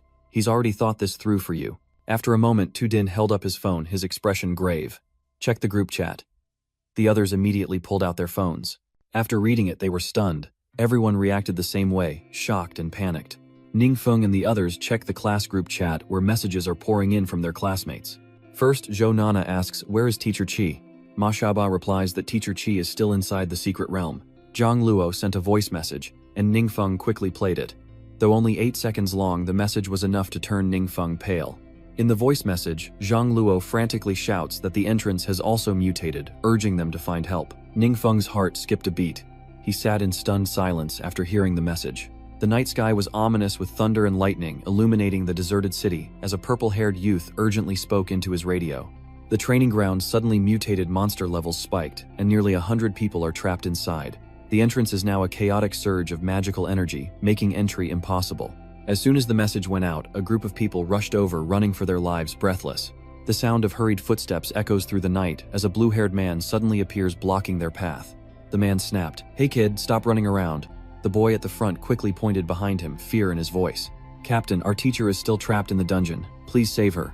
But instead of helping, that captain just yelled at us. "How could we be saved? Can't you see how mutated that dungeon is? We've already reported it. We're waiting for the Grand Guild to send help." The student's voice trembled on the verge of tears, pleading with a hint of accusation. "But you have to do something. It was you guys who said you didn't have enough support, so our teacher went in to help. And now you're abandoning our teacher." The captain seemed to lack any sense of responsibility. He flew into a rage, shouting, "How annoying. I can get out, that's my skill. If she can't, that's just her bad luck. No one forced her to join our rescue team. She volunteered." The captain gritted his teeth, shirking all responsibility, and blaming Qi Wei, leaving the students utterly disappointed and worried sick about their teacher. Just when all hope seemed lost, a familiar voice ignited a spark of hope within them, Zhang Luo, Zhou Na. They both turned to see. It was Ningfeng, all right. He's here. Zhang Lei and Zhou Nana were overjoyed, yet couldn't manage a smile, like grasping a lifeline in a vast ocean. They cheered, "It's Ningfeng. Ningfeng is here." With a serious tone, Ningfeng asked, "What about Teacher Qi?" Zhang Luo sadly replied that they were still trapped in the secret realm. Zhang Luo and Zhou Nana tried to hold back their emotions but failed and recounted everything through tears. Originally, the school organized this training exercise, but suddenly the secret realm mutated, and many people are now trapped inside. Teacher Chi tried his best to protect us so we could escape, but the defense team said they didn't have enough people. Gather those who volunteer for the rescue mission. The captain, startled quickly, tried to defend himself. Hey, don't make it sound like your teacher died because of me. I'm telling you it was just bad luck. He glared, emphasizing each word, but before he could finish, a hand was already inches from his face. Ningfeng unleashed his fury, slamming the arrogant captain's head into the ground, the sudden act causing the students to scream in terror. Hearing the commotion, a young man rushes in, drawing his bow and aiming at Ningfeng, and asked, "Who are you? How dare you cause trouble here?" Before he could fire, a firm hand landed on the boy's shoulder, and a deep, raspy voice echoed, freezing him in place. "Don't move." Appearing from behind, Chu Jiangthu towers over the boy, who freezes in terror, his face turning pale green. Meanwhile, the aloof Ningfeng drags the unconscious captain away, as everyone watches, leaving the boy speechless and silently praying. Who would dare to get in his way? After a few steps, Ningfeng passes by someone. That man somehow caught Ningfeng's attention, and he paused to look over. This man appeared at the training camp, a youth with narrow eyes, but an imposing presence, followed by someone dressed like a true sorcerer. Ningfeng stared at the newcomer as the captain's downed comrades began to stir. "That's Vice President Luke Bin, of the Epic Guild. Is he here to rescue us? That's great. Finally, someone's here to teach these arrogant fools a lesson." Lu Ping smiled and asked Ningfeng, "We've taken care of the students. What's the situation now?" Ningfeng honestly replied, "It's still unclear." Lu Ping, with good intentions, offered, "Do you need help?" Looking at the entrance to the mystic realm, Ningfeng answered without hesitation, "I do need help." Lu Ping said without hesitation, "Then we'll go in with you." Contrary to what he thought, Lu Ping wasn't there to hand over Su Ningfeng, but to help him, blowing the captain's comrade's mind. He shouted, "What?" Ningfeng and Lu Ping head toward the secret realm, Ningfeng still tightly gripping the captain's leg, as Lu Ping asks, "What's with the guy on the ground?" Ningfeng replied, "He came from the mystic realm. I need him to guide us." As they approached, the entrance guards stopped them. He said, "The secret realm is sealed. No one is allowed in." Lu Ping presented his guild card to prove his identity, adding, "I am Lu Ping, the vice president of the Epic Guild, and I have the authority to handle emergencies. I hope you will cooperate." The guards, recognizing Lu Ping's status, were stunned into silence, sharing a common thought: no one dares stop a powerhouse from one of the 7 great guilds. He approached the secret realm's gate, and Lu Ping called to Ningfeng, "Let's go in." Ningfeng strode forward as the 2 guards watched him with curiosity. "Who is this young man? The guildmaster seems to respect him a great deal." Ningfeng and Lu Ping fearlessly entered the light, blinding, forcing Lu Ping to shield his eyes. The entrance to the secret realm was deep, cold, and strange, its mutated energy causing discomfort. Ningfeng leads his team and Lu Ping deeper inside, where the strange energy rapidly diminishes their abilities. Stamina -2, stamina -2. Attack power decreased by 15%. Defense decreased by 15%. The witch-like figure traveling with Lu Ping exclaimed in alarm, "Captain Lu, this is a domain effect. Within a fixed range, these effects can be positive or negative, and they're usually impossible to remove. The changes within this realm drain the strength of anyone inside." Lu Ping frowned, replying, "I know this realm didn't have a domain effect before. It must have mutated." Lu Ping watched as Ningfeng strode confidently forward, seemingly unaffected, and wondered to himself, "Hey, Ningfeng doesn't seem affected, but that's not the case. He's affected but not significantly." Ningfeng smirked, thinking to himself that his base stats were high enough that even the domain's influence wouldn't affect him much, but others might not last long. "Let's hope Teacher Ji is alright," Lu Ping said, looking at the still unconscious captain. "Wake him up and ask which way to go." Following Lu Ping's instructions, Ningfeng used his abilities to awaken the captain lying on the ground, and it worked in seconds. The captain's face contorted, and he opened his eyes, realizing his situation upon seeing Ningfeng and Lu Ping. He panicked, blurting out in fear that they had lost their group. "It's too far from the entrance and the path is full of ferocious monsters. You won't make it. I don't want to die. Please let me go." Faced with his desperate pleas, Ningfeng coldly responded, "You're unlucky to have crossed my path. Either lead me to my master or I'll leave you here." The captain had no choice but to obey slowly, turning to face the path ahead. Before him lay 3 caves, and he asked in a trembling voice, "With so many paths, which one is the right way?" Meanwhile, deep within the cavern, a growling monster emerged, peering around as if searching for something. It seems to be searching for any unfortunate souls who remain unaware that a man is secretly watching its every move from nearby. The man's strained, sweaty face spoke volumes about their dire situation, and that monster wasn't about to leave. He wasn't alone. Others were trapped there as well. Exhausted, they collapsed to the ground, afraid to even breathe deeply, their bodies covered in dirt from their desperate escape. Fortunately, Chi-Wei was there, using her powers to heal the wounded. A blue-haired girl carefully helps a severely injured man sit against a rock wall, though she's exhausted. But the man was still concerned about Ki-Wei's well-being, struggling to speak her name. "You must be exhausted, please rest." Despite her exhaustion, Chi Wei continued to heal, replying, "There's no rush. I can rest later, but your wounds can't wait." The blue-haired girl was overwhelmed with gratitude, thanking her profusely through tears. Thank you so much." Elsewhere, some younger students couldn't grasp the bigger picture, one wondering what's the point of saving these guys. Another student lowered his head, afraid to look up, his face filled with worry. These are all adventurers below 3 stars. Even if they band together, they're no match for the monsters. After receiving treatment from Kai Vai, the soldier breathed a sigh of relief, looking much better than before. That feels a lot better." The timid student asked his friend, seeking a glimmer of hope to keep going. "It's been so long. Will someone come to save us?" No one knows the answer, but hope is all they have left. His friend replies, but his voice lacks conviction. "Yes, someone will come," he insists. Suddenly, a loud crash echoes as something smashes through the nearby cliff face, creating a gaping hole. The massive monster used its rock-hard body to break through the cliff, discovering the hiding place of those trapped within the secret realm. Everyone turned towards the sound, and upon seeing the monster, Chi Wei paled, while the others froze, their faces drained of color.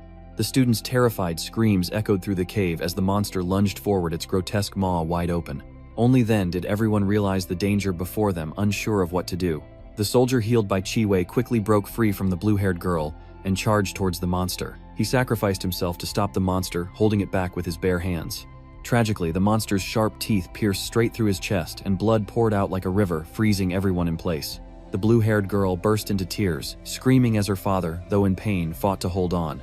Biting down, he roared, "Run! I didn't expect the other monsters to arrive so quickly. We can't let his sacrifice be in vain."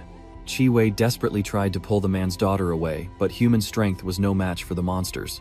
One of them leaped forward, and in the blink of an eye it was right in front of Chi Wei and the blue-haired girl, startling them. The blue-haired girl trembled her legs, giving out tears welling as she stared death in the face. Suddenly, a wall of ice erupts from the ground, separating the monster from Chi Wei and the blue-haired girl. Little did Chi Wei know as she desperately pulled the brave soldier's daughter along. Sensing something amiss, she turns to see the wall of ice, shocking her, and leaving the captain and Ning Feng's group speechless. The captain's presence meant Ning Feng's group was here, and more precisely, Ning Feng had created the ice wall to protect Chi Wei and the blue-haired girl. He slowly stepped into the cave, and the captain, paralyzed with fear, fell backward onto the ground. Wong Yua and the others followed behind, entering the cave, and Lu Ping and his associates arrived as well, their healing abilities immediately put to use. Shu Ting and Lu Ping's partner went to the wounded soldiers to heal their injuries, while a somber atmosphere enveloped Chi Wei and Ning Feng as sobs echoed around them. Chi Wei couldn't bear to watch the green-haired girl kneeling beside her father, sobbing uncontrollably, while Ning Feng silently observed the scene with a heavy heart. After tending to the wounded, Lu Ping's comrade reports to him that there are 20-some casualties, including the deceased. The rest are missing.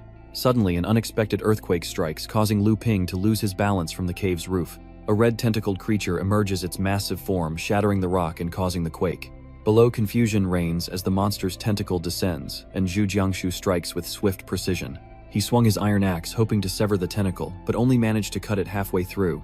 Then, unexpectedly, magic enveloped the wound, healing it as if nothing had happened. Surprised, Zhou Jiangshu exclaimed, "This tentacle can heal itself." The monster's tentacles not only broke through the rock above, but also blocked the exit, trapping everyone inside once again. The elites who had just found hope now face utter despair at the blocked exit, as the monster suddenly launches its tentacles towards Chi Wei with incredible speed. Before Chi Wei could react, Ning Feng swiftly dealt with the threat rushing to her side. With a single strike, he severed the monster's tentacle, his decisive action saving Chi Wei's life. Nin Feng turned to the others and declared, "Everyone follow me," as he forged a path forward. Sword in hand, he slashes left, then right, clearing every tentacle in his path.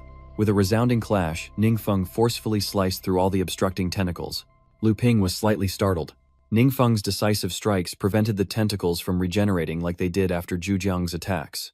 He mused that Ning Feng had severed the tentacles so completely that they'd lost their ability to heal. They ran for a while.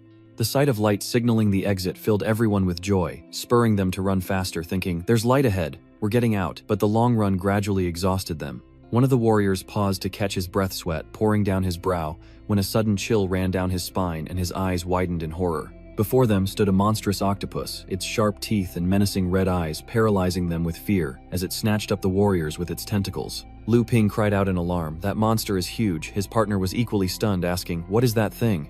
Wang Yua stared at the monster, speechless, before snapping back to reality and calling out to Ning Feng as he charged forward. Nin Feng immediately commanded those present to stay put. Ning Feng stared at the monster before him, his eyes filled with murderous intent, calculating his next move. The dungeon's mutation must be this culprit's doing. Eliminating it directly is the easiest solution. That's the idea, but taking down this monster will take time. Startled, Ningfeng whips his head to the left, narrowly dodging the monster's tentacle as he raises his sword to block the attack. But the unfortunate sword couldn't withstand the force and shattered into pieces. Lu Bing and Wong Yua were on edge, not expecting the monster to be this strong. Everyone was stunned when the sword shattered, and Lu Ping cried out that Ningfeng's sword was broken, but Ningfeng remained eerily calm, discarding the broken blade and drawing another. This sword crackles with fearsome electrical power, and without hesitation Ningfeng slashes at the monster's tentacles. The sword radiated immense power, severing the monster's tough tentacles with a single strike. Having lost a part of its body, the monster roared furiously, its mouth full of sharp teeth wide open. Ningfeng then retrieves his staff, infusing it with power, unleashing a barrage of sharp icy shards towards the monster. Ningfeng quickly switched back to his sword, unleashing a powerful strike that released a surge of energy, obliterating the monster in a single blow. Orange and purple items rained down where Ningfeng stood outside the secret realm as ambulances arrived to stand by. Those inside had been successfully rescued and were immediately treated. The survivors, having narrowly escaped death, were haunted by what they'd seen, and were comforted by friends from the outside. Don't be afraid, it's all over now. But some were not so lucky, and they are gone forever. Their deaths were sacred, having sacrificed themselves to save others. Family members arrived to claim the remains, unable to hold back their sobs, creating a sorrowful atmosphere. Lu Ping expressed his gratitude to Ningfeng as the secret realm was brought under control again thanks to him, otherwise it would have been an even greater disaster. Ningfeng glanced back, noticing that Qi Wei's expression hadn't improved since they came outside. A wave of sadness washes over her, and Ningfeng presents her with a high-quality item saying, "Teacher Qi, this is for you." A dazzling light catches her attention. She was utterly astonished by Ningfeng's gift, not just a good item, but an absolute treasure. Looking at Lu Ping and Qi Wei's awestruck faces, one could tell just how powerful this item was. A healing mark, a tier 3, consumable, permanently, adding 5 to physical fitness and 5 to mental strength, and permanently increasing all healing effects by 50%. Lu Ping stammered, asking Ningfeng if it was the legendary God-given glyph. Ningfeng nodded slightly, a hint of smugness on his lips. Yeah, that's what the monster dropped. Lu Ping's face grew paler, as surprise overwhelmed him, leaving him frozen in place. Since the trial realm was breached, this was the first time someone had received a divine mark, yet Ningfeng seemed unfazed. Qi Wei frantically waves her hands flustered, as she tries to refuse Ningfeng's gift, wondering if such a precious item is too wasteful for a mere 3-star professional like herself. Ningfeng happily urged Qi Wei to accept, telling her to take it. Reluctantly, Qi Wei accepts the gift with immense gratitude, slowly placing her hand on the artifact, closing her eyes to feel its power. An orange light surrounds the prop, swirling like a vortex with the prop at its center, yet it moves slowly following Qi Wei's rhythm. Ningfeng watched Qi Wei intently, realizing he needed to arrange special training for her to improve her self-defense skills. But the training camp strictly prohibits leave, and by the time it ends it'll be 2 months from now. He should ask Teacher Lu first. With that in mind, he turned to Lu Ping and asked Lu, "Can I have an afternoon off this weekend?" Lu Ping readily agreed. "No problem. If you need a break, you can take a few days off." Haha, no need for that. He secretly thought that his classmates were right about Lu Ping being a two-faced tiger, unreasonable, but not really that difficult. It's only natural, there's a difference. The student talking to Instructor Lu might even be better than him, so naturally his attitude is different. Looking around, there's nothing left to do, Lu Ping says as he walks. There's only cleanup left here, let's head back. But perhaps Lu Ping was so focused on talking to Ningfeng that he didn't notice the reporters waiting behind him. Ningfeng had seen them earlier and didn't dare move, and Lu Ping was startled when he turned around and saw them. The reporters swarmed him, peppering him with questions. "Hello, sir, who was the hero who defeated the monster?" Though startled, Lu Ping quickly regained his composure, accustomed to such situations.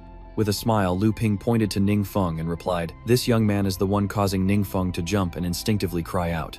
"Hey!" Immediately the microphones turned to Ningfeng, who was terrified by the sudden attention. A mighty warrior, fearless against monsters yet intimidated by this. The relentless reporters pepper Ningfeng with questions, wondering if he's even a student.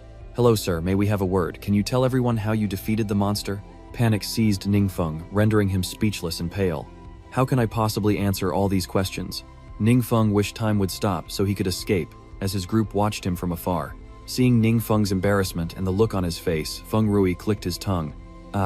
Feng seems incredibly nervous, and Wang Yu can't help but laugh, explaining that Ningfeng isn't used to socializing in special situations, especially interviews. Watching this, Wang Yua recalled a distant memory, and shared that when he was little he would always run away from elementary school interviews, but he'll probably get used to this sort of thing eventually.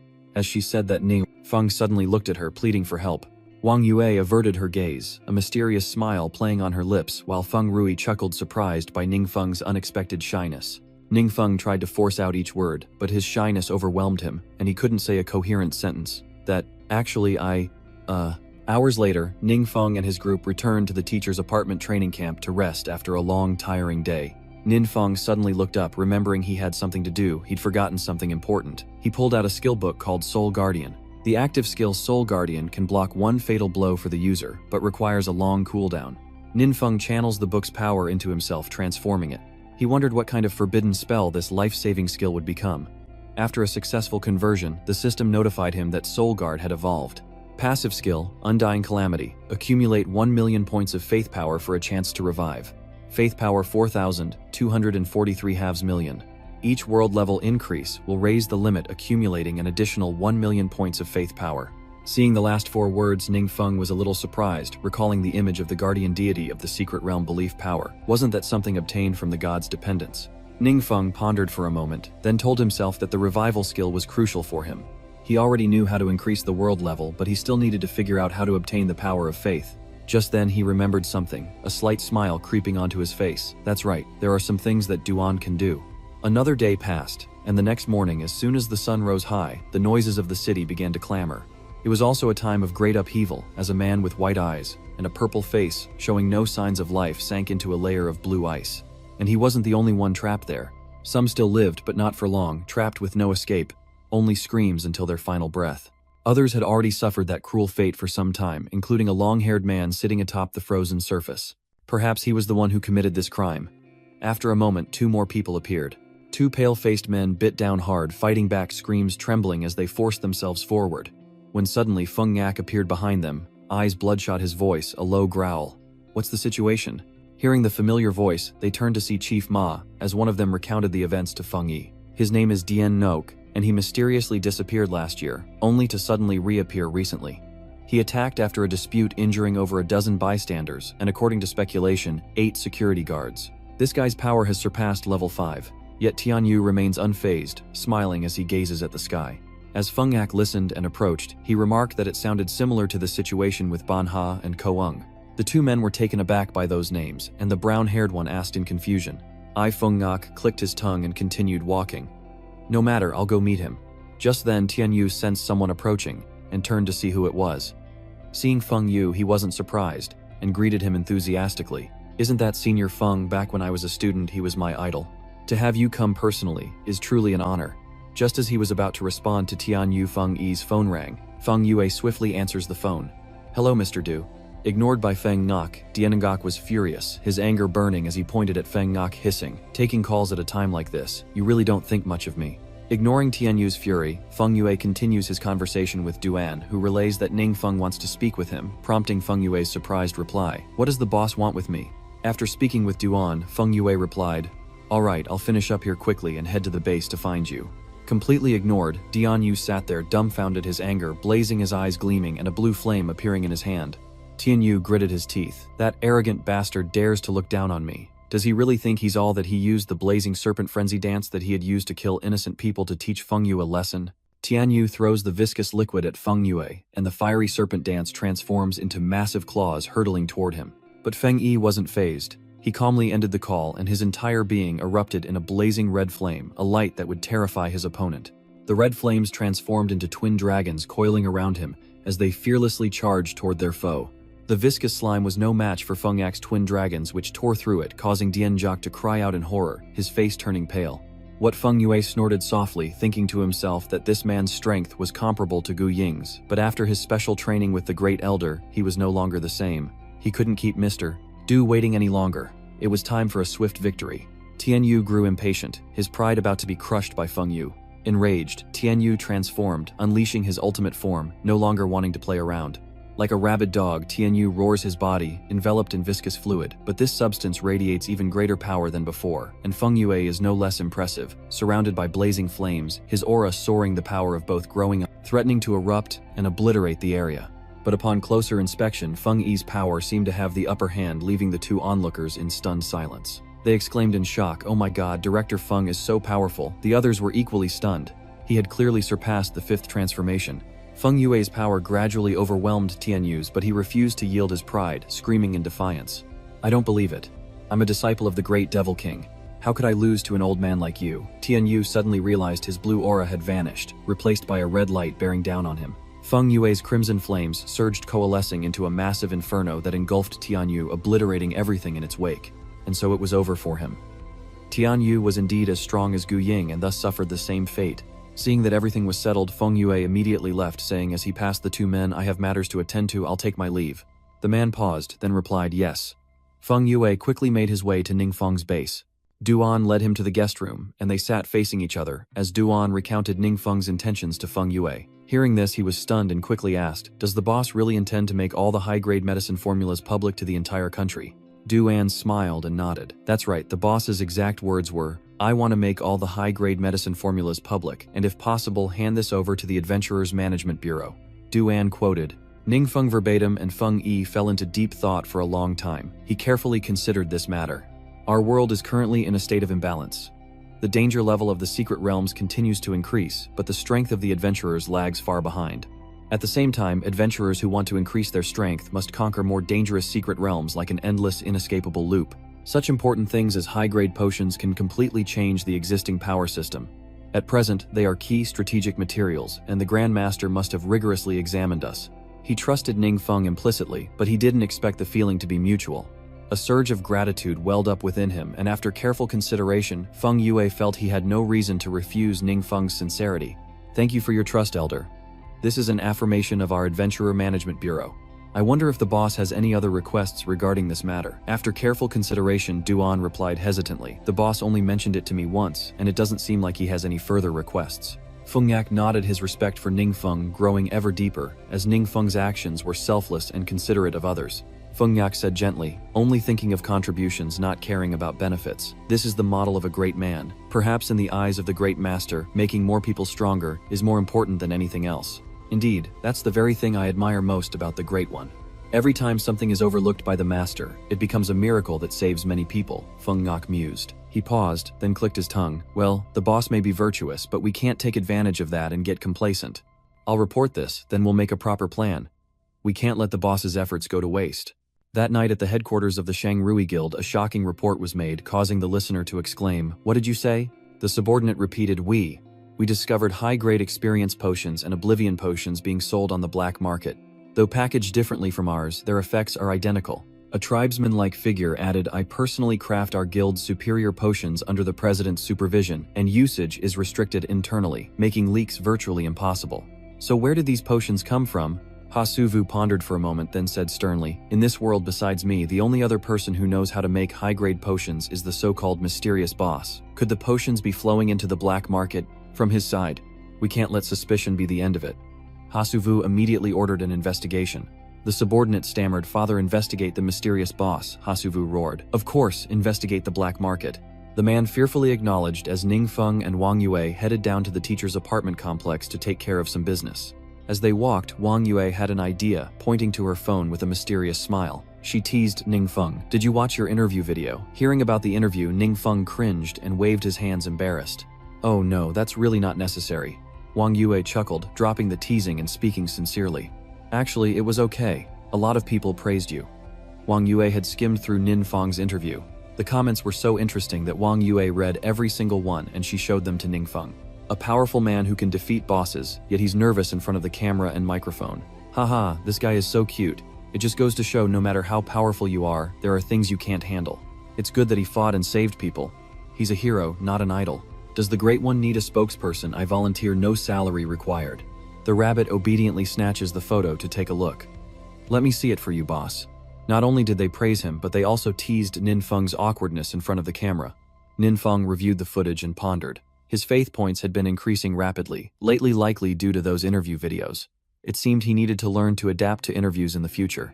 And so all the way Ningfeng could only think about how to overcome this problem. As soon as they stepped outside, someone recognized them. Two people walking in the opposite direction spot Ningfeng and wave hello. Assistant Ning, they say, and Ningfeng politely returns the greeting. Good morning.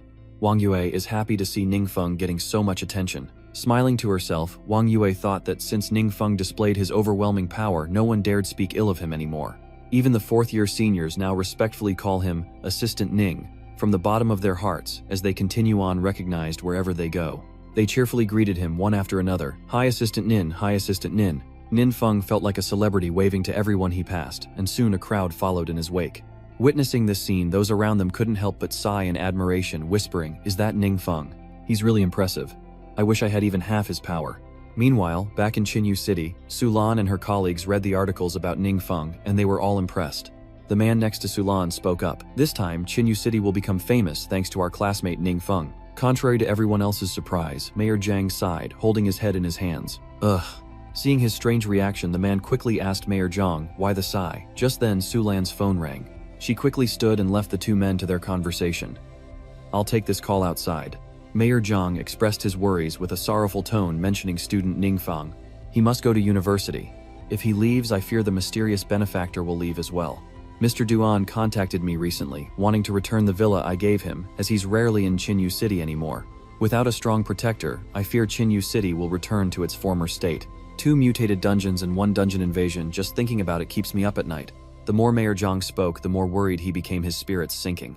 This was truly unexpected, catching him completely off guard. Unsure how to console her, the man remained silent. Meanwhile, Sulan finished her call and entered her expression incredibly strange. Lost in thought, Sulan stared blankly at the phone in her hand, prompting the man to ask Captain Su what's wrong. Sulan could hardly believe what she'd heard on the phone. She swallowed hard, her voice trembling as she replied, "My master just called and said, the mysterious benefactor has agreed to help me with special training." Am I dreaming? Hearing Su Lam's words, Mayor Zhang Ru was reinvigorated. Director Fong flew to Su Lan's side and said, "Captain Su, we're counting on you from now on." The other man happily added, "Dinner's on me tonight. Please lend us your assistance in the future." Blushing furiously, Su Lan looked back and forth between the two men, asking, "What's wrong with you two?" The entire room erupted in disbelief, each person stunned by his words. "Old Feng, is what you're saying true?" Feng Yak calmly replied, "Yes, the mysterious benefactor has agreed to make the formula for the high-grade potion public nationwide. I plan to request permission to open a production facility in the name of the country to cooperate with them." Feng Yue observed the expressions of those present, each displaying an indescribable emotion. Feng Yue pondered, "Currently, only the Shangrui Guild possesses the formula, which has created immense pressure for us. If the nation can produce this advanced potion, both price and quantity will be guaranteed, which is great news for everyone. Well, maybe not everyone." Feng Yue glanced at He Shiyu and shook his head slightly as He Shiyu spoke up. "The big boss agreed to make the formula public, and of course I support it unconditionally, but is the big boss's action as great as we think?" Lu Yingzhen glanced over frowning as he asked Chairman, "He, are you implying?" He Shiyu didn't hesitate to analyze. "This is the high-grade potion we found on the black market with the same effects as the ones our guild makes. Only the packaging is different. I've checked thoroughly, and none of our guild's potions have gone missing. As for the potion being auctioned off, the quantity wasn't large, and even with tracing magic, the delivery route to the black market couldn't be found." "Then where did that potion come from?" He spoke with conviction. Ha Su-wu's suspicion of Ning Feng is clear, and the others can only listen in silence. Ha Su-wu's analysis isn't without reason. They're only intermediaries, unable to distinguish right from wrong. Ha Su-wu continues to bring up the past, offering compelling evidence of the mystery surrounding this. Remember when Duan mentioned how to make this high-grade potion after clearing the secret training realm? The mysterious benefactor knew that online black markets operate beyond the reach of the law, where many illicit transactions take place. Ha Su-wu implies Ning Feng is acting illegally, undermining the plan, and Fang Zhou nods in agreement. If we were unaware this high-grade serum could have fallen into the wrong hands, a truly terrifying thought. Whether this was the mysterious benefactor's intention or not, it's aiding the enemy. Feng Yi was surprised that things had gone so far. He had no choice but to compromise. "Is that so? I'll send someone to investigate immediately." Inwardly, Feng Yue quickly devised a plan to resolve this thorny issue once and for all. He would send Su Lan after she completed her special training. "Also, tell the Great One," Fang Zhou added, "I said long ago a powerhouse acts entirely on their own impulses without any restrictions. This is absolutely absurd. Regardless of Chief Feng's decision, the Epic Guild will send someone to assist the Thuong New Guild in this investigation.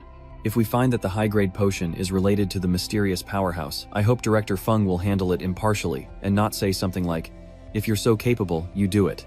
Fuang Chu's firm opposition made Feng Yak slightly uncomfortable. He even sighed as if making a difficult decision, leaving Feng Yi with no choice but to say firmly, "Rest assured, if this is truly related to the mysterious big shot, I will handle it according to my duty." Hours later, in a secret realm, Ning Feng and his team gathered to figure out a solution. Shu Ting passionately defends her brother, saying he meticulously manages the elixirs, recording all transactions, and that no anomalies or leaks have been detected. Feng Rui also vouches for his family's discretion. My family's elixirs are managed by my grandfather and me. We check them regularly, and Chang Muqiu's side is also error-free. I check the medicine's quantity every day, morning and night, and I can guarantee that the formula and medicine haven't been leaked by us. So how could this have happened? Ningfeng pondered, realizing he'd been neglecting the elixir situation, surprised by everyone's concern, but grateful for the direction it provided. He frowned, trying to pinpoint the cause, but came up empty. For a moment, an idea sparked. If the leak wasn't from us and the Azure Radiance Guild denies it, where did the black market supply come from? Could someone else know the recipe besides me and the guild? Cut to the black market, a hub for all kinds of illicit drugs operating in the shadows.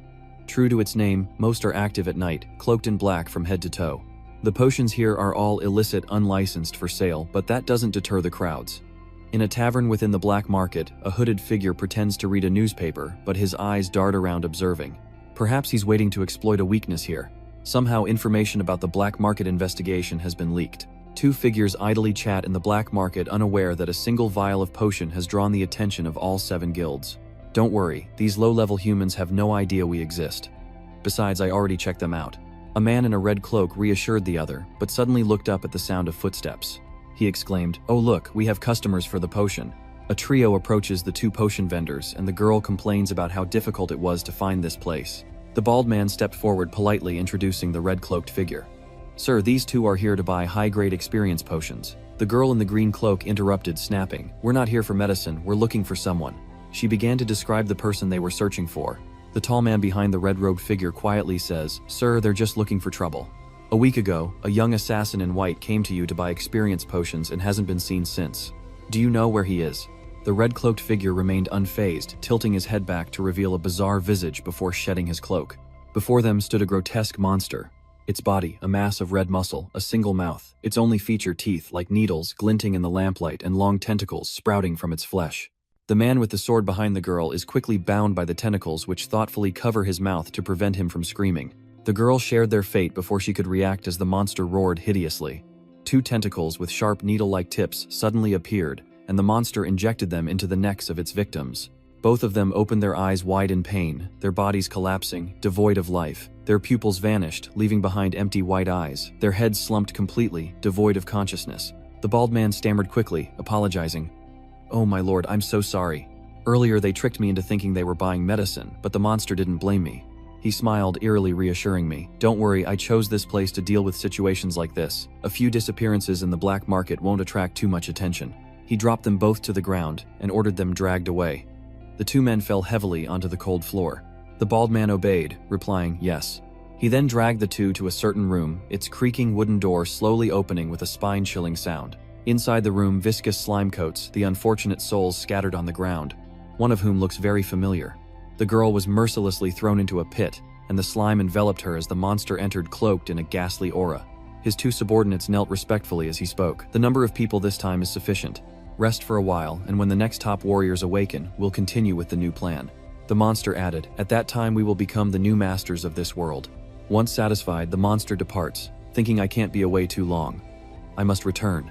With a whoosh, he vanished from the abandoned building, soaring through the sky before returning to his home. Inside a luxurious house, he inhabits the body of a native from the Azure Commerce Guild, entering the lifeless vessel through the crown of its head. His work complete, a sinister smile spreads across his face. His plot unfolds perfectly undetected by all. Days later, as expected, the investigation stalled, leading nowhere. Ninfeng received Duan's report over the phone, exclaiming in disbelief, "Seriously, no leads at all." After days of surveillance at the black market yielding nothing, Duan remained hidden, reporting. Some people at the black market were once advertised high-end elixirs, but the seller vanished. Perhaps they caught wind of something and have gone into hiding. Ningfeng pondered this, then replied, "Is that so? No matter, just let me know if there's any news." After hanging up, Duan continued his investigation. He carefully put on a black mask to conceal his identity, glancing around with self-imposed pressure. "If I can't even handle this, I don't deserve to stay by his side." Suddenly, his phone vibrated. It was Team Leader De calling. Doan quickly answers, asking Team Leader Su, "Have you found anything?" Su Lan is also undercover in the black market crowd investigating. She wore a high-collared jacket that concealed half her face and replied softly, "Nothing yet." "Someone's inside." The room lit by flickering torches on the walls. The slimy layers beneath the ground were peeled away by those trapped within who used their bare hands to tear free. In the darkness, the chilling eyes of these unfortunate souls stare out as if warning of impending doom. Cut to the school cafeteria. Laughter and chatter filled the air as students socialized during their meal. After intense lessons, Ningfeng dines at a table in the cafeteria, joined by his group and the students. The students ignored the delicious food before them, their eyes fixed on Ningfeng, whom they'd quickly grown to admire. They find Assistant Ning's personality approachable and friendly, lacking the arrogance and coldness of other young powerhouses. They've all grown closer after spending time together. Ningfeng was also busy observing the other trainees in the cafeteria, a slight smirk on his face as he secretly calculated that these were the most outstanding young people in the country and that he could get a lot of help from them later, when he raised the level of the world with the power of faith. Suddenly Tai Vutron spoke up with a question. Assistant Ning, do you have any thoughts on joining a guild, someone as talented as you must have received many offers? Ningfeng casually replies, I don't have any plans to join a guild for the time being. Everyone was a little surprised by his answer, but no one said anything. The brown-haired student quickly asked another question. So, are you planning to start your own guild? Or is the Tuxu team the team within your guild? Ningfeng quickly cleared up their confusion, stating that the Footmaster Guild belonged to Yuer, and they were simply borrowing the name. His answer left each of the students with their own thoughts, intrigued by the many implications of his words. The dorm association seems to be a small local group with no national reputation, yet it has such an elite team, its future is surely bright, and Assistant Instructor Ning calls Assistant Instructor Wong Yua. Need we say more about their relationship? Ignoring Ningfeng, the students turned to Wong Yua, and the orange-haired student asked, Assistant Wang, I want to join the Lodging Masters Guild. What are the requirements? The sudden proposal made Wong Yua stiffen and her face flushed red. Her throat tightened, her mind blank, and she didn't know how to respond, as the other students clamored to join the Dormitory Management Union, leaving Wong Yua bewildered. I'm graduating this year and I want to join the Footmaster Guild too. After a while the meal ended and Ningfeng and the group left together. On the way, Wong Yua sighed heavily. What was supposed to be a normal meal turned into a recruitment session. Shu Ting chuckled, adding with amusement that everyone's resumes were so impressive, it felt like they were becoming one of the 7 great guilds. Shu Ting's words brought a hearty laugh from the group. Haha. But the smile quickly fades, as Ningfeng reflects he had hoped to find a few promising individuals at the training camp, but the results exceeded his expectations. Without Zhao Cheng, that Rat Yuer's guild will be hers to command, and could become my reserve force. As for Zhao Cheng's disappearance, he only has himself to blame. Ningfeng recalled the moment he made Zhao Cheng disappear from the world forever, a decision he didn't regret for it was the right one. First, Zhao Cheng's father colluded with Peng Xia and Gu Ying, and during the government's investigation they discovered the magic circle of Zhao Cheng and his subordinates. With the government hunting Zhao Cheng and Yue, removing them from the guild, a lot of work was taken off his plate. But suddenly Ningfeng's phone began to ring. Ring ring, it's Duan. He and Sulan have discovered something unusual at the night market. Duan sent 2 photos showing countless pits with traces of dark potions, adding Elder to Kwang found potion-making equipment and some high-grade experience potions in a building. The packaging is similar to what Thuong New Guild found. We suspect this is where the potions are coming from. Ningfeng clicked on the photos, studying them intently, muttering a few words under his breath. It was Su Lan who discovered the abandoned building and investigated its strangeness, immediately reporting to Duan, who photographed the scene and sent it to Ningfeng. Talam spoke up, residual dark energy detected. Could this be a unique type of mutant? An shook his head slightly. No, this is a type of demon we've never seen before. A parasitic demon.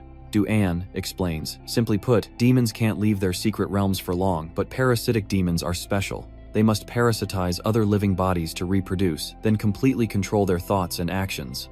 Without special methods, it's difficult to distinguish between a normal body and a parasitized one. Ningfeng and Duan were right on track. Parasitic demons are behind everything happening here. The monster is pulling the strings, and the unfortunate victims are his puppets. Looking at the holes in the floor, Duan continues. At this stage, the parasitic demons are extremely weak and need to hide. These holes in the ground are parasitic nests used to incubate the parasitic demons. Hearing this, Sulan already guessed what was happening, so now Duan understands. He continues, that's right, the parasitic demons here have probably successfully hatched their eggs. So in other words, an unknown number of top-tier parasites have infiltrated the human world. Duan sighed and nodded. That's not even the most important thing. Meanwhile, at the Crimson Trade Guild, Ha Suwu met with Fang Zhou to discuss the night market, sighing wearily. So many days of investigation and still no leads. Suddenly the door burst open and a figure entered. It was the tribesman, or rather a parasitic demon, using his body to infiltrate the commerce union, but unlike usual, he entered with a terrifying look, his whole body shrouded in a powerful aura of murderous intent. The tribesman slowly approached and, unaware of the change, Hasuwu asked, "Elder Huang, is something the matter?" The old man sneers a ghastly smile, no longer hiding his true form. Tentacles sprout forth, his eyes turn blood red, and he cackles maniacally.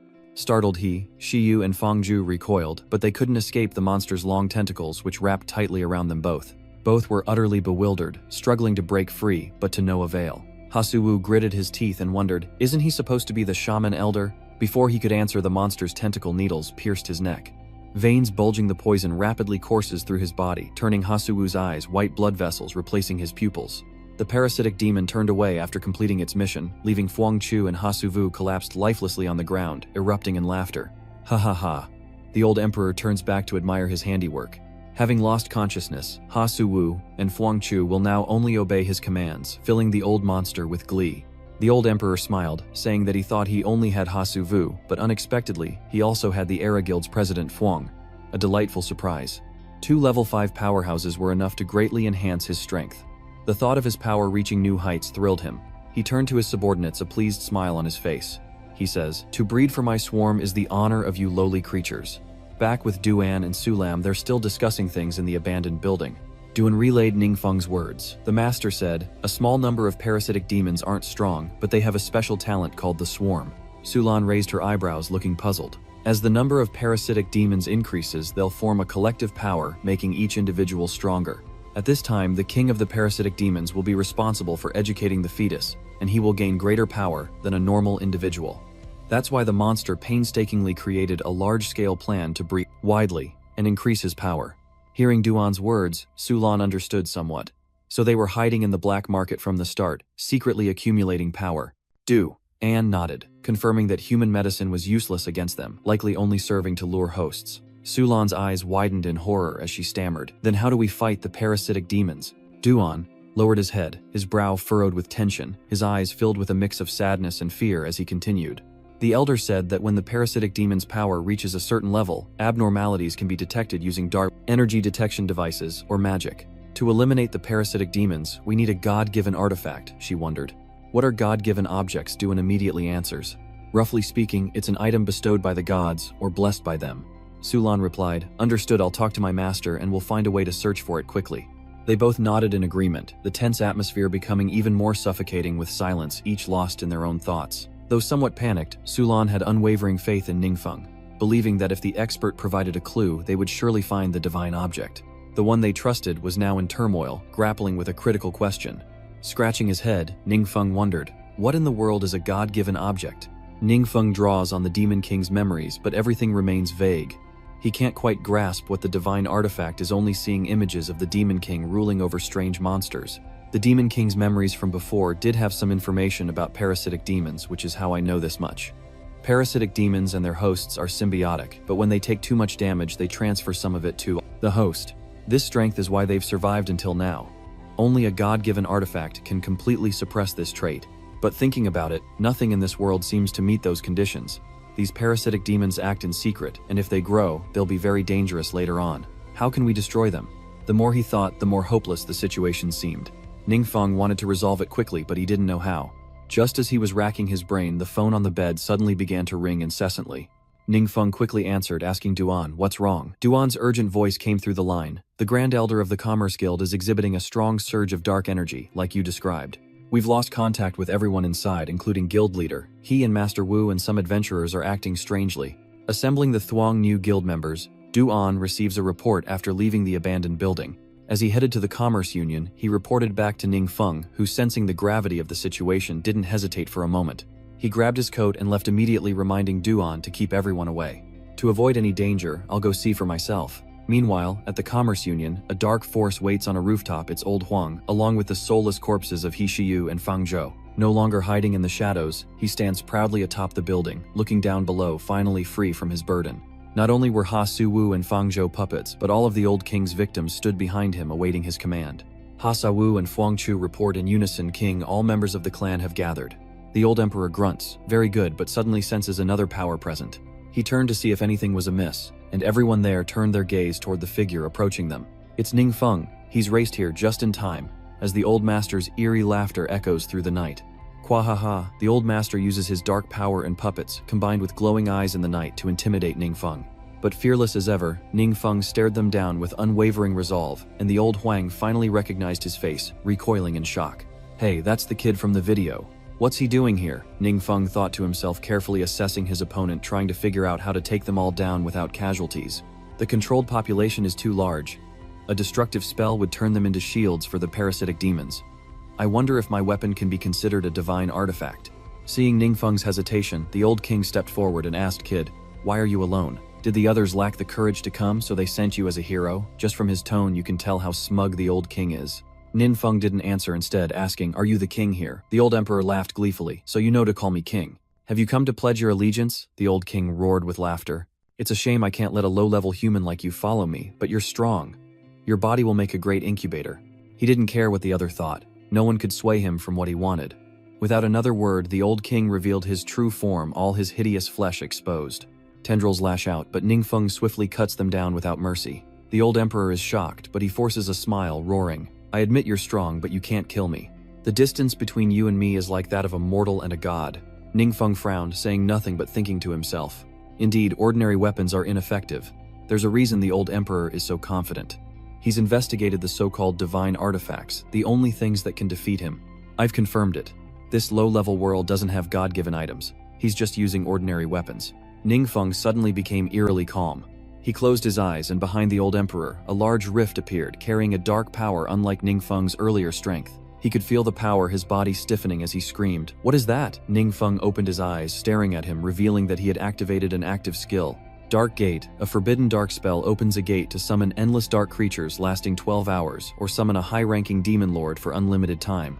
The rift behind the old emperor widens as something tears through it. The old emperor recognized the formidable power at once. Its energy was unmistakable. His expression changed instantly, and he burst into laughter, constantly berating Ningfeng. "No wonder you have extraordinary power. So you're just a lackey for a demon lord." Ningfeng didn't answer, focusing on casting his Dark Gate spell as the rift widened, revealing a white light. "What's this? You can't win, so you're summoning your master," the old emperor sneered. "Didn't he tell you that a high-level being's power is severely weakened when entering a low-level world? Unless the evil god descends himself, I am invincible in this realm." He laughed maniacally, his bloodshot eyes fixed on Ningfeng, who remained unfazed, trusting his judgment, unwavering yet cautious. Ningfeng held back his full power, wary of revealing too much. The high-ranking demon is a close subordinate of the evil god, covered in treasures bestowed by him, perfect for dealing with the parasitic demon mark. A forbidden summoning spell shouldn't weaken him too much. I just hope he doesn't look too extravagant. A red dot appeared from within the Gate of Darkness. Perhaps it was the murderous eyes of the high-ranking demon in the darkness beyond. The high-ranking demon lord's eyes gleamed their coldness, fueling Ningfeng's anticipation as he eagerly awaited its form. But strangely, what emerged was a small, adorable capybara, not at all intimidating. Its tiny feet trotted out of the dark gate, leaving the old emperor frozen, eyes wide. Ningfeng couldn't hide his shock at the creature before him, his imagination falling short as he wondered, This is a high-ranking demon." After a few steps, the capybara demon lord stopped in its tracks, tilting its infuriating face towards the old emperor's group. The capybara demon lord began to make its move, propping itself up on one leg, then leaning to lower its body, intending to sit on the ground. But its unbalanced form caused it to lose its balance, resulting in it falling backward though. That punchable face remained unchanged. Seeing the scene before him, the old emperor couldn't help but laugh, laughing until tears streamed down his face. "Ha ha ha, what is this thing? Not even a hair on your body can sense the dark power anymore. You're really putting all your hopes on him." He was laughing heartily, but suddenly the old emperor faltered, losing control of his body. The old emperor leaned, then crashed to the ground, a scene repeating itself but with a different protagonist. The shocking fall left the old emperor speechless, and his retinue followed suit, collapsing face first into the ground. It's all due to the power emanating from that creature, creating an invisible pressure that pins them to the ground. The old emperor struggled to sit up, but in vain, his mind reeling as he could only ask himself, what is happening? Suddenly, all he wanted to do was lie down and take it easy. Nothing else mattered. The capybara demon lord began to rise, but the magic remained in place. It approached one of the puppets, opened its mouth, and bit down on the shadow, lurking within, leaving the host unharmed. The capybara demon continued this process, systematically eliminating the parasitic demons. As it opened its mouth, Ningfeng saw another mouth deep inside, realizing this small creature was just a disguise for a high-ranking demon lord. Ningfeng thought to himself that this thing just eats the parasites hiding in the shadows, which seems to be less work than the divine bestowal. Seeing his efforts being trampled, the old man wanted to scream, but no sound came out. He could only scream internally. "No, it can't be. I thought it would at least be a demon king." But what terrifying thing did he summon this time only to be completely suppressed? He felt more hopeless than ever. All his triumph had vanished. Ningfeng spoke up. So in a low-level world, you're invincible. The old emperor could finally speak quickly, denying it. No, I was just saying it for fun. Don't believe it. Ningfeng was pleased with the answer, and as he took out his phone, he said, then it's perfect timing to help me film a research video. Inside the camera was the true form of the parasitic demon hiding in the old emperor's body. It frantically begged Ningfeng, I'm sorry I was wrong, please spare me. Ningfeng wasted no time immediately asking, tell me first. How did you infiltrate our world? The parasite's panicked mind compelled it to reveal the whole truth. This man and his companions once invaded my secret realm, so I seized the opportunity to parasitize him and came to this world with him. At that time, the old emperor had entered a secret realm to conquer. Seizing the opportunity, the parasitic demon followed and took over the old man's body. Ningfeng continued, so what were you in the mystic realm? Hidden boss, the demonic parasite, nodded profusely. Yes, it was just as you said. It continued to recount what happened then. At first I was too weak, so I could only hide in the black market where disappearances went unnoticed. Until recently my power grew, allowing me to enter the incubation phase and directly inject larvae to control humans, which is why I dared to target the Commerce Union. The parasitic demon was cut short as the high-ranking demon lord beside it began sniffing it.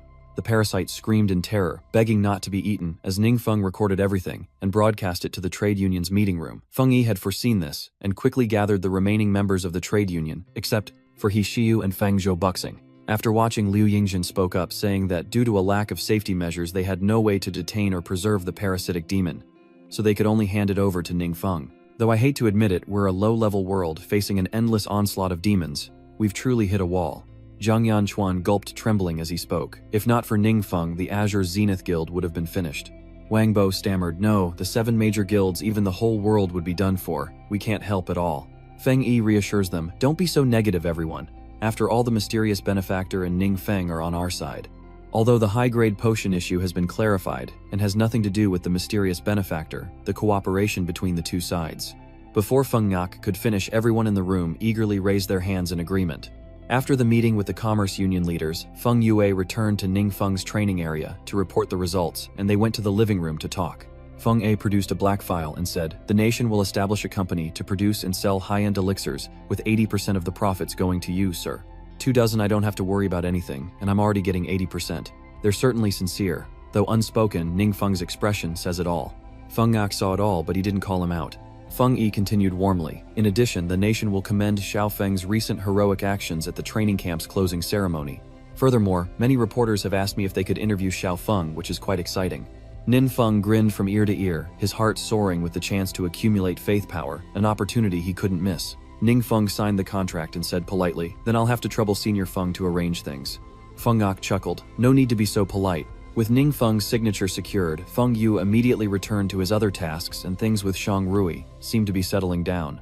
Ningfeng took off his jacket to cool down and sat down to talk with Du An, glancing at the high-ranking demon disguised as an adorable capybara feeling troubled. After some thought, Ningfeng entrusted it to Duan, saying, I have to return to the training camp, so I'll leave this one in your care. It seems it only eats demons. Duan nodded. Rest assured I'll take it to the mystic realm to find food. Doan stared intently at the capybara, thinking, the boss's pet can easily devour parasitic demons. Its power is probably above mine, so I need to work harder. He smiled softly, thinking to himself that the little guy's skill seemed to be a kind of area of effect, capable of completely destroying an enemy's will to fight. It doesn't seem to have any effect normally, so I don't need to hide it. Suddenly, the capybara seemed to notice something lunging forward and sniffing the air. Ningfeng paused, watching as the creature sniffed at the necklace around his neck. Seeing this, Ningfeng grew suspicious. The kid always liked sniffing the pendant Han Yin left behind. Could it be connected to Han Yin somehow? The thought crossed his mind, but Ningfeng dismissed it. I still have a lot to do, Ningfeng thought to himself. If you're so slow, I'll call you Man-Man. Man-Man didn't understand what Ningfeng was saying, and just stared blankly at him with her adorable eyes. Leaving his own training camp, Ningfeng quickly makes his way to the school's training camp, the teacher's apartment. As an apartment complex, it's quite crowded, and the noise is unavoidable. Suddenly, someone shouted, "Where's the great hero? Where's the great hero?" Ningfeng's eyes dart to the source of the sound as a young girl with striking platinum hair rushes toward him. Ningfeng was bewildered, thinking to himself, is she a child? The young girl stared intently at him, asking directly, "Are you the great hero, Ningfeng?" Ningfeng awkwardly stepped back, quickly denying it. What great hero?" The girl enthusiastically replied, "Little Rui, it's been a while." Ningfeng and Zhou Jiangshu were both shocked that such a petite girl was actually a professor. They both exclaimed "Professor." Feng Due then introduced the girl. This is Xie Yan, an outstanding professor at Peking University, a nominal advisor to the 7 major guilds, and a former classmate of my father's. Many of the current theories and techniques regarding the secret realm are the result of this professor's research. Impressive, Ziyan quickly added. But Ningfeng is the truly impressive one. Having saved so many people, I was stuck researching in the secret realm, and couldn't return in time. I only arrived at the training camp last night, and heard about the heroic exploits of my classmate Ning, so I wanted to see what our great hero actually looked like. Ningfeng awkwardly scratched his head and chuckled. Haha, you flatter me. It was then that Ningfeng remembered something about Xie Yan. He thought to himself, I remember now the training camp introduced Professor Xie as the head of our research team. I thought he'd be an old strict man, but who knew he'd be so enthusiastic. Xie Yan approaches, grabs Ningfeng's arm, and enthusiastically asks, You haven't had breakfast yet, have you? Let's eat together. The sudden invitation left Ningfeng no time to react as Xie Yan dragged him and the group along for a meal. She took out some strange-looking dishes, almost like dark cuisine, and laid them out on the table saying, These are all delicacies I made from the bodies of monsters. Come and have a taste. Ningfeng and the group enjoyed the meal together. Though the appearance was strange, the taste wasn't bad. Ningfeng savored it slowly. This is good. Wong Yua nodded. The taste is okay, while Shu Ting was so captivated by the dishes that he couldn't stop praising them. Though she ate so much, her words were unintelligible. Suddenly, Zhu Jiangshu remembered something and turned to Feng Rui, saying Teacher Li didn't call us this morning. Feng Rui agreed, finding it strange as well, nodding. Yeah, he's usually up early. Meanwhile, things are different with Teacher Li. For some reason, he looks exhausted today. Unshaven with dark circles and his face is gaunt. In a pharmaceutical lab, Professor Li sighs wearily as he works. Professor Zhe, that workaholic, makes us work all night long, but she never asks Ningfeng to join, saying that the great hero needs to rest well. Professor Li felt deeply wronged but helpless, and buried himself in his unfinished work. Thinking of Ningfeng enjoying a leisurely breakfast, Professor Li lamented the unfairness of it all. The difference is too great. Xie Yan is happily chatting with Ningfeng. Wang Yu happily chimes in.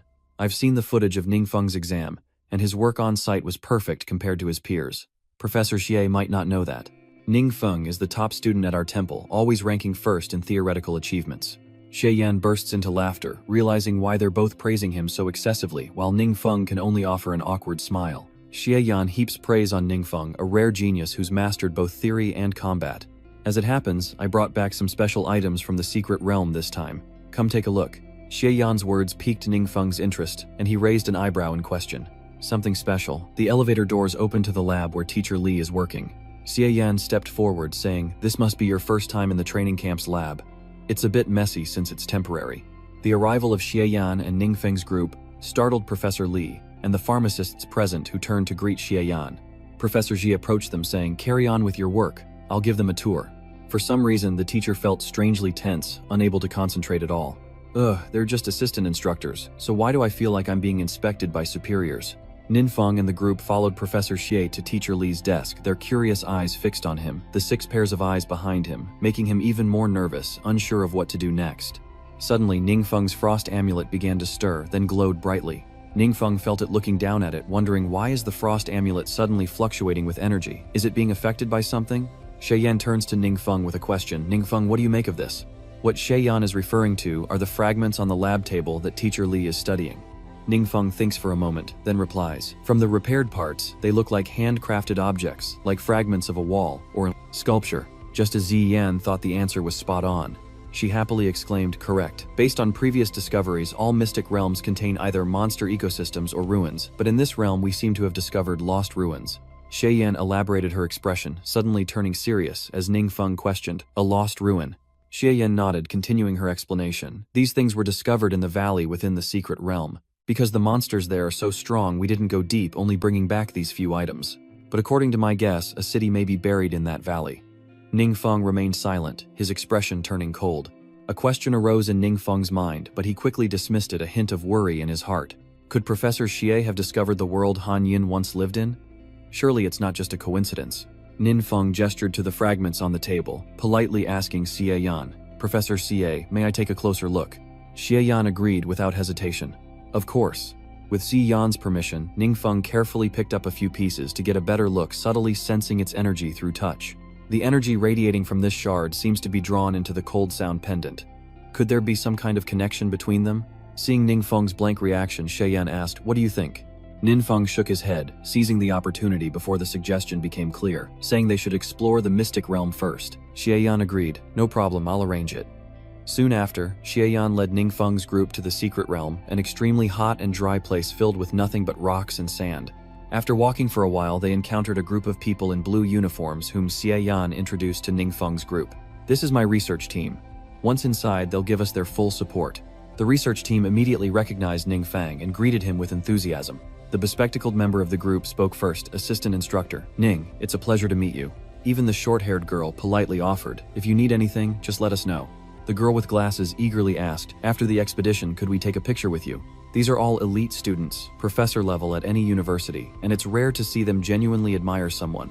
But Fong has done it. Chang Muchu suddenly felt inferior, muttering sadly, "Is it really okay for me to participate in such an important project? We're a team, so of course we'll act together." Xieyan was incredibly eager, her enthusiasm spreading positive energy to the others. She raised her hand and shouted, "Let's go!" Immediately everyone scattered to investigate. Xieyan and Ningfeng studied a document when a monstrous roar echoed, and a beast with razor teeth erupted from the earth. It roared to the heavens, and Xieyan gasped in stunned disbelief. Ningfeng remained calm beside them, only glancing at the monster as his familiar axe appeared in his strong arm. Zhu Jiangshu swiftly decapitates the monster's long body, as Ningfeng holds back, believing this is an opportunity for his teammates to hone their reaction and combat skills.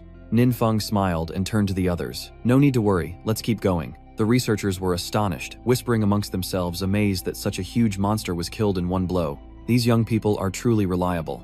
It was fortunate that Chu Jiangshu returned just in time to take down the monster, as he had something to report and came back to the original location.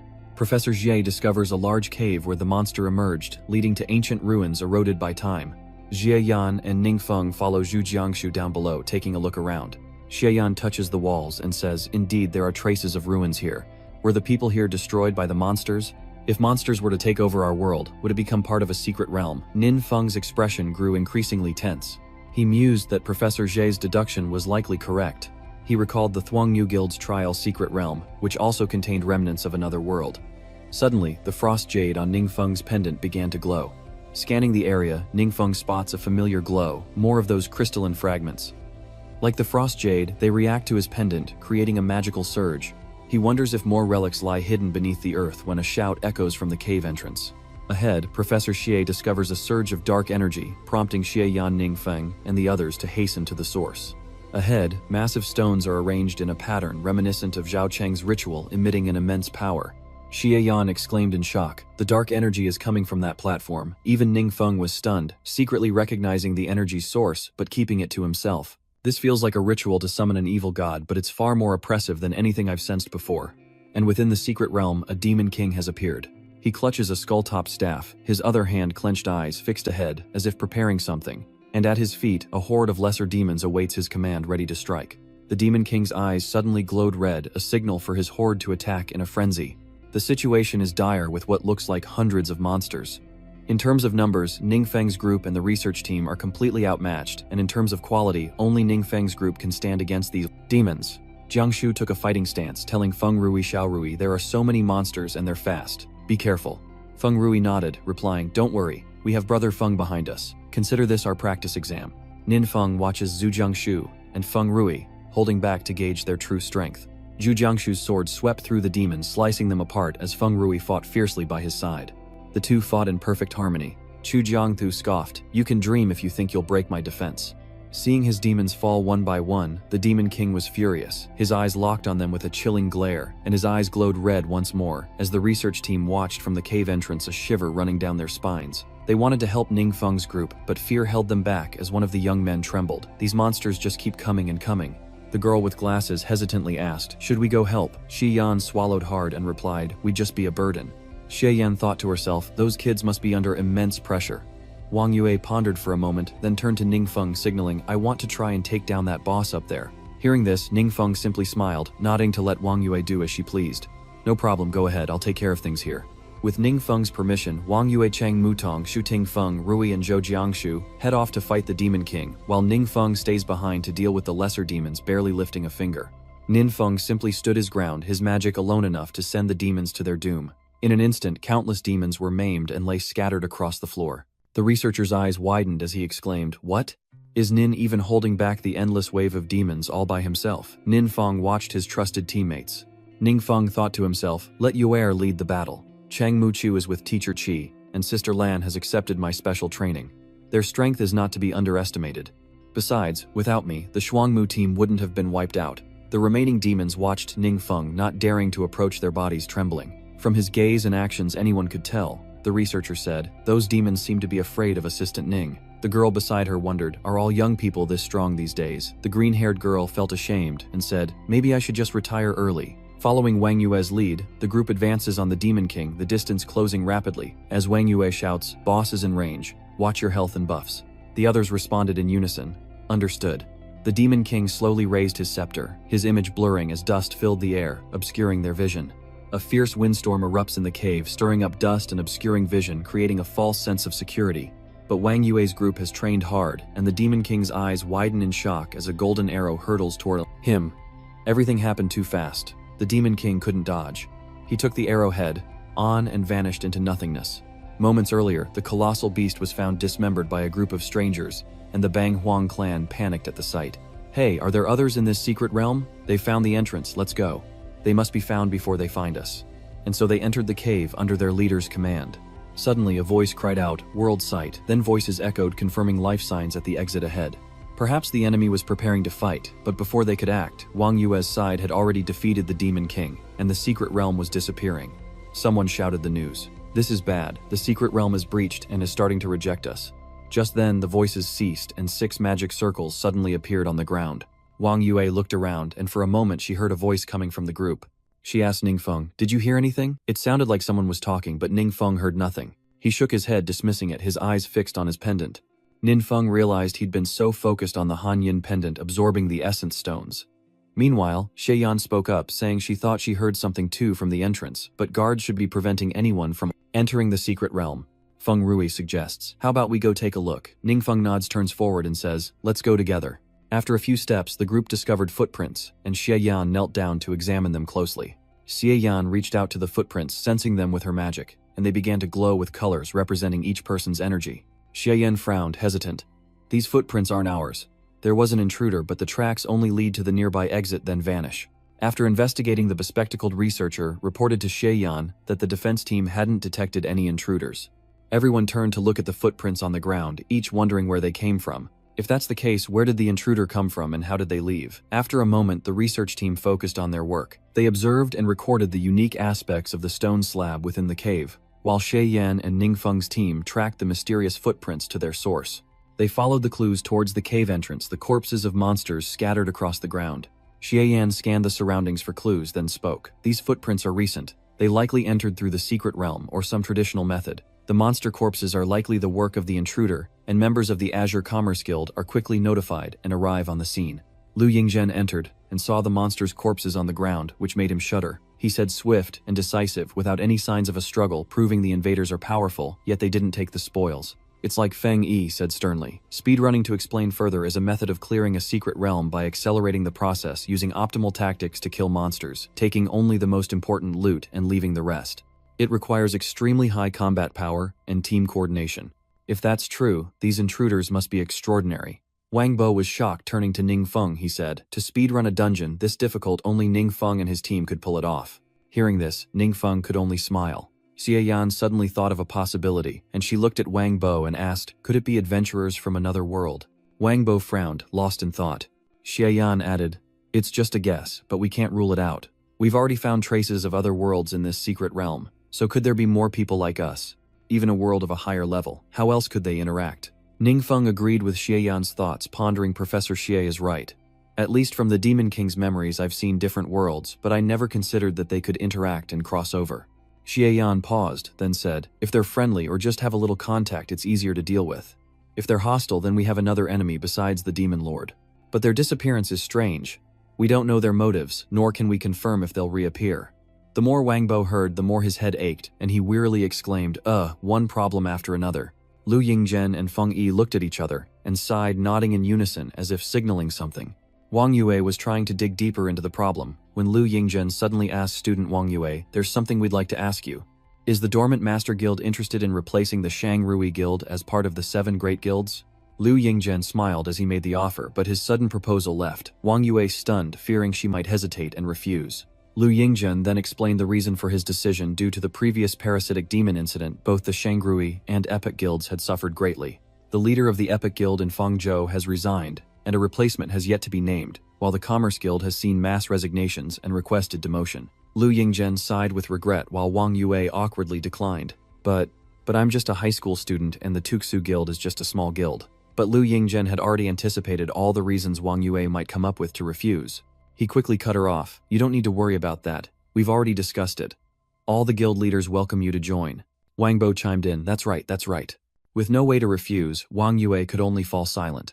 She looked back, pleading with Ning Feng, but he only offered a faint smile as he encouraged Wang Yue. Just do what you want. No matter what, I'll support you.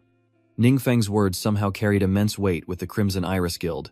Liu Yingzhen, Feng A, and Wang Bo all believed that Ning Feng's promise alone was enough to secure Wang Yue's place in the 7 Great Guilds.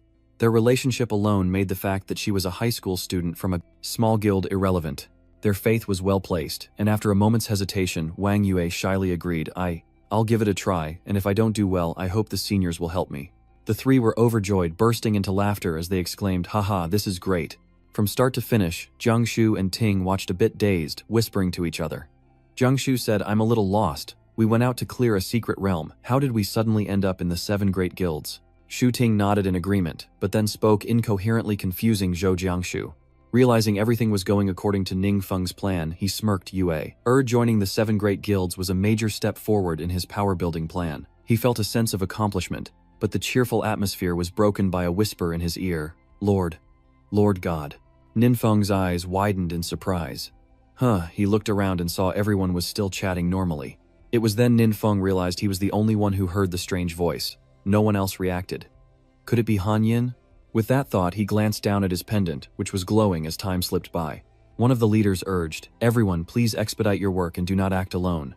No one knows if the intruder will reappear.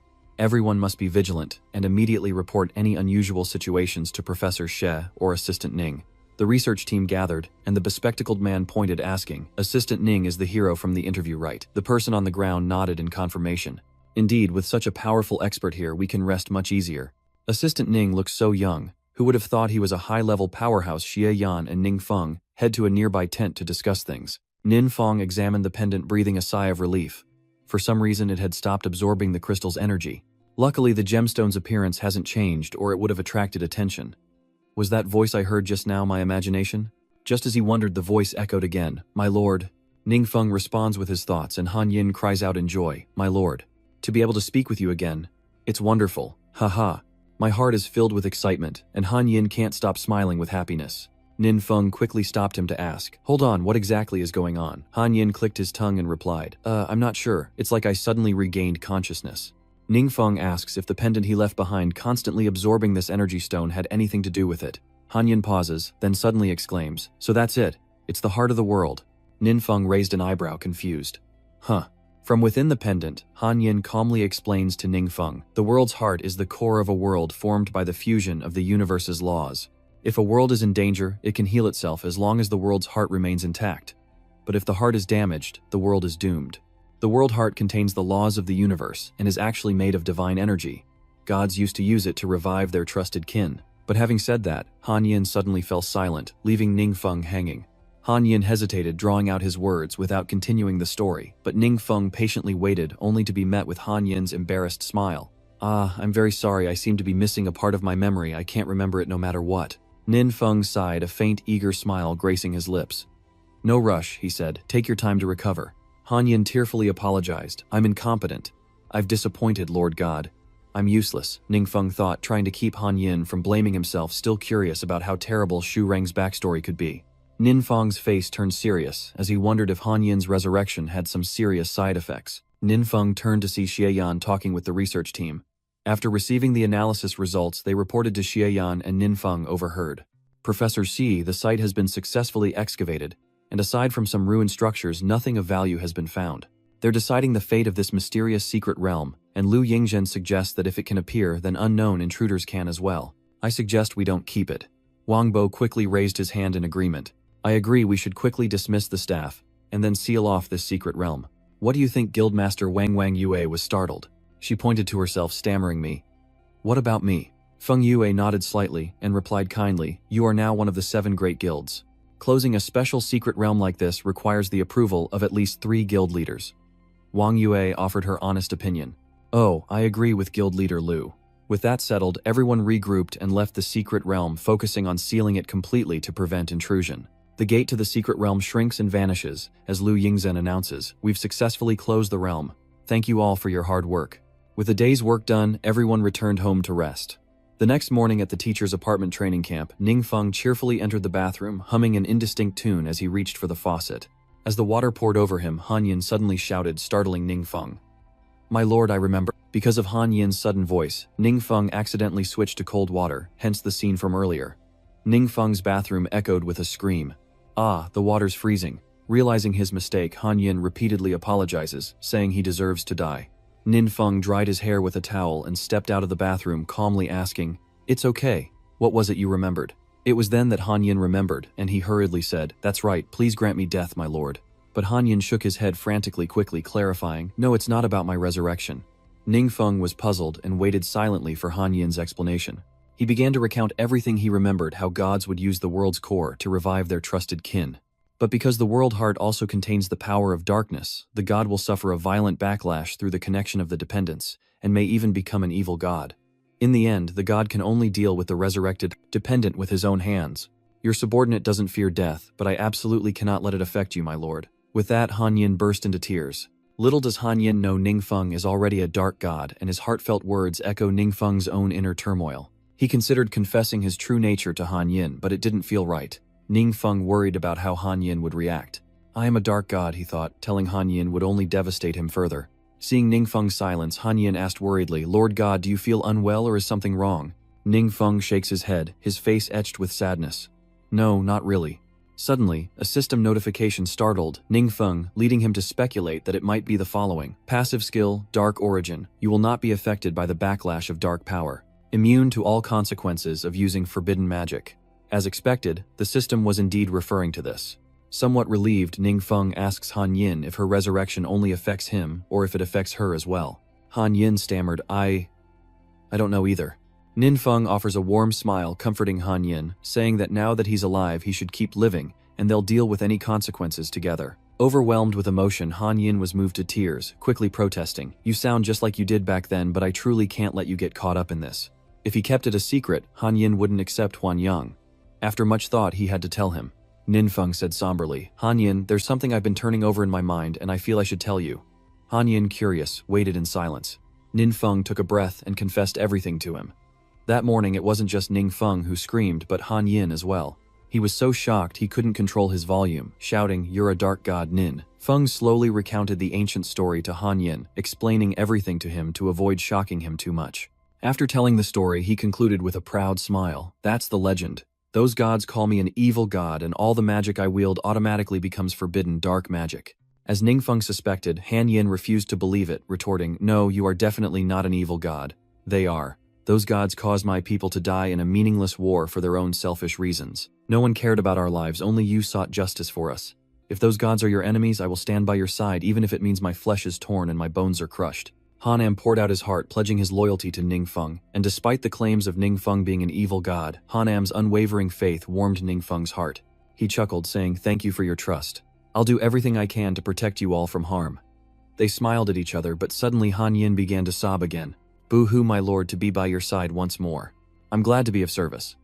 Ningfeng quickly put on his shirt, smiling awkwardly, as he tried to comfort Han Yin. Hey, don't cry. Ningfeng shuffled back to his comfy bed. He rested his head on his hand, lost in thought before confiding in Han Yin. Honestly, I still don't really get it, like what even is a world's level anyway? In the vast universe, countless worlds exist, but not all are blessed by the gods.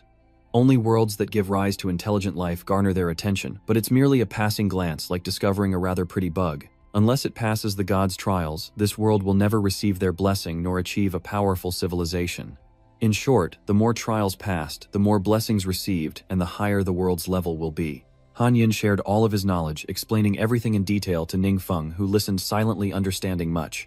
Han Yin continued. You said the strong in this world are only around level 150, and the highest skills and equipment are orange quality. In other words, the world level is very low, showing that there is no divine favor. Ningfeng wondered, is it really that bad? Han Yin smiled and replied, but you're here now, aren't you? Their future will only get brighter. Oh, and regarding your equipment, I have a suggestion. As they spoke, Han Yin suddenly remembered something important and blurted out. The equipment in this world is too outdated to meet your needs, so you should quickly switch to God-tier equipment. The sudden suggestion startled Ningfeng so much that he sat up straight. He looked at Han Yin and asked, divine artifacts. Han Yin calmly explained, divine artifacts are usually forged by our clans, and then you bestow divine power upon them, allowing them to be continuously upgraded. Hearing this, Ningfeng understood immediately, recalling the jade pendant, an orange-quality upgradable accessory, with plus 12 to spirit, plus 15 to casting speed, and added magic crit. Looking at the pendant's stats, Ningfeng realized something and exclaimed, I remember the Han Yin pendant said it could be upgraded. Han Yin quickly responds, indeed, this pendant was once an unsmelted divine artifact. You need only reactivate its divine power, and it will officially ascend to godhood.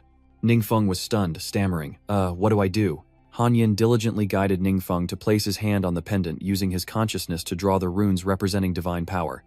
Ningfeng followed, placing his hand on the pendant, and it immediately lit up. Han Yin's symbol suddenly appears clearly on the necklace, a magic circle surrounding it, and Ningfeng cries out in surprise. It actually worked. Han Yin chuckled. Of course you are the main god. The runes evolved from the origin of the world.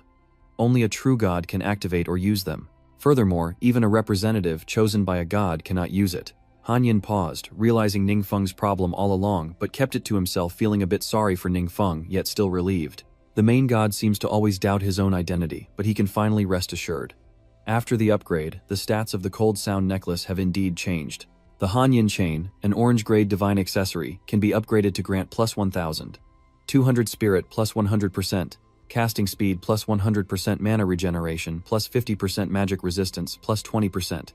Magic, critical chance, and unbreakable durability. Freeze add water properties to normal attacks, with an added 20% freeze effect.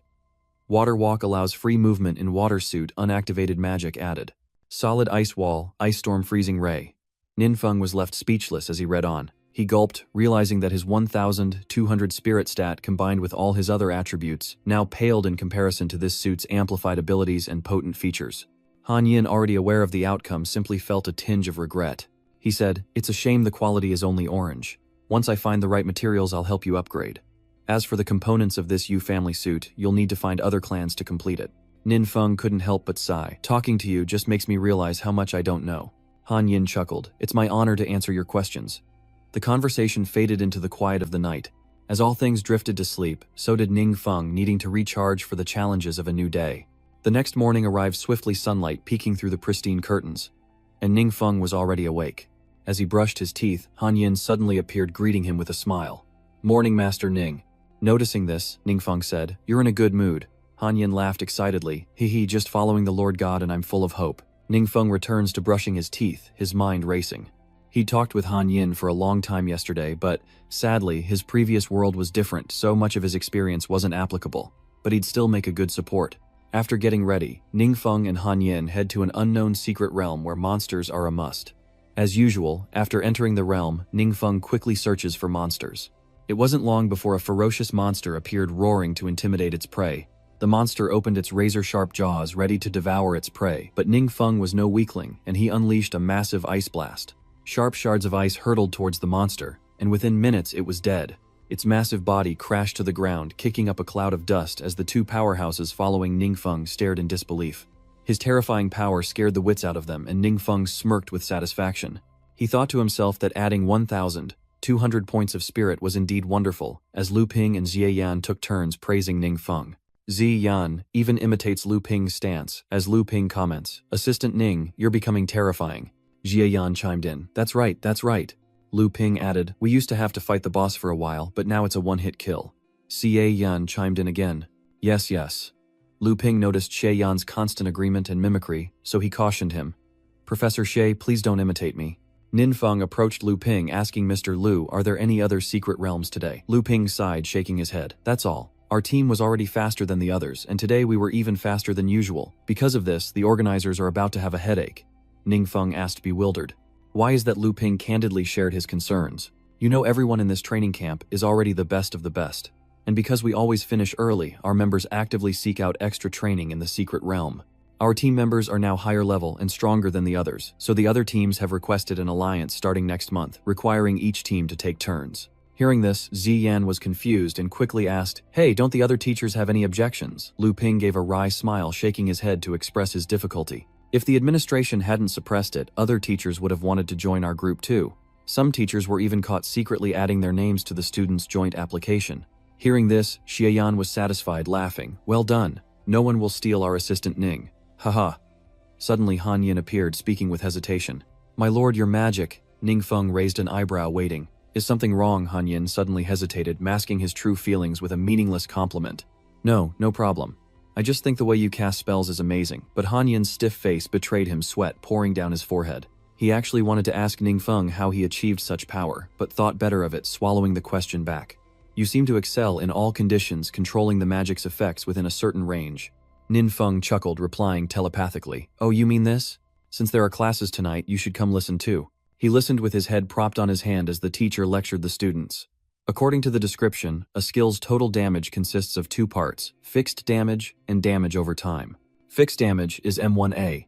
The teacher diligently writes notes on the blackboard for the students to copy.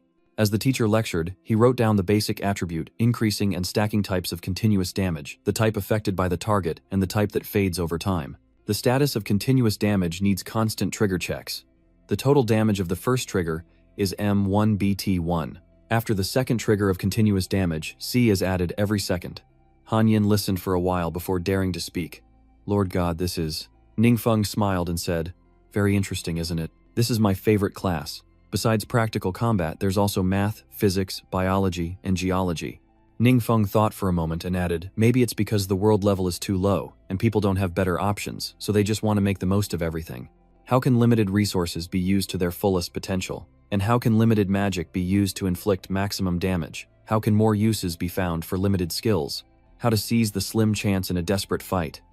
These theories aren't for everyone, but our physical training is based on them, and they've produced many outstanding adventurers." Suddenly, Ning Feng pictured a samurai relentlessly training with a wooden dummy, experts analyzing his every move, reinforcing his need for more training.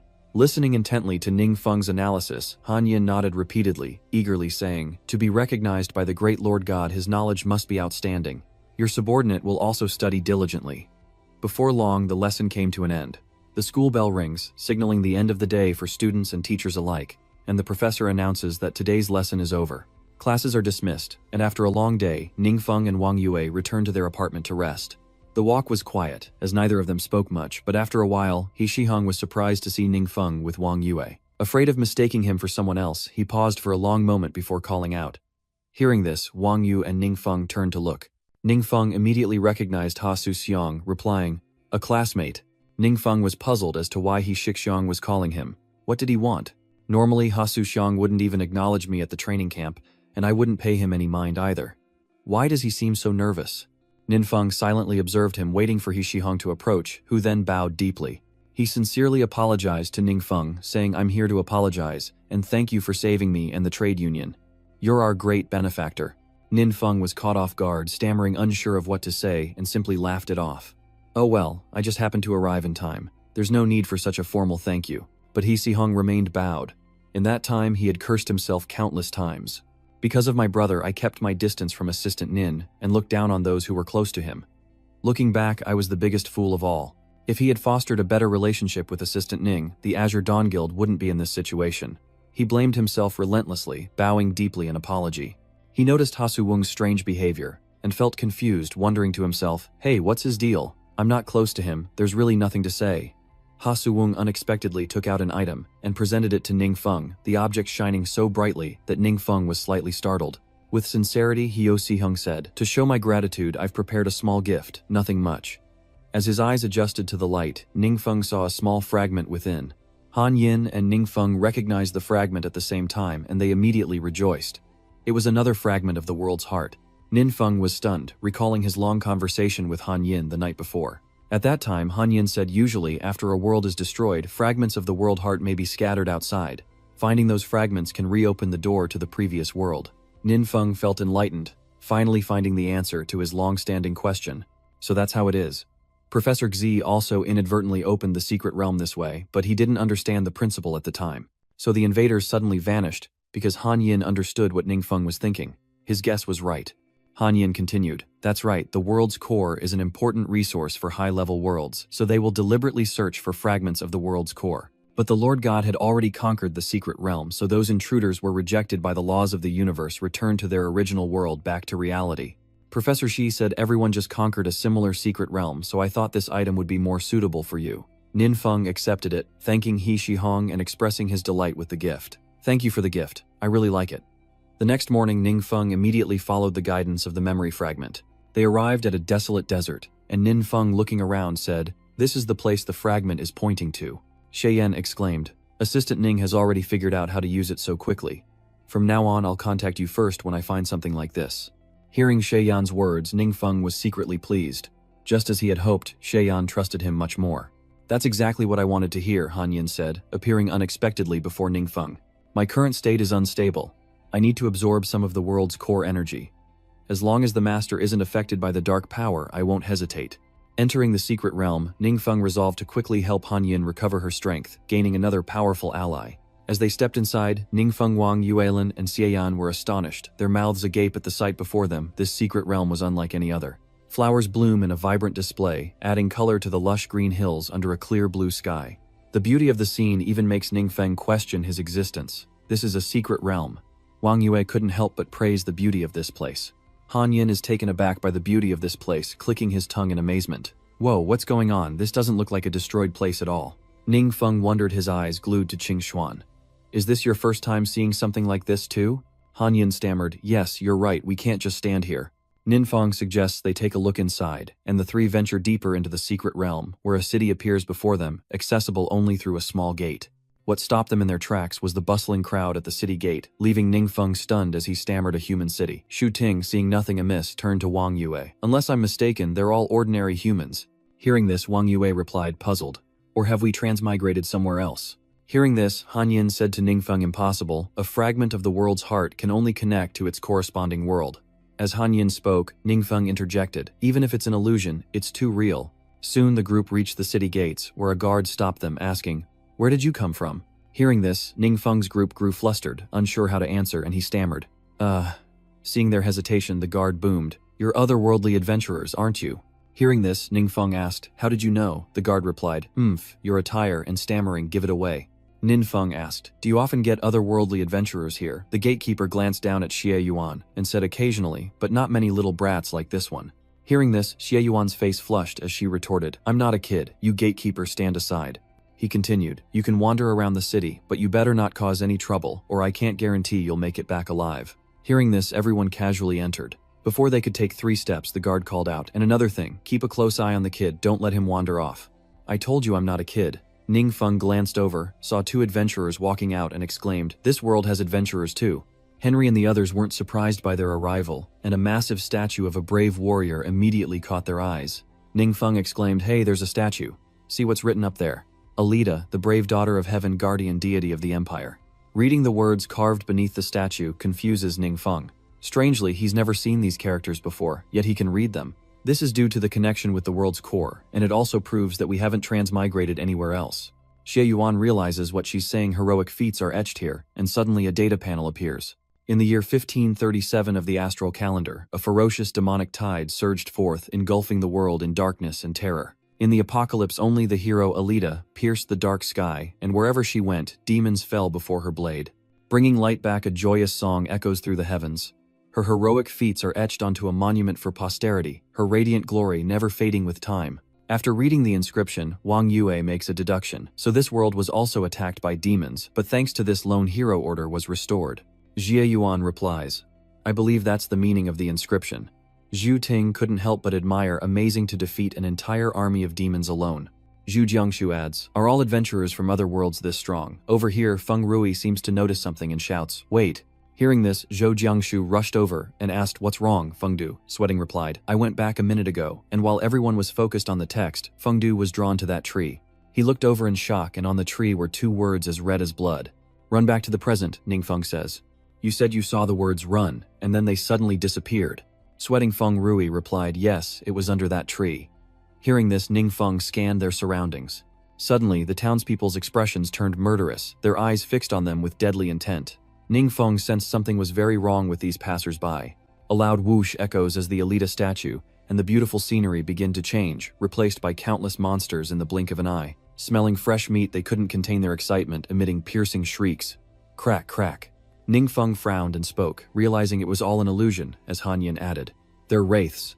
How can they do that? I can't sense any undead energy. Without waiting, the monsters soar into battle, but Ningfeng remains calm. As they approach, he draws his sword, each strike claiming a life. It seems these low-level monsters are no match for him. Meanwhile, Zhu Jianshu is giving it his all against the monster before him. With a resounding crash, his axe collided with the monster's blow, shattering into pieces that fell to the ground. He exclaimed in shock, "My axe." After so much grueling training with Ningfeng, his strength was considerable, yet the current situation astonished him. He thought to himself, the orange skill has been blocked. This is not an enemy he can face. Seeing his chance, the monster raised its blade, ready to strike the final blow. Suddenly, the blow meant to end him was halted mid-air, and a voice cried out, "Freeze." Instantly, the monster before Zhu Jianshu was encased in ice, leaving him stunned. It was Han Yin appearing just in time to save Zhu Jianshu's life. It seems this secret realm has helped Han Yin regain his true form, and Ningfeng's recent attacks have thrown the monsters into disarray. They stood there grinding their teeth and watching him warily, as Han Yin spoke to Ningfeng. "My lord, these undead adventurers appear to be from a higher world. Your human kin are likely no match for them." Hearing this, Ningfeng asked Han Yin, "So what should we do?" Han Yin replied, "Your subordinate can use the remaining energy to materialize for a short time, assisting you in eliminating the enemy." Hearing this, Ningfeng smiled and replied, "All right, I'm counting on you." Zhou Jianshu and Wong Yua suddenly gaped, stammering, This. So Han Yin has begun to manifest. He stood behind Ningfeng, warmly greeting everyone. Seeing their hesitation, Ningfeng reassured them, "Don't worry, this is a helper I summoned from another world." Han Yin speaks, "It's a pleasure to meet you all." After greeting them, Han Yin immediately steps forward, ready to face the monsters. With a swish, Han Yin raises her ice staff and declares, "Come on, let me help you all calm down." With that, countless shards of ice flew towards the monsters, raining down upon them and freezing them in place. In mere seconds, Han Yin's spell had rendered the monsters immobile. Seeing that attack, Wong Yua and Zhou Jianshu went from fear to shock, and Wong Yua exclaimed, "That magic is so powerful." Zhou Jianshu added, "Its power far exceeds even a gold-tier skill." Suddenly a hand shattered Han Yin's ice. It was a woman. She cast a deadly gaze towards Ningfeng's group, her hand still radiating a powerful crimson aura. Xie Yuan recognized her. This woman was the statue from before. The woman frowned annoyed and said to Han Yin, "You seem to be the strongest of this group, but unfortunately before my blade, your power is insignificant." Han Yin replied, "Don't speak nonsense. I'm not the strongest, but I alone am enough to deal with you." Hearing this, the girl unleashed her aquatic power. A mage dares to challenge a warrior. "Who gave you the nerve? The gods." Han Yin nodded her head vigorously in agreement, saying, That's right. Hearing this, she continued, "Another fool who believes in the gods. Do you think those who call themselves gods will even give you a glance?" Hearing this, Han Yin immediately glanced at Ningfeng, who winked back in agreement. The girl then lunged forward, her fist radiating power. She sneered, "Fool," daring to look away. Unfazed, Han Yin raised his staff, creating countless streams of water and shards of ice that flew toward the girl, striking her before they even reached their target. The girl was taken aback, thinking my speed is decreasing, affected by some kind of water attribute. Sensing danger, she began channeling energy into her hand, then swung it powerfully, breaking Han Yin's control. As she charged forward, she yelled, "Is that all you've got?" Han Yin, having glimpsed her abilities, raised his staff, preparing a counterattack, and mused, "So her power comes from that weapon." He immediately unleashed his attack, Ice Ray, Ice Seal Burst. A surge of ice rapidly hurtled toward the girl. It enveloped her completely, rendering her immobile. Trapped and helpless, she gritted her teeth and spat, "Impossible. I wield the Death God weapon, how can the difference be so vast? Damn it, I have to kill you before she could even counterattack." Han Yin's power suddenly surged into her chest, causing her to look down in shock, uttering a word she couldn't finish. Han Yin snapped his fingers, and with that, the name of the technique was called out. Exploding frost star instantly lit up in the girl's chest, and a burst of energy tore her body apart. She screamed in agony. A few minutes later, the pain ended, and so did the girl's life, leaving only her weapon to fall to the ground. Xie Yuan and Wang Yue were left speechless, witnessing the battle firsthand. Xie Yuan marveled at the sheer terror, feeling breathless just from watching. Han Yin approached the weapon, thinking, "This weapon is truly powerful. It's a pity this woman couldn't control it." He failed to notice the countless strange energies merging within it. As he reached for it, Han Yin's face suddenly paled. "What is this?" A strange pink magic swirls around Han Yin, abruptly pulling him into the weapon, leaving him helpless to resist. The girl's spirit appears laughing triumphantly. Ha ha ha, this foolish mage doesn't understand the terror of the Grim Reaper. It will absorb your energy to help me revive.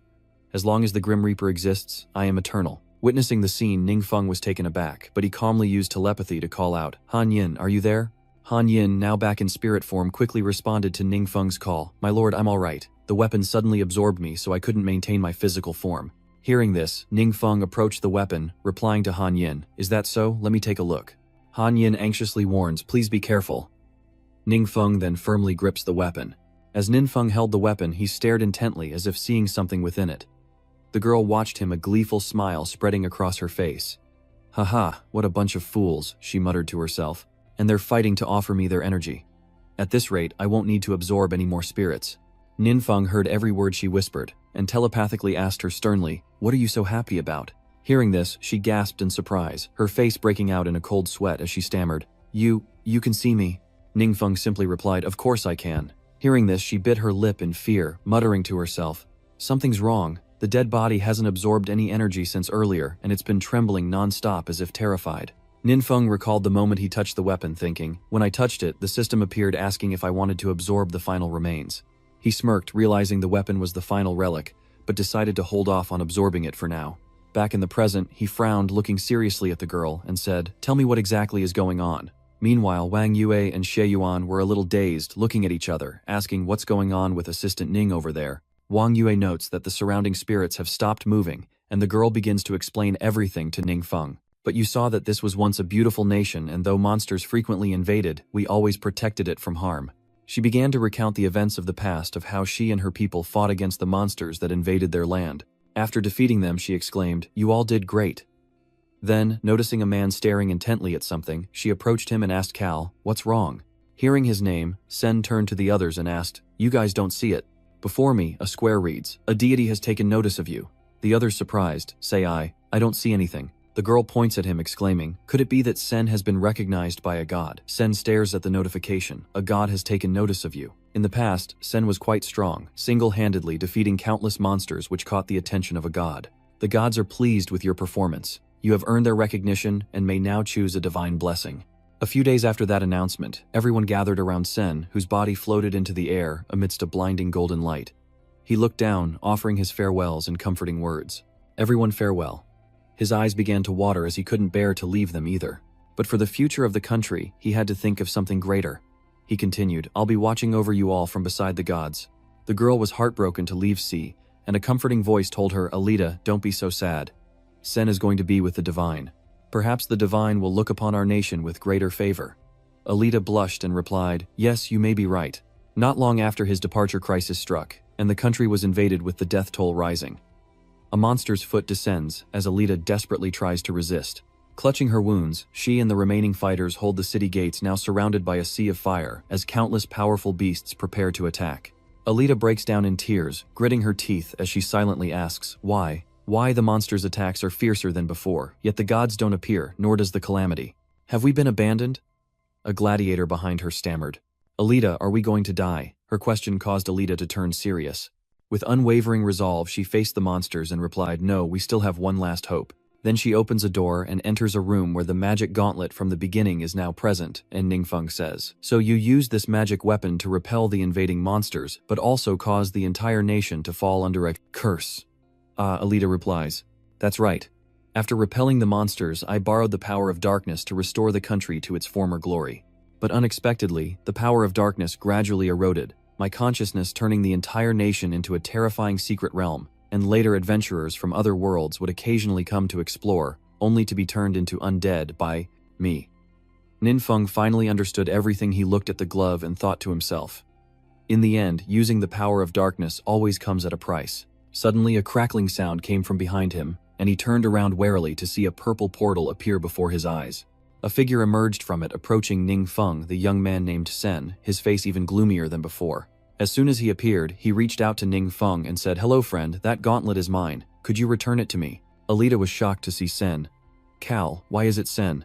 Ningfeng held up the gauntlet, looking at Sen and said, sorry, but this is my trophy. Sen grew annoyed, smirking as he said, ha, there must be some misunderstanding here. I intentionally left the weapon here for consecration. Hearing the word consecration shocked Alita, and she exclaimed, sweating, Consecration, what's going on? Ningfeng seems to understand everything, watching Sen intently to see what he'll do next, as Sen lowers his head and smirks confidently. Then he suddenly opened his eyes, glaring at Ningfeng. Behind him, the eyes of some god appeared, and he gritted his teeth. Are you deaf? I told you this weapon is mine. Or do you want to become materials for me to forge weapons? Sen's aura just now was that of a god one Ningfeng had encountered before. Han Yin recognized the power and exclaimed, "That's the divine power of the true origin Holy Spirit." Suddenly, Alita knelt before Ningfeng, pleading, "Great warrior, please forgive my offense. I want to understand the truth of the matter.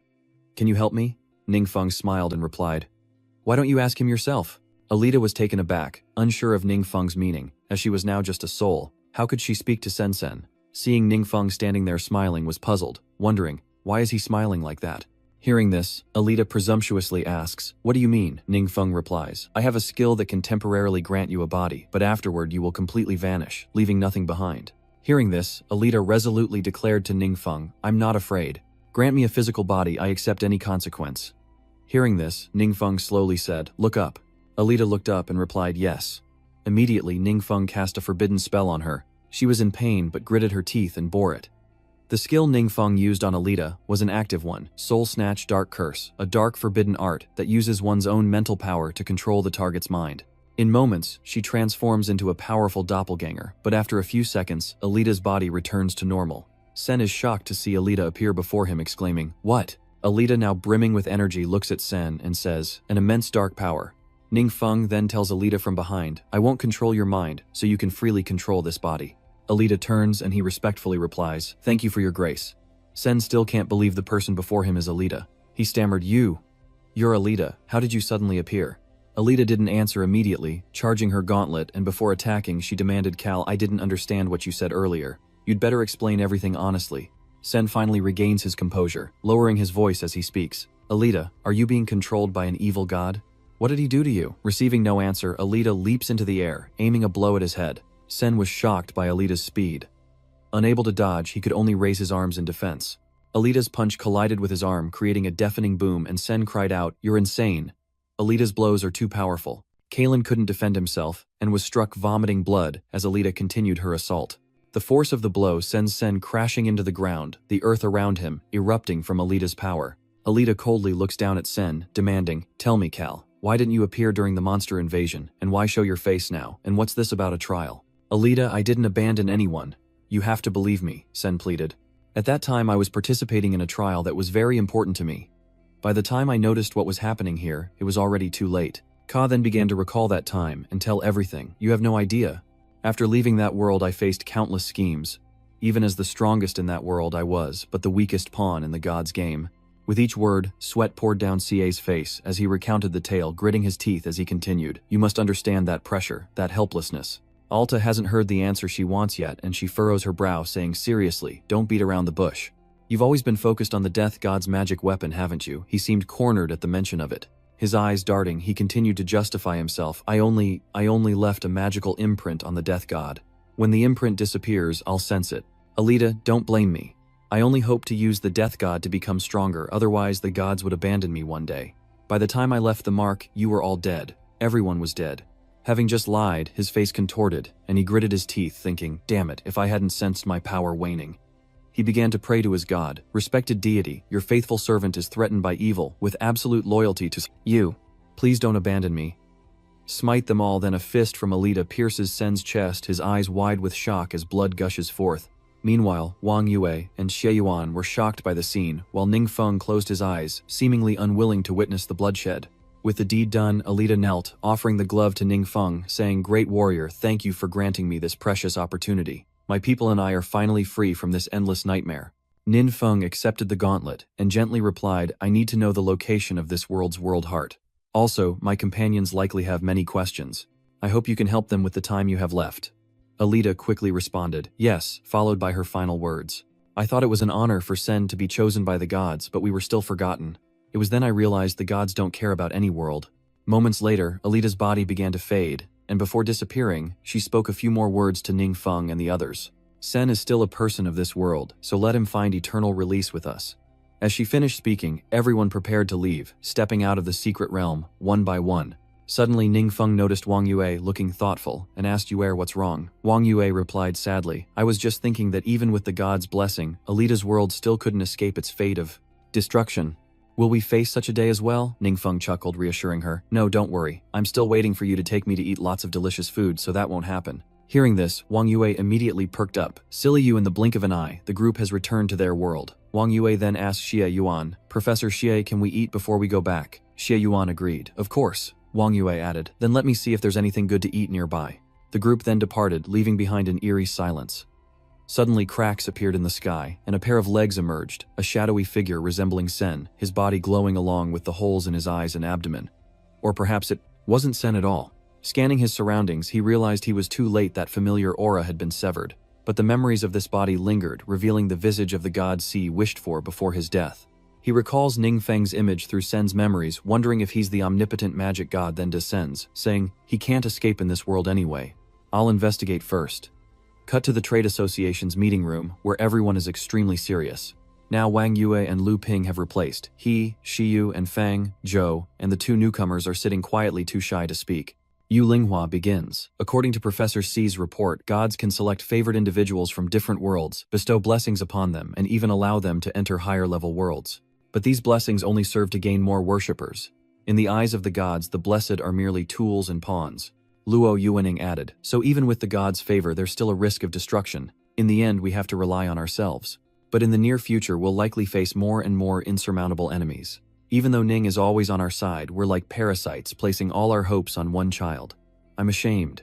Du Linghua's words brought silence to the meeting room, broken by Wang Yue, who suddenly spoke up. Can I say something? She then recalled Han Yin and began to talk about Ningfeng. Everyone knows Ningfeng recently summoned a powerful being from another world, one who studied combat risk management, compared our abilities to the demons, and reached a conclusion. By normal standards, our world should have been destroyed 30 years ago. Everyone in the meeting was shocked. Even Feng Yi was confused by Wang Yue's words. Luo Yue spoke first, asking for everyone, President Wang, what do you mean? Wang Yue continued to reveal what she knew. 80 years ago, the secret realms suddenly merged with reality. Humanity faced unprecedented losses, and in that situation, adventurers began to emerge. Even so, humanity is still at a disadvantage against the monsters, relying on successive generations, including those present here. Through sacrifice and hardship, humanity has gained the strength to resist the monsters to this day. The otherworldly powerhouse says, the monsters we face have far exceeded the limits this world can withstand. But we weren't destroyed. We fought on, and that's a miracle. I believe if we're given a chance, we can continue this miracle. We must continue to protect this world that our predecessors have defended for 80 years. As Wang Yue finished speaking, all eyes turned to her. Seeing everyone's lack of reaction, Wang Yue awkwardly laughs and asks, did I say something wrong? Clapping. Applause erupted after Wang Yue's speech, and Yu Linghua smiled, saying President Liu made the right decision in inviting President Wang to join. I feel like I've rediscovered the fighting spirit of my youth. Wang Bo turned to Zhang Yanchuan and asked, so what you're saying is that the monsters are getting harder to deal with because they've already surpassed our level, Zhang Yanchuan replied cheerfully. Haha, hearing that makes me feel a little proud. Lu Yingzhen speaks up, and it seems everyone agrees with Chairman Wang's opinion. So the next question is, how do we deal with gods in the future? This incident has taught us a lesson: gods aren't necessarily our salvation. Meanwhile, back in the city, life continues as usual amidst the hustle and bustle. The one controlling Sen's body has descended here, observing everything around him and deducing that the omnipotent magic god resides in a place like this. A low-level world won't attract much attention, and gods can't directly descend, truly cunning. He closed his eyes, sensed his surroundings, and continued, I can sense my trial mystic realm in this world. Perfect, I need a place to lay low. I'll head there and figure things out. Sometime later at the secret trial realm, the entrance remains open, waiting for someone to conquer it. Arriving at the secret realm's gate, Ha Su-hyung stares intently, thinking, my brother worked so hard to build the guild only for it to collapse in one night. I must become stronger and help the Sangrai Guild reclaim its glory. With that thought, Ha Su-hyun entered only to be startled by a large hole in the entrance and someone trying to emerge from it. The holy spirit of primordial origin in Sen's body suddenly appears, shocking Ha Su-hyung. The holy spirit, equally surprised, remains calm. He speaks up. Someone's here. Ha Seung-wong readies himself, his tone laced with hostility. Father asks, who are you? How did you get in here? Seeing no malice, the celestial spirit smiled serenely, replying, fear not, I am the master of this secret realm and a god. I thought this secret realm didn't allow two people in at once. So how is he here? For a moment, the hazy image of the primal origin saint flickered behind C. Their identical smiles left Ha Sa-wung with no choice but to believe. Completely stunned, Ha Soo-hyun exclaimed, "I've seen this god's face in images, and he can command the power within this secret realm." With such clear proof, Ha Soo-hyun had no reason to doubt, and he knelt on one knee to show his respect. Ha Soo-wung asked, "Great Spirit, did you hear my prayers and appear before me?"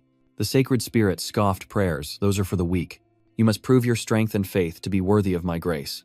Hearing this, Ha Soo-wung pleaded desperately, "Great Spirit, please command me. I will do my utmost." The primal spirit fell silent, pausing in thought. The true origin spirit wanted to consider this carefully. The omnipotent magic god was too cunning. Before understanding him, I shouldn't act rashly. After all, the avatar's power is no match for my true form. I really need some helpers. After a moment of consideration, the true origin saint spirit immediately agreed. "Very well, your first task is to help me find this person." An image of Ningfeng appears in midair, and Ha Soo-hyun pales at the familiar face. He can't help but exclaim, "Huh? Why him?" Ha Soo-wung lowered his head, not immediately answering the true origin saint. Seeing Ha Soo-wung's reaction, the true origin saint spirit knew he recognized Ningfeng, meaning they must know each other. The true origin saint spirit was pleased, thinking he'd taken another step closer to his goal. "I didn't expect you to know him. That saves me a lot of effort." But surprisingly, Ha Soo-hung vehemently denies knowing Ningfeng. "Sorry, I don't know him and can't offer much information." Unfazed, the true origin Holy Spirit added, "No matter, from now on, you'll be responsible for monitoring him. Report anything unusual immediately. Remember, leave no trace. His true identity may be that of the evil god who destroyed countless worlds." With great vigilance, the true origin Holy Spirit instructed Hee Suk-xiang, repeatedly reminding him of Ningfeng's danger. A moment flashed in Hee Suk-xiang's mind, and he blurted out, "What?" Perhaps it was then that the true origin Holy Spirit knew which milestone Hee Shi-hong was referring to. He pondered that time, when he noticed the secret realm experiment had been invaded, immediately searched the god realm, but was interfered with by a strange power. It must have been the omnipotent magic god disturbing and concealing his tracks. After a moment, the true origin Holy Spirit suddenly asked, "Oh right, who were the people who completed the trial here?" Ha Soo-hung knew immediately who the true origin saint spirit was referring to, none other than Duan. He stammered a reply. "Ah, a friend of the evil god." The true origin saint clicked his tongue, a hint of regret in his voice. "It's a pity that should have been your glory, but it was stolen by a minion of the evil god. But no matter, I can help you take it back." These words twist the knife in Ha Soo-hung's wound, stirring up his hatred. Knowing he'd get what he wanted, the Holy Spirit of Origin said to Ha Soo-wung, "So show me your loyalty." Ha Soo-wung responded loudly. Zunling thought he had completely turned Ha Soo-xiang against Ningfeng, but Ha Soo-xiang told Ningfeng everything. He exclaimed in shock, "What? Did this really happen?" Ha Shi-hung replied respectfully. "Yes, Lord Ning, he claimed to be an avatar of the true origin Holy Spirit and then sent me here to secretly investigate your information." "An avatar? I thought avatars could only exist for a very short time."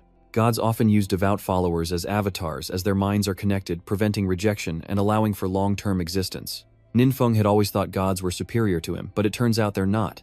A touch of disappointment crept into his heart as Ningfeng thought, "I thought gods were like me, just picking anyone to be an avatar." He then remembered he was talking to Hee Shixiang. Ningfeng immediately regained his composure, asking seriously, "Aren't you afraid he'll find out?" Hee Shixiang said with concern. "I've tested it a few times, and it seems he's not all-knowing unless he's deliberately pretending, so I still have to remind you to be careful." Han Yin continued explaining that new followers like Hee Shixiang have weak faith to begin with. They haven't been in contact long, so while they can't be said to believe, it's not easy to detect. Ningfeng nodded slightly. Han Yin's words made sense. Trust isn't built overnight, especially with people like Hee Shi-hong. Ningfeng smiled, patted Hee Shi-hong's shoulder forcefully, and thanked him for informing him of such an important matter. Hee Shi-hong earnestly said, "You are our benefactor. What I do is nothing." Seeing Ningfeng's smiling face, Ha Soo-hung couldn't help but respect him. Ningfeng could be so positive. Ha Soo-hung marveled inwardly. Even when facing the gods, Ning was not flustered in the slightest. Indeed, his identity was no ordinary one.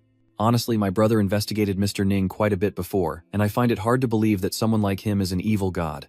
After Ha Shi-hung left, Ningfeng fell into contemplation. He smiled confidently, thinking, "Ever since confirming my identity, my mind has become more at ease. If those gods are targeting me, then I'll see it through to the end." Ningfeng returned home, changed his clothes, and wearily sat on his bed, pondering what Hee Shi-hong had said, discussing the matter with Han Yin. Ningfeng pondered, "But Ha Soo-wung can only stay with the true origin saint temporarily, and prolonged exposure is dangerous. We still need to deal with the true origin saint quickly." Han Yin whispers, "My lord, we actually have a great advantage in this world when dealing with other gods." Ningfeng frowns slightly, asking, "What do you mean?" Han Yin elaborates further, "Higher beings entering lower-level worlds will have their power restricted. This is a universal law that even gods cannot violate. To increase their influence in this world, they must expand their faith. But you're different. You're already in this world, free to wield your full power. As long as their faith doesn't grow too strong, they won't pose a threat. But the trial realm is protected by divine power, and you were attacked there before actually transcending spacetime, directly clashing with the divine realm where the true origin Holy Spirit resides. If the true origin Saint Spirit just hides in there this time, there's nothing we can do. We need to find a way to lure him out of the secret trial realm. Han Yin offered an example, then shared her thoughts on resolving this thorny issue. Her words were precise and her solution sound. Ningfeng considered this, imagining every possible scenario, and finding no loopholes, he nodded in agreement. Alright, let's make a plan based on this idea. Han Yin added, I will provide you with all the information I know. The conversation faded into a dull silence, as Ningfeng lay there staring blankly at the ceiling, recalling Han Yin's words. This world is like my home ground. I possess dozens of forbidden spells, so dealing with this kind of battle shouldn't be a problem. There's just one skill of the enemies that worries me. Ningfeng remembered his encounter with the true origin Holy Spirit, and the formidable skill he possessed. It's an active skill, the pressure of the strong, unleashing intense mental pressure that temporarily incapacitates lower-level targets. The greater the level difference, the longer the incapacitation. So the moment Ningfeng met the Holy Spirit of true origin, he felt fear, a feeling he'd never experienced when facing anyone before. Ningfeng realized that, as described, this was a control skill based on rank suppression. His actual rank was low, and if an enemy exploited that, he might not have time to activate a forbidden spell for safety. I need to learn some magic to defend against mental attacks, but that kind of magic is rare and hard to find. The more he thought about it, the more his head hurt. Exhaustion washed over him, and Ningfeng stirred uncomfortably, startling Han Yin as he suddenly sat up.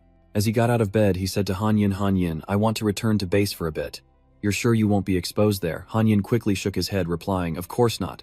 After all, what Han Yin mentioned was the capybara inhabited by the Demon Lord. It was extremely comfortable in the training area, occasionally making strange noises. Han Yin and Ningfeng arrived at their destination, where Han Yin ruffled the Demon Lord's fur, causing it to grimace. Han Yin explains, this little guy is a demon from the dark world. Its real name is Chaos Beast. It can create a powerful, chaotic environment around it, blocking all detection effects. Duan listens intently, his mouth agape. Duan was astonished that its danger was the opposite of its adorable appearance, and he looked at Han Yin, his voice trembling. Huh, that sounds terrifying. Han Yin nods. That's right, it's a high-ranking demon lord, with power surpassing most dungeon bosses, capable of easily destroying a world. Duan was officially terrified, his face pale, and he couldn't help but shout, Girl, what? Han Yum chuckled as he fed the demon, reassuring Duan that since being subdued by the lord, the little guy had been quite stable with barely a trace of dark aura. Our tribe used to have many hot springs, so it liked me to bathe it. We were very close, and you can be too. The demon lord sat still, letting the fruit fall on its head and settle there. Duan stared blankly at the demon lord, unable to believe Han Yin's words, thinking, can I too? Although he sensed the little guy's strength, it still felt exaggerated, and this Han Yin was clearly not someone to be trifled with either.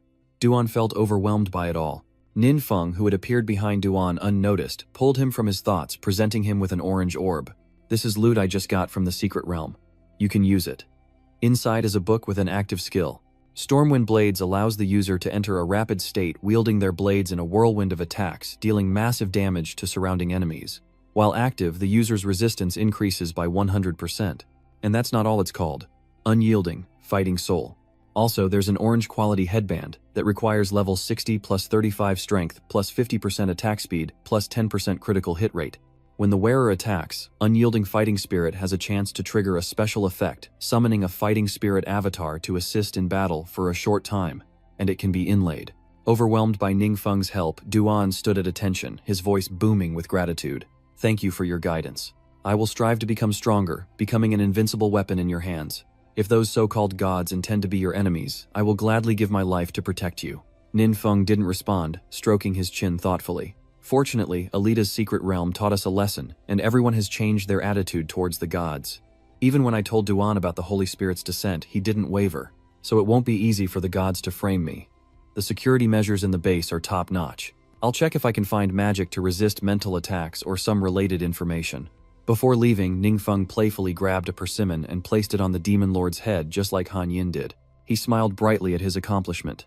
At the same time, inside the secret trial realm, the true origin saint was using his magic to gaze upon the world outside. The more he looked, the more fragmented memories seemed to tell the true origin spirit that he had seen this scene before, and he whispered, I seem to have an impression of this world. Humans here are weak, nearly defenseless against the previous demonic invasion, and the gods in their disappointment abandoned this place. Yet, after such a catastrophe, they survived. Through this observation, I've determined that no god is helping humanity, not even the omnipotent magic god, meaning the humans in this world possess some unique trait that allows them to resist the demons. At this, the true origin saint paused, a thought flashing through his mind and a grin spread across his face. How interesting, the sacred true spirit continued. Did even the omnipotent magic god see the potential here and plan to develop it as their own domain? He reached out, the city's image appearing before him, and clenched his fist, saying, "I can't let you have your way." The Holy Spirit's cryptic words stir unease, his motives unknown, while something has clearly happened to Ha Soo-hyun. It seems Ha Soo-hyun is trying to escape someone as he leans against a wall, gasping for breath. His body was covered in wounds, bruises, and scratches. He winced in pain. The true origin Holy Spirit suddenly appears, asking, "How is it?" Ha Soo-hyun lowered his head, his voice full of regret. "I'm sorry, I'm still stuck on the 15th floor." Unable to proceed, the primal origin saint seemed to know everything, asking, "You've died 100 times on the 15th floor, haven't you?" Ha Soo-hyun is taken aback, then nods. "Huh. Yes, I'm sorry." Suddenly, a line of text appeared above Ha Si-woong's head, startling him. Ha Soo-woong fearfully eyes the Holy Spirit, who turns and says with a bewitching tone, "Fear not, I don't blame you. This is in fact the trial I have for you. For 10 seconds he'll be immune to all negative effects caused by injuries, attack increases by 30%, and defense increases by 30%. Ha Soo-young was even more astonished. The sacred spirit continued, "You are favored by the gods and can accept trials issued by them. Completing these trials grants permanent achievements that elevate you. Some unique achievements even have regenerative effects. This is just the beginning. I can grant you far more than you imagine." As he spoke, a smirk crept across his lips, filling Ha Soo-hyun with both fear and awe. The words of the sacred spirit struck Ha Soo-hyun's deepest desires, offering exactly what he craved. Ha Shi-shang's resolve begins to waver, as Ning-feng follows the information he's gathered, venturing step by step into the spirit mind maze's secret realm in search of the magic he needs. According to the documents, there are 2 or 3 secret realms in the country where magic that can resist mental attacks has fallen, and this is one of them. If I search a few more times, I'm sure I'll find the drop rate. The land in this secret realm is a bit strange, as if every piece of soil here contains crystals that can glow on their own. Illuminated by an ethereal green light, Ning-feng ventured deeper, finding the place seemingly deserted. But that doesn't mean there are no other creatures. Before long, Ning-feng's presence is detected. A group of strange, wraith-like creatures frantically seek out their leader, screeching that the lone mage is attacking again. The leader growled in anger, roaring, "What he really thinks he can push us around the nerve. If I don't do something, he'll think I'm a pushover, me, the king of demons." The leader's muscles were not to be trifled with, and the angrier he got, the more they bulged. Ning-feng sensed the presence of monsters, and dragging his sword approached them with murderous intent. The clicking of Ning-feng's shoes echoed through the silent space, quickly reaching the demon's ears. The leader roars as it arrives, and with its ferocious appearance, Ning-feng thought he was in for a fierce battle. But before he could even strike, the enemy surrendered. The leader flew before Ning-feng, prostrating himself and begging for mercy. "Great One, please have mercy and spare me." Ning-feng stares blankly, barely registering what's happening as his opponent waves the white flag. He's so stunned he asks without thinking, "Hey, is this some new kind of mental attack?" The demon sat up straight, waving its hands frantically. It forced a smile, quickly explaining, No, please don't hit me, hear me out." The demon instantly teared up, lamenting, "Your spirit stat is so high. I'm just a low-level demon lord. Attacks are useless. Others at least form a team to fight. After stretching the rubber band for a few hours, who comes back again and again like you do? Just let me go out and kill them." Ning-feng never expected things to turn out this way. Embarrassed, Ning-feng stammered, "I'm sorry, really sorry, I just wanted the skill book." The demon looked up at him with tear-filled eyes. "It's not up to me what drops. What if I get depressed and it affects the drop rate?" Ning-feng was nearly speechless, frozen like a statue in this absurd situation. Trying to process what he'd just witnessed, he even doubted himself. Had he really driven a boss to depression with a mental attack? Hours later, Ning-feng returned home. He felt utterly exhausted. Everything seemed hopeless. Ning-feng held his head and sighed deeply. "Well, searching for a needle in a haystack just won't do. In the end, all I got was a magic skill book." Remembering his spoils, Ning-feng turned to look at the book on the table. That book contained an active skill, mana reflux, where allies within a certain range are affected by added magic light, and each skill release restores 35% of mana. Ning-feng reached out and slowly absorbed the book, telling himself that he needed to level up quickly no matter what, and learn first then think. After absorbing the book, Ning-feng obtains active skills, divine, enlightenment, dark, forbidden spells, the ability to grant blessings to chosen followers, and a breakthrough of his own limits, greatly increasing his power. He can now not only see his followers but also choose how to bless them. To test the blessing effect, Ningfeng is quite surprised by the system's useful features. Before him appeared an image of Han Yin, along with options like Divine Empowerment, Shadow Protection, Grace Covenant, and Holy Awakening. Ningfeng chose Divine Empowerment to test the new function. Immediately, Han Yin's image changed with sinister energy surrounding his entire body, making it suffocating, and the eerie interface amplified the horror. Ningfeng's jaw dropped. He was horrified, thinking Han Yin definitely wouldn't want to look like that, and regained his composure. Ningfeng glanced at the remaining options carefully, considering Shadow Protection, Grace, Covenant, Sacred Awakening. None of these were useful just yet. Suddenly his eyes fell upon something unique. Below the other choices was one that immediately caught his attention. Trial Achievement, Han Yin explained to Ningfeng. Trial achievements are a skill that every god possesses, used to activate the hidden potential within a target. You once said that achievements are part of the rules of the universe, and gods act as guides, so they often bestow achievements upon those they choose, even if they aren't their followers. Ningfeng pondered, understanding Han Yin's point, but something still felt off. It could also be said that achievements won't directly infuse you with my divine power. Han Yin nodded, then blankly asked, Ningfeng, yes, what are your plans? Ningfeng paused, his mind drifting back to the past. I was just looking at the trial achievements, he replied. Recalling what he saw in Chang Wuchu's information, Ningfeng told Han Yin about the magic of luck, the path to obtaining it, using accumulated skills for teammates to increase luck by 100 points, and the effect of Lucky. Accessory +5. After using the luck skill, the target gains a buff upon an enemy's death, increasing the rare item drop rate by 30%. Han Yin was so surprised that he stuttered, you can see the achievements of other classes. Is something wrong? Ningfeng asked, a little confused by Han Yin's attitude. Hey, is something wrong? Han Yin nodded slightly. Gods can usually only see achievements related to their own career path. Ningfeng realizes this, and finds it strange. He pondered, then offered an uncertain conclusion. Could it be the system? Han Yin didn't know the answer either, and could only speculate along Ningfeng's lines of thought. It was possible after all, since he still didn't know the true nature of the system. Suddenly struck by an idea, Ningfeng smiled faintly, reassuring Han Yin, it's all right. Those things can be studied slowly. What we need to do now is help Chang Wuchu get this achievement so we can make the most of it. With that, Ningfeng prepared a few things, then set off for the Red Moon Demonic Realm's secret area. The scenery here is incredibly eerie, the crimson moonlight, as frightening as fresh blood. Suddenly Chang Wuchu cried out, oh my god. Turns out she was terrified by the golden words appearing above her head, proclaiming her lucky magic power. Seeing this, Ningfeng smiled and explained, I'll explain all this later. Right now we have to deal with the boss. Chang Wuchu hesitated for a moment but quickly nodded in agreement. Okay. The hulking monsters rushed to their leader to report, Great King. Some crazy adventurers are attacking again. They're calling for you to come out and show them who's boss. In mere seconds, the demon leader was on the ground, tears streaming down its face. Annihilate me, please just hurry. I'm so tired. Ningfeng ignored them, focused only on finding what he needed, and it wasn't long before he found his treasure. He smiled brightly, finally discovering it, a book called Spiritual Protection, emanating a golden light. Cut to a lecture hall where Xie Yuan presents the recent incident the secret realm investigated last week, and their first encounter with a legendary god. The students listen intently, scribbling notes, as Xie Yuan pauses, lost in thought. The Thaumaturgy Guild suggests we don't target the gods directly, but present the objective findings to everyone. After Alita, people will better understand the gods, and then we'll show them how humanity has relied on itself to defeat incredibly powerful enemies. This is our miracle, our glory. And Han Yin listens intently below. Seeing that things were going in Ningfeng's direction, he praised him for making believers rely on their own strength instead of the gods. Only the great Lord God could be so generous and forgiving.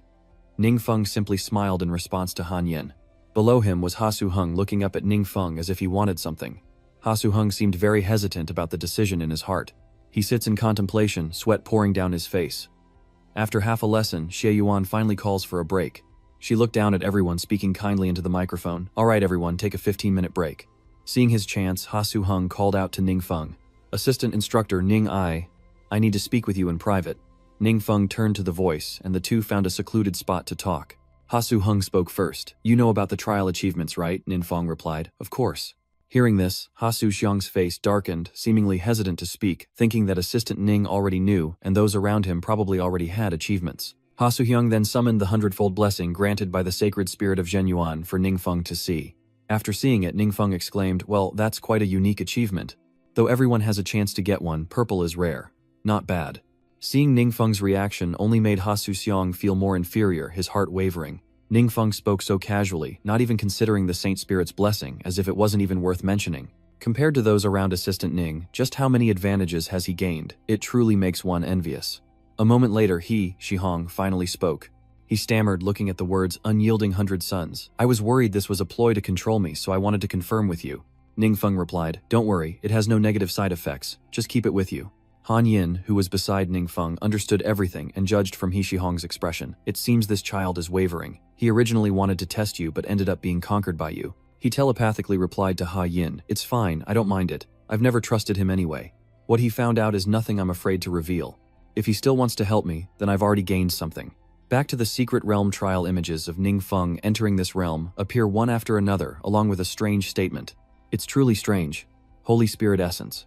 He pieces together Ningfeng's previous entries, then says, from our 2 encounters I can sense the all, knowing God's power is diminished.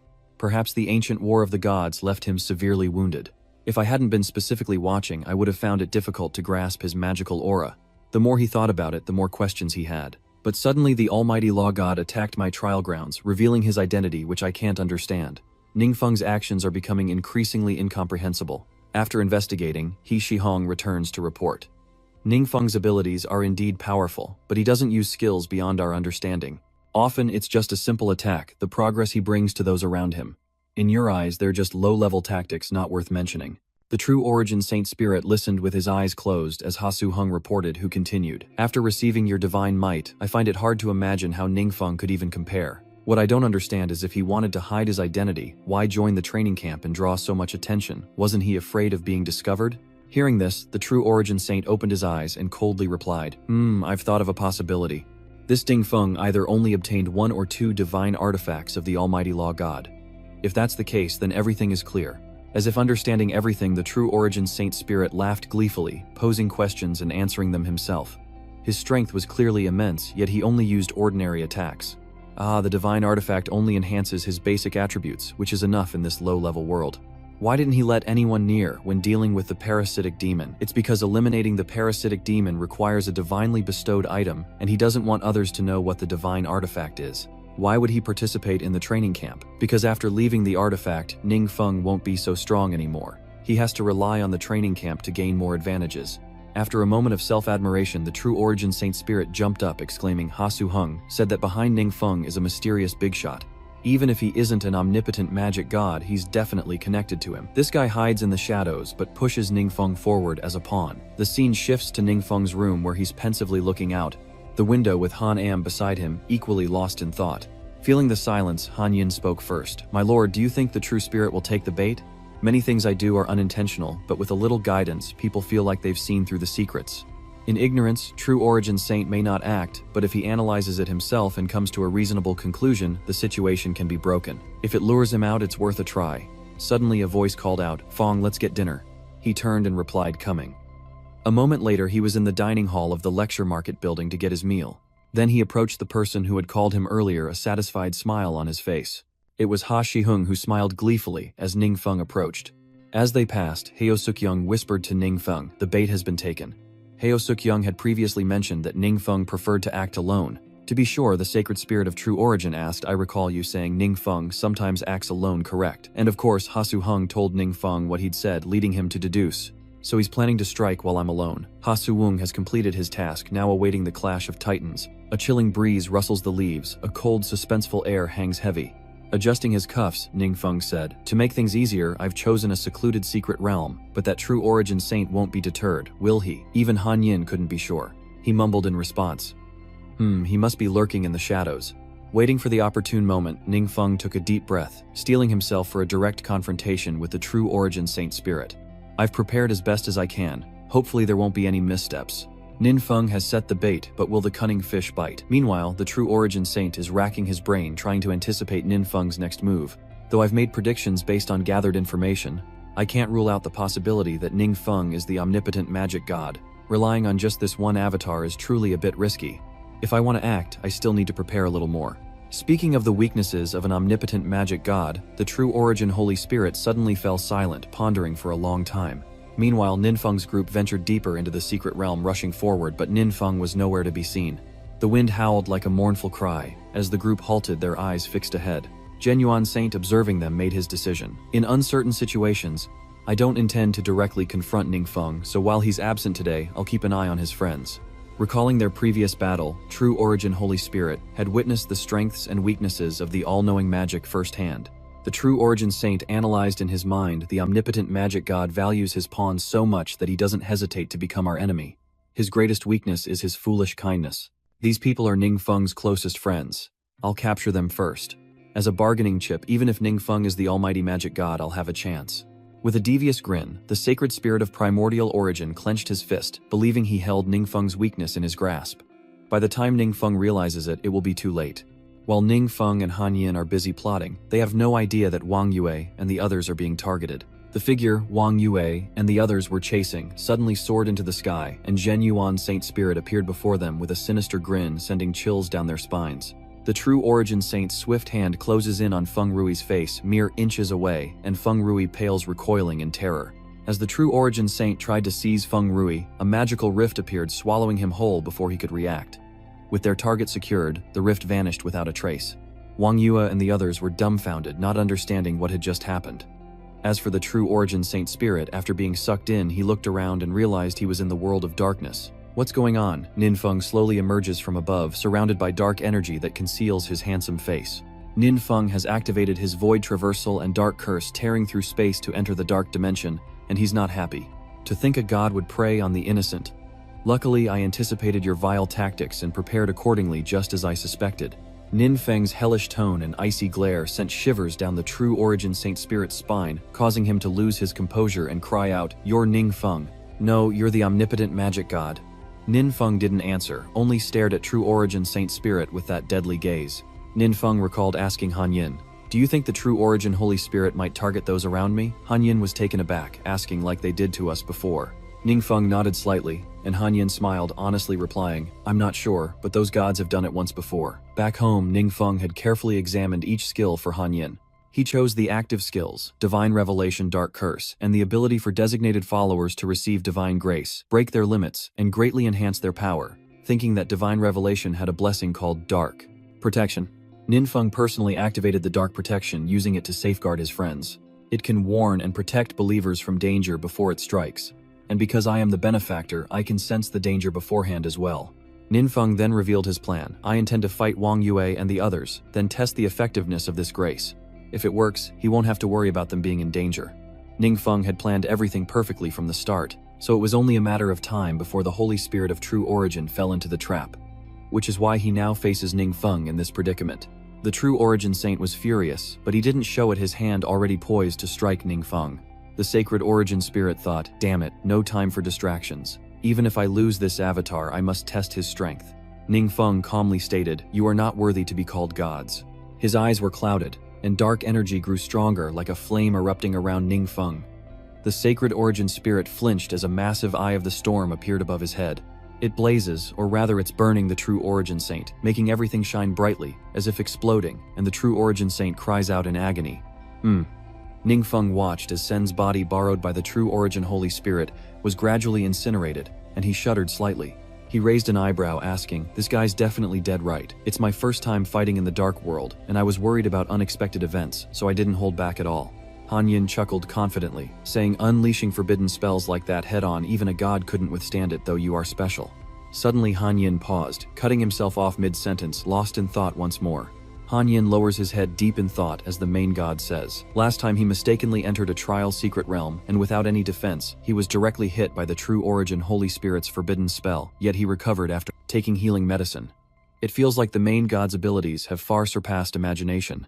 Lost in his own thoughts, Ningfeng failed to notice Han Yin's odd behavior, unaware that the true spirit had possessed Sen to invade their world, hoping to suppress him and buy himself time to grow stronger. After Sen's body turned to dust, the True Origin Holy Spirit's soul was banished back to the Tablet of Bright Radiance Peak, the divine territory he ruled. The True Origin Holy Spirit's true form suddenly appeared in the main hall, a place heavily guarded by sentinels, and the agonizing pain caused him to lose his mind. Not only that, but his rage intensified, causing the True Origin Saint Spirit to roar in bursts. He collapsed to the ground, using his hands to support his weakened body, his face falling to the floor. The two guards turned back, horrified by the sight of the weakened True Origin Spirit, and rushed to support him. Lord God, but the True Origin Spirit was ferocious, his eyes bloodshot as he glared at the guards and growled, "Get out, all of you." "Get out." The terrified guards retreated, obeying in their panic, and hurried away, leaving the exhausted saint to gasp for breath, his countless wounds preventing him from standing. He wondered, how can this be? Could the almighty magic god control the power of darkness? I never sensed even a trace of dark power from him before. The true origin Holy Spirit strained against the pain until the veins stood out on his body. He thought harder, realizing that even the 7 evil gods couldn't wield dark power to this extent. Could the omnipotent Archmage know we're searching for it? Doubt crept into the true origin Saint Spirit's mind, and the possibility that it was true spurred him to action, gritting his teeth to find a way to prevent future troubles. It's over. I must quickly contact the other gods, I must. But before he could rise, the true origin Saint's pride held him back. Though wary of Ningfeng, he wouldn't risk his life. Wait, I can't let them see me like this. If some bastard uses this chance to strike. The true origin Saint was furious, taking it all out on the ground. Arg, damn it all. Meanwhile, at the Azure Commerce Guild, sunlight streamed through the windows, creating a pleasant atmosphere, as the sound of leather shoes echoed with each step. A luxury car arrives, and Xia Xiyu steps out in an elegant suit, his complexion rosy, and his features even more captivating. Hasuvu sighed in relief, finally returning home after being isolated in the hospital for days.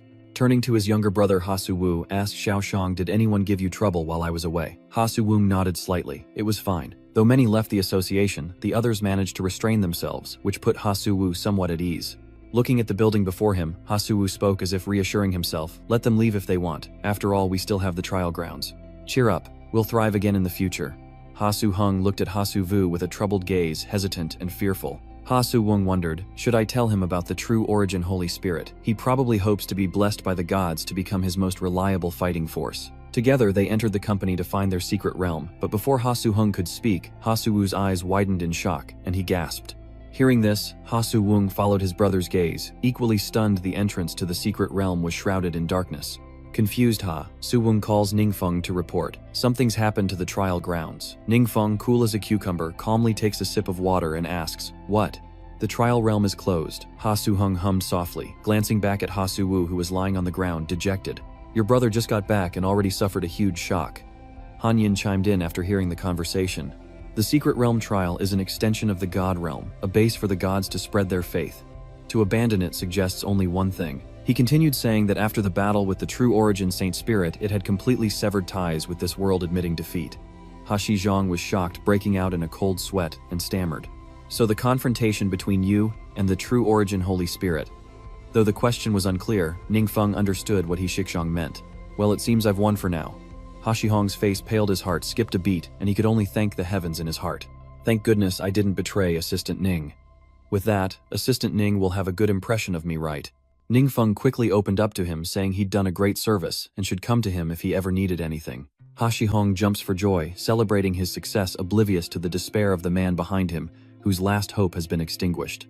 Soon after, Ningfeng gathered everyone at the training grounds, and once they were all present, he recounted everything, saying, "Although we've temporarily escaped the true origin Saint Spirit, we still need a plan. Aside from the true origin Saint Spirit, other gods will eventually take notice of this place." Everyone silently awaits Ningfeng. They knew it wouldn't be long before they were tasked with honing their abilities. Ningfeng smiled brightly and said solemnly, "First, I want to thank you all for trusting me," but amidst the joyful atmosphere, one person wore a strange expression, secretly celebrating behind Chang Muchu. "Brother, you might not believe this, but my little brother has been chosen by the gods." Hashihong was overjoyed, finally being accepted into Ningfeng's divine alliance. Ningfeng and the others moved into the training facility's meeting room, the atmosphere heavy with silence, as Wong Yua was lost in thought. So all those inexplicable events were caused by Ningfeng. The mysterious big shot is none other than Ningfeng. All her suspicions were confirmed. Wang Yue finally realized her close friend was the mysterious mastermind. Though disappointed he didn't reveal it himself, Wang Yue still admired Ningfeng, a sentiment echoed by Feng Yi. He shared Wang Yue's thoughts about Ningfeng and the recent events. He hadn't harmed anyone. On the contrary, many have survived thanks to his help, and compared to the unpredictable and capricious gods, Ningfeng is more worthy of respect and trust. Though he couldn't hear their inner thoughts, Ningfeng could read their faces, and a smug smile crept across his lips. It seems we're all on the same page. What's more, some people's reactions exceeded his expectations. While He Shihong reacted strangely, his eyes shining like stars, his joy uncontainable, and expressed outwardly through bizarre actions. Ningfeng, growing weary, ignored him. His classmate, he had been like this from the start, eyes shining like headlights as he cleared his throat to attract everyone's attention. Ninfeng spoke earnestly. I believe none of you want to see our world become a sure field for the gods to trample upon, so the urgent matter now is to increase our strength and rely on ourselves to defend this territory. Seeing the others silently nod in agreement, Ninfeng continued, his expression becoming more serious. Because our world's level is very low and in many ways we are still behind, we can only find ways to upgrade in other worlds. I previously found a way to concoct elixirs in another world, but it's still not enough. Ninfeng paused, stroking his chin in thought. He had absorbed Alita's death god weapon a few days prior, gaining new memories, and within them he found something useful. After some deliberation, Ninfeng decided to share it openly with everyone. Everyone seemed to share a common reaction: astonishment. Feng Rui hesitantly asked again. Enhancement and enchantments, Ninfeng nodded. He elaborates further, explaining that these two methods are used to upgrade equipment. Enhancements can raise the basic stats of equipment, while enchantments can improve special attributes and auxiliary effects. Silence once again filled the room. Feng Yak pondered. Our equipment is always outdated, unusable, and inflexible in combat. Some special classes struggle to find suitable gear. If we could improve equipment to match tactics, surely more powerful combat methods could be developed. Ninfeng paused, then continued, but the problem is that both enhancement and charms require special resources to work, like Ori-chan beads, Midrin, and Adama. Ninfeng expressed his greatest concern, but what he said was quite new to those listening. Feng Rui turned to look at Zhou Jiangshu, equally bewildered. Their eyes met as if to say, "We've never heard of these materials before." Ninfeng, anticipating this reaction, wasn't surprised and continued. That's the crux of the matter. These resources are foreign to us and can only be found in secret realms. But before Ninfeng could continue, a sudden sound interrupted him, and all eyes turned to Feng Ngok. He awkwardly rose, phone in hand, asking Ninfeng for permission. "Excuse me, I need to take this." Feng Yue quickly left, taking the call, so as not to interrupt the meeting, and everyone returned to the main topic. Wong Yue wonders if these resources are all metal-based, and what they look like on Feng Yue's side. We don't know what was said on the other end, but his expression turned grave. He replied, "Okay, I'm on my way." Before leaving, Feng Yi made sure to inform Ninfeng, "Little Feng, there's a mutant causing trouble in Shijiang City. I need to take care of it." Ninfeng quickly nodded. "Okay, you go ahead." Meanwhile, in Shijiang City, explosions erupted, sowing panic among the people. Skyscrapers are destroyed one after another, and the city is engulfed in smoke as a scarred man with a sinister grin watches on. His entire body is protected by thick armor, and he wields a ferocious red blade. He chuckles. "Haha, there's not even one decent fighter." Feng Ngok quickly arrived, fully equipped and ready for battle, as the West River City Guard urgently reported the situation. "Director Feng, this man disappeared a few years ago, and has suddenly reappeared, and all of our attacks are ineffective against him." Feng Ngok nodded slightly, looking at the massive figure twice his size concealed beneath the thick dust. Feng Yue steadied himself quickly, recovering his composure, and replied, "I'll go and see." Feng Yue took a fighting stance, raising his arm, which transformed into a blazing red flame. Feng Ngok swiftly closed in and attacked, sending a fierce spark hurtling towards the man, engulfing his upper body. But to his surprise, the man was unharmed, the flames extinguishing to reveal his menacing bloodshot eyes. Stunned, Feng Ngok recoiled, uttering, "What?" The man laughs triumphantly, taunting him with glee. "Oh, my elder Feng's magic is practically useless against me." Feng Ngok didn't respond, continuing his assault, summoning a massive dragon-shaped flame. Then he controlled the flames to rush toward the man, but nothing worked and the man became even more smug. "I told you it's useless, don't waste your energy." The man casually hoisted his blade, telling Feng Ngok, "My armor is reinforced with Midrin. Do you know what that is? It's a special metal with high magic resistance." Upon hearing this, Feng Yue is stunned by the material the man mentioned. "What did you say?" "Midrin." With that, Feng Yue abruptly fled, leaving his opponent bewildered. The man called after him, "Hey old man, why are you running away?" After a short distance, Feng Yue stopped and frantically pulled out his phone. Turns out he's calling Ninfeng to report. As soon as Ninfeng answers, Feng Yue urgently says, "Xiao Feng, I've found my clue." That concludes Chapter 91. Thank you for watching, and a special thanks to our members. Your support not only helps us develop content, but also provides great motivation for us to continue creating higher quality videos. Thank you again. The powerful onlookers could only watch helplessly, as everything crumbled while the commander radioed headquarters to report the situation. The other powerhouses murmured amongst themselves, the man in blue wondering what was happening inside. The man next to him replied, "I heard that mutant is very strong, even Director Feng couldn't handle him." A lot of reinforcements just arrived and the others chimed in. "No wonder I saw so many flying scrolls landing just now. Wow, it takes this many people to help. Just how terrifying is that mutant?" The cacophony of voices and explosions was deafening, and Midrin, who had been so arrogant with Feng Ngok, was now dealt with swiftly, his unscarred eye swollen shut from a powerful blow. He grumbled, "Who the hell are you? Fine, you beat me up, but why strip me?" His tone suddenly became noticeably pathetic, whining about being stripped of his armor and left in only a white tank top and shorts. After Feng Yue's tip, Ning Feng and his group quickly arrived to deal with the guy surrounding him, yet ignoring him completely. They're too busy examining the spoils they plundered from him. Is there anything good in here? I can't tell. He clicked his tongue but inwardly sneered at Ning Feng's group. Humph. Even if you steal my equipment, it's useless. All enhanced gear is bound to the user's soul, so others can't wear it. Unaware of Ning Feng's death stare, the man was startled by his dark expression and chilling hellish tone. Where did you find Mid-Rin? Terrified, he quickly confessed, a great demon lord took a liking to me, and I spent a few years training in his secret realm. Within this secret realm lie mineral deposits, yielding unique materials to enhance equipment, an opportunity to seize. Ning Feng and the others fixed the man with a menacing stare, a silent threat. Tell me the location, Ning Feng demanded as the man froze in fear, wary after his beating. Following the man's directions, Ning Feng's group arrives at the entrance to the secret realm, but unlike others, this one requires a team of 30 to enter. We have enough people. Shall we begin? Ning Feng was surprised by the entry requirement, muttering, I didn't expect a large-scale dungeon requiring 30 people. Hearing this from behind, Feng Yi chimed in saying that this type of secret realm is very difficult, and the number and strength of the enemies cannot be underestimated. It's best to act as a group. Remembering the man's instructions, Feng Yi repeated. According to the crazed soldier, the main monsters in the secret realm are beastmen totaling 5 tribes. These beastmen have strange blue skin and large muscular bodies like humans, but the subordinates are nothing compared to their leader. Their leader resides in the largest part of the tribe. Only by defeating him can we take over the entire secret realm. There's no time to hesitate. Ning Feng steps inside, setting off. Elsewhere, the police car escorting the warrior sped down the road, the man handcuffed and flanked by 2 officers.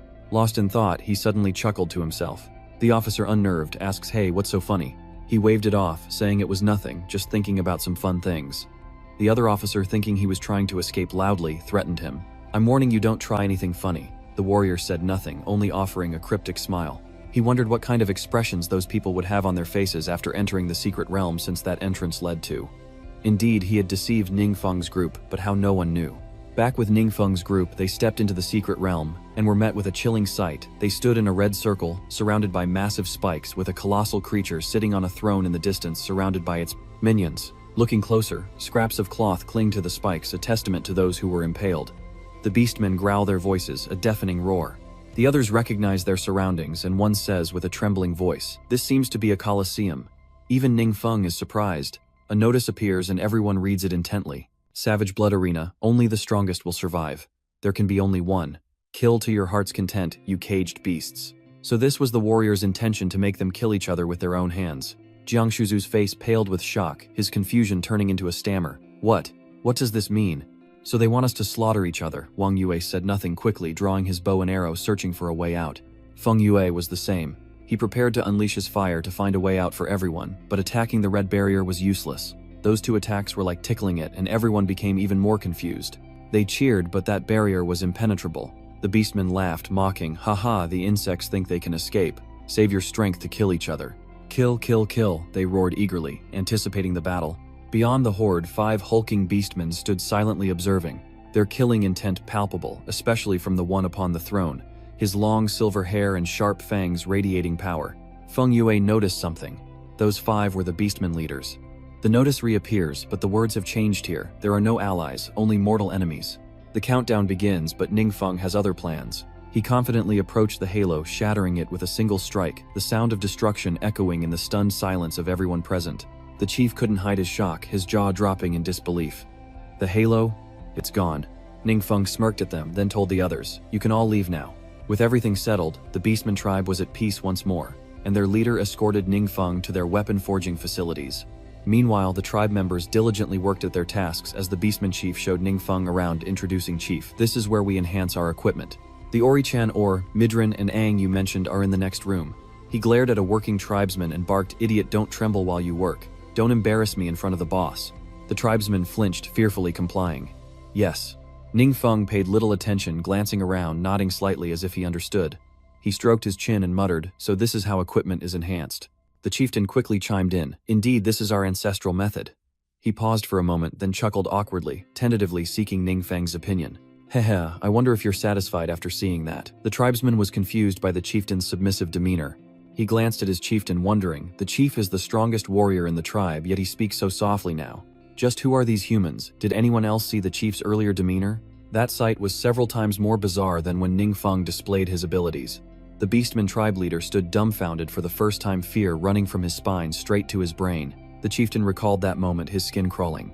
That human mage had scared him half to death. At that moment I felt like I would have met my ancestors if I hesitated even for a second. Luckily I acted rashly, and managed to save my life. Meanwhile, Ningfeng pondered whether to cooperate with the Beastmen, a concept unheard of in their world. Due to the difference in levels, and the inability to learn from different races, why not just discuss cooperation with these Beastmen? While he was still hesitating, the chieftain suddenly spoke excitedly, as if reading Ningfeng's mind. "Ah, you need us to provide enhanced equipment. It would be our honor. From now on, leave it to us." Ningfeng was utterly bewildered, scratching his head in confusion as Feng A and Yu were caught off guard, wondering did they just agree? They didn't even haggle over the price. Normally we'd clear the boss in a mystic realm and add a few seals, but their leader is so cooperative, I can't just run him through with my sword. Still, monsters are monsters. They can't be trusted so easily. Though they seemed sincere, caution was still necessary. Ningfeng's concern was evident, prompting the Beastman chieftain to offer reassurance. "Rest assured we can sign a blood oath, the highest form of contract in our tribe, with magical enforcement and a dire fate for any who break it." Ningfeng said nothing, simply extending his hand towards the chieftain with a knowing look. The chieftain understood Ningfeng's intention and mirrored his action. They clasped hands in agreement, initiating the contract as a crimson circle of magic enveloped their joined hands. But something was amiss. The chief quickly noticed the anomaly, his face frozen in a blank stare, his eyes filled with utter confusion, his throat choked with unspoken questions. What is going on? Ningfeng was equally bewildered, but with one key difference: he knew what was happening but had no idea why. Ningfeng wondered, why did the skill activate on its own? Reading the notice, he saw the active skill: Divine Enlightenment, Dark Forbidden Curse, Designated Believer, blessed by the gods, breaking through his limits, his power greatly increased. Now loyal to the gods, and having obtained a divine grace contract requiring sacrifices to strengthen equipment. The village chief also saw and carefully read the notification, his confusion turning to shock, nearly causing him to shout out loud. You are..." Though unspoken, the clan leader knew exactly who stood before him. To bestow a grace contract, he must be one of the 7 demon gods. The chieftain quickly prostrated himself, his head hitting the ground in reverence. "Which demon god has descended? Forgive my disrespect." Ningfeng never imagined his identity would be revealed in this way. Ningfeng clicked his tongue, his face ashen, his mouth twitching uncontrollably, wanting to curse but unsure at whom to direct his anger. Ningfeng lamented his fate. All he did was sign a contract. How did he suddenly become a demon god? Wait, isn't demon god what demons call the 7 evil gods? Seeing Ningfeng's grim face, the clan leader suddenly realized something, a theory of his own. "Ah, I see. We've traditionally sacrificed life to the gods of chaos and destruction, but they've never answered. Who knew the demon god actually desired offerings of enhanced equipment? If we wish to grow stronger, we must offer the correct sacrifices to the demon god to obtain endless dark power. I can't believe I've earned the grace of a god. Hun could become the leader of the Beastmen. Surely he was blessed by the gods." In just a few seconds, the chieftain imagined a bright future. He thought offering weapons to Ningfeng would guarantee his success. The more he thought about it, the more excited he became, but his face remained grim, fearing a mistake would cost him his life, making his expression even more tense. Suddenly, he kowtows 3 times so hard that Ningfeng is startled by the thudding sounds, leaving him stunned and wondering what the chieftain is up to. He wondered why this guy was bowing so much. Hopefully he wasn't trying to get lucky. Good thing they were in a different dimension so no one could see. Once the tribal chief stopped his strange behavior, Ningfeng got down to business. He instructed the tribe leader, "And remember, don't go blabbing about my affairs when you get out there." The tribe leader obeyed, replying loudly, "Your subordinate obeys." The two continued the contract signing ceremony until the ritual was complete, then left the other dimension and returned to the Beastman tribe. The beaming chieftain announced, "Enhancing your equipment will take time. Since this is your first visit, how about a welcoming feast?" Seeing his demeanor, the tribesmen frowned, finding their chieftain unusually strange today. The tribesmen murmured amongst themselves, "Don't you think the chief is acting a little too happy? Don't tell me these humans have driven him mad." They speculated but soon gave up as no one knew the real answer. That night, the entire Beastman tribe was incredibly lively. They lit campfires and reveled together, the flames mirroring the burning joy of everyone present. Ting was by the fire, eagerly awaiting the roasting of a massive leg of meat. The sounds of instruments filled the air, making the party even more lively. Feng Yua smiled, clinking his giant barley smoothie with his new Beastman friend, watching everyone's joy, and wondered if this miracle of humans and demons living together was brought by the gods. Ningfeng calmly watched He Shihong and the chieftain drain one cup after another, sighing softly. The two had the same expression. Though happy, the chieftain was still thinking of state affairs, and looking at the drunk He Shihong, he thought to himself how strange he had found it at first. These people are clearly weak. How are they worthy to be with that powerhouse? Now I understand. Lord God must have a profound plan. I must become his most loyal assistant at any cost. As he pondered, a loud announcement rang out. My lord, the first batch of enhanced equipment is complete. 2 weapons fresh from the forge await their masters. Before acquiring the weapon, Ningfeng must choose whether to accept the soul binding as instructed, noting that it will become an exclusive item that cannot be changed. Yes or no, Wong Yua picked up the golden bow, nearly overwhelmed by its power. Unable to contain herself, Wong Yua exclaims, it's a post-enhancement U-grade item. All stats are 10 times higher than before. This level of upgrade is something many users can't achieve in a lifetime of cultivation. Suddenly, a familiar sensation tingled through the chieftain's every nerve, causing his eyes to widen in disbelief, and he cried out in utter astonishment. Power. I sense power I haven't felt in ages. The great god has acknowledged my sacrifice, and Ningfeng feels it too. The immense energy gradually filled the room, making Ningfeng uneasy, as the strange entity rasped, "Who has awakened me?" Before he could even state his intentions, the entity froze. Then a blood-curdling scream echoed through the room as the terrifying being repeated one question. Who awakened me? Ningfeng froze, his face pale with fear, his eyes wide with the strangeness unfolding. Regaining his composure, Ningfeng frowned, trying to figure out what was going on. He wondered in his mind, how could someone be talking? Then a series of bizarre sounds emanate from the entity within Ningfeng's mind. State your intentions so I can... The entity's piercing scream leaves Ningfeng somewhat displeased. He frowned silently, cursing it. What a pain, what's going on?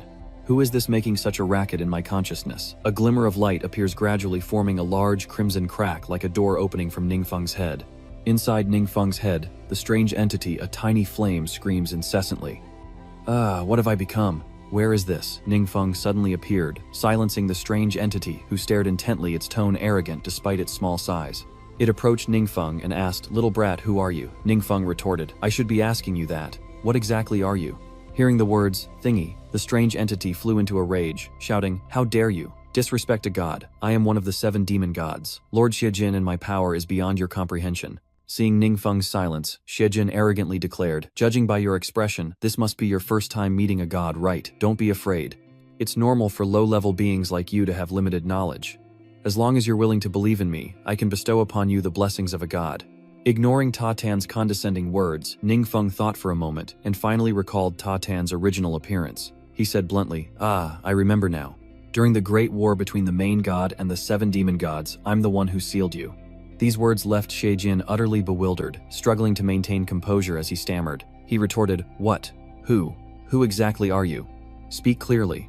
Despite being a god, Xiejin has no composure. After a few seconds, he raises his voice again, annoying Ningfeng, who frowns and mutters, This guy is so noisy. Is there no way to shut him up? Suddenly, a notification pops up, a new quest for Ningfeng. The details are still hazy, but Ningfeng is startled, his eyes shining with anticipation. Realizing Ningfeng's attention was elsewhere, the evil god tried harder to get his attention. Hey, say something. Look at me, kid.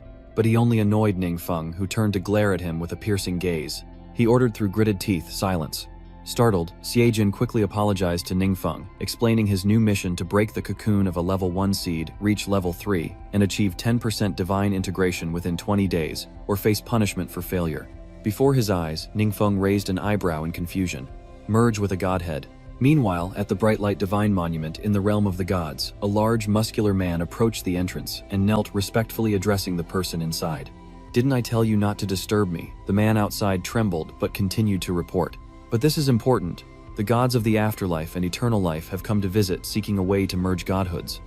I wonder if the true origin Saint Spirit heard the report. The true origin Holy Spirit looked pale and lifeless, biting his lip as if suppressing pain, but duty called, and he summoned the 2 gods. It wasn't long before the 2 arrived at the main hall to meet True Origin Saint and the 12 main gods. Necropolis noticed True Origin Saint's expression and inquired with concern. Your complexion isn't looking too good, True Origin Saint Everlasting God observed, awaiting his response. He replied wearily, It's nothing urgent, just a few minor issues to resolve. I heard your research is progressing. Don't let my issues affect state affairs. Genuine Holy Spirit quickly changed the subject, and Eternal Star God silently raised her hand to cast a spell. A red mist swirls around her hand, and True Origin Holy Spirit immediately senses its presence. The true origin Saint Spirit couldn't contain himself, exclaiming, "This is the aura of an evil god," the eternal god star solemnly explained. "This power comes from the divine persona of one of the 7 demon gods. Although I've only merged less than 10% of the divine persona, I feel I have a better grasp of the laws of the universe, and can even use some of the power of darkness." Undead Homecoming added that, through their observations, this fusion is currently stable, but it will take a long time to fully absorb a divine persona. But at least it proves we're on the right path. The Holy Spirit of Origin was so shocked he was speechless. It seems the all-knowing magic god also comprehended this, taking the evil advanced demon, God's divinity, and somehow fusing with it. The more he thought about it, the more frustrated the Holy Spirit of Origin became, gritting his teeth as he fought back his anger. "Looks like we're behind again. This guy always seems to be one step ahead. If he can't become our ally." Thinking of Ningfeng true origin, Saint grew even more anxious. He couldn't bear to imagine the consequences of failure as the tea trickled into the cup. She carefully poured the tea, her delicate hands precise. Placing the pot down, she looked up at Ningfeng and politely offered him a cup. "Mr. Nin, please have some tea." Ningfeng nodded back, flustered. Okay. He held the warm cup in his hands, slowly savoring the tea. Remembering his current predicament, Ningfeng could only sigh deeply. "I am Ningfeng, and after reaching level 90 just yesterday, I was preparing to complete a 3rd level quest when an unexpected event occurred." Ningfeng slowly recalled the memories of the day before, right after he had accepted the 3rd level quest. The all-powerful mage, God's 3rd level quest, enter the Fishwood Forest secret realm, obtain the Mark of Nature quest item, collect 50 transformation stones, 150 pure moon nectar, and 150 spirit wood sprouts, all within 15 days, a 6-star S-rank difficulty. Though the task was daunting, Ningfeng didn't hesitate. He went straight to the mission location, quickly arriving at the entrance to the Fit Forest secret realm. But the entrance to the secret realm was strange. Ningfeng couldn't enter it at all. Ningfeng exclaimed in confusion, "What?" Back in reality, Ningfeng recounts the mystery to a young man and the girl from before. The young man, looking frustrated, says, "Seriously, I understand how you feel, but you can see for yourself." The young man then told Ningfeng about the strangeness of the previous days. The entrance to the mystic realm had suddenly vanished. It wasn't sealed or surrounded, but simply gone, leaving only empty space. Ningfeng was increasingly bewildered. "You wouldn't believe so many strange things could happen one after another." Ningfeng exclaimed, "What kind of nonsense is this?" Han Yin, seemingly knowing something, spoke up. "My lord, this appears to be a sign of an impending demonic tide. Some secret realms, after accumulating enough energy, will enter a temporary dormant state to strengthen themselves. Once strengthened, a large number of entrances to the secret realm will expand and reappear, releasing a large number of invading demons. This phenomenon is known as a demonic tide. Generally, the longer a mystic realm slumbers, the more ferocious the invading demons will be upon its re-emergence. If we can't deal with it, it's highly likely to cause heavy losses." Han Yin told Ningfeng everything he knew. He believes this information will help Ningfeng quickly find a way to overcome this anomaly. Ningfeng sighs, softly pondering for a moment before looking at Han Yin, a hint of worry rising in his heart. Ningfeng asked, "I only have 15 days. Is that enough time?" Han Yin lowered her head and shook it, replying sadly, "I'm sorry, I can't say for sure." Ningfeng fell into thought, wondering if the godhood was something even Han Yin didn't know. If the system issued such a high-level quest, it probably wouldn't screw him over right, and he should probably tell everyone about the demon tide and get ready. Suddenly, Ningfeng turns to look at the young man, startling him. Ningfeng calmly sips his tea, tired of all the calculations. The girl watched Ningfeng's every move, her eyes filled with thought, secretly judging him to be incredibly formidable. The captain reported his information, which caught the higher-ups' attention. They not only invited him to take over the highest command, but also sent people to assist him. Who would have thought he'd be sitting here drinking tea while the 3 chairmen of the 7 great guilds volunteered to fight, while others scrambled to prepare? Wong Yua and 2 members of the 7 great guilds follow the young man to handle matters, as Ningfeng instructed, leaving the girl puzzled by his calm demeanor as he sips tea. Along the way, the young man discusses many things with the group. He turned to Du Linghua for her opinion. President Du disbanding everyone will take a lot of time and manpower. Du Linghua sternly insists that it must be done because Xiaofeng specifically ordered it, and failure could result in heavy losses. Her attitude and Ningfeng's words scared the young man half to death, leaving him stammering in fear. Understood, I'll go right away." Suddenly, a strange sound echoed, causing the 3 members of the 7 great guilds to turn towards the source. Suddenly, a mysterious black gate appears in the sky, sending the city into a panic as people point and whisper in fear. From that gate, tens of thousands of strange creatures emerged, following one another out. Red eyes and grotesque forms send people scattering. Within the secret realm of the forest, a voice echoes above the desolate hall as a hulking monster with strange green skin speaks. "High Priest, are you sure there won't be a problem opening the rift?" The so-called high priest simply chuckled, his hoarse voice rasping. What are you worried about? Didn't I already tell you? I can feel Lord Evil Jin's summoning. I assure you he is not far from us. To gain his favor, we must offer sacrifices at once. The high priest is insane. He looked up to the sky, raising his hands as he howled as if to the entire world. Back in the outside world, the powerful urgently broadcast an announcement, quickly evacuating all citizens. An emergency situation. Emergency situation. Everyone please evacuate immediately to the shelters. The number of monsters continues to grow, roaring like ravenous predators. Bloodlust hangs in the air as the vulture watches from above, ready to devour any prey that crosses its path. It cackles as it watches the people flee for their lives. Ha ha ha, the offerings are scared witless and trying to escape. An idea strikes the second vulture and it proposes a game. The two monsters below also wanted to compete, one saying let's see who can kill more offerings, and the other readily agreed. Alright, let's go for the first round. The two vulture demons soar down from the sky, swords in hand, as one shouts, "Watch closely, the first kill is mine." They cackle with chilling delight. Ha ha ha. Indeed, the first kill belonged to that vulture spirit, but it was his own life that was taken. Out of nowhere, shards of ice tore it to pieces, the explosion echoing with blinding light. The beast, once full of vigor, now gaped in stunned silence at the scene before it, as the monster beside it trembled, whispering, "How could this place?" Ninfeng suddenly appeared and annihilated the vulture demon in an instant, much to Han Yin's satisfaction. He spoke with arrogance, feeling it was no big deal. The demonic tide wasn't necessarily a bad thing. If they could handle it, they could earn generous rewards and rich experience. A smirk crept across Ningfeng's face as he listened to Han Yin, feigning interest after a moment of thought. A generous reward, you say? I like the sound of that. Not only Ningfeng, but everyone from the 7 great guilds, including Wong Yua, was present. They were ready to fight and wipe out the man-eating monsters. The 7 guilds' eyes burned with a savage light, their aura like a raging fire, intimidating their enemies into cowering. Without a word, the 7 guilds seemed to share a single thought: we are the elite, the top adventurers among humanity, but before these monsters, we are but helpless sheep, facing stronger enemies, watching comrades fall, never to rise again. We thought this brutal battle would be our endless fate, until they remembered their painful past, a knot forming in their hearts. Though fear lingered, they didn't retreat, the pain etched deep within, dreading the unknown outcome of fighting such foes. But all of that is now in the past. As everyone fights alongside Ningfeng's group, not a trace of fear remains. Zhang Yanchuan charged into the enemy like a bloodthirsty beast, laughing with delight. Ha ha ha, it's been so long since I've had a battle this good. I feel like a different person.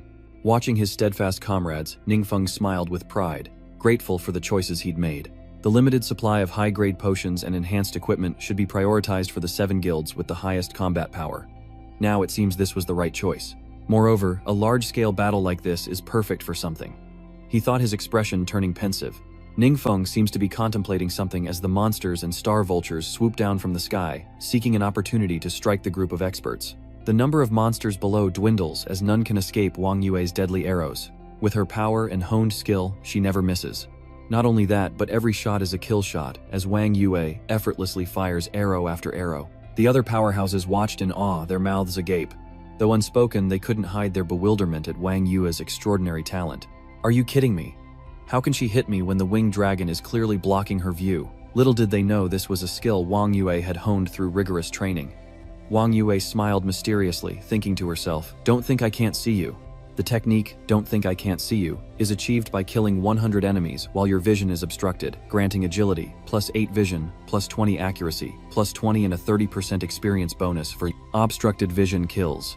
Looking at the results after a long battle, Ningfeng has even more faith in his teammates. The proud smile on his face never fades. "This large-scale battle is perfect for my kin," Ningfeng suddenly roared. As soon as he spoke, the Monster Slayer skill was activated for Zhang Yanchuan and Feng Rui. The Monster Slayer skill is acquired by killing 100 of the same enemy in a set time, granting 5 main attributes and 30% extra damage to a designated enemy type. Shu Ting excitedly activates the skill. It boosts allies' benefits, and if 10 enemies are killed consecutively, spirit increases by 8, skill casting speed increases by 15%, duration increases by 15%, and efficiency increases by 15%. Seeing the corpses of its subordinates piled on the ground, the monster leader hesitated, unable to believe the reality before it. The leader thought to itself, "Impossible, impossible." The high priest clearly said we were Lord Tazin's brave dependents, but why is its face pale and drenched in sweat? Fear begins to creep across its face. The monsters are being slaughtered one by one, and the leader hesitates, its heart filled with unease. Our attack has been thwarted by the enemy. A deep voice suddenly echoed in the leader's mind, making it jump. What is stopping you, warriors? The leader recognized the high priest's telepathic magic. Somehow, the other powerhouses present also heard it, but they could only hear the voice, not understand what the high priest was saying. The two powerhouses were utterly bewildered, one whispering, "What is that voice saying?" The other shook his head. "It's the language of demons. I can't understand it." Hearing their exchange, Ningfeng was puzzled. "That's strange. I can understand them." The high priest continued. "He commands that Lord Xiejin awaits your sacrifice. Let the enemy taste the terror of death." Ningfeng, understanding the high priest's words, frowned and muttered, "Who?" Ningfeng uses telepathy to question Xiejin. "Xiejin, are these people yours?" Startled by the question, the panicked evil Asura vehemently denies any involvement, claiming they're lying. Burning with rage, Xiejin couldn't resist sending a message to the high priest. "You fools, are you trying to get me killed? Halt!" As the high priest used magic to command the beasts, a divine message came from Ta Jin. Though the voice was unclear, he was terrified, his face pale, and he stammered, I have received a response from the gods." The high priest proclaimed, "Warriors, hear this." The monsters were elated by the god's revelation, roaring in unison. The high priest struggled to regain composure, slowly analyzing the words in his mind. I heard it a little faint, but it's getting clearer. The deity says he needn't think so much. The evil god scolds again. "Fools, don't drag me down with you if you're going to die. I couldn't care less if you live or die." This time, all the beasts heard Tatan's scolding, and they stood there dumbfounded. Expecting the words of the divine envoy, they received only a reprimand, and were truly disappointed. The beast with the high priest trembled and asked, "Have we been abandoned by Lord Tatan?" The high priest was at a loss for words, sighing heavily, as sweat poured down his face, and he stammered, "What do we do now?" The panicked ally couldn't help but shout, asking what he should do, saying he was the high priest. No longer bloodthirsty, the high priest now seemed utterly pathetic, timidly suggesting they close the gate to the secret realm. His ally angrily retorts, "It's your fault for opening the secret realm. Now the energy is too damaged to close." At the same time, Ningfeng receives a system notification. He has successfully stopped the demonic tide, and rewards are being calculated. The others received similar notifications, and were immediately rewarded, reveling in their newfound power. They showed off their rewards one after another. The experience points were so high someone leveled up to 4 instantly. "Wow, I got a high-grade attribute gem." But Yan Ningfeng got the best prize. A halo suddenly appeared on his hand. The system announces that he has obtained a hidden reward, an unknown sacred pool reagent. Han Yin stared intently at the key in Ningfeng's hand, wondering, "Lord God, what kind of key is this?" Ningfeng frowned, asking, "You've never seen it either." Regret seemed to wash over Han Yin as he spoke with a sorrowful tone. "Sorry, I've never seen a key like this before. Just the name divine artifact suggests it's only for gods." Suddenly, a thought sparked in Ningfeng's mind. He inhaled sharply, stroked his chin, and his mouth fell open in surprise. "So that's it. Then there's no need to worry about it. First, he'll complete the 3rd level mission." Thought becomes action.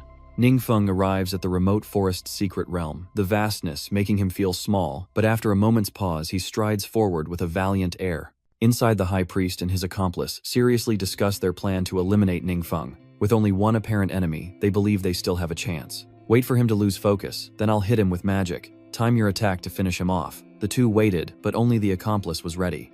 The high priest, eyes brimming with tears, is lost in sorrow, nearly collapsing as he recalls Evil Jin's words, wondering, why has Evil Jin abandoned us? What have we done wrong? Touching the altar still allows us to hear the words of the gods.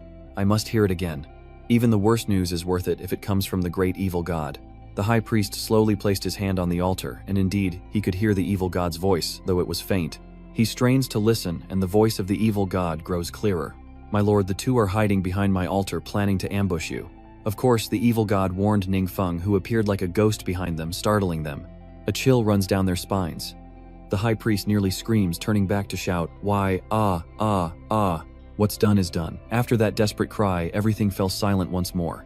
After dealing with the two beasts, Ningfeng picked up a natural insignia, a consumable item of legendary quality, granting +5 to both permanent agility and spirit. Ningfeng then retrieved his key, raising it high to activate its power. From afar, dark clouds of ominous energy surge toward Ningfeng, and Xiejin cries out, "It's dark energy. Get close to the altar and absorb it. It can increase your power." Although he genuinely wanted to help Ningfeng by guiding him, it would be a lie to say he had no ulterior motives. Ta Jin silently thought absorbing the dark power from my altar might also benefit me.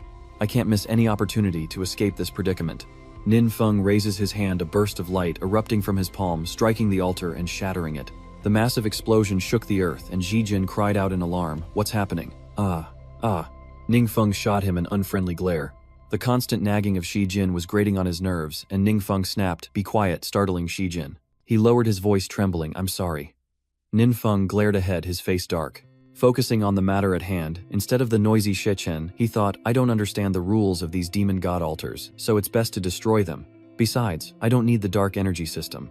At that moment, Zhenyuan Shengling saw the mysterious door before him, and realized where it led. He quickened his pace, reaching for the orb of power, thinking the divine persona of one of the 7 evil gods of depravity is in my grasp. I must learn from the eternal divine star, and quickly merge with it. The true origin saint tried to seize it, but the dark power slipped away. Enraged, Zhenyuan attempts to grab it, cursing, "Damn it, it's out of control again." The eternal god's essence echoed from outside. This chaotic dark power comes from the demonic creatures sacrificed to the demon gods. The demon god's divinity will frantically absorb this dark power, constantly struggling to break free from its seal. Because the degree of divinity fusion is very difficult, loss of control often occurs.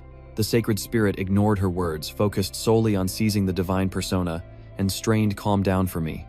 I don't have time to waste on you. No matter how difficult, if that all-powerful magic god could do it, I certainly can too." Despite Zhenyuan Saint's efforts, the god had slipped further from his grasp. Meanwhile, Ningfeng returned to the job transfer hall to undertake an S-rank quest, his completion rate now at 100%. After a long journey of suffering, Ningfeng can finally relax as a notification pops up after the quest's completion. The Seed Awakening quest is complete, graded B, 10% Divine Persona Fusion, complete 20 out of 20 days limit reached. Your understanding of the universe has expanded.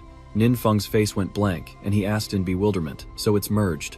He doesn't feel any different, but as he's wondering what to do, the system's notification startles him. You can now borrow the secret realms of your followers, briefly opening a passage to another world, sustained by the dark power generated by their sacrifices. Ningfeng frowned slightly, his curiosity piqued beyond measure, and muttered to himself, "A gateway to another world." Ningfeng wanted to experience this passage firsthand, and in the vast desert before him, he decisively waved his hand. Instantly, a strange door opens in space, its destination unknown, with only a sliver of light emanating from within, giving Ningfeng pause.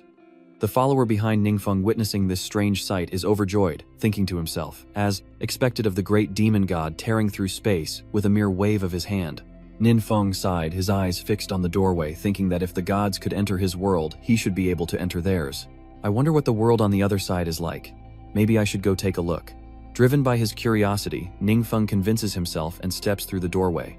The beastman chieftain, eager to please, asked, "My lord, shall I accompany you?" Ningfeng chuckled at his enthusiasm but declined. "No need.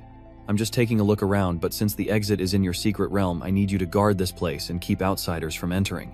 With that, Ningfeng glanced behind him as if he had already considered and arranged everything.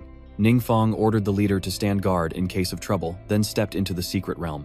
But suddenly realizing something, he turned back to instruct the leader. "If you encounter a powerful enemy you can't handle, I'll appear in time." The Beastman tribe leader obeyed, kneeling on one knee as he pledged his loyalty. "Rest assured, my lord, I will guard this place with utmost vigilance." Ningfeng entered the secret realm, nearly overwhelmed by the scenery. A breathtaking panorama unfolded before him. Ningfeng marveled, "Wow, this place is beautiful. The scenery is completely different from Blue Star." As he praised the view, an idea struck him.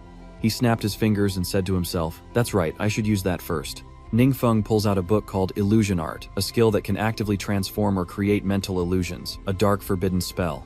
Ordinary people can't see your true form, and you can play with them at will. This book's ability to conceal his identity is proving quite useful, as Ningfeng activates its skill, cloaking himself in an invisible shroud. He thought to himself that this skill book was another reward from the spoils of the previous demon tide, and it just so happened to be useful. With that done, Ningfeng continued onward, saying he needed to find a place with a wider view to decide where to go. After some time, the silhouette of a large city gradually came into view, and Han Yin exclaimed that there was a very large city over there, so they had seemingly found their destination. They approached the city, finding its inhabitants quite peculiar.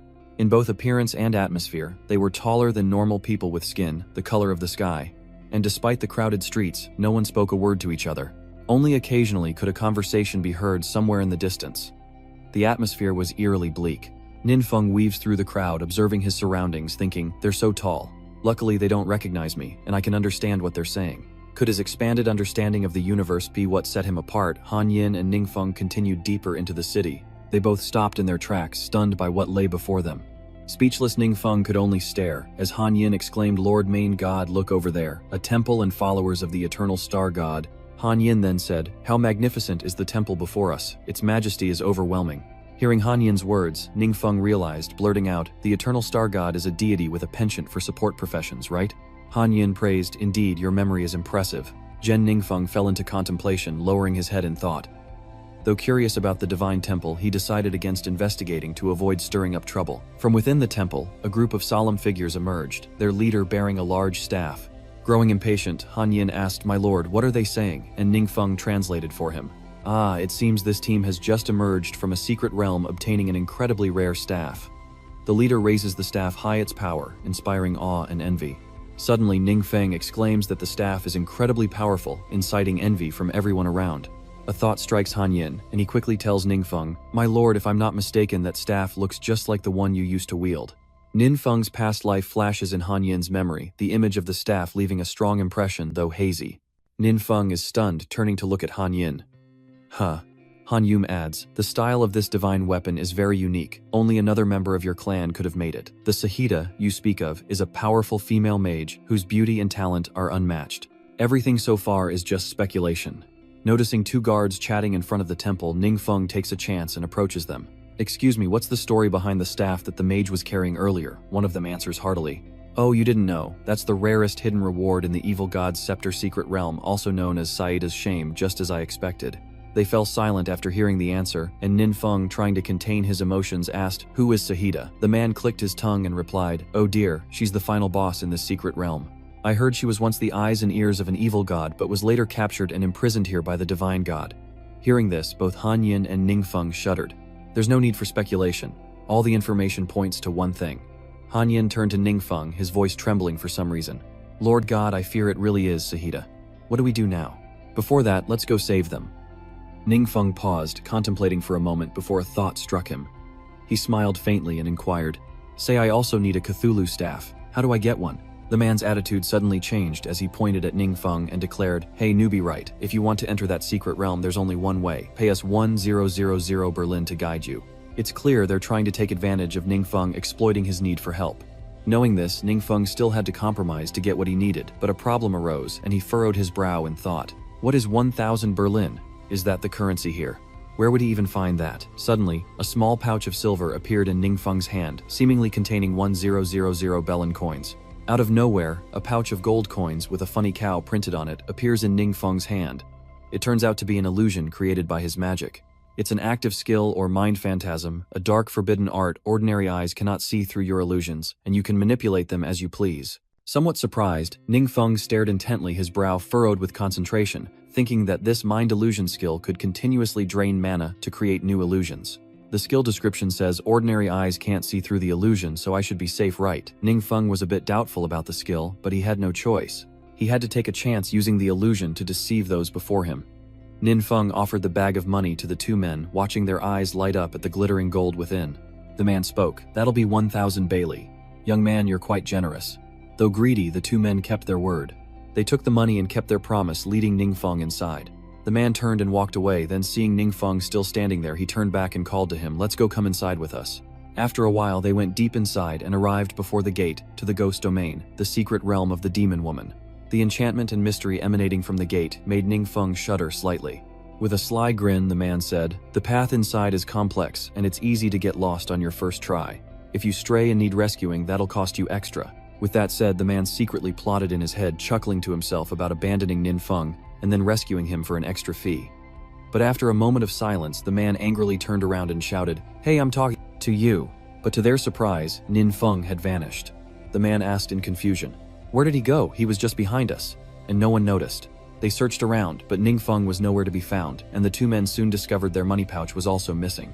They were utterly bewildered, frantically asking those nearby, "Hey, the money's gone too. Did any of you see it?" As for Ningfeng, having found the mystic realm, he fearlessly charged inside.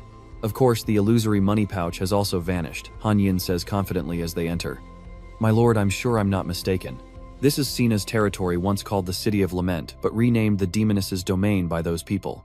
I know every path here like the back of my hand. I absolutely can't be mistaken. If the secret realm hasn't changed, then Cesa should be here." Han trailed off, but Ningfeng didn't respond, charging forward with all his might, following Han guidance step by step. The two arrive at what appears to be a library, its shelves overflowing with thick books. Han Yin speaks Cena's library. This is where she spends most of her time, and without delay, the slender legs of a young woman emerge from the darkness. Cesa appears, her beauty unmatched, her sensuality evident in every curve. Cesa's eyes widened, turning a menacing red, and the frost spirit couldn't help but manifest. He called out to see, but before he could finish her name, the ground beneath them began to crack. The loud sound draws their attention as the ground shakes violently as if something is about to emerge. Stone spikes erupted from the ground, moving with incredible speed, and only Han Yin and Ning Feng's agility saved them from certain impalement. Han Yin cried out in alarm, "What is going on?"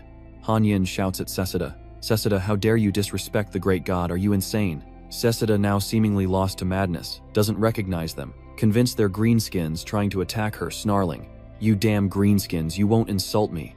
Han Yin's heart aches as he hears Cesa's words, "If not for the seal, I'd make you wish you were dead." He lowered his head sadly, saying, "When I saw the Divine Master, I regained my senses."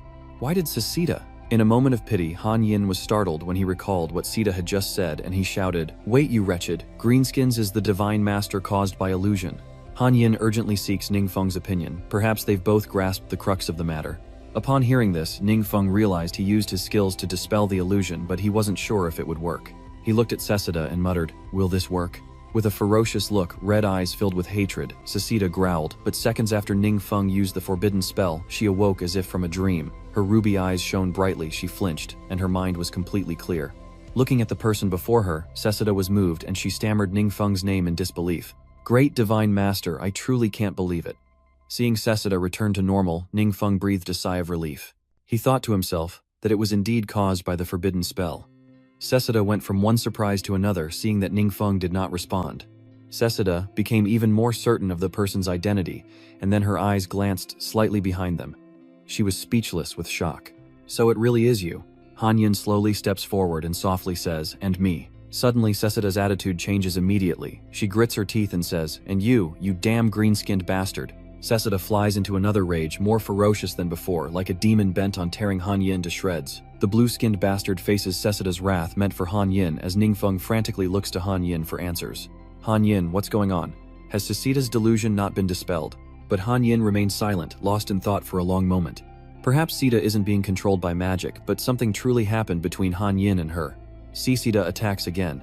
Ning Feng and Han Yin struggle to survive, barely dodging the attacks. After a moment, Han Yin speaks. "It's all right, my lord. Perhaps you don't remember. So the green bastard is the name Sahida gave me." Cesa, who overheard Han Yin's words to Ning Feng, was utterly shocked and hurriedly questioned Ning Feng with worried eyes. "Great God, what's wrong?" Han Yin answered for Ning Feng as the great god seemed to have lost his memories for some reason. Cesa's shock turns to anger as she wonders if those false gods are responsible.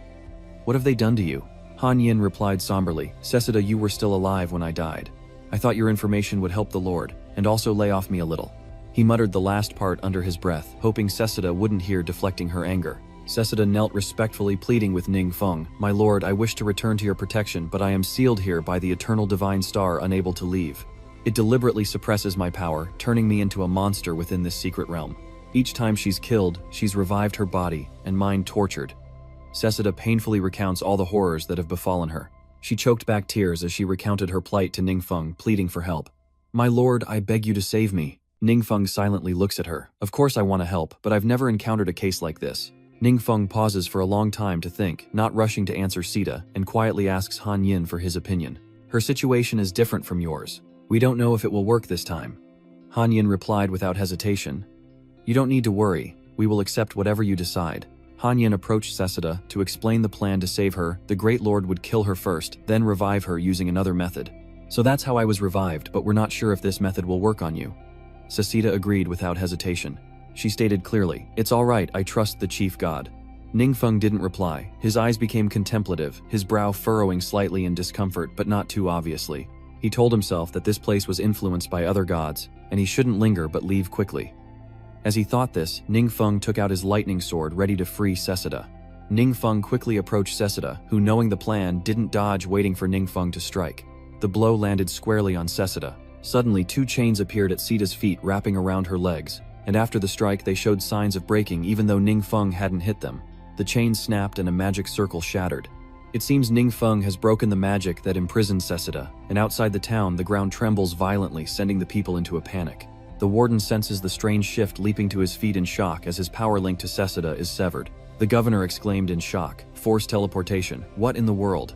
The seal on the secret realm is broken. Gather the guards and see what's happening. Before long, a massive crowd gathers at the entrance. The quake and the governor's orders threw the area into chaos as fully armored soldiers marched into the depths. The governor roared, ordering his men to capture anyone causing trouble and bring them to face the goddess's judgment. He then activated the kingdom's defense system, sealing it off completely, leaving no escape. Once freed, Cesa feared for Ning, Feng, and Han Yin's escape, crying out, "It's over. The formation's broken, flee, and don't worry about me." But Ning Feng paid her no heed, his face clouded with a sudden sense of loss. Ning Feng realizes Cesa couldn't conjure any tools, meaning he failed to save her, but he can't bring himself to say it. And now soldiers surround him. Nin Feng's chances of escape were slim, but he stood fearless, watching the horde rush toward him. The green-skinned men mocked him, calling him a fool who didn't know his own limits, imprisoned by the goddess's seal. They mocked him, believing Ning Feng was just another failure at Ceda's hands. But they were wrong. Cesa choked back an apology to Ning Feng, then hissed, "I'm sorry, I've dragged you into this, I'm so sorry." But she suddenly stopped, her eyes widened, a hint of fear flickering in those ruby eyes. The murderous aura radiating from Ning Feng sent chills down her spine even from a distance as he glared ahead and spoke to Sela in a low, gravelly voice. "I still have one last resort, but success isn't guaranteed. If it fails, you could disappear forever with this secret realm." Before speaking, Ning Feng hesitated, but he couldn't let Cesa hold on to false hope. He decided to be frank, trusting in his own strength. Cesa agreed without hesitation. "My lord, please don't worry. If I can no longer serve you..." Hearing Cesida's acceptance, Ning Feng swiftly unleashes his forbidden art, the Wind of Dark Consumption.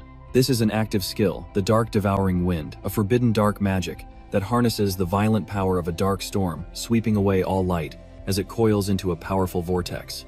Its power is so immense that anyone who loses their footing will be swept away. The struggling greenskins desperately try to hold on, and the overseer grits his teeth, shocked into silence. After a moment, the whirlwind gradually disappears.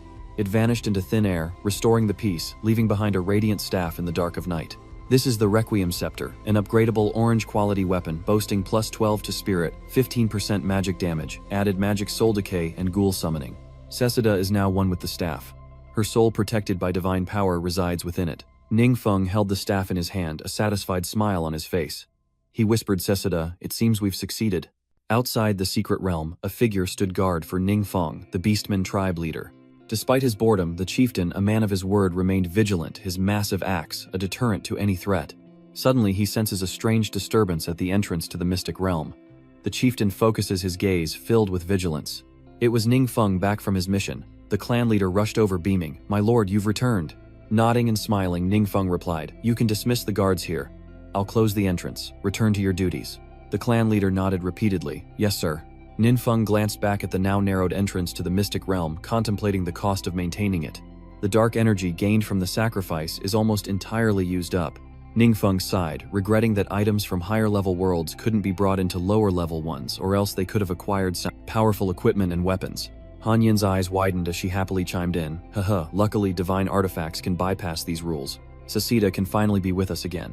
Speaking of Cesa, Ning Feng is reminded of his staff. Ning Feng retrieves it and raises it high, his eyes filled with intense focus as countless strange rays of light emanate from the staff, revealing a bizarre symbol representing a unique power. After the upgrade, the Doom staff has undergone a remarkable transformation.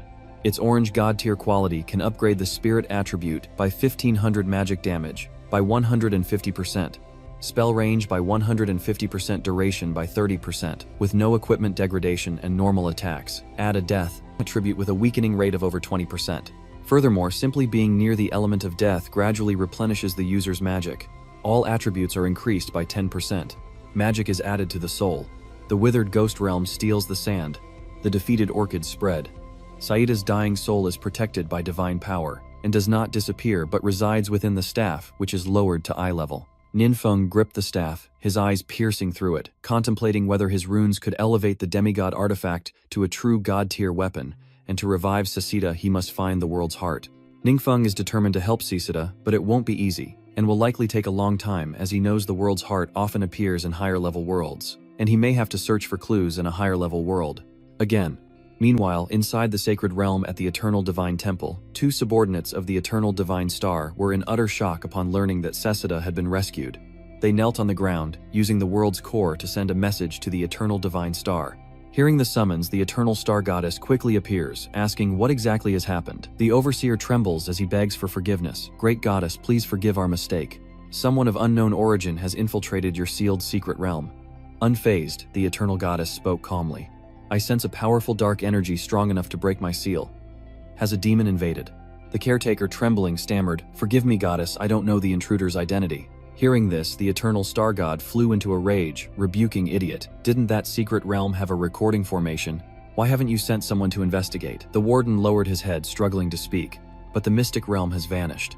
Unaware of the tension at the eternal divine star, Ningfeng arrives at a place of serene beauty, a vast warm plain that soothes the soul where his training grounds will be built upon his return to base. Ningfeng changed out of his soiled clothes, picked up his pet, and left the room, heading to one he'd never used before, nodding to himself. This room isn't bad, the space inside is good too. I'll stay here. Ningfeng retrieves a magic key, gazing at the lock on the glowing door beneath which reads, "Choose this as the location to restore the mystic realm, Necropolis. Yes or no?" Ningfeng was quite pleased with the function of this place, thinking to himself, so the restoration of the Holy See from the last demon tide has this effect: it can regenerate a destroyed secret realm. Without hesitation, Ningfeng selects the option without hesitation, but his smile fades, replaced by a hint of worry, as he realizes that saving Cesa might attract the attention of other gods. If only there were a way to defeat them one by one. Meanwhile, in the vast starry sky within the territory managed by the Eternal Star God, a place of majestic grandeur with diamond-carved gates, the Eternal Star God was in turmoil, biting her thumb, trying to calm herself, and contemplate the great event that had just occurred. She muttered, "What in the world is going on? Could the power of darkness be so strong that it could break my seal? Has a demon god been reborn?" The Eternal Godstar continued to hypothesize until a thought sparked and she wearily closed her eyes, sighing with exhaustion. I haven't felt this uneasy in ages. The last time was during the battle with the almighty magic god, and as I recall, an image flashes through my mind. The Eternal Star opened her eyes wide, trying to recall every detail of that time, the battle against the omnipotent magic god Cesa's seal. The Eternal Star God was shaken as a memory surfaced a truth that sent shivers down her spine. Fearing her suspicions were correct, she rushed to the vast starry sky. To discuss the matter with the Necropolis everlasting divinity, hastily recounted everything that had happened, including her own speculation. The Necropolis looked slightly bewildered and hesitantly asked, "You're worried? The omniscient god is back." The Eternal Star hesitated quietly, replying, "I don't know." Taking a breath, the Necropolis calmly spoke as if to reassure her, "The all-encompassing magic god has been gone for so long, no one can even confirm if he's still alive." The necromantic master knew the eternal goddess's words were no joke. Her demeanor and subtle actions revealed the gravity of the situation. He silently pondered, realizing that the eternal goddess unconsciously bit her hand when, extremely anxious, the battle against the omnipotent magician had left an indelible mark. A few minutes later, the undead aristocrat spoke again, breaking the silence. "The almighty magic god is just a stray dog that got lucky and escaped. He's been hiding for so long, what could he possibly do if he came back? His followers died or fled back then. Even if he gathers them again, can he face the alliance of all the gods alone?" The eternal goddess listened in a daze, speechless, seemingly lost in the words of the necromancer. "Besides, you said it yourself, breaking the seal was a forbidden dark spell.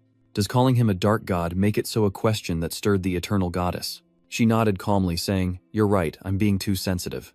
Heeding the advice of the undead aristocrat, the eternal divinity felt some of her tension ease, her mind finally free to wander to other matters. The eternal godhead asked, "How is the primal saint spirit doing?" The undead aristocrat replied, "Still in seclusion.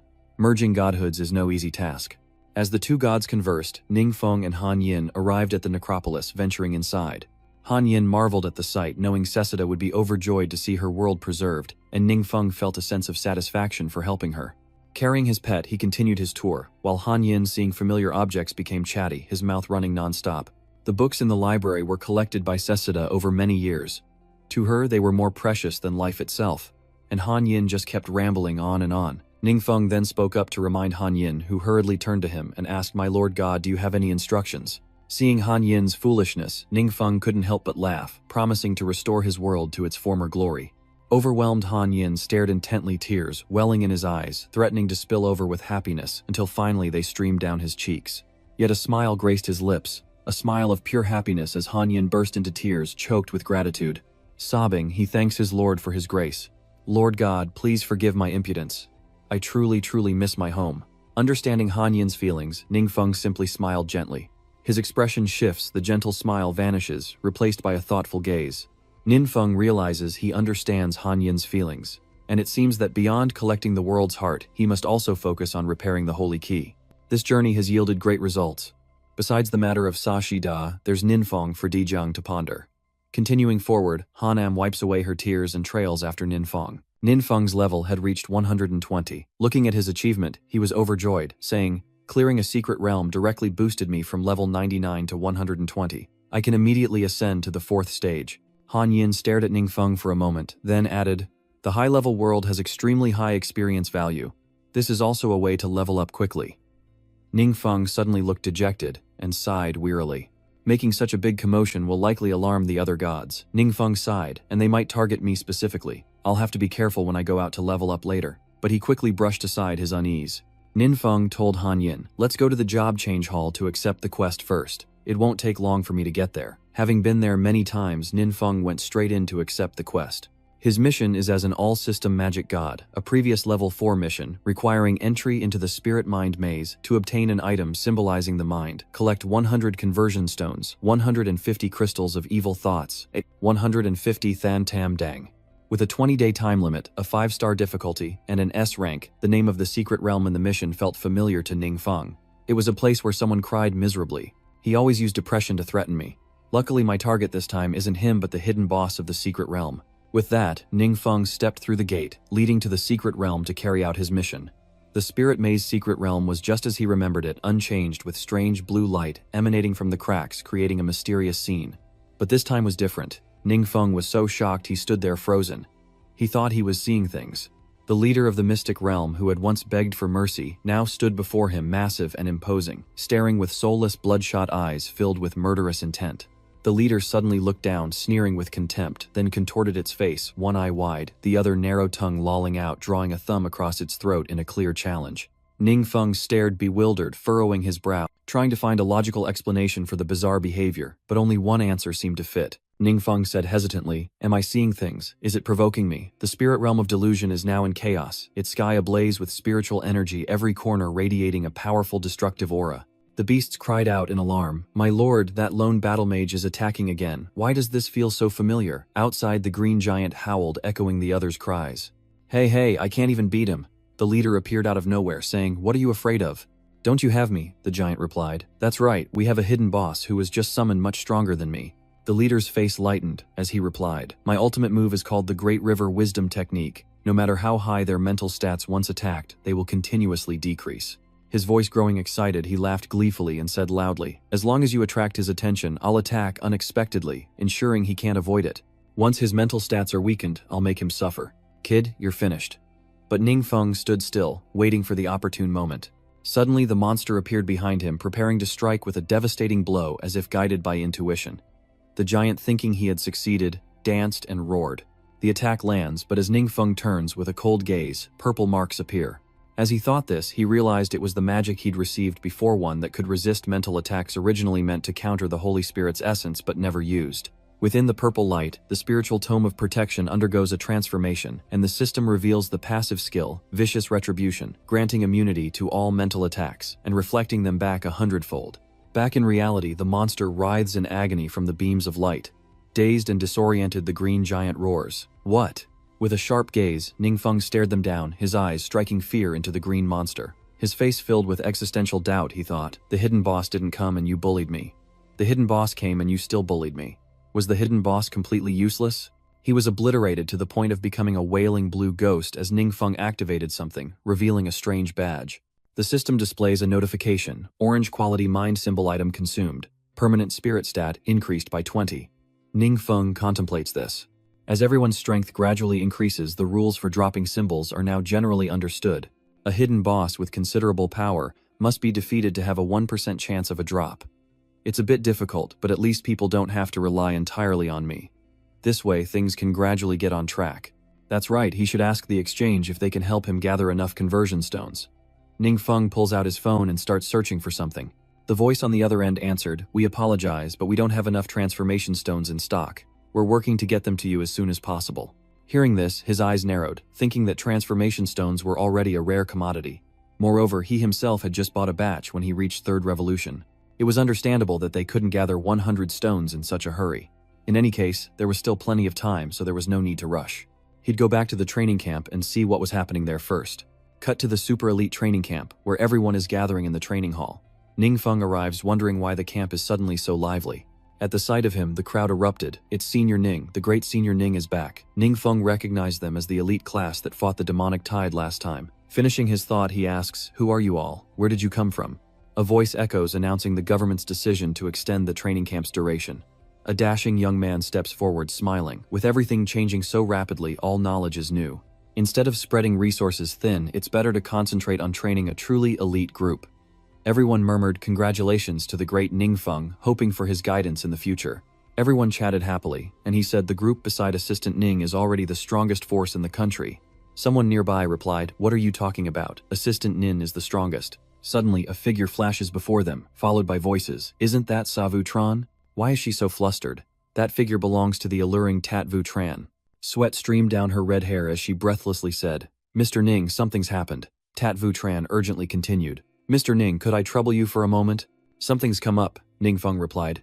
"What is it?" she continued. "The exchange just called and said the conversion stones prepared for you were stolen." Hearing this, Ningfeng calmly asked, "Someone dared to rob the Vienthan exchange. Do you know who did it?"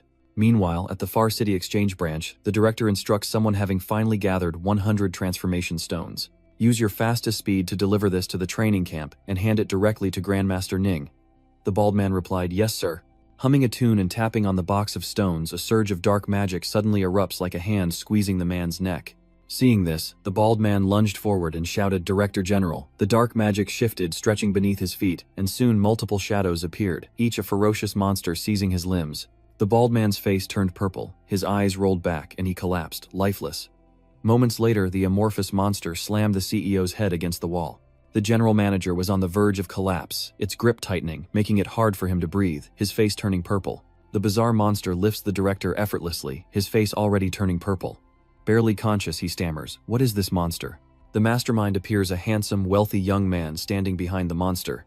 Before the director can react, he glares and says, "So it's true what they say about the Vienthan. Exchanges hoarding transformation stones, is it?"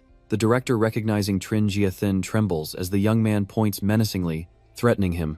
The director recognized the young man and thought in a panic. He's Zheng Jiasheng, the eldest son of the Zheng family. It flashed through his mind that Zheng Jiasheng and Yu Chen were classmates in high school, and both were rising stars.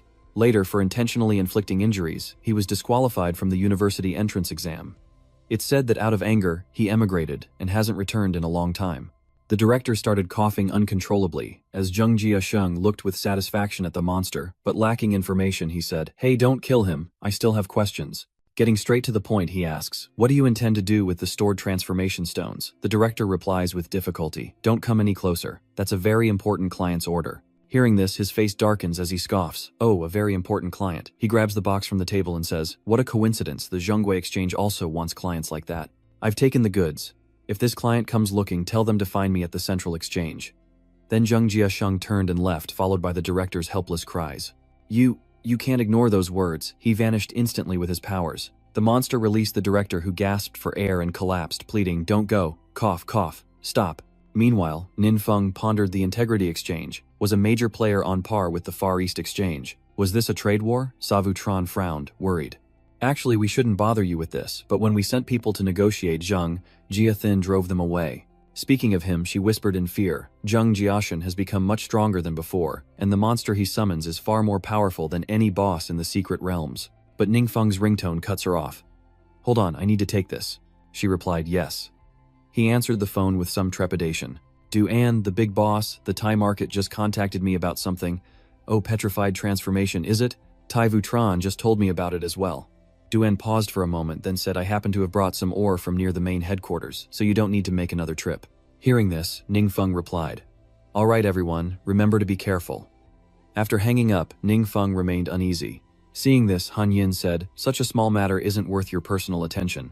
Duan has improved a lot recently, so it's reasonable to entrust it to him, especially since he needs to be nurtured gradually." Meanwhile, Duan was filled with determination, his eyes sharp, accompanied by the snores of his pet.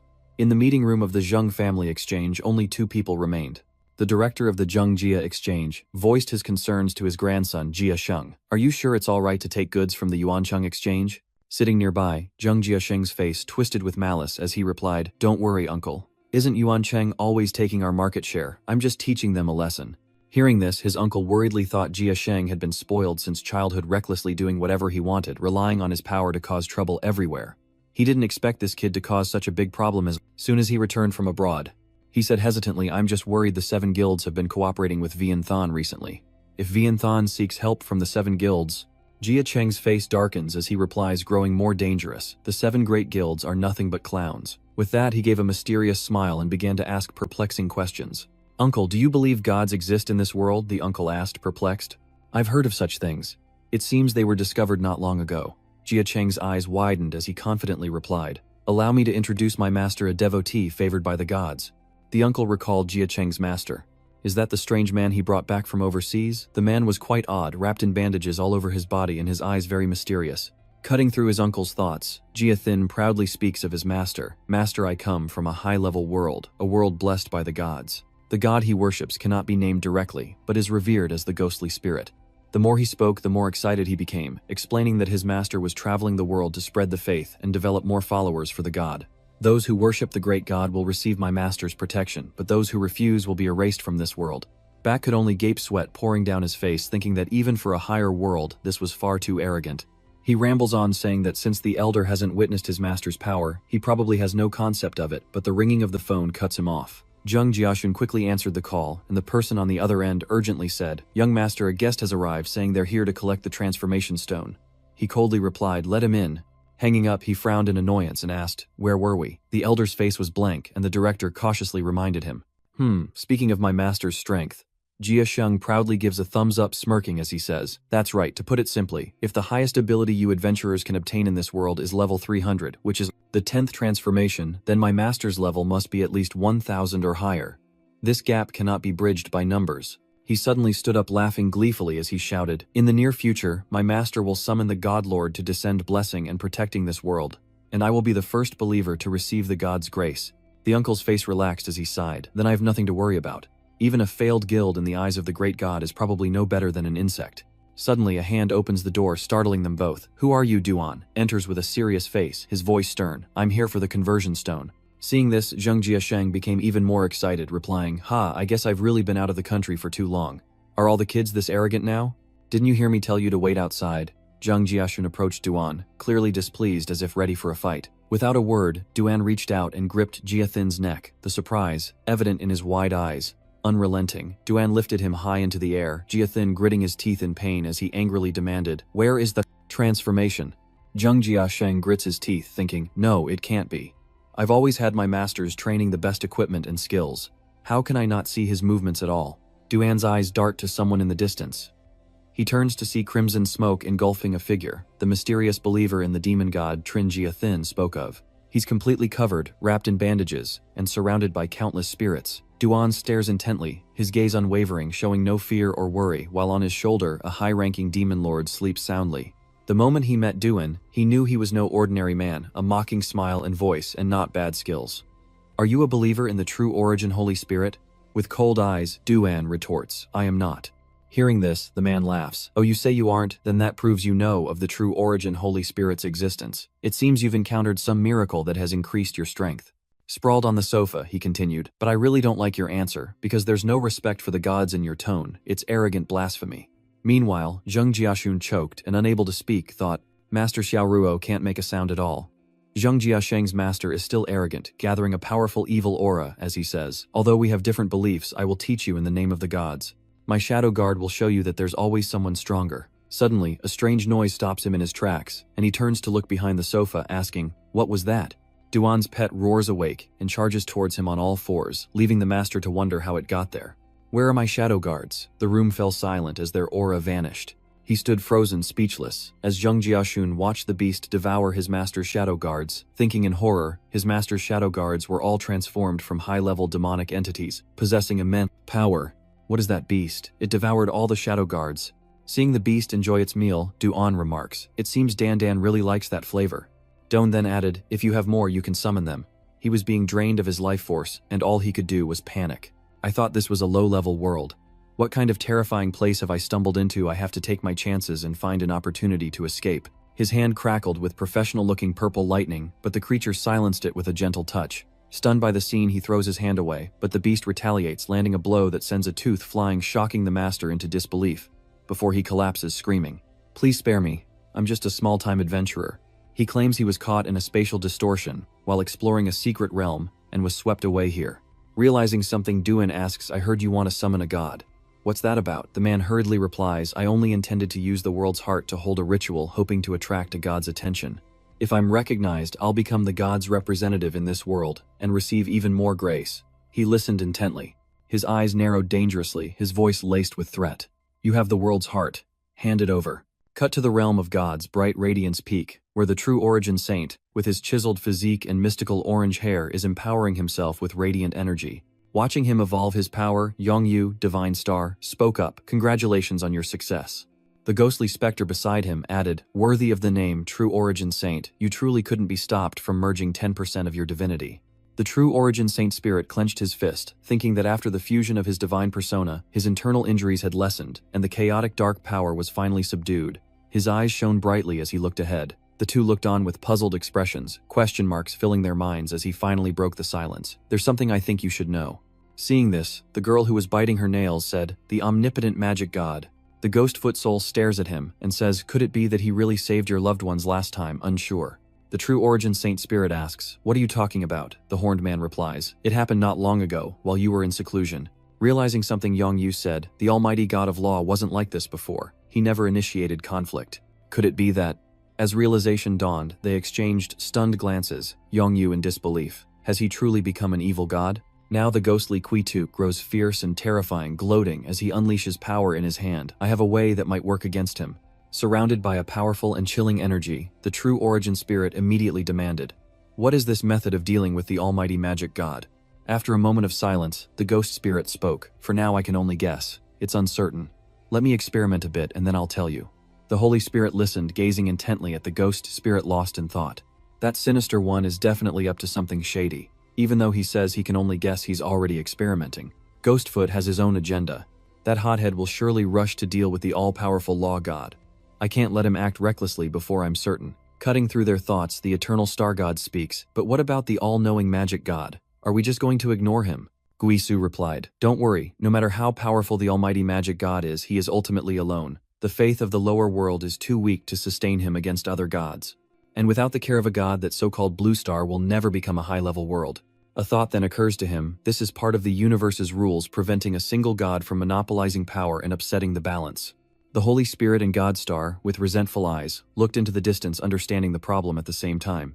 The ghost Quituk continued, "So the hiding place of the omnipotent magic god will also become the prison he created himself." Cut to the modern city where Ningfeng is petting his pet, lounging with the capybara on the sofa.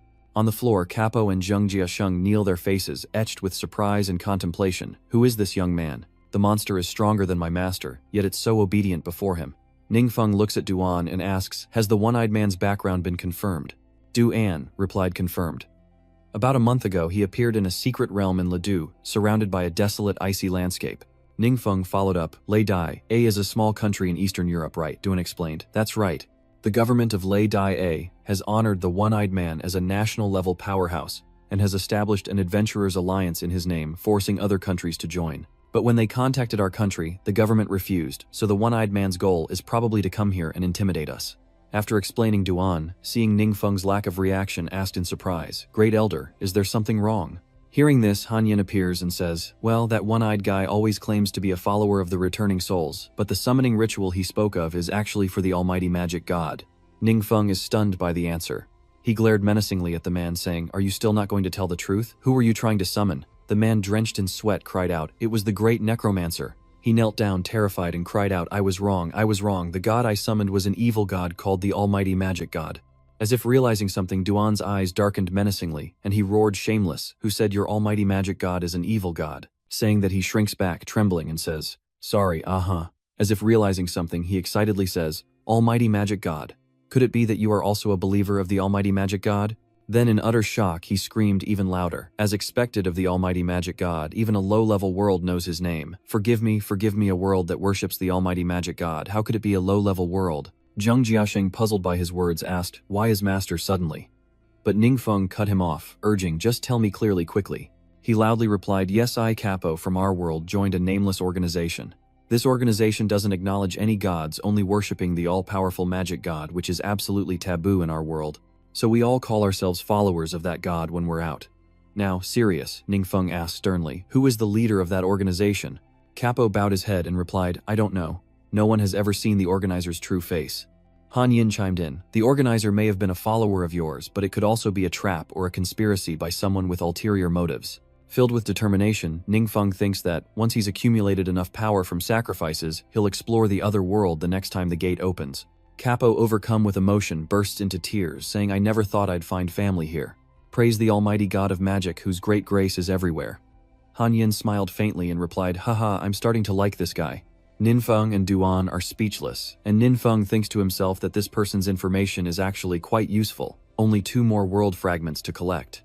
At that moment, Ningfeng thought of his right-hand woman Cesa, and was overjoyed, thinking to himself that he could finally awaken Cesa.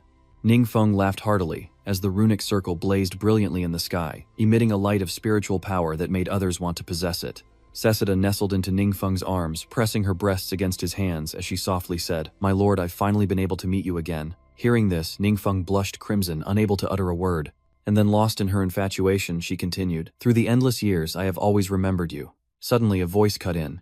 What about me? What about me? Han Yin said, pointing at herself, eagerly looking at the 2 of them. Cesa, openly disliking Han Yin, angrily retorted, humph, you're the last person I want to see. Get out of my secret realm immediately. Hearing that, she lashed out even more fiercely. No way, even Ningfeng is stunned. Her heart ablaze, she points a finger at Han Yin, unleashing a torrent of complaints. He always messes up the books she organizes, never returns them to their place, and constantly borrows without returning, which is why she banned him from the library. The mention of the library sparks a memory in Han Yin, and he excitedly turns to lead the way, realizing they can't leave their master standing there. Let's go to the library to talk. I'll lead the way. Terrified, Cesa relentlessly pursued Ningfeng, when suddenly something blurred past Ningfeng's shoulder, moving too fast to be seen. He glanced at the figure Cefa as she charged towards Han kneeing him in the head while yelling, you bastard, don't make decisions for me. A while later, the 3 of them entered the library, sitting around a round table, in an atmosphere tinged with Han Yin's apprehension. Annoyed, Han scratched his head, speaking up first. Cesa, this is no way to treat a guest, not even a glass of water, and inside he's complaining about a headache. Cesa, clearly disliking Han Yin, responded with her eyes closed and arms crossed. No drinks are allowed in the library, my apologies. Not even the Divine Master himself is exempt. Beside him, Ningfeng smiled, trying to smooth things over by mimicking Han Yin's awkward demeanor. Han Yin, don't tease Cesa so much. Han Yin awkwardly chuckles, haha, no more beating around the bush. Cesa gets straight to the point. My lord, I wish to understand the true nature of the current situation, he replied. Cesa reverses her attitude completely with Ningfeng, watching him with interest, but a sudden thought dampens her mood, as she realizes that relying solely on this world to fight against the other gods will be very difficult. Without other gods interfering, this world's adventurers can't reach their full potential and become a real asset to you. You saw it yourself that one-eyed guy was strong enough to dominate an entire continent. The difference in world level can't be compensated with just numbers. It can be much more complex. If you interfere, it will attract the attention of other gods. At her words, Ningfeng leaned on his hand and asked, so does that mean others can't get in, and it's hard for us to get out? Cesa responds, that's right, and more importantly, it leads to another problem. If other gods secretly send people to sabotage us, we might not detect them in time. Ningfeng grew worried, stroking his chin as he stared into the distance, beads of sweat forming. If other gods were willing to sacrifice their followers as suicide bombers, like when he saved Cesa, it would cause big problems, especially since those gods see their followers as pawns and might actually do it. At that moment, Han Yin spoke up, Lord, I have a hypothesis. Ningfeng looked at Han Yin expectantly. Tell me. Han Yin's eyes glowed with fervent blue light as he shared his thoughts with a serious expression. I've noticed that you can grant your followers unique abilities related not only to your domain but also to those of other gods. Specifically, the agile shadow commander, Han was frighteningly serious. His eyes lit up as he emphasized, the support type, Sage Chi Yue. Cesa, still proud, crossed her arms and glared at Han Yin, retorting, the Swift Shadow Commander and the Sage of Prayer. Those 2 were annihilated by the Divine Master in the previous God War. Meanwhile, back at our place, he seems to realize something. Are you saying? Han Yin responded immediately. That's right, it seems the Divine Master has also considered that possibility. Watching them talk, Cesa frowned angrily, saying, what are you 2 trying to say? Think about how I feel. Ignoring Cesa's comprehension, he continued the conversation with Ningfeng, adding that he had only recently become aware of this possibility. the godhoods of the illusory Shadow Commander and the Wise Seeker.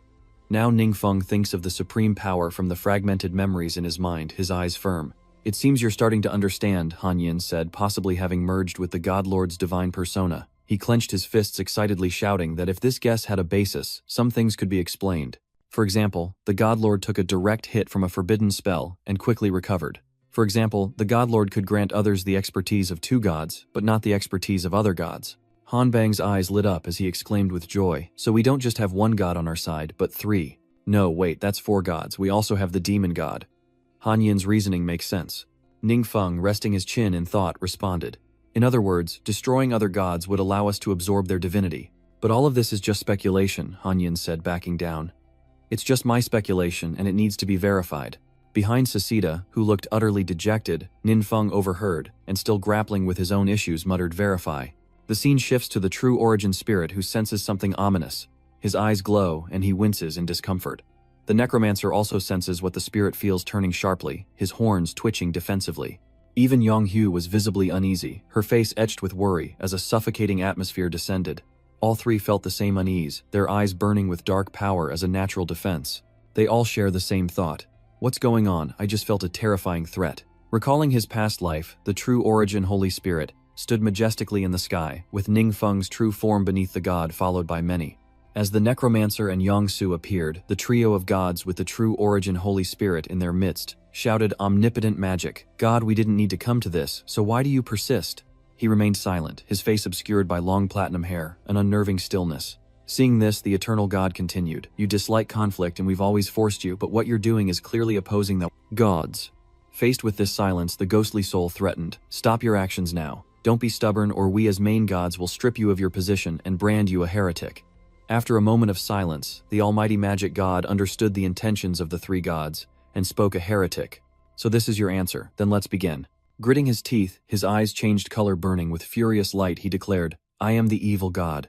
Back in the library, Sita's serious discussion with the others leads her to deduce, you could become the last god ruling the entire universe and restoring order.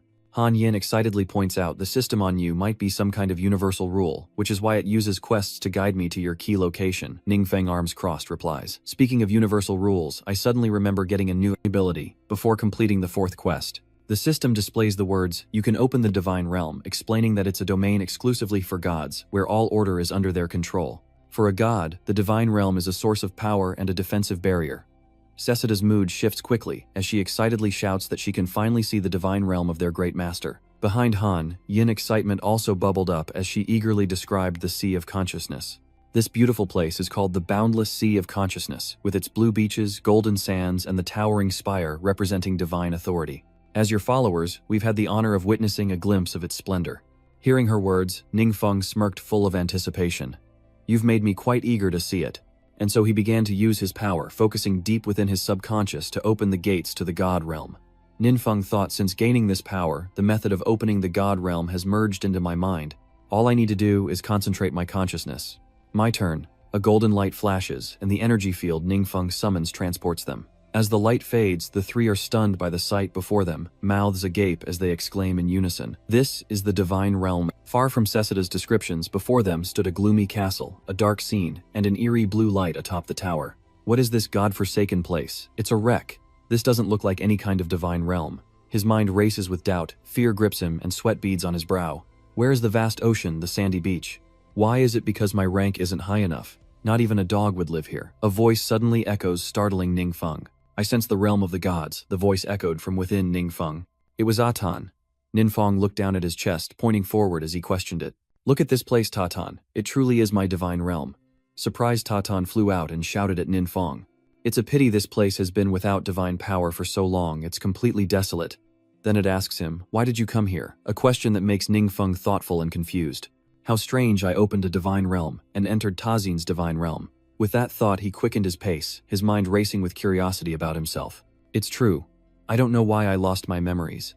Now I must uncover everything step by step. For now, I'll explore this area." Gazing ahead at the realm he longed for, he found it silent and bleak, muttering that the temple was dilapidated, indeed, a long-abandoned ruin. "As I draw closer, I sense a faint resonance, perhaps from the evil here, or from the fragment of the evil god I now possess. All around me are dark forests, mountains, and clouds obscuring the distant view. After surveying the area, something suddenly dawned on Ningfeng, startling him. Staring intently ahead, he called out to his teammates behind him, "What do you guys see?" With wide gleaming eyes, Han Yin replied, "There seems to be something in the clouds." Without another word, he flew up, his eyes sharp and cold. Gathering his spiritual energy, Ningfeng kept his eyes fixed ahead, flying through the dense fog. Suddenly, he stopped short. A faint silhouette of a castle emerged from the mist. Still not there, Ningfeng kicked off the wind and flew higher, wanting a clearer look at what it was. Finally close, a shining blue tower emerged from the thick mist. It resembles a bamboo shoot. Witnessing this miracle, Cesa and Han Yin stammer in disbelief. Lord Ning, this is the high tower representing your divine authority, standing tall amidst the thick clouds. The high tower appears majestic and dazzling. Catching up to Ningfeng, Cesa exclaims, "Why is your high tower here?" As he focused on moving, Ningfeng was also very eager, wanting to see what was there, his flying speed gradually increasing. Then Ningfeng reached out his hand, and behind him a burst of extremely strong light erupted. The system displays an error. The rules of the God Realm structure are incomplete and cannot be activated. Gazing at the system, Ningfeng pondered, "The God Realm represents the rules that the gods control. If the structural rules are incomplete, does that mean I haven't fully grasped the relevant rules?" Han Yin's eyes lit up as he suddenly shouted, interrupting Ningfeng's thoughts. Lord God has made a new discovery. This piqued the curiosity of both Cesa and him. Everyone looked towards Han Yinji, to a dwelling even more beautiful than before. Not just one, but two majestic cities, both pristine white and ancient. Cesa couldn't help but be surprised, pointing forward as she continued. This place hides two more high towers. I've seen images like that in some paintings. They look like the after images of the tower's leader and the wise sage. Ningfeng followed his gaze, now realizing Han Yin's words made sense, and she cried out in a panic. What if that green bastard is actually right? Han Yin proudly replies, this is called wisdom. He also hints at an incomplete structural rule, and everyone silently and solemnly looks ahead as he says, "It seems we can only activate the evil god realm first." Landing before the gates of a castle, Ningfeng walks straight inside. An emerald light weaves through the stone walls, and when he touches a large stone, it reacts, unleashing a surge of energy in every direction. At the same moment, smoke billows from the ancient castle, glowing with a dark and eerie power as energy fields surround it, and the castle begins to restore itself. Moments later, the rooftop erupts in a blaze of spiritual energy, and a system notification appears. You have obtained the power to enhance the mystic realm, and can now use dark power to strengthen it. After all the intruders are killed, their life force will increase your divine power. With a cold look in his eyes, he reaches out to the system. Ningfeng muttered, "So this is the power of an evil god, to increase one's divine power through killing. No wonder the secret realm is invading other worlds so frantically." A cold glint and determination filled his eyes as he said, "Regardless, this is my first contact with divine power, so I must take some time to study it thoroughly." The scene shifts to a desolate wasteland, a barren field known as the underworld of peaceful rest, the god realm controlled by the spirit wraith. He paces before the gate, contemplating the unexpected reappearance of the almighty magic god. But he was missing, and now he's revealed his whereabouts. At least it's better than lurking in the shadows. In the distance, the silhouette of the castle begins to materialize once more, and the undead archduke can't help but feel troubled as he stares at the spatial rift above. He muttered that since the omnipotent magic god had left, he was able to come into contact with and comprehend the rules that once belonged to him, which greatly increased his strength, and made him realize for the first time that the rules of God could be transferred. Standing before the gods, he contemplates the castle, continuing his train of thought. Unfortunately, he's not the only one who knows this, leading to mutual suspicion among the gods. They feared gods of the same system would steal their rules. The 10 main gods split into various alliances, including the Trinity of the True Origin Holy Spirit. Uniting everyone to face the almighty magic god will be difficult, but I've grasped a new powered divinity fusion. The power of the evil god could be the key to breaking this stalemate. Before the spirit, a system message appears. Receive the authority to enhance the secret realm. You can use dark power to strengthen it. After all, intruders are killed, their life force will increase your divine power. Now the necromantic demon lowered his head, his eyes glowing with demonic energy, as he smugly declared, "The almighty magic god has all but lost his divine realm, forced to hide in a lower world. He thinks the limitations of the universe's rules mean we can only stand by helplessly." With that, he unleashes his power, his eyes turning into bolts of lightning, and he growls, "Then let's see." The energy flowing from his eyes is truly terrifying. Meanwhile, back with Ningfeng, the mountain forests bask in the warm sunlight. It's a beautiful day. Ningfeng emerges from his bedroom, stretching languidly. So tired. The power of the divine is not something easily understood in a short time. Just then, Duan, looking radiant, approaches, smiling and waving. "Hey there, Ningfeng."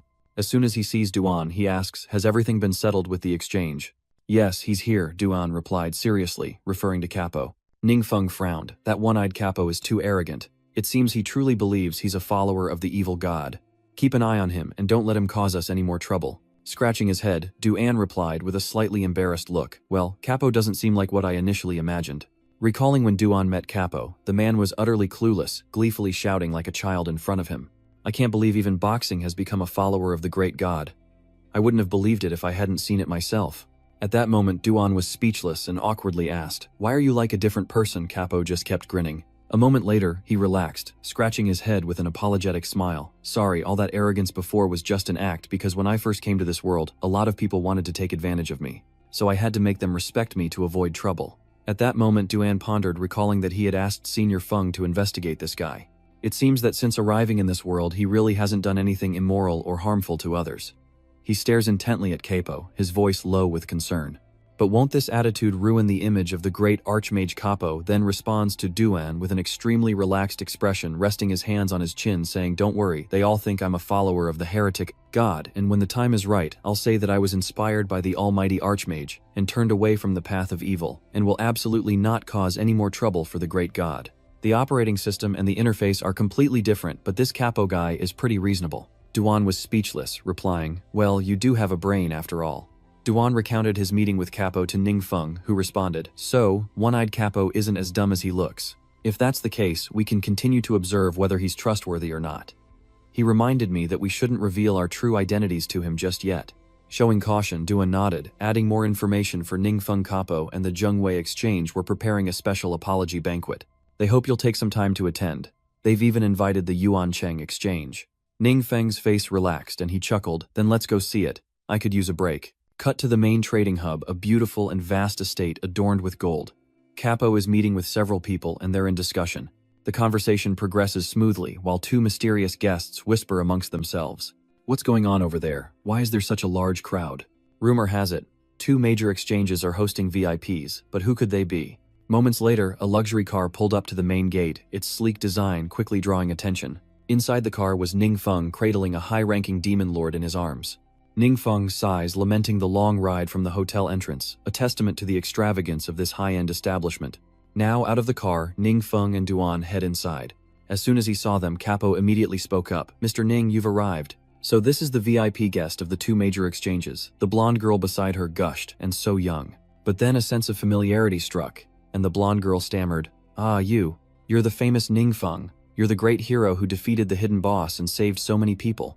My family was in the secret realm at the time, so your video left a deep impression on me." "Huh, so you're that great hero. I've seen your videos as well. Would you mind giving us your autograph?"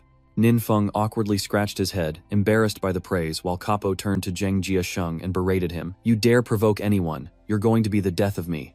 Zheng Jiasheng was visibly frightened, but then turned to Ningfeng with a respectful invitation to enter.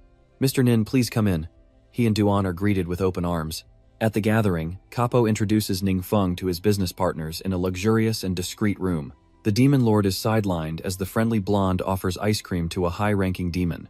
She's so happy and he likes ice cream, how adorable. At the party, Jiathin timidly stands up to offer everyone a drink. His face is etched with tension as he admits his fault. Beside him, Capo seethed, biting back his rage as he blamed himself before the important guests, admitting he failed to properly teach his student. After this, everyone raised their glasses in reconciliation, but each had their own thoughts.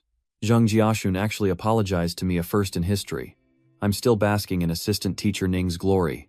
At that moment, the director of the Zhengwei Exchange stood up to speak, a bit intimidated by Capo's apology, and cautiously turned to address Ningfeng.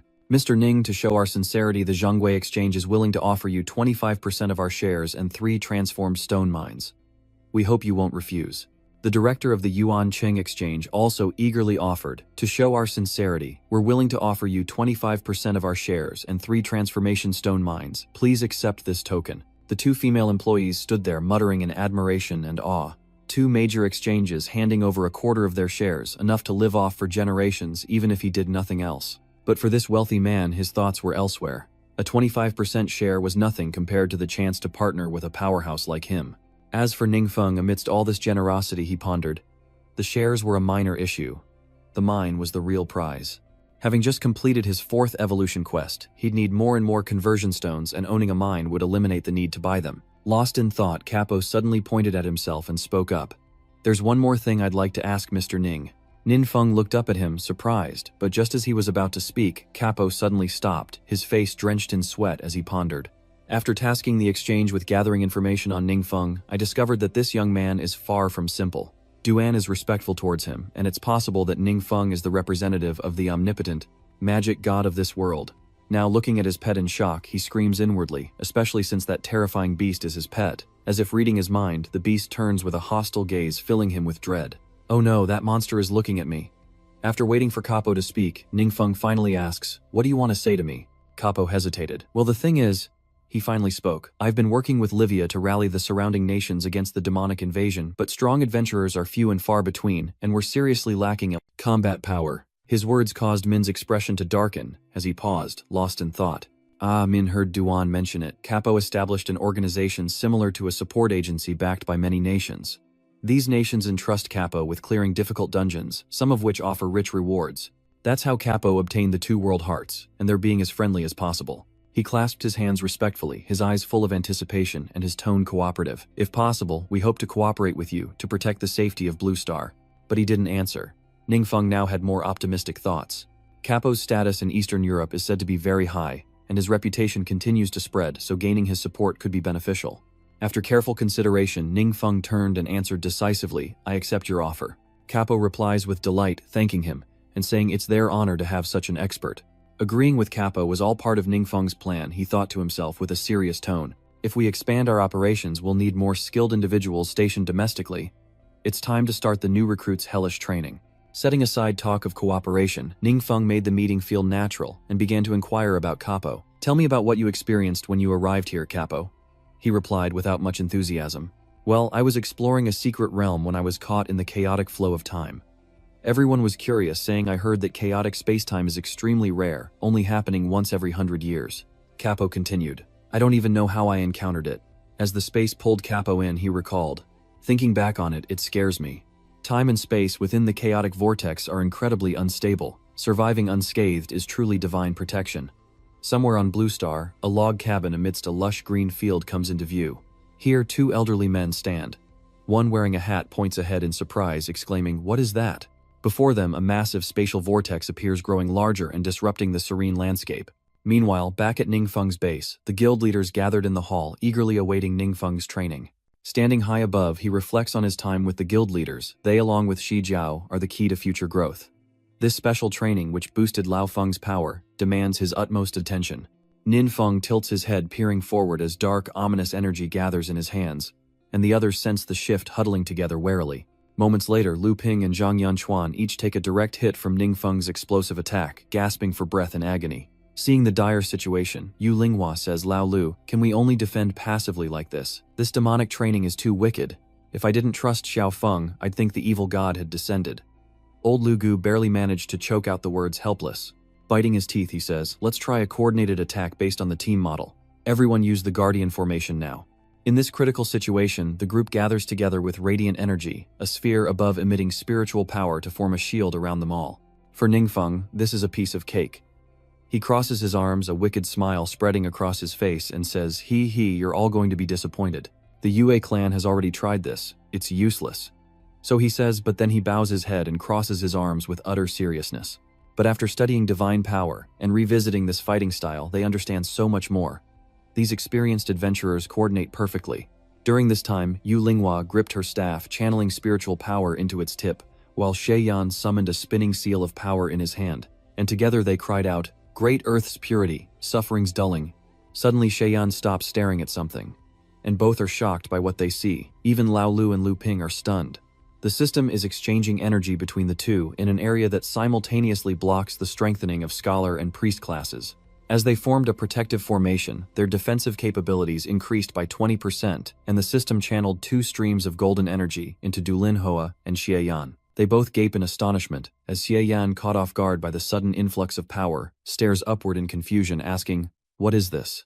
Before he could finish, Luke Bin and his group also received a system boost, making them stronger, and as Luke Bin absorbed the power, he exclaimed in disbelief, "Even I," while Han Yin and Sita looked on in astonishment. Sita gapes and says, "Using a team to activate area buffs, is that even possible?" After the Wu Wei Guild team absorbed energy from the system, they were all filled with confidence and fighting spirit, and Lu Yingzhen clenched her fists with delight and shouted, So team formations really do work. We've got to get serious, everyone. Moments later, Ningfeng speaks with an indifferent expression, explaining that their persistence only led to more severe torment. The once vigorous Ui Hoi Kong Vu team now lay scattered like tired fish beneath the floor. Seeing this, Hanam curiously flew closer to Ningfeng to ask, "My lord, was that your divine feat just now?" Ningfeng stared ahead, not answering Han Yin. Then his pupils glowed with bright purple spirit energy, and Ningfeng smiled, replying, "I've been watching you all work together. I feel certain ideas becoming clearer." It seems those areas were activated at the moment of insight. A system notification appears. Your understanding of the laws of the universe has increased. After reading it, Ningfeng realizes something, whispering, "So that's how you comprehend the laws of the universe." The next day, Feng Yue's expression was one of utter surprise, his eyes wide with confusion before he burst into laughter, saying, "Pfft, haha, you look absolutely pathetic." Exhausted Lu Yingzhen leaned against the wall, annoyed by the old man's taunts, and retorted, "Don't be so quick to laugh, you old coot." Then, overcome by pain, he reached out a trembling hand to Feng Yue for help. "Hurry and help me up. I'm not kidding." Feng Ngok immediately took Luan Chan's arm to support him, as Luan Chan glared at Feng Ngok and raised his voice. "Old man, you didn't come here just to laugh at me, did you?" Feng Ngok struggled to support Luan Chan gently. He replied, "Haha, I'm not that free." His expression turned serious as Feng Ngok leaned in and whispered to Luan Chan, "It was Tu Feng who called everyone here. I heard you discovered something very important. Even at a time like this, that old Feng Yue still has time to joke around." "Haha, so we're quite the formidable bunch, are we?" Despite their aching bodies, the two old friends supported each other as they entered Feng Ngok, quickening his pace as Luan Chan limped along, complaining, "Hey old man, slow down, are you trying to mess with me?" Soon after, Feng Yi arrived at the meeting place with Ningfeng. Lined with monitors, the room finds Shi Yan diligently observing beside Ningfeng as Feng Yue's curiosity prompts him to inquire about Shi Yan's progress. "How far along is Professor Xie now?" Xianing answered clearly without looking away. "We've arranged several groups to conduct experiments, discovering that some team combat areas have different effects. To be specific, the team combat areas that can be activated are mainly those with agility, magic, and support. The number of activated domains isn't about level, but the team's synergy." Hearing this, Feng Yue picked up on something. He asks, "Seriously, meaning even low-level adventurers have a chance against stronger foes with training?" Xie Yan responds with interest, "That's right." As for Ningfeng, he looked up at the screens above and wondered if he was reaching some kind of limit, as he was able to comprehend less and less than when he first started. As he pondered, Duan suddenly rushed in with urgent news, the elder's tone so hurried that Ningfeng turned around in surprise. "What's going on?" Duan urgently showed Ningfeng his phone, which displayed a black hole wreaking havoc on the grassy field from the other day. Capo had sent a request. Ningfeng rises to examine the phone, asking, "Didn't Capo say all commissions would be sent to me for selection?" Duan was incredibly tense, hesitantly answering Ningfeng, because this was something truly special. The video in Ningfeng's hand showed a black hole with layers of magical power, distorting the landscape of a grassy field. After a long look, Ningfeng guessed and asked, "Duan, what is this? A new secret realm?" Anxious and sweating, Duan quickly reports, "That's a spatial turbulence." This shocking event brings Han Yin to the scene, whispering into Ningfeng's ear as they both gaze at the anomaly. "Capo has been here for a month since coming through the space-time turbulence. And now another one has appeared so soon." Meanwhile, Ningfeng stares intently at his phone, sensing something ominous and complex. On the phone screen, the video shows the black hole like a crack in space, spewing out dark purple masses. He exclaims that something is coming out. "Oh my god, what is that?" This only adds to the confusion. Soon after, Ningfeng and Capo met in haste, and Capo spoke as soon as he saw Ningfeng. "The spatial turbulence is located in Winken, Austria. I've completed all the procedures, and we can use the flight scroll to go there directly." Capo had prepared everything perfectly, and Ningfeng calmly sat and gave him instructions. "All right, let's head out." But Capo seems uneasy. "What about that?" Capo, visibly uneasy, asked Ningfeng, "Are you going alone?" To Capo's bewilderment, Ningfeng casually replied, "Is there a problem?" Now Capo couldn't help but worry, hesitantly adding, "I don't mean to pry, but the temporal turbulence is truly dangerous, and it's hard to imagine what might have crawled out." As for Ningfeng, he was weighing the dangers ahead, not wanting to voice his concerns to Capo, but thinking to himself, "If there are unknown dangers, I fear others won't be able to help." Because Han Yin and Cesa are backing him up, Ningfeng has nothing to fear.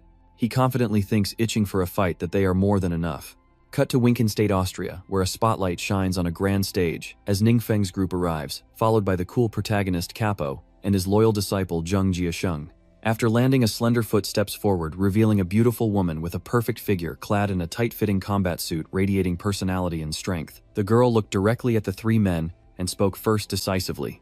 Capo then introduced the newcomer to Ningfeng. "This is Lilith, my disciple. Her father is the head of this place." Ning Feng turned to look at the girl who suddenly began to tremble. This puzzled both Ning, Feng, and Capo. Despite her tough exterior, she burst into tears upon meeting the three men desperately trying to compose herself, but the tears flowed freely. Capo, unnerved by Lilith's strange behavior, asked hesitantly, "Lilith, what's wrong?" Before Capo could answer, a comforting hand rested on Lilith's shoulder. "Greetings, I'm Andrew, Lily's father." Just in time, the elderly man embraces Lily, who buries her face in his arms and sobs uncontrollably. He continued, "I apologize for you seeing Lily in this state. I'll explain everything. Something serious has clearly happened here," and the father looks at everyone with a sorrowful expression. "Please follow me." And so the three followed Lilith and Andrew to their destination. Leading the way, Andrew explained, "From here we can clearly see the location of the temporal turbulence." A moment later, a sphere appeared before them. It's composed of layers of earth and floating roots surrounded by streams of powerful energy. Now, Andrew reveals his true feelings to Ning Feng and Capo. "Mr. Damthie, the reason I've requested your aid is that this temporal turbulence is beyond our understanding. It devoured a small town in short order, forming a space akin to a mystic realm." Unable to contain his pain and fear, Andrew continued, explaining that the original inhabitants had all been transformed into powerful and terrifying monsters. The authorities sent in a combat team to conquer it, but despite heavy sacrifices, we couldn't destroy this secret realm. Lilith's own combat squad was annihilated in the process, and only she narrowly escaped with her life. This is thanks to Capo's training of Lilith. Otherwise, after Capo learned what happened, Lilith was ashamed and saddened in front of her master, not daring to look him in the eye, and confessed everything.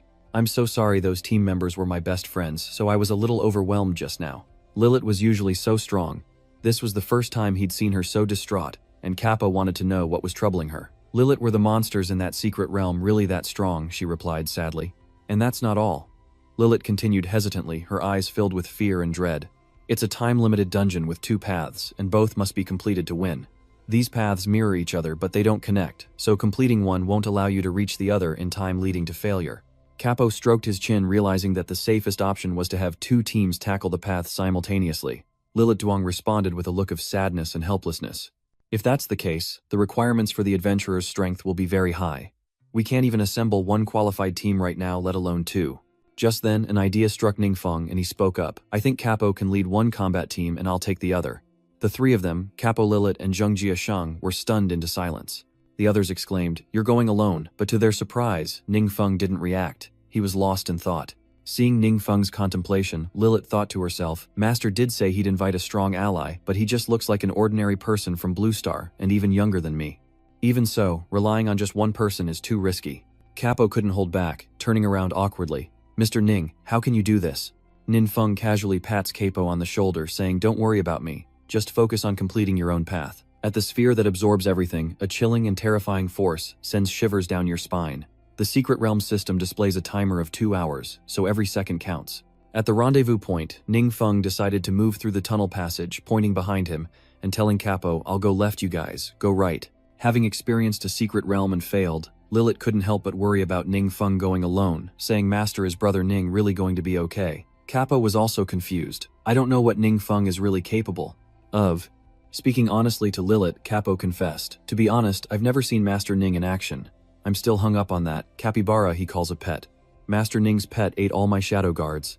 Just a pet, and it's that powerful." Lilith was left speechless, just like Capo. Lilith gasped, her voice echoing through the tunnel as memories flooded her mind. Master's shadow guards were incredibly powerful, capable of crushing any expert in the world.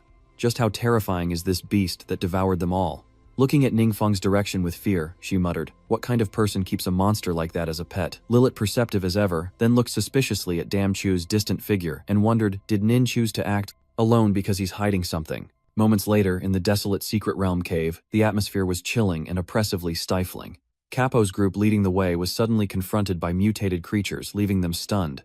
2 hulking demons taller and more muscular than any man blocked their path with a triumphant gleam in their red eyes. The monster grinned, revealing rows of sharp, even teeth, eyeing Capo's group with hungry anticipation. In the blink of an eye, the 2 monsters pounced, leaping forward with incredible speed, their arms like sharp, deadly blades aimed at the group. Sensing an attack, Capo quickly summons a massive green aura serpent, roaring the name of his technique, soul-devouring entanglement. At that moment, the snake's form charged forward, attacking the monsters with incredible speed, and force tearing them to shreds, as it advanced, obliterating any monster in its path. Behind him, Trinjia Thin clenches his fists, thrilled by his master's power, and shouts, "As expected of my master so humble." Capo frowns, asking, These are the monsters created by human mutation. Capo silently assesses the monsters, confirming they are human mutations, indeed more formidable than ordinary creatures in the mystic realm. But they're still manageable for me. Though he thinks of Ningfeng, who's ventured deeper into the cave alone. If Mr. Ningfeng is stronger than me, there shouldn't be a problem. After being destroyed, the mutated monster's aura is burned away by a mysterious blue light. The solid ground suddenly becomes as fluid as water, and the monster's mutated body begins to sink. In an instant, it vanished without a trace, the ground returning to normal, and the system displayed a remaining time of 1 minute 51 seconds and 43 milliseconds. A moment later, he unleashed another KI technique, his hand summoning a soul-devouring bind, and the mutated monster suffered blow after blow from Capo. Exhausted, it hunches over, panting, its eyes burning with murderous intent, as if ready to devour him whole, the hideous face of a ferocious monster grinding its teeth as it confronts Capo. After a while, it seems tougher than before. Capo is shocked that the monsters are getting harder to kill, despite the strength he's expending. He cried out in surprise, This isn't right. From this point on, the same skills would inflict less and less damage on these monsters, and now they're completely ineffective. Capo, now enraged and suspicious, wondered if there was a connection between the monsters, allowing them to evolve through combat. But as he pondered, one of the creatures lunged at him. Lilith shouts a warning from behind, snapping Capo back to attention, and he instinctively reaches out, forming a sphere of powerful spirit energy in his hand. Death's thick fog parted as Capo, channeling immense power, unleashed a counterattack, teleporting to strike the monster, the force of his blow illuminating the area. Capo, losing strength, grits his teeth and mutters that they must use skills to fight the monster or they'll only make it stronger. In his desperation, Capo's first thought was of Ningfeng. He muttered in confusion, All communication here is useless. I can't contact him. I don't know if Mr. Ning can withstand it. Meanwhile, Ningfeng faces his own monstrous opponent. Just as Capo feared, a mutated beast lunges toward him. But showing no fear, Ningfeng casually swats the mutated monster away with a single strike, his expression remaining cool and calm. The monster is sent flying, spurting blood, its deafening roar of pain, cut short as it collapses at Ningfeng's feet, dispatched as easily as swatting a fly.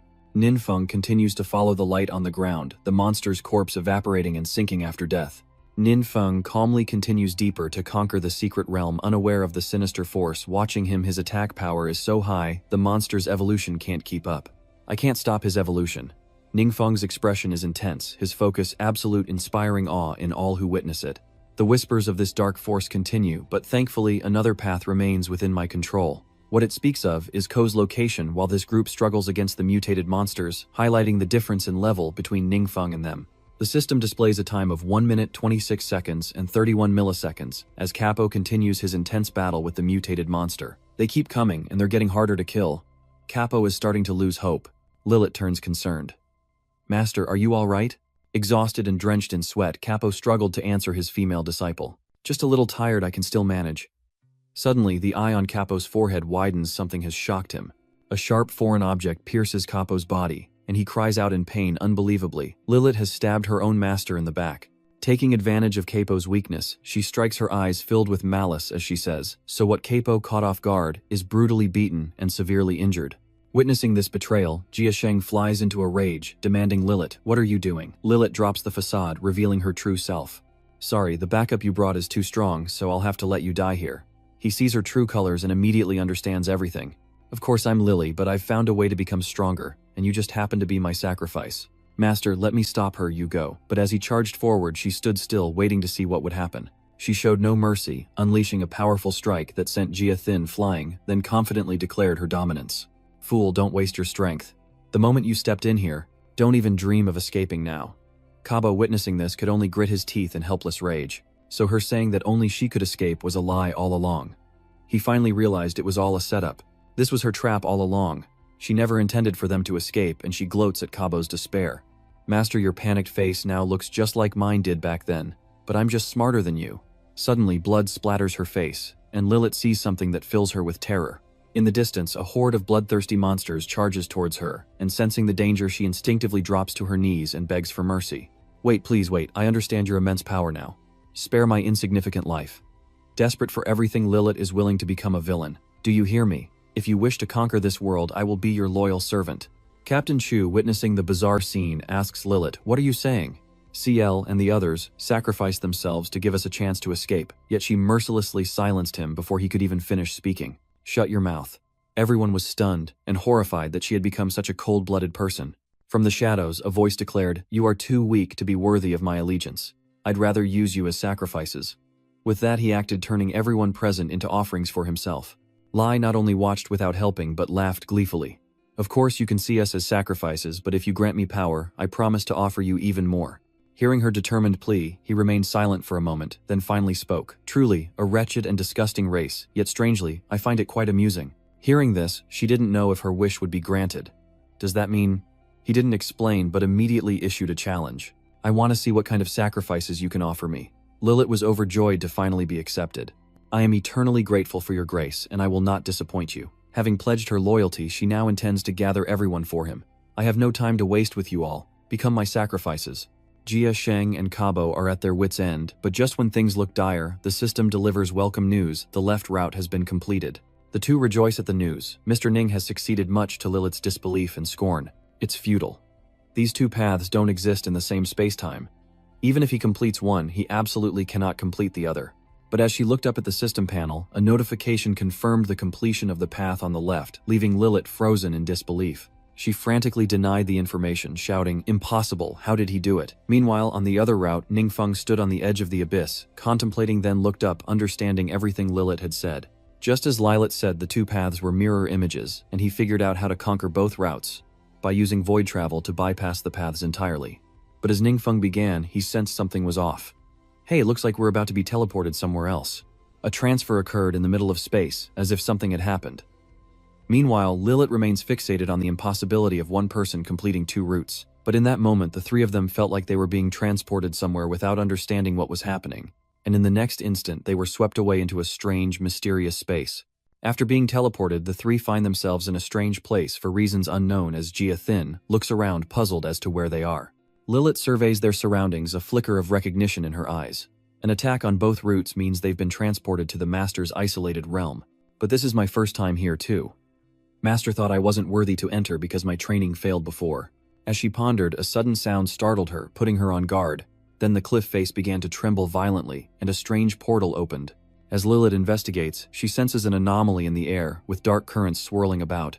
Jia Thin, witnessing this, frantically calls out to his master. Master, is that the final boss of the secret realm?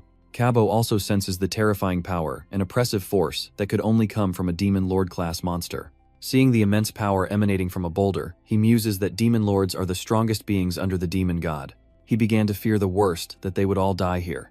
Lilith, on the other hand, reveled in this power, wondering if this was her master's true face. Just looking at it from afar is terrifying. That Ning brat is probably done for. After confirming everything, she happily heads toward them without asking anyone's opinion, offering to the Demon Lord, "Master, I am your humble servant, Lilith. They are all sacrifices I brought for you. I hope you are pleased." But the Demon Lord's reaction was completely different than usual. "What are you talking about?" Hearing this, Lilith was stunned, not understanding what was happening. Then she grew confused, as her master's voice was completely different from what she was used to. At that moment, the night sky shifted strangely for an unknown reason, and then Ningfeng suddenly appeared before everyone unharmed, and in his full mighty form. He, the one who was behind the rock, questioned her, demanding an explanation. Lilith was bewildered to see Ningfeng alive, unable to comprehend what was happening, while both Jia Thin and Gu were shocked by his appearance. Miss Nin broke out in a cold sweat, still not understanding how this kid was stepping all over her master, who wasn't fighting back at all. Even the Demon Lord couldn't believe he was being suppressed to the point of trembling. "I'm terrified."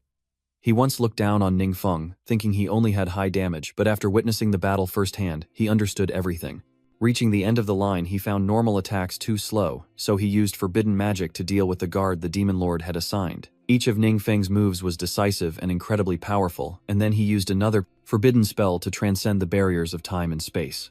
Appearing on another route, the Demon Lord finally realizes he's no match for him, as the Guardian is annihilated before he can even react with 3 forbidden spells casually cast. Only the Demon God could accomplish such a feat. He begins to question the true identity of this calm yet powerful man. Just who is he?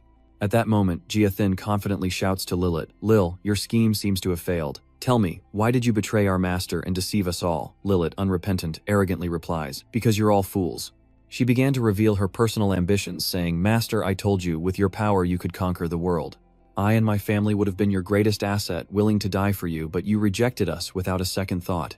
Sorry, my arrogance was just an act to scare them off and avoid trouble." He suddenly understood the weariness behind the man's smile. No wonder Kabo said that. Lilith still wanted to argue. I don't understand why. Didn't you enjoy being above others? It's only natural that the strong rule the weak. Kabo couldn't hold back any longer and spoke his mind. Because the god I believe in is neither greedy nor foolish, and coincidentally, you and your family are both. What are you saying? Zeta exclaimed in surprise. This is truly in the style of our lord, Hanyin praises with admiration. Kabo really knows his stuff. Ningfeng felt incredibly proud seeing Kabo's strength. Unable to accept reality, Lilith cried out to the demon lord for help. Master, surely you have another way, don't you? Kill them, quickly, kill them. But the demon lord reached out to Lilith, leaving her stunned and in disbelief. With a single hand, he crushed Lilith's body, silencing her completely, as Ningfeng realized time was running out and moved on to his next task. Time is running out. Let's finish off this big guy and rest. He immediately rushes to the necessary spot, activating his skill. Just then, a bolt of lightning descended from the heavens, striking the demon lord and causing him to scream in agony. Ningfeng was also surprised by this unexpected event. Could there be an unexpected reward? A strange stone flies before him, taking him by surprise. Immediately, the system alerted him, asking if he wanted to absorb the Zhongmo remains. The system offered a suggestion and awaited his decision. Ningfeng stood at the fore with Shida and Hanyin's heads floating behind him in the chaotic space. Hanyin assessed that this unstable space-time turbulence would likely be a problem. Ningfeng turned slightly, asking, "Why is that?" Hanyin replied, "Because even divine power can't completely erase the space-time turbulence. They can only have a large number of high-level believers borrow divine power to temporarily seal it. But the existence of space-time turbulence is always a hidden danger. You never know when a stronger force will break the seal. Some worlds have been destroyed like that before." Ningfeng stroked his chin. "If other gods found something this dangerous, they'd only use it against me." He narrowed his eyes menacingly. "They'd be better off dead." Suddenly, Ningfeng's eyes widened as he reached out, creating a purple light. Hanyin was confused. "Lord God," Ningfeng said sternly, "I think I can fix this rift." Hanyin and Jita cried out in unison as the system panel appeared, tasking them with repairing the world by researching the space-time turbulence and restoring it to its normal state. The time limit is 2 hours. Failure results in host deletion. Ningfeng pondered, even divine power couldn't destroy the space time turbulence, yet the system issued a repair mission. Could the system be something even greater than a god? He remained lost in thought. That's right. It always threatens me with deletion. It doesn't see my omnipotent divine powers as anything special. I should just hurry up and start researching. Jia Ding watches Ningfeng standing still in front of the spatial rift. "Master, what should we do?" Kabo calmly replies. "It seems Mr. Ning is contemplating something. Let's not disturb him." Ningfeng reaches out, channeling his inner power into the rift as a series of light streaks flash around him in a dazzling display. The chaos of inner energy and space contorts Ningfeng's face in pain as he grits his teeth, the turbulent flow of time and space tearing at his body in unimaginable agony. A voice echoed from the void, "A god must fall." Ningfeng froze, sensing something nearby. A mechanical voice echoed, repeating the same phrase, "Gods must fall. Gods must fall. Gods must fall." Ningfeng's eyes widened. Was this a trap? He gritted his teeth, trying to think calmly. Damn it, trap or not, if the system issued a quest, there would definitely be a solution. He clenched his fist, telling himself to stay calm. Just then a glint flashed in Ningfeng's eyes and his face suddenly turned serious. I've sensed it, a fleeting pause amidst the constant spatial fluctuations, a distinct point of stillness. If I can just grasp it.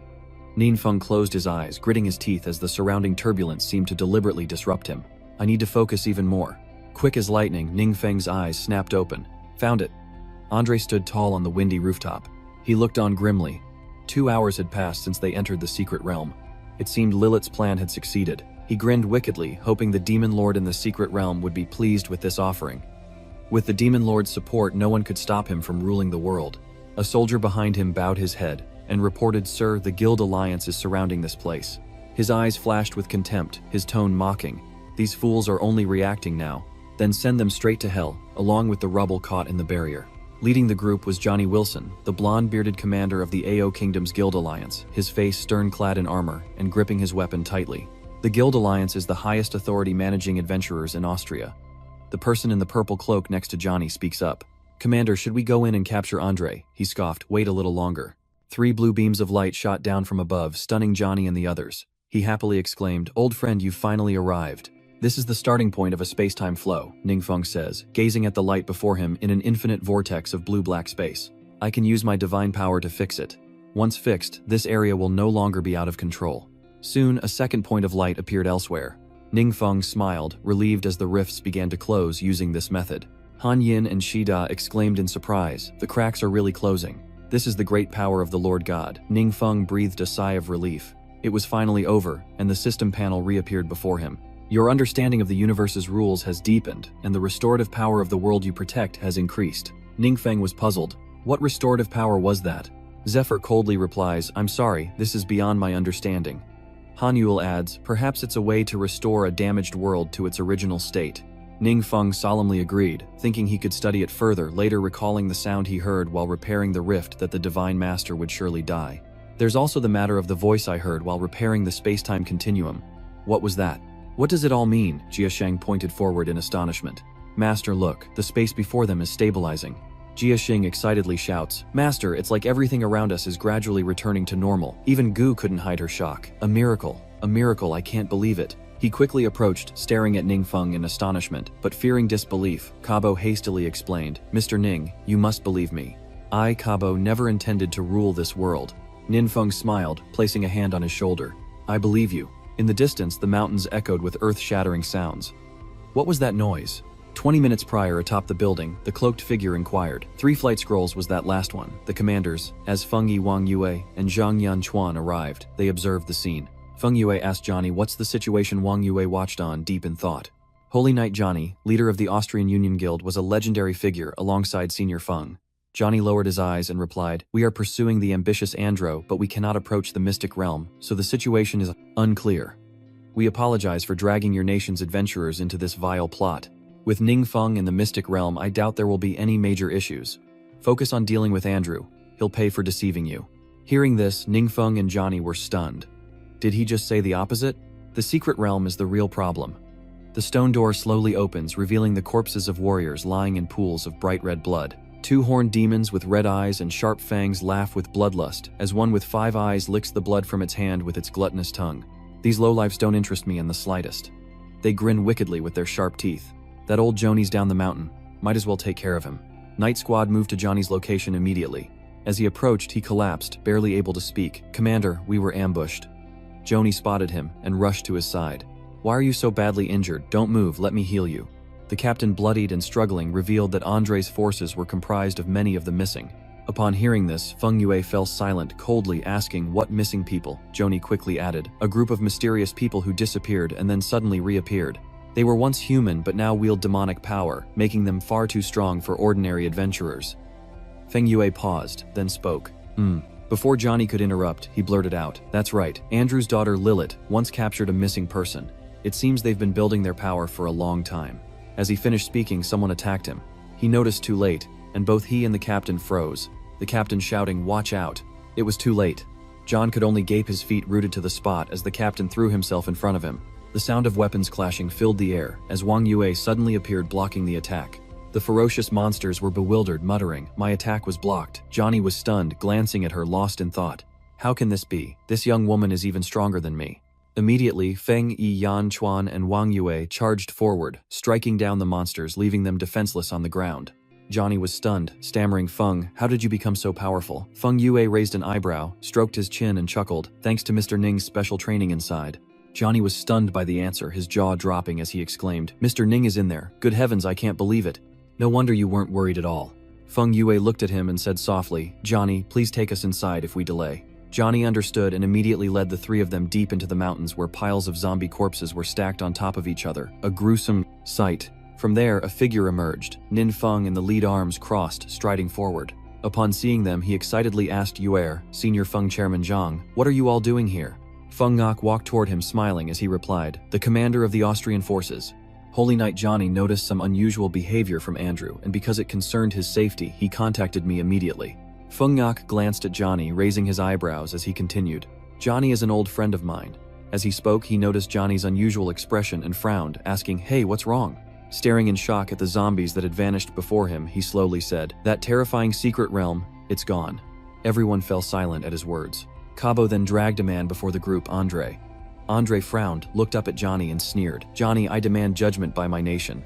I am a governor under our nation's laws. Whatever crimes I commit, foreigners have no right to judge me, or it will be considered an act of war. Johnny raised an eyebrow, sighed, and nodded. You're right. Andre lowered his head, chuckling with glee.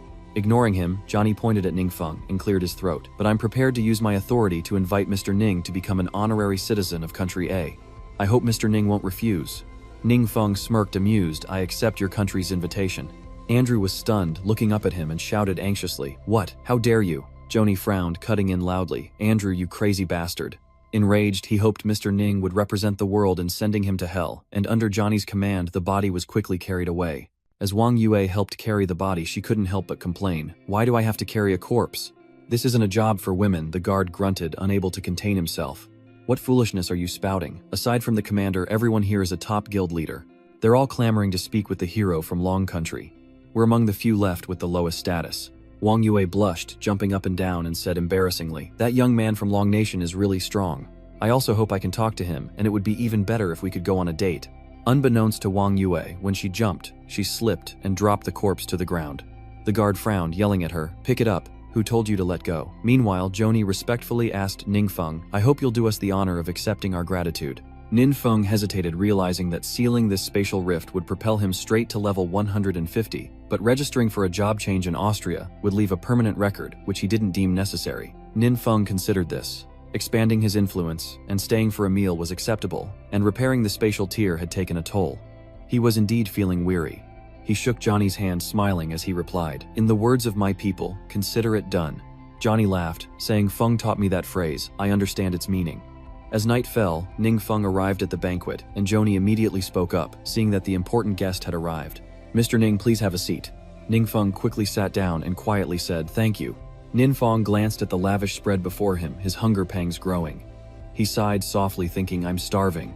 America, China, Europe, this collaborative lineup is incredibly strong. I hope we can quickly form an alliance to protect Blue Star. Suddenly, Johnny's phone rang, and he leaned in to whisper to Ning Feng, Excuse me, Mr. Ning, I must take this. Ning Feng, unconcerned, raised an eyebrow and said, Please go ahead. Johnny quickly left the banquet hall, answering the phone outside. Frowning, he asked the person on the other end, What's going on? The voice on the other end quickly explained that it was about Mr. Ning becoming an honorary citizen. Congress claimed they had no detailed files on him, and the Dragon Kingdom refused to provide them, so they couldn't just approve someone with an unknown background. Johnny frowned, lost in thought, before finally replying, It seems I'll have to be away for a while. Stay there and keep an eye on things for me, and don't let Mr. Nin be delayed. The voice on the other end quickly responded, Yes, sir. In the conference room, a brown-haired man muttered, It's hard to believe such a powerhouse emerged in Long Country. Another chimed in, I'm starting to get jealous of them.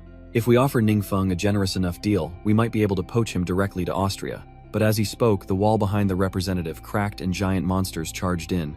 Panic fills the room as someone shouts, I wonder if we can try the monsters before falling silent, dumbfounded. In the conference room, the agent cried out, Why are monsters inside the National Assembly? Where are the guards? I absolutely will not allow people from Long Country with unclear origins to join our nation. A bewildered, gray-haired man asked, What are you even talking about at a time like this? We simply didn't expect that evil nation of Long to not only fantasize about world domination, but to cruelly murder our national officials. This is an act of war against Austria. The others were stunned, crying out in confusion, What? Killing national officials? What are you talking about? The representative laughed heartily, then split in two from the top of his head. A woman quickly reveals herself.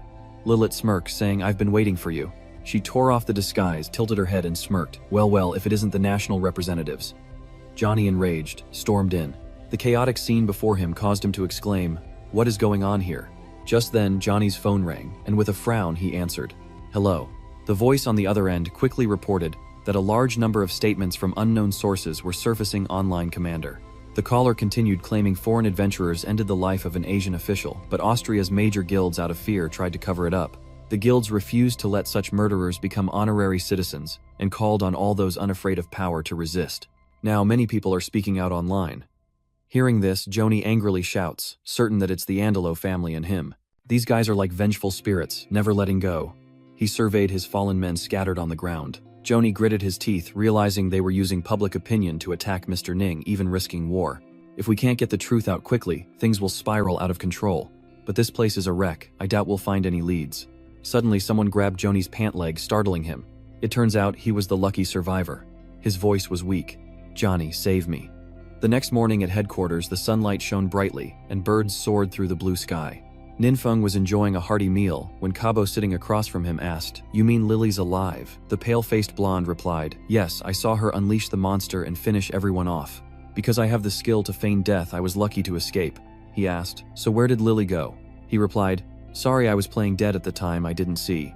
Ninfeng chewing then asked, did Lily have any life-saving or resurrection skills? As far as I know she doesn't, Capo says, unless she learned it and hid it from me. Suddenly the blonde man kneels on the floor begging Mr. Ning, you must become an honorary citizen of ours. We need your protection. Seeing this, Johnny angrily struck him on the head and shouted, shut your mouth. Ninfeng pondered, surviving a demon lord's attack. Lai is no simple man. I must watch his movements. Outside the building, under a clear sky and brilliant sun, Ningfeng leaned against a railing, speaking to Johnny, who said solemnly, I'm very sorry for the trouble, Mr. Ning. If you need anything, we will do our best to satisfy you. He replied calmly, and without hesitation. Well, now that you mention it, there is something I need. Ningfeng smiled, adding, I want some exclusive magic-based skill books from Austria. Hearing this request, Johnny readily agreed, saying it was no problem at all, and he would immediately have the guilds bring skill books that fit the criteria. Ninfeng held the book in his hand, a look of surprise and confusion on his face, as Johnny explained. Exclusive skill books are rare and not easily found on short notice. If we find more, we'll bring them to you right away.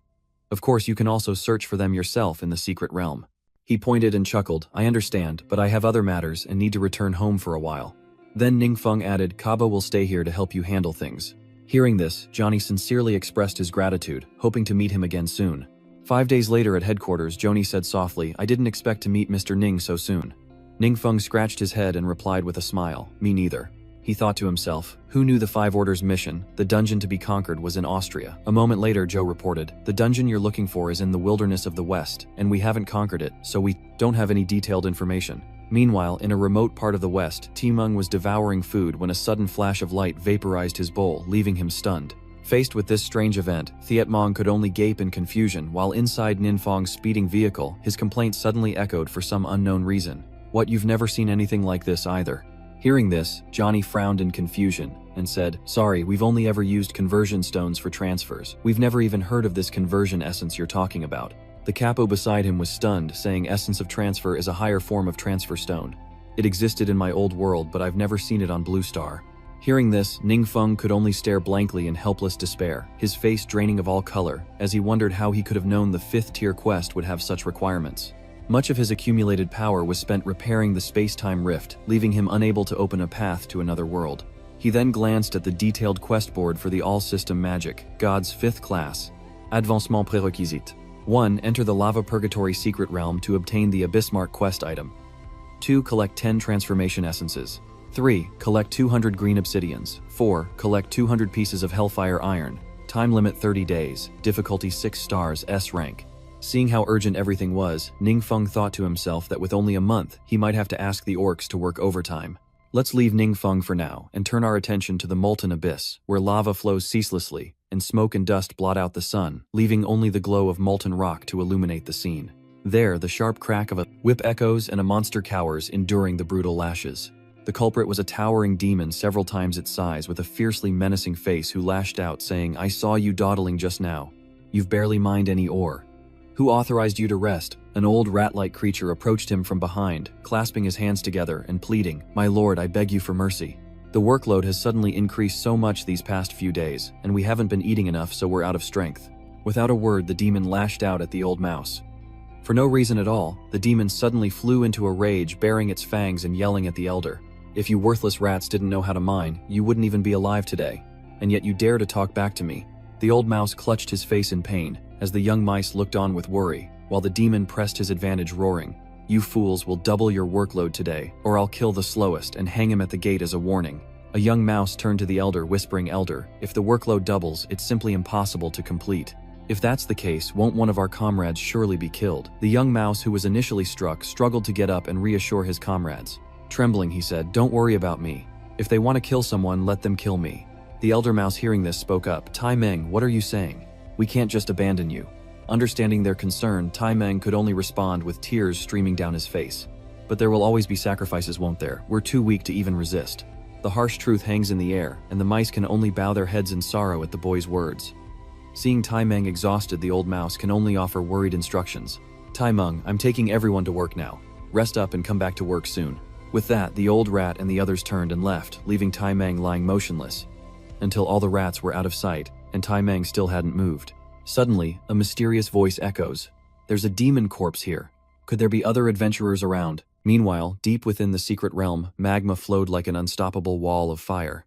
Inside, a massive demon was trying to activate an ancient artifact, shaped like a terrifying skull. As his minion returned, he demanded, "Where are the ore stones? Why haven't they been delivered yet?" The demon stammered, "I'm truly sorry. I've put them to work and they'll replenish the supply soon." He turned and glared menacingly at his subordinate. And said, "If those fools weren't still useful for improving the ore's quality, I would have killed them all long ago." Seeing the pillar react as he hoped, the demon shouted in delight, "It's a success. The great demon god has responded to my ritual." The demon minion behind him, seeing his master's sudden joy, asked High Priest, "Do we need more ore?" He immediately snapped back at his subordinate, "Silence, do not disturb me, as I listen to the divine message." From the void, the message he longed for echoed flesh and blood sacrifice.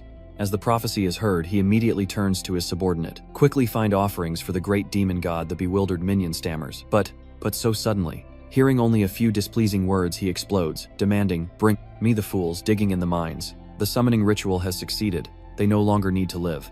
The more he spoke, the more enraged he became, screaming into the empty space. To become offerings to the great demon god is their greatest moment of glory. Meanwhile, in an equally desolate place, the Anshumingdu, unlike the lava flows of the previous secret realm here, stood a thorny castle in a gloomy blue, the divine realm controlled by Guisu. The scene shifts to a stone bound by massive chains, before which the soul retriever laments his circumstances. "This place called Blue Star is strange. Every time I try to contact the mystic realm there, the message is inexplicably cut off. I sense something is wrong. It's as if some strange power is interfering with the evil god's power." As if hearing his lamentations, the dark god immediately responded to the connected stone. The Kwaituk soul was surprised, exclaiming that he had finally made contact with the secret realm. Seizing the fleeting opportunity, he reached for the stone, chanting incantations to activate it, and returned to the molten abyss. As in the previous events, the priest received a prophecy likely from the restless soul, delivering him flesh and blood sacrifices. Meanwhile, the worker rats, carefully bound hand and foot, were brought forth by the henchman, ready to be offered to his dark god. The fiendish lackey smiled at his master and announced, "High Priest, the offerings have arrived." With the offering complete, he gleefully cried out, "Begin the sacrificial ritual. Great demon god, please enjoy your offering." The rat workers were stunned, never imagining they'd become sacrifices so trivially. The first to be sacrificed was the oldest rat, lifted effortlessly by the priest's power, leaving the others to cry out in shock, "Elder."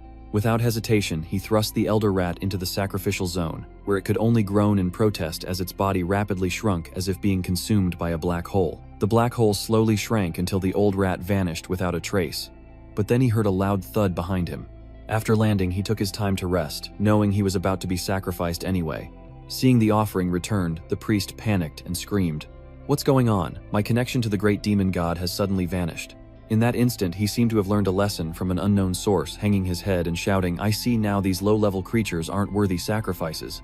No sooner said than done, he pointed at the rats and roared, "Then I'll absorb your power and find a better offering for the demon god." As soon as he finished speaking, he raised his hand and summoned a huge black hole with his own power. Just as he was about to unleash his ultimate move, Ma Uyen Devour, a mysterious force, blocked his path.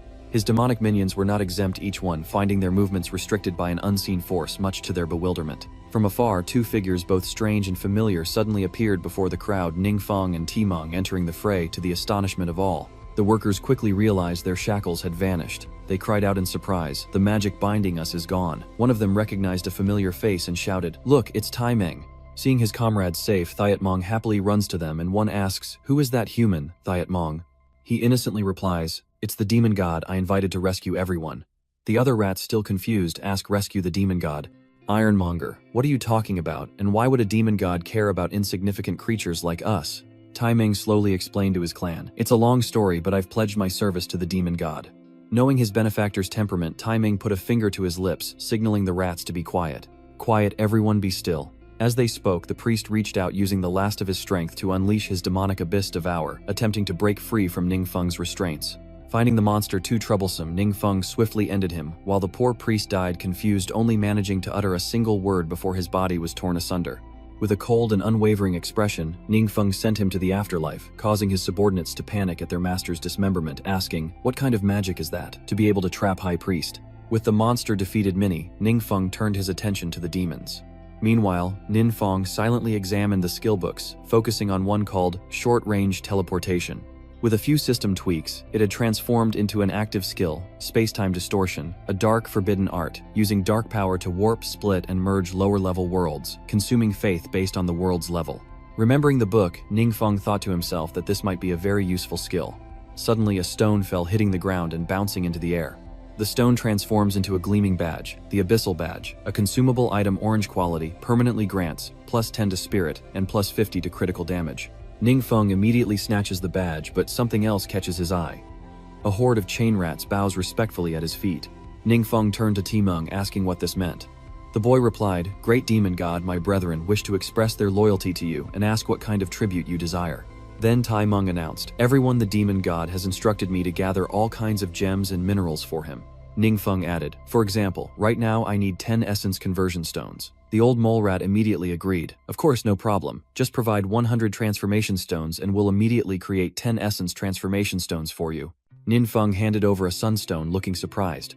"Only 100, I thought it would take more." The old mole accepted, explaining that crafting the essence would take time, and offered to have Timeng lead him to the secret treasure trove if he desired more. Timeng obediently leads the way, inviting him to follow. They arrive before a large door. The door swings open, light pouring out, to reveal a treasure trove of jewels, as Timeng excitedly proclaims, "Great demon god, these are the treasures collected by the high-ranking demons." In his right hand, Ningfeng held a flawless ruby, and in his left, a flawless sapphire. He was delighted, noting that these gems were far superior to those on Blue Star with enhanced properties. Suddenly Han Yin appeared, pointing in a direction. "My lord, over there, a sparkling blue stone is floating in the air." Han Yin snatches the stone. "This is Mystic Icefire, which can be used to upgrade your divine artifact necklace. Leave it to me." His appearance startles Timeng, who cries out in alarm. Ningfeng handed the chain to Han Yin, explaining, "Don't worry, he's also one of my trusted aides," calming Timeng. Next, Han Yin placed the chain between the stones to cast a spell. The other materials in the treasure trove were readily available, making things much easier, and the power surged and intensified. Han Yin leans down, transferring power to Timeng as a great surge of energy enters the boy's body. Overjoyed, Timeng revels in the potent dark energy, believing the demon god has accepted his offering. Ningfeng is grateful, for this treasure trove holds many precious items, which he gladly accepts. Behind him, Timeng is overflowing with energy, absorbing even more dark power. He happily kneels before Ningfeng, thanking the great demon god for his grace. He senses the power of sacrifice within him, then orders Timeng go see how the essence transformation is progressing. Hearing this, Timeng quickly departs, replying, "Yes." Little Long is ecstatic. "My speed and strength have clearly increased." But suddenly strangers entered the mole rat's domain, mole rats who feared him. It was the priest leading another, who held a small mole rat, asking disdainfully, "How strange. Where has everyone gone? And what is it you're protecting?" The old mole stood before Ningfeng's essence conversion stone, declaring it the essence of the great demon god and that they must not have it. But the priest's eyes turned murderous. Suddenly, Timeng lunged forward, landing a devastating blow. The old mole was in a panic as the iron-skinned priest crashed into the wall. The other man with him was utterly bewildered. How could this be? Ironmonger raises his fist, declaring, "You remnants, I'll clean you up for the demon god." The little moles wag their tails rapidly, the whole group kneeling and offering Ningfeng dazzling stones. Ningfeng found it strange. Why did it feel like they were wagging their tails even faster? Meanwhile, Timeng was bowing his head and weeping. "Thank you, great demon god, for granting us power. We no longer have to suffer oppression." Ningfeng picked up a stone to examine it, wondering if this was the essence of transformation. This form has more rules than ordinary transformation stones. Han Yin explains that the higher the level of the world, the higher the level of the gem, and the form will be different. These little fuzzballs could be useful later. Ningfeng happily replied, "Indeed, thanks to them, I found the gem to upgrade my divine weapon." It turns out that above the orange equipment is the Frost Sound Necklace, an accessory, a red divine quality item that can be upgraded, increasing spirit by 24, casting speed by 200%, mana regeneration by 200%, magic resistance by 60%, and spell critical strike by 30%. Eternity means the equipment never loses durability. Freeze means normal attacks have added water damage and a 25% chance to apply the freeze effect. Water movement grants free movement in water, while cold air reduces the speed of nearby enemies by 15% every 30 seconds, and item analysis increases all attributes by 10%. The supplementary magic items are a sturdy ice wall, ice storm eruption, and freezing ray. The surging sea tide and Han Yin's spirit are protected by divine power, preventing it from dissipating, and instead accompanying this necklace. Ningfeng is surprised, a red-grade equipment Han Yin boasts, saying her divine weapon is still superior. As the first upgrade commences, Zeta roars, "Looks like you're asking for a beating." Suddenly a surge of power erupts from within Ningfeng. His power was being drained, but Ningfeng was helpless to stop it, confused by what was happening. "Something's not right. What was that just now? It felt like a portion of my divine power was drained." Ningfeng worried. Though the loss was small, his divine power was vanishing quickly, and he couldn't trace its path. He departed immediately, the dire rats waving goodbye to their archdemon lord. Ningfeng tells Cesa and Hanyin that his divine power suddenly vanished, but Cesa knows nothing about it. We're truly sorry, we know so little about this place that we dare not speak rashly. Ningfeng, hearing this, didn't investigate further. Never mind that for now. I'll return home and complete my class change quest first. He teleports back. The system announces an increase in his understanding of the universe, as Ningfeng reflects on everything. This job increased the fusion of his divinity with the evil tyrant by 20%. He recalls that the other's mastering formations has also deepened his understanding of the three gods of agility, magic, and support. Ningfeng gazed at the blue sky, his mind heavy with the final demonic poison he'd just acquired, which contained the memories of the demon lord before his death. He needed time to process everything, so he went to his divine realm. As Ningfeng meditates, his divine power is suddenly drained once more. He awakens to find a portion of his power gone, but this time he's caught a glimpse of the source. Following the clues, Ningfeng discovers it's not in the water but somewhere in the southern hemisphere. Without hesitation, he arrives at the African savannah, only to find a secret realm with a countdown timer. Jida and Hanyin recognize it, but Ningfeng wonders what it is. This is the land of eternal rest. The soul guide appears, a triumphant smile on his face. I finally succeeded. He speaks of this secret realm, showing a timer of 3 hours, 25 minutes, and 4 seconds, a time-looping domain, a very special secret realm and something the demon gods have used against them before. The soul return says this secret realm will generate a countdown timer, and when it hits 0, it will randomly suck in a certain number of adventurers. Whether an adventurer enters willingly or is drawn in against their will, failure means a life of servitude, not death. The dungeon will absorb the world's divine power and return it to the demon god who controls it. Not only that, but this secret realm has another trick up its sleeve. Ningfeng approached the realm, but something strange happened. Ningfeng wonders why he can't enter. Surrounded by inner power, he checks the system panel and sees that magic-based classes are restricted. He scoffed, why the restriction on professions? Behind him, Tay-Tat's expression turned grave. Such secret realms often appeared in higher-level worlds, akin to an evil god challenging a godlord. They come with special rules like restricting certain classes to increase the difficulty, but how exactly is beyond me. Ningfeng strokes his chin, musing that perhaps the evil god influenced this secret realm, or maybe it's like how he merged with the evil god's power. Jida and Hanyin exclaimed in unison, realizing the possibility. He narrowed his eyes, thinking that the most urgent thing now was how to solve this mystic realm. Ningfeng thought of his teammates. Most of his strongest allies were magic users, and if they couldn't enter, their power would be greatly diminished. Suddenly an idea sparked in his mind. What if I formed a team to try it out? He thought of Lu Yingzhen, Feng Ruduan, Ling Hua, and Wang Yua. Ningfeng considered how much everyone had improved during this time. Yuer and Xiao Rui are almost 4th transition, and Captain Lu has completed the 6th, excluding the magic classes. This might be the strongest team on Blue Star. He clenched his fist, determined. Don't worry everyone, this secret realm won't kill explorers. Feel free to unleash your power. Everyone solemnly replied, understood. The time portal appeared, and they entered one by one, finding themselves in a dark and gloomy forest. Feng Rui at the rear warily holds his sword, as Lu Yingzhen reminds them to arrange their formation and coordinate well. Duan and Wang Yua acknowledge. Everyone immediately rushed into the secret realm, and a figure attacked Lu Yingzhen from above. He raised his hand to block the blow, but the figure vanished as soon as he turned around, and then a force swept him away. Duan was caught in a similar situation, completely by surprise, and stared in shock at the tear in his armor. Linghua tensed. This narrow space was too confining, and a figure suddenly appeared behind her, attacking. Absolutely precise. Ningfeng looks at his fist. My divine power is being drained again. Have the enemies become this strong in less than 10 minutes? 5 beams of light appear in the clearing, and the group emerges from the spirit realm looking grim. Wang Yua approaches Ningfeng, apologizing sincerely. He cuts her off mid-sentence. No need to rush, is anyone hurt? Lu Yingzhen looks at her arm, surprised that all the wounds have healed after coming out. Ningfeng sighs, good, everyone rest up before we head back in. Wang Yua asks, hey, you have a way to help us, right? Ningfeng calmly replies, I'm not sure. I need to investigate further. Lu Yingzhen resolutely says, no problem, what do you say, Xiaofeng? Let's do it this way. Ningfeng sat in front of the secret realm's entrance, panting heavily.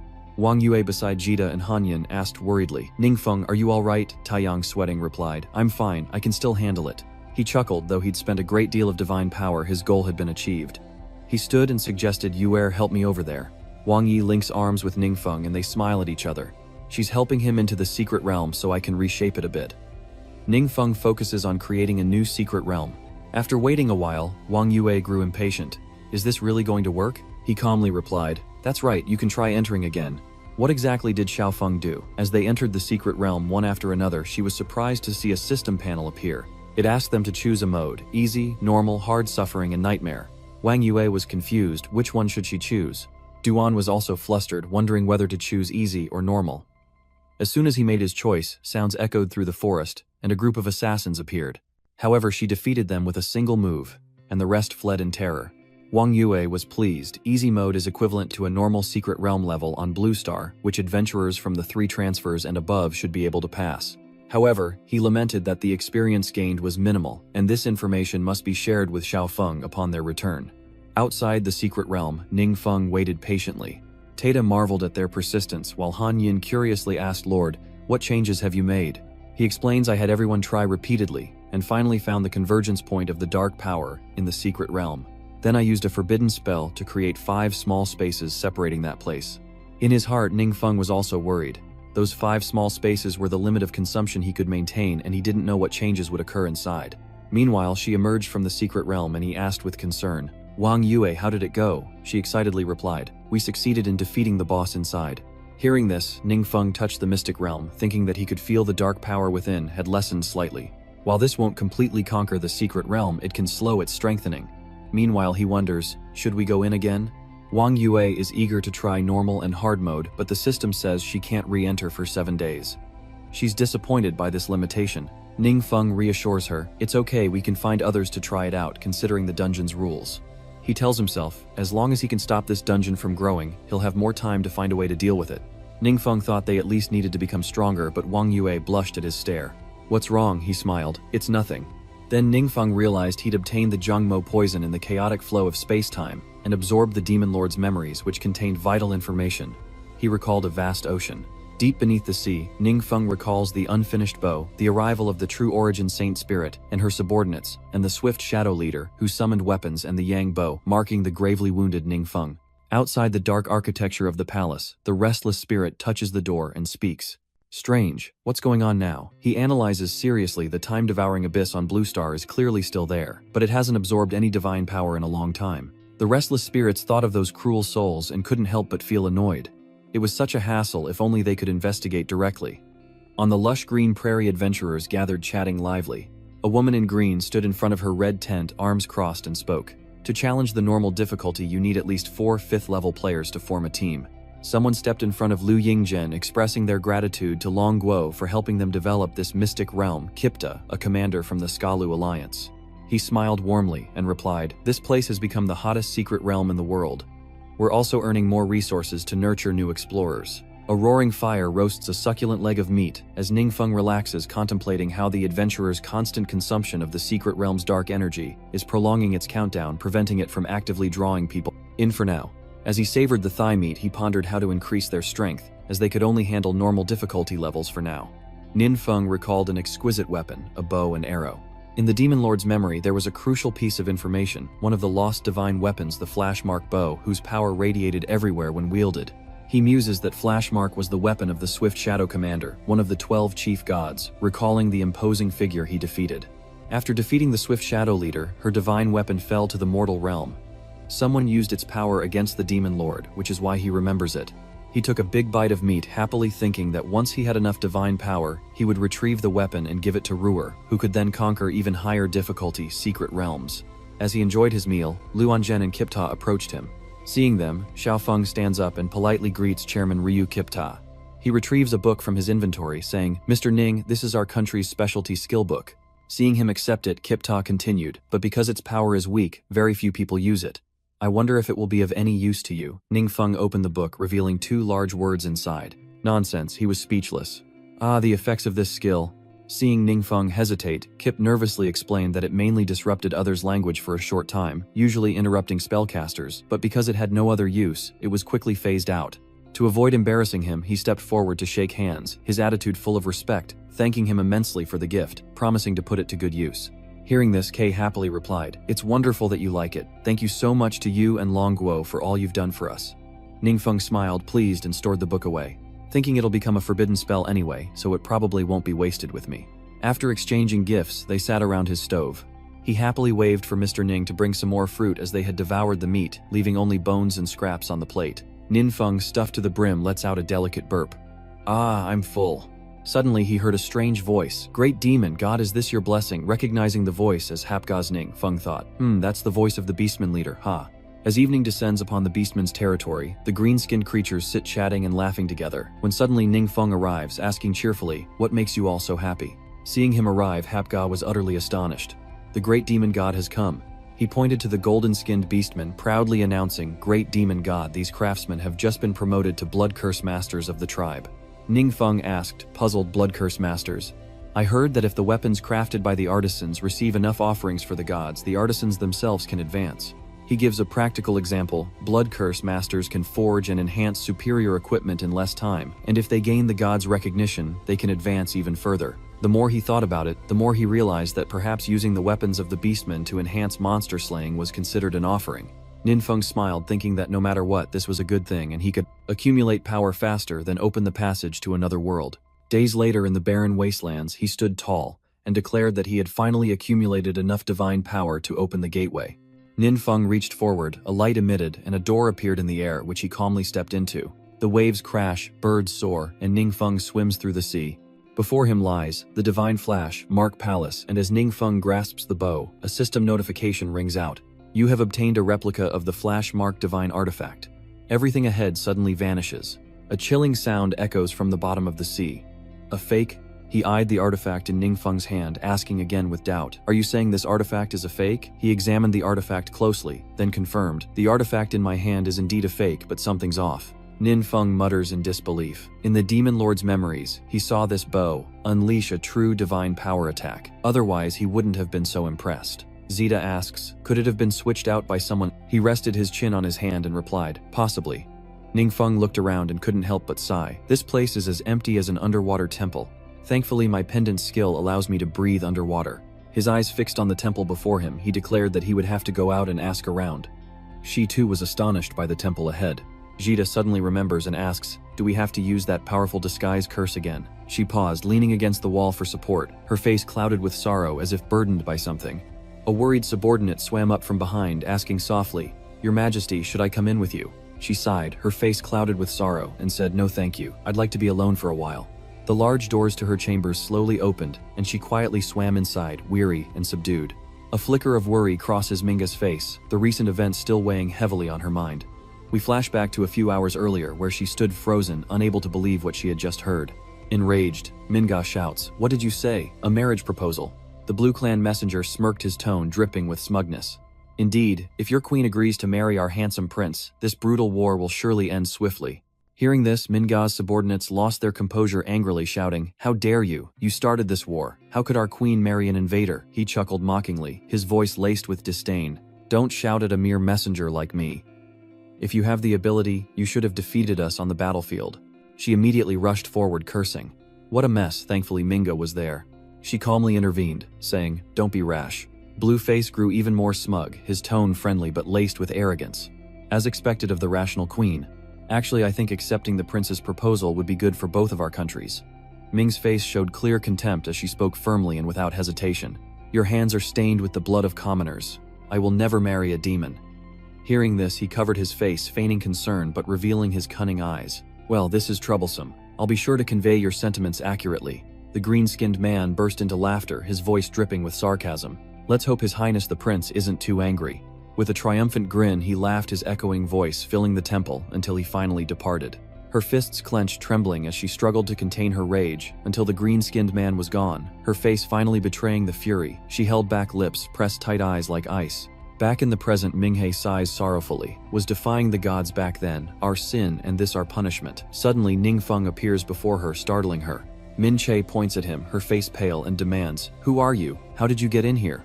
Regaining her composure, she wondered, how could someone breach the temple's defenses without us noticing? He quickly reassured her, Hold on, I just want to ask a few questions. Alert Min Ka knocks an arrow, aims at Ningfeng, and fires.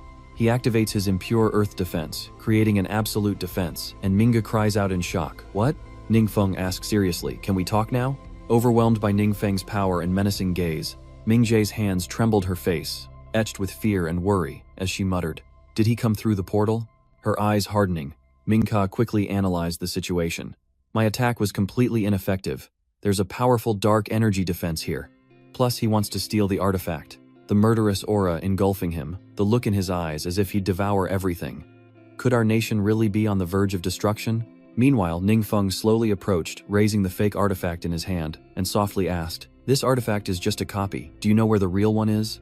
Minghe feigned surprise, exclaiming, "What? A copy? I don't know where the real artifact is." Jida immediately notices the flaw. "My lord, she's lying." Observing her attitude, expression, and words, Han Yin frowned slightly and muttered, "She probably sees us as invaders." Ningfeng reassured her softly, "You don't need to rush. I have no ill intentions towards you. I just want to use the artifact for a moment." Hearing those absurd words, Minghe muttered helplessly. "Does he call robbery borrowing?" Tadat whispered beside her. She seems even more tense now. Regaining her queenly composure, Minghe raised her head, her voice firm and resolute. "My country is being invaded. This artifact is our last hope, and I will never surrender it to you." But as she spoke, she froze a flicker of panic in her eyes. "Oh no, what am I saying? If we anger him, we're doomed." Having just arrived, Ningfeng was curious about the situation. "Invasion. Could you tell me what's going on?" Suddenly, the urgent call of a subordinate echoed from outside. "Your Majesty, Your Majesty." Minga, disoriented, asks loudly, "What's going on?" Min Cha's subordinates report that the enemy vanguard has broken through the defense line and is advancing straight to the capital. "She's here seeking instructions with urgency. Everyone is ready to fight. Please give the order." Hearing this, sweat beads on her face, her eyes wide with worry and unease as she collapses, lamenting, "Am I to be the queen of a doomed nation once again?" Unexpectedly, he approached, offering her a hand like a knight, rescuing a princess, and said gently, "Let's go, I'll go with you." Minghe looked up at him, her face shifting from helplessness to anger, and she pounded her chest as if to ignite her courage, her voice ringing with determination. "Demon God, no matter what, I will not agree to any of your conditions. You will not force me to submit." He said nothing, only used his demonic gaze to deceive her and Ming. Ji's initial imposing manner vanished. Ningfeng turns and says, "Understood, I won't interfere." Min Ka's subordinate, waiting for a response, swims in and calls out, "Your Majesty." The scene before her eyes sent her reeling as Ming Ge's subordinate swam over, asking, "Your Majesty, who is this?" She quickly changed the subject, saying, "It's a long story. Let's deal with other matters first." Then Ming Ga swam away in haste, leaving her staring after him with a puzzled expression. The heretics had been waiting, and as soon as she arrived, they bowed. "Your Majesty." Min Ka wondered. "Why are you all here?" The old heretic gratefully replied. "You and your ancestors protected us heretics from invaders, so we must fight alongside you." They were full of vigor, each gaze burning with determination. Though their strength may not be what it once was, it was enough to fight on the battlefield. "Indeed, and so do I." Hearing those words, Mingka felt deeply comforted, tears of emotion and gratitude silently streaming down her face. Minga bowed, her head filled with gratitude, her voice choked with emotion. "Thank you, everyone." Shida looked at the familiar heretics and said, "Lord God, these heretics..." She's a little confused. "Are they all your followers?" Cut to the blue-skinned demon who reports upon returning to the palace. "Your Highness, this is Queen Ming," Jez reply. Seated atop a monstrous beast, surrounded by his red-eyed followers, Ma Hai Lam laughs mockingly. "Does that naive woman really think she can stop my army?" Horned Armor asks. "Your Highness, could there be a trap?" After all, they still possess the divine artifact that commands the shadows. Standing upon the soul-devouring beast, he laughed arrogantly, his voice full of disdain. "Don't worry, it's just a fallen god. How can it compare to the great god I believe in?" Displaying his power, Ma Hai Lam conjures a vortex of purple energy around his hand, sneering. "Lately I've felt my power growing stronger, surely a gift from the great god." "Why don't you try it, Queen Minka?" Standing atop the soul returner, he commands, "Prepare to attack." His subordinates responded with a resounding battle cry, "Kill, kill, kill." Meanwhile, the elder of the Minche heretics completed the magic circle and slammed his staff into the ground, instantly, creating a blue barrier that enveloped them, forming a strong protective layer. The cultists huddle together, and Ningfeng wonders what they're up to. Shida explains they're setting up a formation to amplify their power, but sadly they can't activate its full potential. Suddenly, she saw something approaching and screamed in terror. That thing!" A horde of menacing dark octopi, led by Mo Highland, descends upon them. Unafraid and eager for glory, the old man raises his staff and commands an attack. In an instant, the octopus easily broke through the heretics' weak attacks. The old man couldn't believe, his eyes stammering, "No, it's not working. What is this thing?" Just then he appeared with a proud look, his whole body bursting with power, his hands emitting a surge of purple energy that commanded the returning souls. Ma Hai Lam laughed, mocking. "Even the heretic soldiers are out. Ming, it seems you've run out of pawns." With a cold glare, he arrogantly declares he'll show these heretic soldiers the difference in power. Immediately it opens its maw, spewing a thick, dark miasma laced with swirling purple lightning. It hurtles towards the cultists' fragile defense, and upon impact, cracks begin to spread.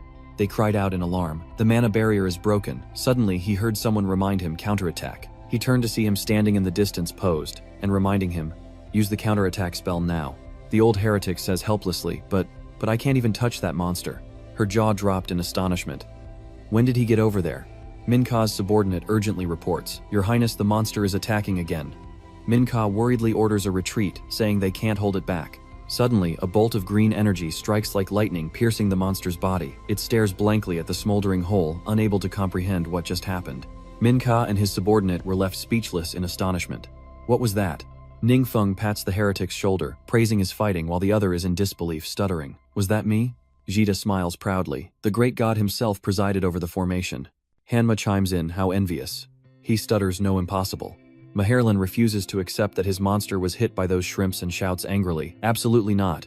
You think you can beat me with just this? In moments, the monster's wounds began to heal, and he laughed, declaring, These corrupted sea monsters are all summoned by me. Unless that connection is severed, they will regenerate endlessly. Annoyed, he asks the heretic fish, Did you hear that? It timidly replies, Yes, he shouted it loud enough. The heretic fish was astonished by the sea demon's stupidity, who reveals their weakness like that. Ningfeng's eyes lit up, a smile creeping across his face. This new curse seems interesting. He activates the system, opening the Babel transformation active skill and the fourfold dark will forbidden beast. Enemies within the forbidden beast's range will suffer a continuous curse, and you can see and control their minds as the 100-legged sea monster continues to scream and disturb the territory. Then suddenly a beam of purple light shot into its eyes, blinding it temporarily, causing it to fall and thrash uncontrollably. And due to the immense shock, it lost control and crushed several of its own comrades. Get out of the way, the prince was furious. How dare they find the sea monster's core? Apparently each sea monster's core is in a different location, but they ignored the protest and cheered in unison. Amazing, another hit. I can't believe even perceptive magic is enhanced within this formation. I can see the monster's exact core, a feat that would leave even the elders in tears. This feeling, it's been so long, like when the Divine Master was still here. At that moment, Manga stepped forward, his face full of doubt, and asked you. She quickly changed her tone. Who exactly are you? He simply smiled in response. In short, I'm not your enemy, so let's talk this through. He then rubbed his stomach, adding, but could you perhaps find me some food? I'm a little hungry. And so Manga reluctantly agreed. Yes, I'll have someone prepare it immediately. Suddenly, Ningfeng was curious about the relationship between these heretics and them, but she solemnly replied, they were originally people of our nation, and the god they worship is the almighty magic god. She continued explaining that the all-powerful magic god was one of the deities who cared about their world, but during the War of the Gods, they received an oracle declaring the all-powerful magic god a heretic. Those who worshipped the all-powerful magic god were forced to abandon their faith or be mercilessly killed by heretics. The gods seemed to encourage such actions, but my ancestor believed these people were innocent and bravely stood up to shelter them. But unexpectedly, the god our nation worshipped, the Shadow Dominion, had also fallen in the battle of the gods, leaving us without divine protection and weakened. Other nations began to stir, seeking to exploit the harboring of heretics as a pretext for invasion. Perhaps my ancestor by chance obtained the divine artifact of the Shadow Dominion god, and with its power repelled invaders and demons, safeguarding the nation. Hearing this, Ningfeng thought to himself, this must be a scene from the Demon Lord's memory, so the divine artifact really does exist. Their luck is truly astounding.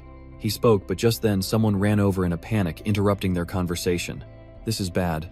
Their faces pale as they point at the grotesque figure before them. The sea monster had gone berserk, baring its gruesome fangs as it roared a terrifying threat. The appraiser cried out, recognizing the monster as a fusion of fallen civilians and soldiers. How could he use such dark magic? Seeing this, Mingei's group grew even more terrified. No, our magic can't hurt it. Realizing the situation was in his favor, the prince became even more arrogant. I want to kill you all. Every death will only make it stronger. This is the true power of a god, enough to destroy heaven and earth. I want the whole world to tremble at my feet, so much so that my own allies can't help but sneer. Don't you think the prince is acting a little strange today? Indeed, he seems to be spouting strange and bizarre things. At that moment, the monster attacked, but instead of targeting Mingei's group, it went straight for him, catching him off guard. Ultimately, he was thrashed by its tentacles, suffering severe lacerations, leaving the prince in disbelief. Why? Why was his own sea monster attacking him? Meanwhile, on Ningfeng's side, the system panel appeared, displaying the active skill, Soul-Snatching Dark Art, a forbidden dark magic that uses one's mental power to control the target's mind, temporarily transforming them into a powerful clone. At that moment, wandering souls surged from the sea monster's mouth, mostly filled with whimpers and pleas. Mom, save us. Let me go, my leg. Officer, don't leave me. It hurts so much. Even if you kill me, I won't surrender. Killing civilians. You're the ones who deserve to die. Meanwhile, even Manga was taken aback by the sea monster's bizarre actions. And just like that, the prince's body was crushed under the sea monster's foot, leaving him helpless. His eyes rolled back, his mouth agape as he succumbed to the pain. His worried subordinates rushed to his side, "Your Highness," but he quickly regained his composure, shouting, "Don't panic. The god I serve is the soul's return. How could the Great One die so easily?" He rises again, surrounded by an immense surge of dark energy. "I have been blessed by the Dark Lord himself, granted immunity to 10 fatal blows. That was only the first." This revelation leaves Ningfeng stunned 9 more lives. Little does he know, the sea monster lurks behind him. They were finally forced to scatter as he relentlessly attacked them, and the prince was bound and slammed into the ground repeatedly. "Your Highness, why did you reveal your secret?" In short, the war has turned in an unexpected way, but in the days to come, the enemy has not completely given up their resistance. Hiding pathetically behind seaweed, they could only whimper, "This defeat was an accident. We'll beg the gods for strength to avenge the prince. The time has come. How can those forsaken by the gods stand against divine protection?" But Minga's faction, not wanting to waste time, decided to show them what divine protection really looks like as a warrior, drew his bow to its limit, asking, "Is this what divine protection is like?" With that, she fired at a pile of rocks, obliterating them before their very eyes, leaving them in stunned disbelief. "How could this be? Didn't your god abandon you?" she replied with a smile. "Sorry to disappoint you, but we have received the approval of a god, a powerful and benevolent god." Meanwhile, back at the royal palace, Ningfeng felt awkward as Min Xia and the elder watched him eat. "You can sit too," he said, but they refused, insisting on formality. "No matter, just tell us what you need." Later, the elder met with Manga in private, unable to hold back his tears. "Back then, I only knew the stories of the God Lord from ancient books. I never imagined I'd witness his presence and be saved by him. Even Manga is grateful to Ningfeng. I never realized the all-powerful god of law was even stronger than history recorded." She steels herself and seeks out Ningfeng to ask the question, "Are you the omnipotent god of judgment?" Without hesitation, he replies, "That's right, I came here to retrieve the artifact left behind by the illusory shadow leader. The artifact's divine power has been steadily weakening." Hearing this, she reveals the truth. "My mother secretly took the divine artifact away in search of a way to restore its power. What you received was merely a replica to appease the people." Seeing this, he had to ask, "Then, do you know where the artifact is?" She sadly lowered her head and replied, "My mother never told anyone where she was going, so I don't know." However, her mother always researched in the trial grounds of the Shadow Dominion Lord. Perhaps he could find a clue there. Hearing this, Ningfeng instinctively clutched his aching head. He'd been blocked from entering the True Origin, Saint Spirit's training ground before, and he wondered if something unexpected would happen this time. Then he stood in a corner and poked at the hole, confusing Manga. "So that's the activation switch for the secret realm. The system detects an abandoned training ground and asks if he wants to reactivate it. Yes or no?" Just then, 2 powerful subordinates appeared. Jida is overjoyed. Activating the trial realm would be like extending a part of the divine realm to this place, benefiting his followers. Hearing this, Ningfeng immediately presses the button. So that's how it is. Instantly, a cool mist gathered around, radiating outward. Minchka was alarmed what was happening. It envelops the mystic realm, then shoots straight into the sky. The long-abandoned trial grounds have been restored. Witnessing this incredible rebirth fills Manga with joy. After the fall of the gods, divine artifacts are our only hope against powerful enemies. But with the trial grounds' reappearance, it's as if we've been blessed by the gods once more. I can sense that the trial grounds haven't stabilized yet. I wonder if we can find any news related to the divine artifact. As Ningfeng entered, he could clearly see the old scenery, the images. His subordinates were stunned at the sight. Isn't that Lord Divine Sovereign?" He presented the Yang sword before the Ming clan's ancestors, saying, "Thank you for protecting my followers. Take this divine artifact and continue to uphold your goodness and justice." After glimpsing the past, Ningfeng understood this bow was a gift he gave to the ancestor Queen Min Cha after defeating the Shadow Tyrant. "I thought it was just luck, but now everything makes sense. The connection between the divine weapon and the divine realm is weak, and it took me a long time to track it down. Now that I've finally found its location, I'll go as soon as I recover my strength." At this moment, Manga hesitantly suggested, "Great God, do you need our help?" But he just smiled kindly and refused. "You all have matters to resolve back home, don't you? I can go alone." Ningfeng then swam to a deep cave, examining it before him, realizing this was the place, but there was nothing there. However, Ningfeng didn't give up. He placed his hand on the cave, channeling his magic into it. Finally, the cave opened, startling Zeta. It was a hidden cave. Han Yin said, "Indeed, below is the symbol representing the Shadow Commander." Just then a mark appeared and he pointed, asking, "Wait, what's deep inside that vortex?" A moment later, within the cave, the orange glowing mermaid appeared. But she immediately loses consciousness, and Ningfeng rushes to catch her. "Hey, can you hear me? Wake up." His rough shaking roused her from her daze. "Who are you?" Ningfeng replied, "I'm a friend of Queen Mingjia."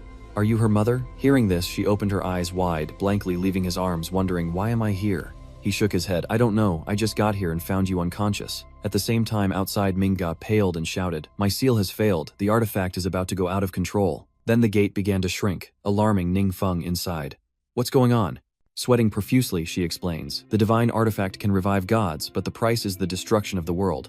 The subordinates around them whisper, saying it's the first time they've heard of this. If the Shadow Sovereign is resurrected, can even fallen gods be revived? With that, Ningfeng rushes down to investigate. But she wore an expression of utter dismay, realizing it was too late. "I thought I'd found the ritual to restore the divine artifact, but I was wrong. The truth of the ritual is that the divine weapon absorbs the weak divine power from believers, helping the gods revive. Unable to withstand the gods' power, the world will gradually collapse and perish. By the time I realized my mistake, the ritual had already begun and couldn't be stopped. I could only use the last of my strength to seal the divine artifact. So we're just nutrients to feed the gods' sacrifices waiting to happen. The gods' grace is just a lie to beguile mortals." She recalls her painful memories. "Ming, I'm sorry your mother has failed. Sadly, I won't be able to be with her before the world ends." Meanwhile, Ningfeng is still trying to find a way out. The surrounding environment, warped and collapsing from divine power, threatens to tear open a spatial rift. Suddenly, the entrance mark violently reacts, followed by the appearance of a mysterious woman, who immediately notices him and says, "I sense my power within you. Will you become one of my kin?" "To your confusion, the Qian Tak," she explains, "are the supreme believers acknowledged by the gods. You would be allowed into the realm of the gods forever by my side, assisting me in completing the ritual, and you would receive my grace. But you refused without hesitation. I have no interest in giving her a good laugh. It seems you and that woman are equally foolish, giving up the right to become a member of the tribe to protect lowly mortals." Hearing this, he thought of that woman, likely Minga's mother, the queen, so she once refused the Shadow Ruler's request. At that moment, the woman unleashed her threatening power. "It seems I've been asleep too long. Mortals have forgotten my divine power. Then I shall personally remind you." She muttered kneel before a mortal, but while Ningfeng remained unaffected, she found herself inexplicably kneeling before him, leaving her utterly bewildered.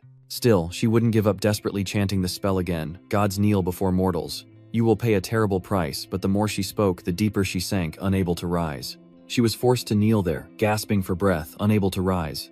So she resorted to a cheap trick, summoning her subordinates to ambush Ningfeng from behind. The subordinate began to split into multiple figures surrounding him, and angrily shouted, "Daring to underestimate a god, you pitiful mortal. Tasting my forbidden curse is an honor." But before he could finish his boast, Ningfeng's axe chopped him to pieces. With a cold look, he said, "A trap set in advance, huh? Luckily, I wasn't caught off guard," which made her eyes widen. "How do you possess such immense power? I see you obtained it from the omnipotent magic god, didn't you?" After hearing these ridiculous words, Ningfeng looked puzzled, infuriating her even more. That traitor opened the door of knowledge held by the gods to mortals, and no matter how much they tried to dissuade him, he wouldn't change his mind. She recalls old memories with her comrades. "You never liked fighting, and we never forced you, but what you're doing is clearly against the gods. Stop this, don't be stubborn, or we'll use our status as the 11 chief gods to condemn you as a heretic. Mortals cannot control their desires," she continued, "and if they gain great power, they will lose their fear of the gods. When their ambition swells beyond measure, they will even challenge the gods' authority. But you mortals fail to understand that gods are the pillars of this universe. Once they fall, the universe's balance will be lost, everything will be utterly destroyed, and the end of days will come."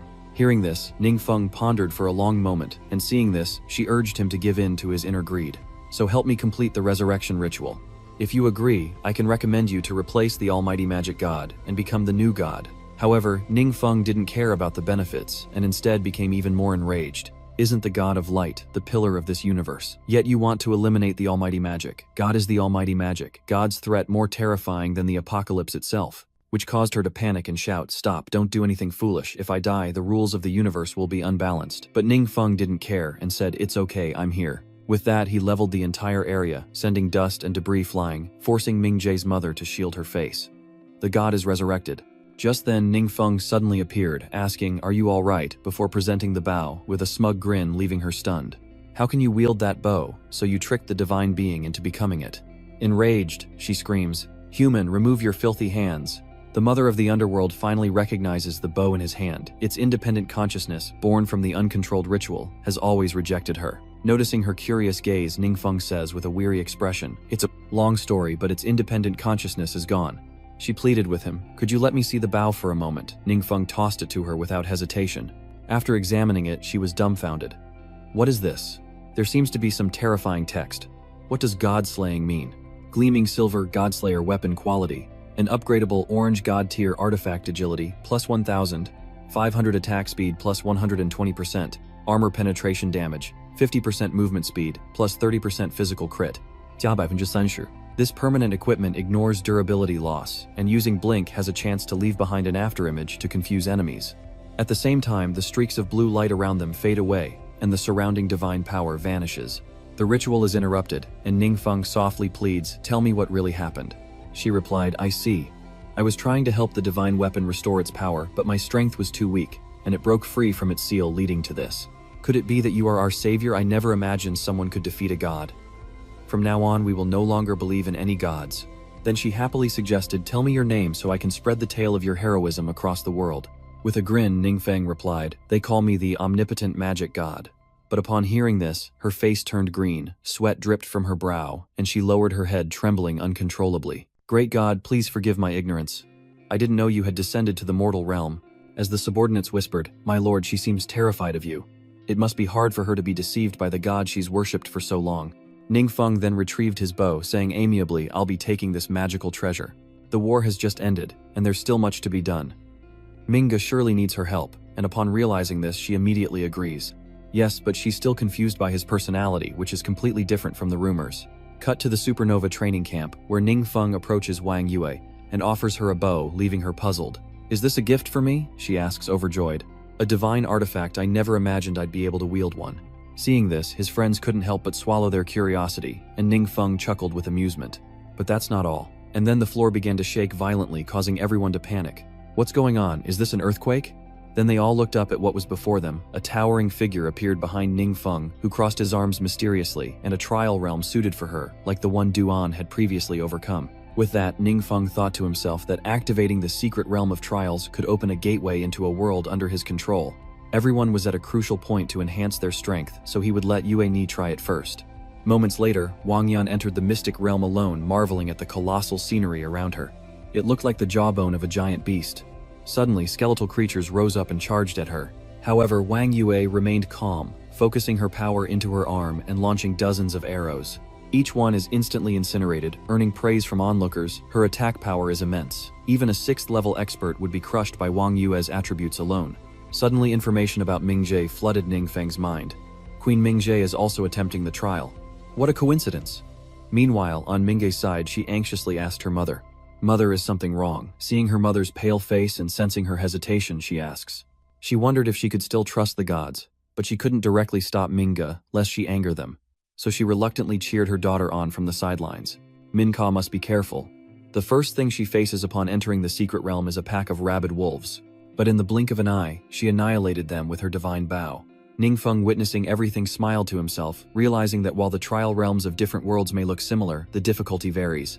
The monsters, Minka faces, are clearly stronger than those on Blue Star, but his face suddenly turns serious as he notices locked boxes above her head.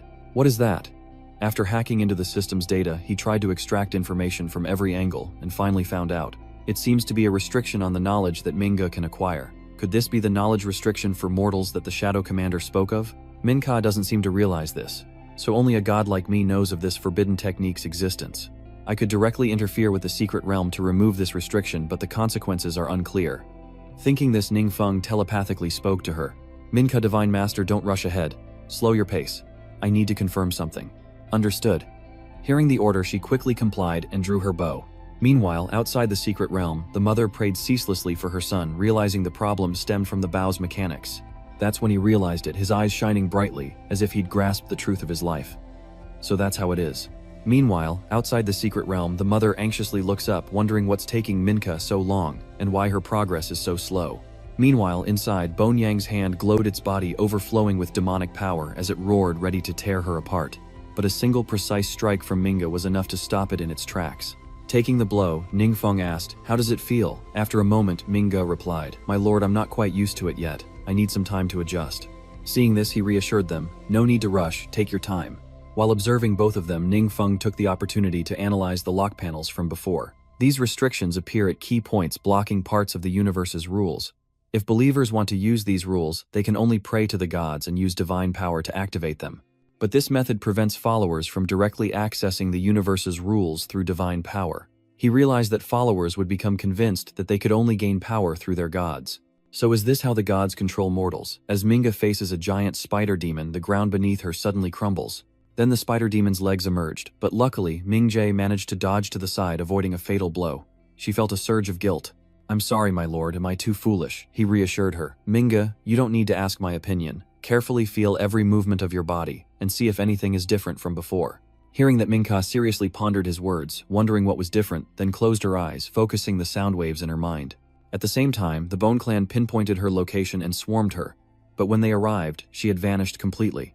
Min-chae had foreseen this, using her speed to ascend into the sky, then unleashing a barrage of arrows, each striking a bone soldier in the head. Min-cha excitedly shouts, "I never thought skills could be used like that. My understanding of combat seems to have deepened." Just then, a high-level skeleton cautiously gathers power behind his arm, preparing to strike, but she spots him and quickly finishes him off before he can retaliate. Moments later, the Secret Realm's gate opens, and Ming-ka rushes out looking around. Spotting her mother, she happily announces, "Mom, sorry to keep you waiting." Her mother happily approached, taking her hand and asking Min-ka, "How did it go?" Min-ka replied with a bright smile, "Mom, I failed." But she didn't hear clearly and unconsciously said, "Success is good." Suddenly, she broke out in a cold sweat and asked again, "What?" "That's right, I failed," she giggled. "But no matter, with the guidance of the Divine Master, I'll do better next time." Saying this, her heart suddenly burned with passion. The great god is truly a magnificent being, both gentle and wise. I can't wait for the next trial. What have I been through in there? Meanwhile, Nin Feng pondered that the followers were used to relying on divine power, and lifting the restrictions on a large scale would cause a lot of disruption. It was better to be cautious. Fortunately, Blue Star was not restricted, so they were able to survive miraculously without divine intervention. The ancient dragon unleashed a fierce blast of fire towards Wong Yua's people, but she narrowly dodged the fatal blow, retaliating with a barrage of arrows that sent the dragon into a pained frenzy. Having cleared the secret realm, Wang Yue looked up with satisfaction before exiting, where the first person she saw was Ning Feng. He beams as he welcomes her, and Wang Yue immediately rushes over and embraces him. They share a tender embrace, Dao's face unknowingly pressed firmly against Ning Feng's. She's done it. The system appears before her, granting her a divine blessing, a reward for clearing the trial. Back in the past, Ning Feng and his subordinates discussed forbidden magic, an incredibly powerful form of magic. Usually the conditions for casting it are very strict, and a mortal body cannot meet them. Ning Feng happily raised his hand and asked, "Then is the forbidden spell reward in the secret realm trial just an illusion?" She shakes her head. "No," then explains, "Very few kin have passed the final trial and mastered forbidden magic, but due to the influence of the universe's rules, these powerhouses ascend to the realm of the gods, closely following the deities." At this, Han Yin chimed in, saying if she and Sarita had mastered forbidden spells, they could have fought alongside the Divine Master. Back in the present, rewards kept appearing for Wang Yue. Discovering the profession of incomplete adventurer unable to learn forbidden spells, the reward was adjusted to upgrade the current profession to. Switching scenes to the red soil testing grounds, Xu Wei happily approaches, waving, "Boss, long time no see." Nin Feng, in his everyday clothes, hands in his pockets, asks, "I heard you made a new kind of medicine." He nods. "That's right, these 3 bottles are all made according to the formula you gave me. These are high-grade healing, high-grade protection, and high-grade resistance potions capable of enhancing oneself in battle." Hearing this, Ning Feng asked, "I remember there were many ingredients in the formula, weren't there?" Hearing this, Xu Wei became even more excited.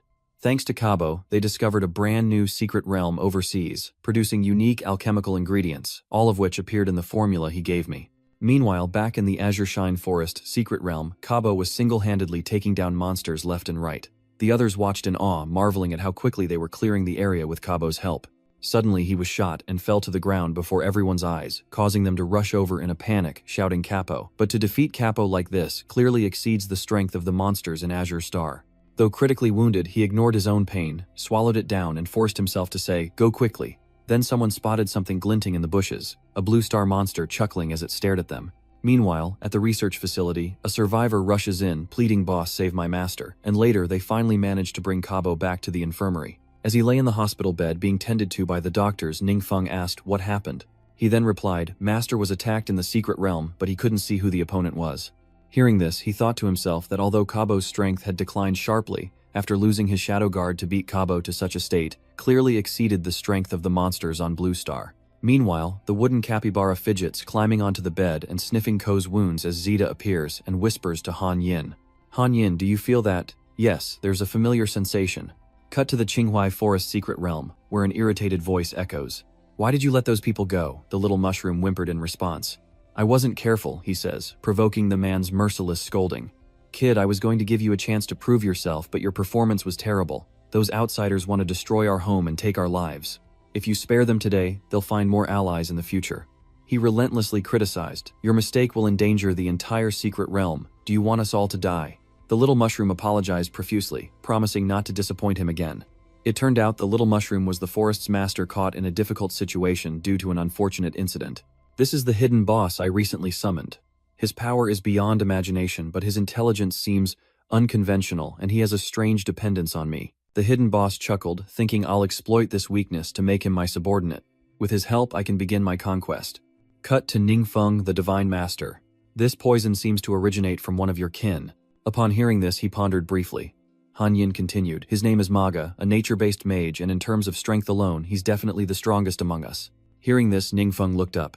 That powerful? Then Jida interjected. I once told you that historically very few of the Enchantress clan have passed the final trial and mastered the incantation.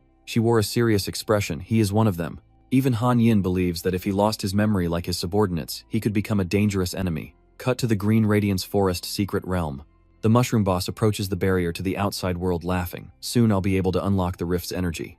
I will merge the outside world into my territory.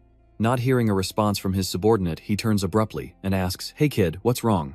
The little mushroom nervously replied, I'm fine. Suddenly he recalled a memory. That's a familiar way to address me. It's like someone close used to call me that. At first I thought it was him, but when I attacked, the intruder suddenly felt familiar, so I couldn't bring myself to be ruthless. Suddenly, the little mushroom clutched his head and closed his eyes tightly. I think I remember something, but it's all so vague. What should we do? The fissure slowly widens, filling him with excitement. The entrance is open, kid. I'm counting on you. Meanwhile, on Ninfeng's side, he and the others arrived at the affected area where Zheng spoke up. What's going on here? The man dazedly replied, Young Master Zheng, we're not sure either. He pointed. That secret realm has been invaded, covering a large area, but the monsters inside haven't appeared in large numbers. We've evacuated the residents here with almost no casualties, but the enemy's lack of movement is deeply unsettling. Hearing this, Zheng turned to Ningfeng and asked, Big brother, are the monsters in the mystic realm gathering their strength for a massive attack? Ningfeng wasn't sure, and simply observed in silence when Han Yin chimed in. There could be another reason. And so in the secret realm within the deep forest, the grass monsters stared blankly. Seeing this, the final boss urged the little mushroom not to hide, but to bring people to attack. But the little mushroom cowered behind, trembling, and said, I'm afraid I might be with you. Suddenly he angrily roared in its face. I said, Go quickly, don't make a fool of me. Just then, a rustling sound reached the final boss's ears, and he glanced over. The trees are sending me a message. He then sensed enemies approaching, and their advance was too swift for him to handle alone. Was he to be stuck here with that guy? He then made his move, prompting the little mushroom to ask Leader, Where are you going? The final boss pointed and ordered Kid, take care of those enemies over there, or don't even think about coming back. Don't abandon me. He flew into the portal after the final boss, only to be caught and tossed back out as the portal slammed shut, leaving the little mushroom sobbing and begging, Don't abandon me. Don't abandon me. This reminds the little mushroom of its former master who abandoned it. He didn't even spare a glance but seemed to feel a twinge of guilt and turned back to look at the little mushroom. The scene shifts to hundreds of years ago, and our little mushroom falls back in fear as the god stares coldly at him. Little one, why did you suddenly attack me? The little mushroom babbled. I thought you were here to catch me too. Everyone who sees me wants to take me away. He glanced over, assessing. Like you, little one, is indeed a rare ingredient and food. No wonder it's terrified. He chuckled, then proposed. But your magical talent is great. Little one, would you like to come with me? And so, back at the royal palace, Han Yin and Jida peeked at it. Lord God, is this the little one you were talking about? How adorable. He happily introduced the little mushroom to everyone. Its talent and effort are beyond my calculations. It's already surpassed the trials, and leaped from the lower world so quickly. Suddenly, Shida wondered, It keeps hiding behind your robes, but why does it seem so afraid of strangers? Then the Divine Master explained, since it's often targeted when I'm away, its senses are highly developed. Hearing this, Han Yin stared even more intently.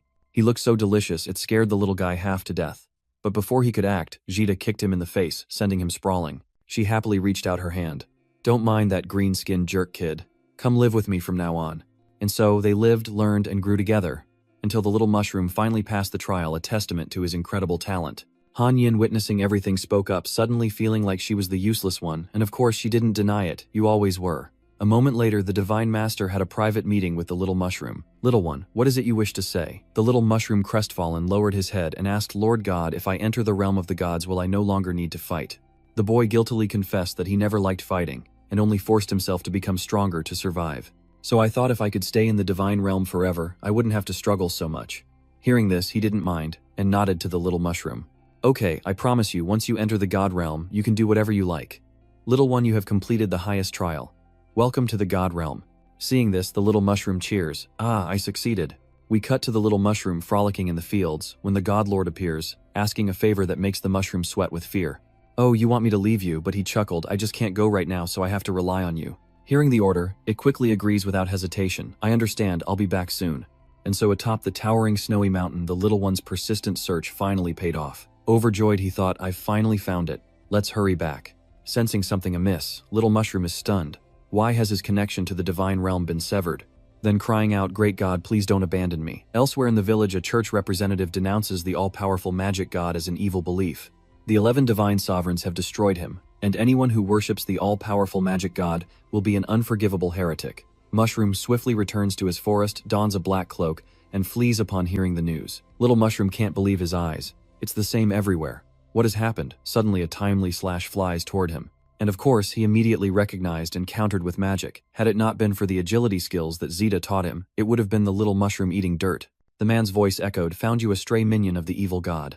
Wielding a massive axe, the little mushroom recognized him instantly. I know you. You're a follower of the Blood Quan war god. Why are you attacking me? He chuckled. What are you playing dumb for? The evil god you worship has been defeated. Didn't you run away too? Hearing this, the little mushroom found it hard to believe. So what they said was true. The great god was attacked by another god. Why? He clicked his tongue, eyeing the little mushroom with undisguised desire, marveling that an evil god could nurture such a rare magical creature. Roasting you would surely make for a delicious meal. But as his strike landed, what stood before him gave him pause. The little mushroom, now furious, summoned thunder, and with immense animosity demanded, explain yourself clearly.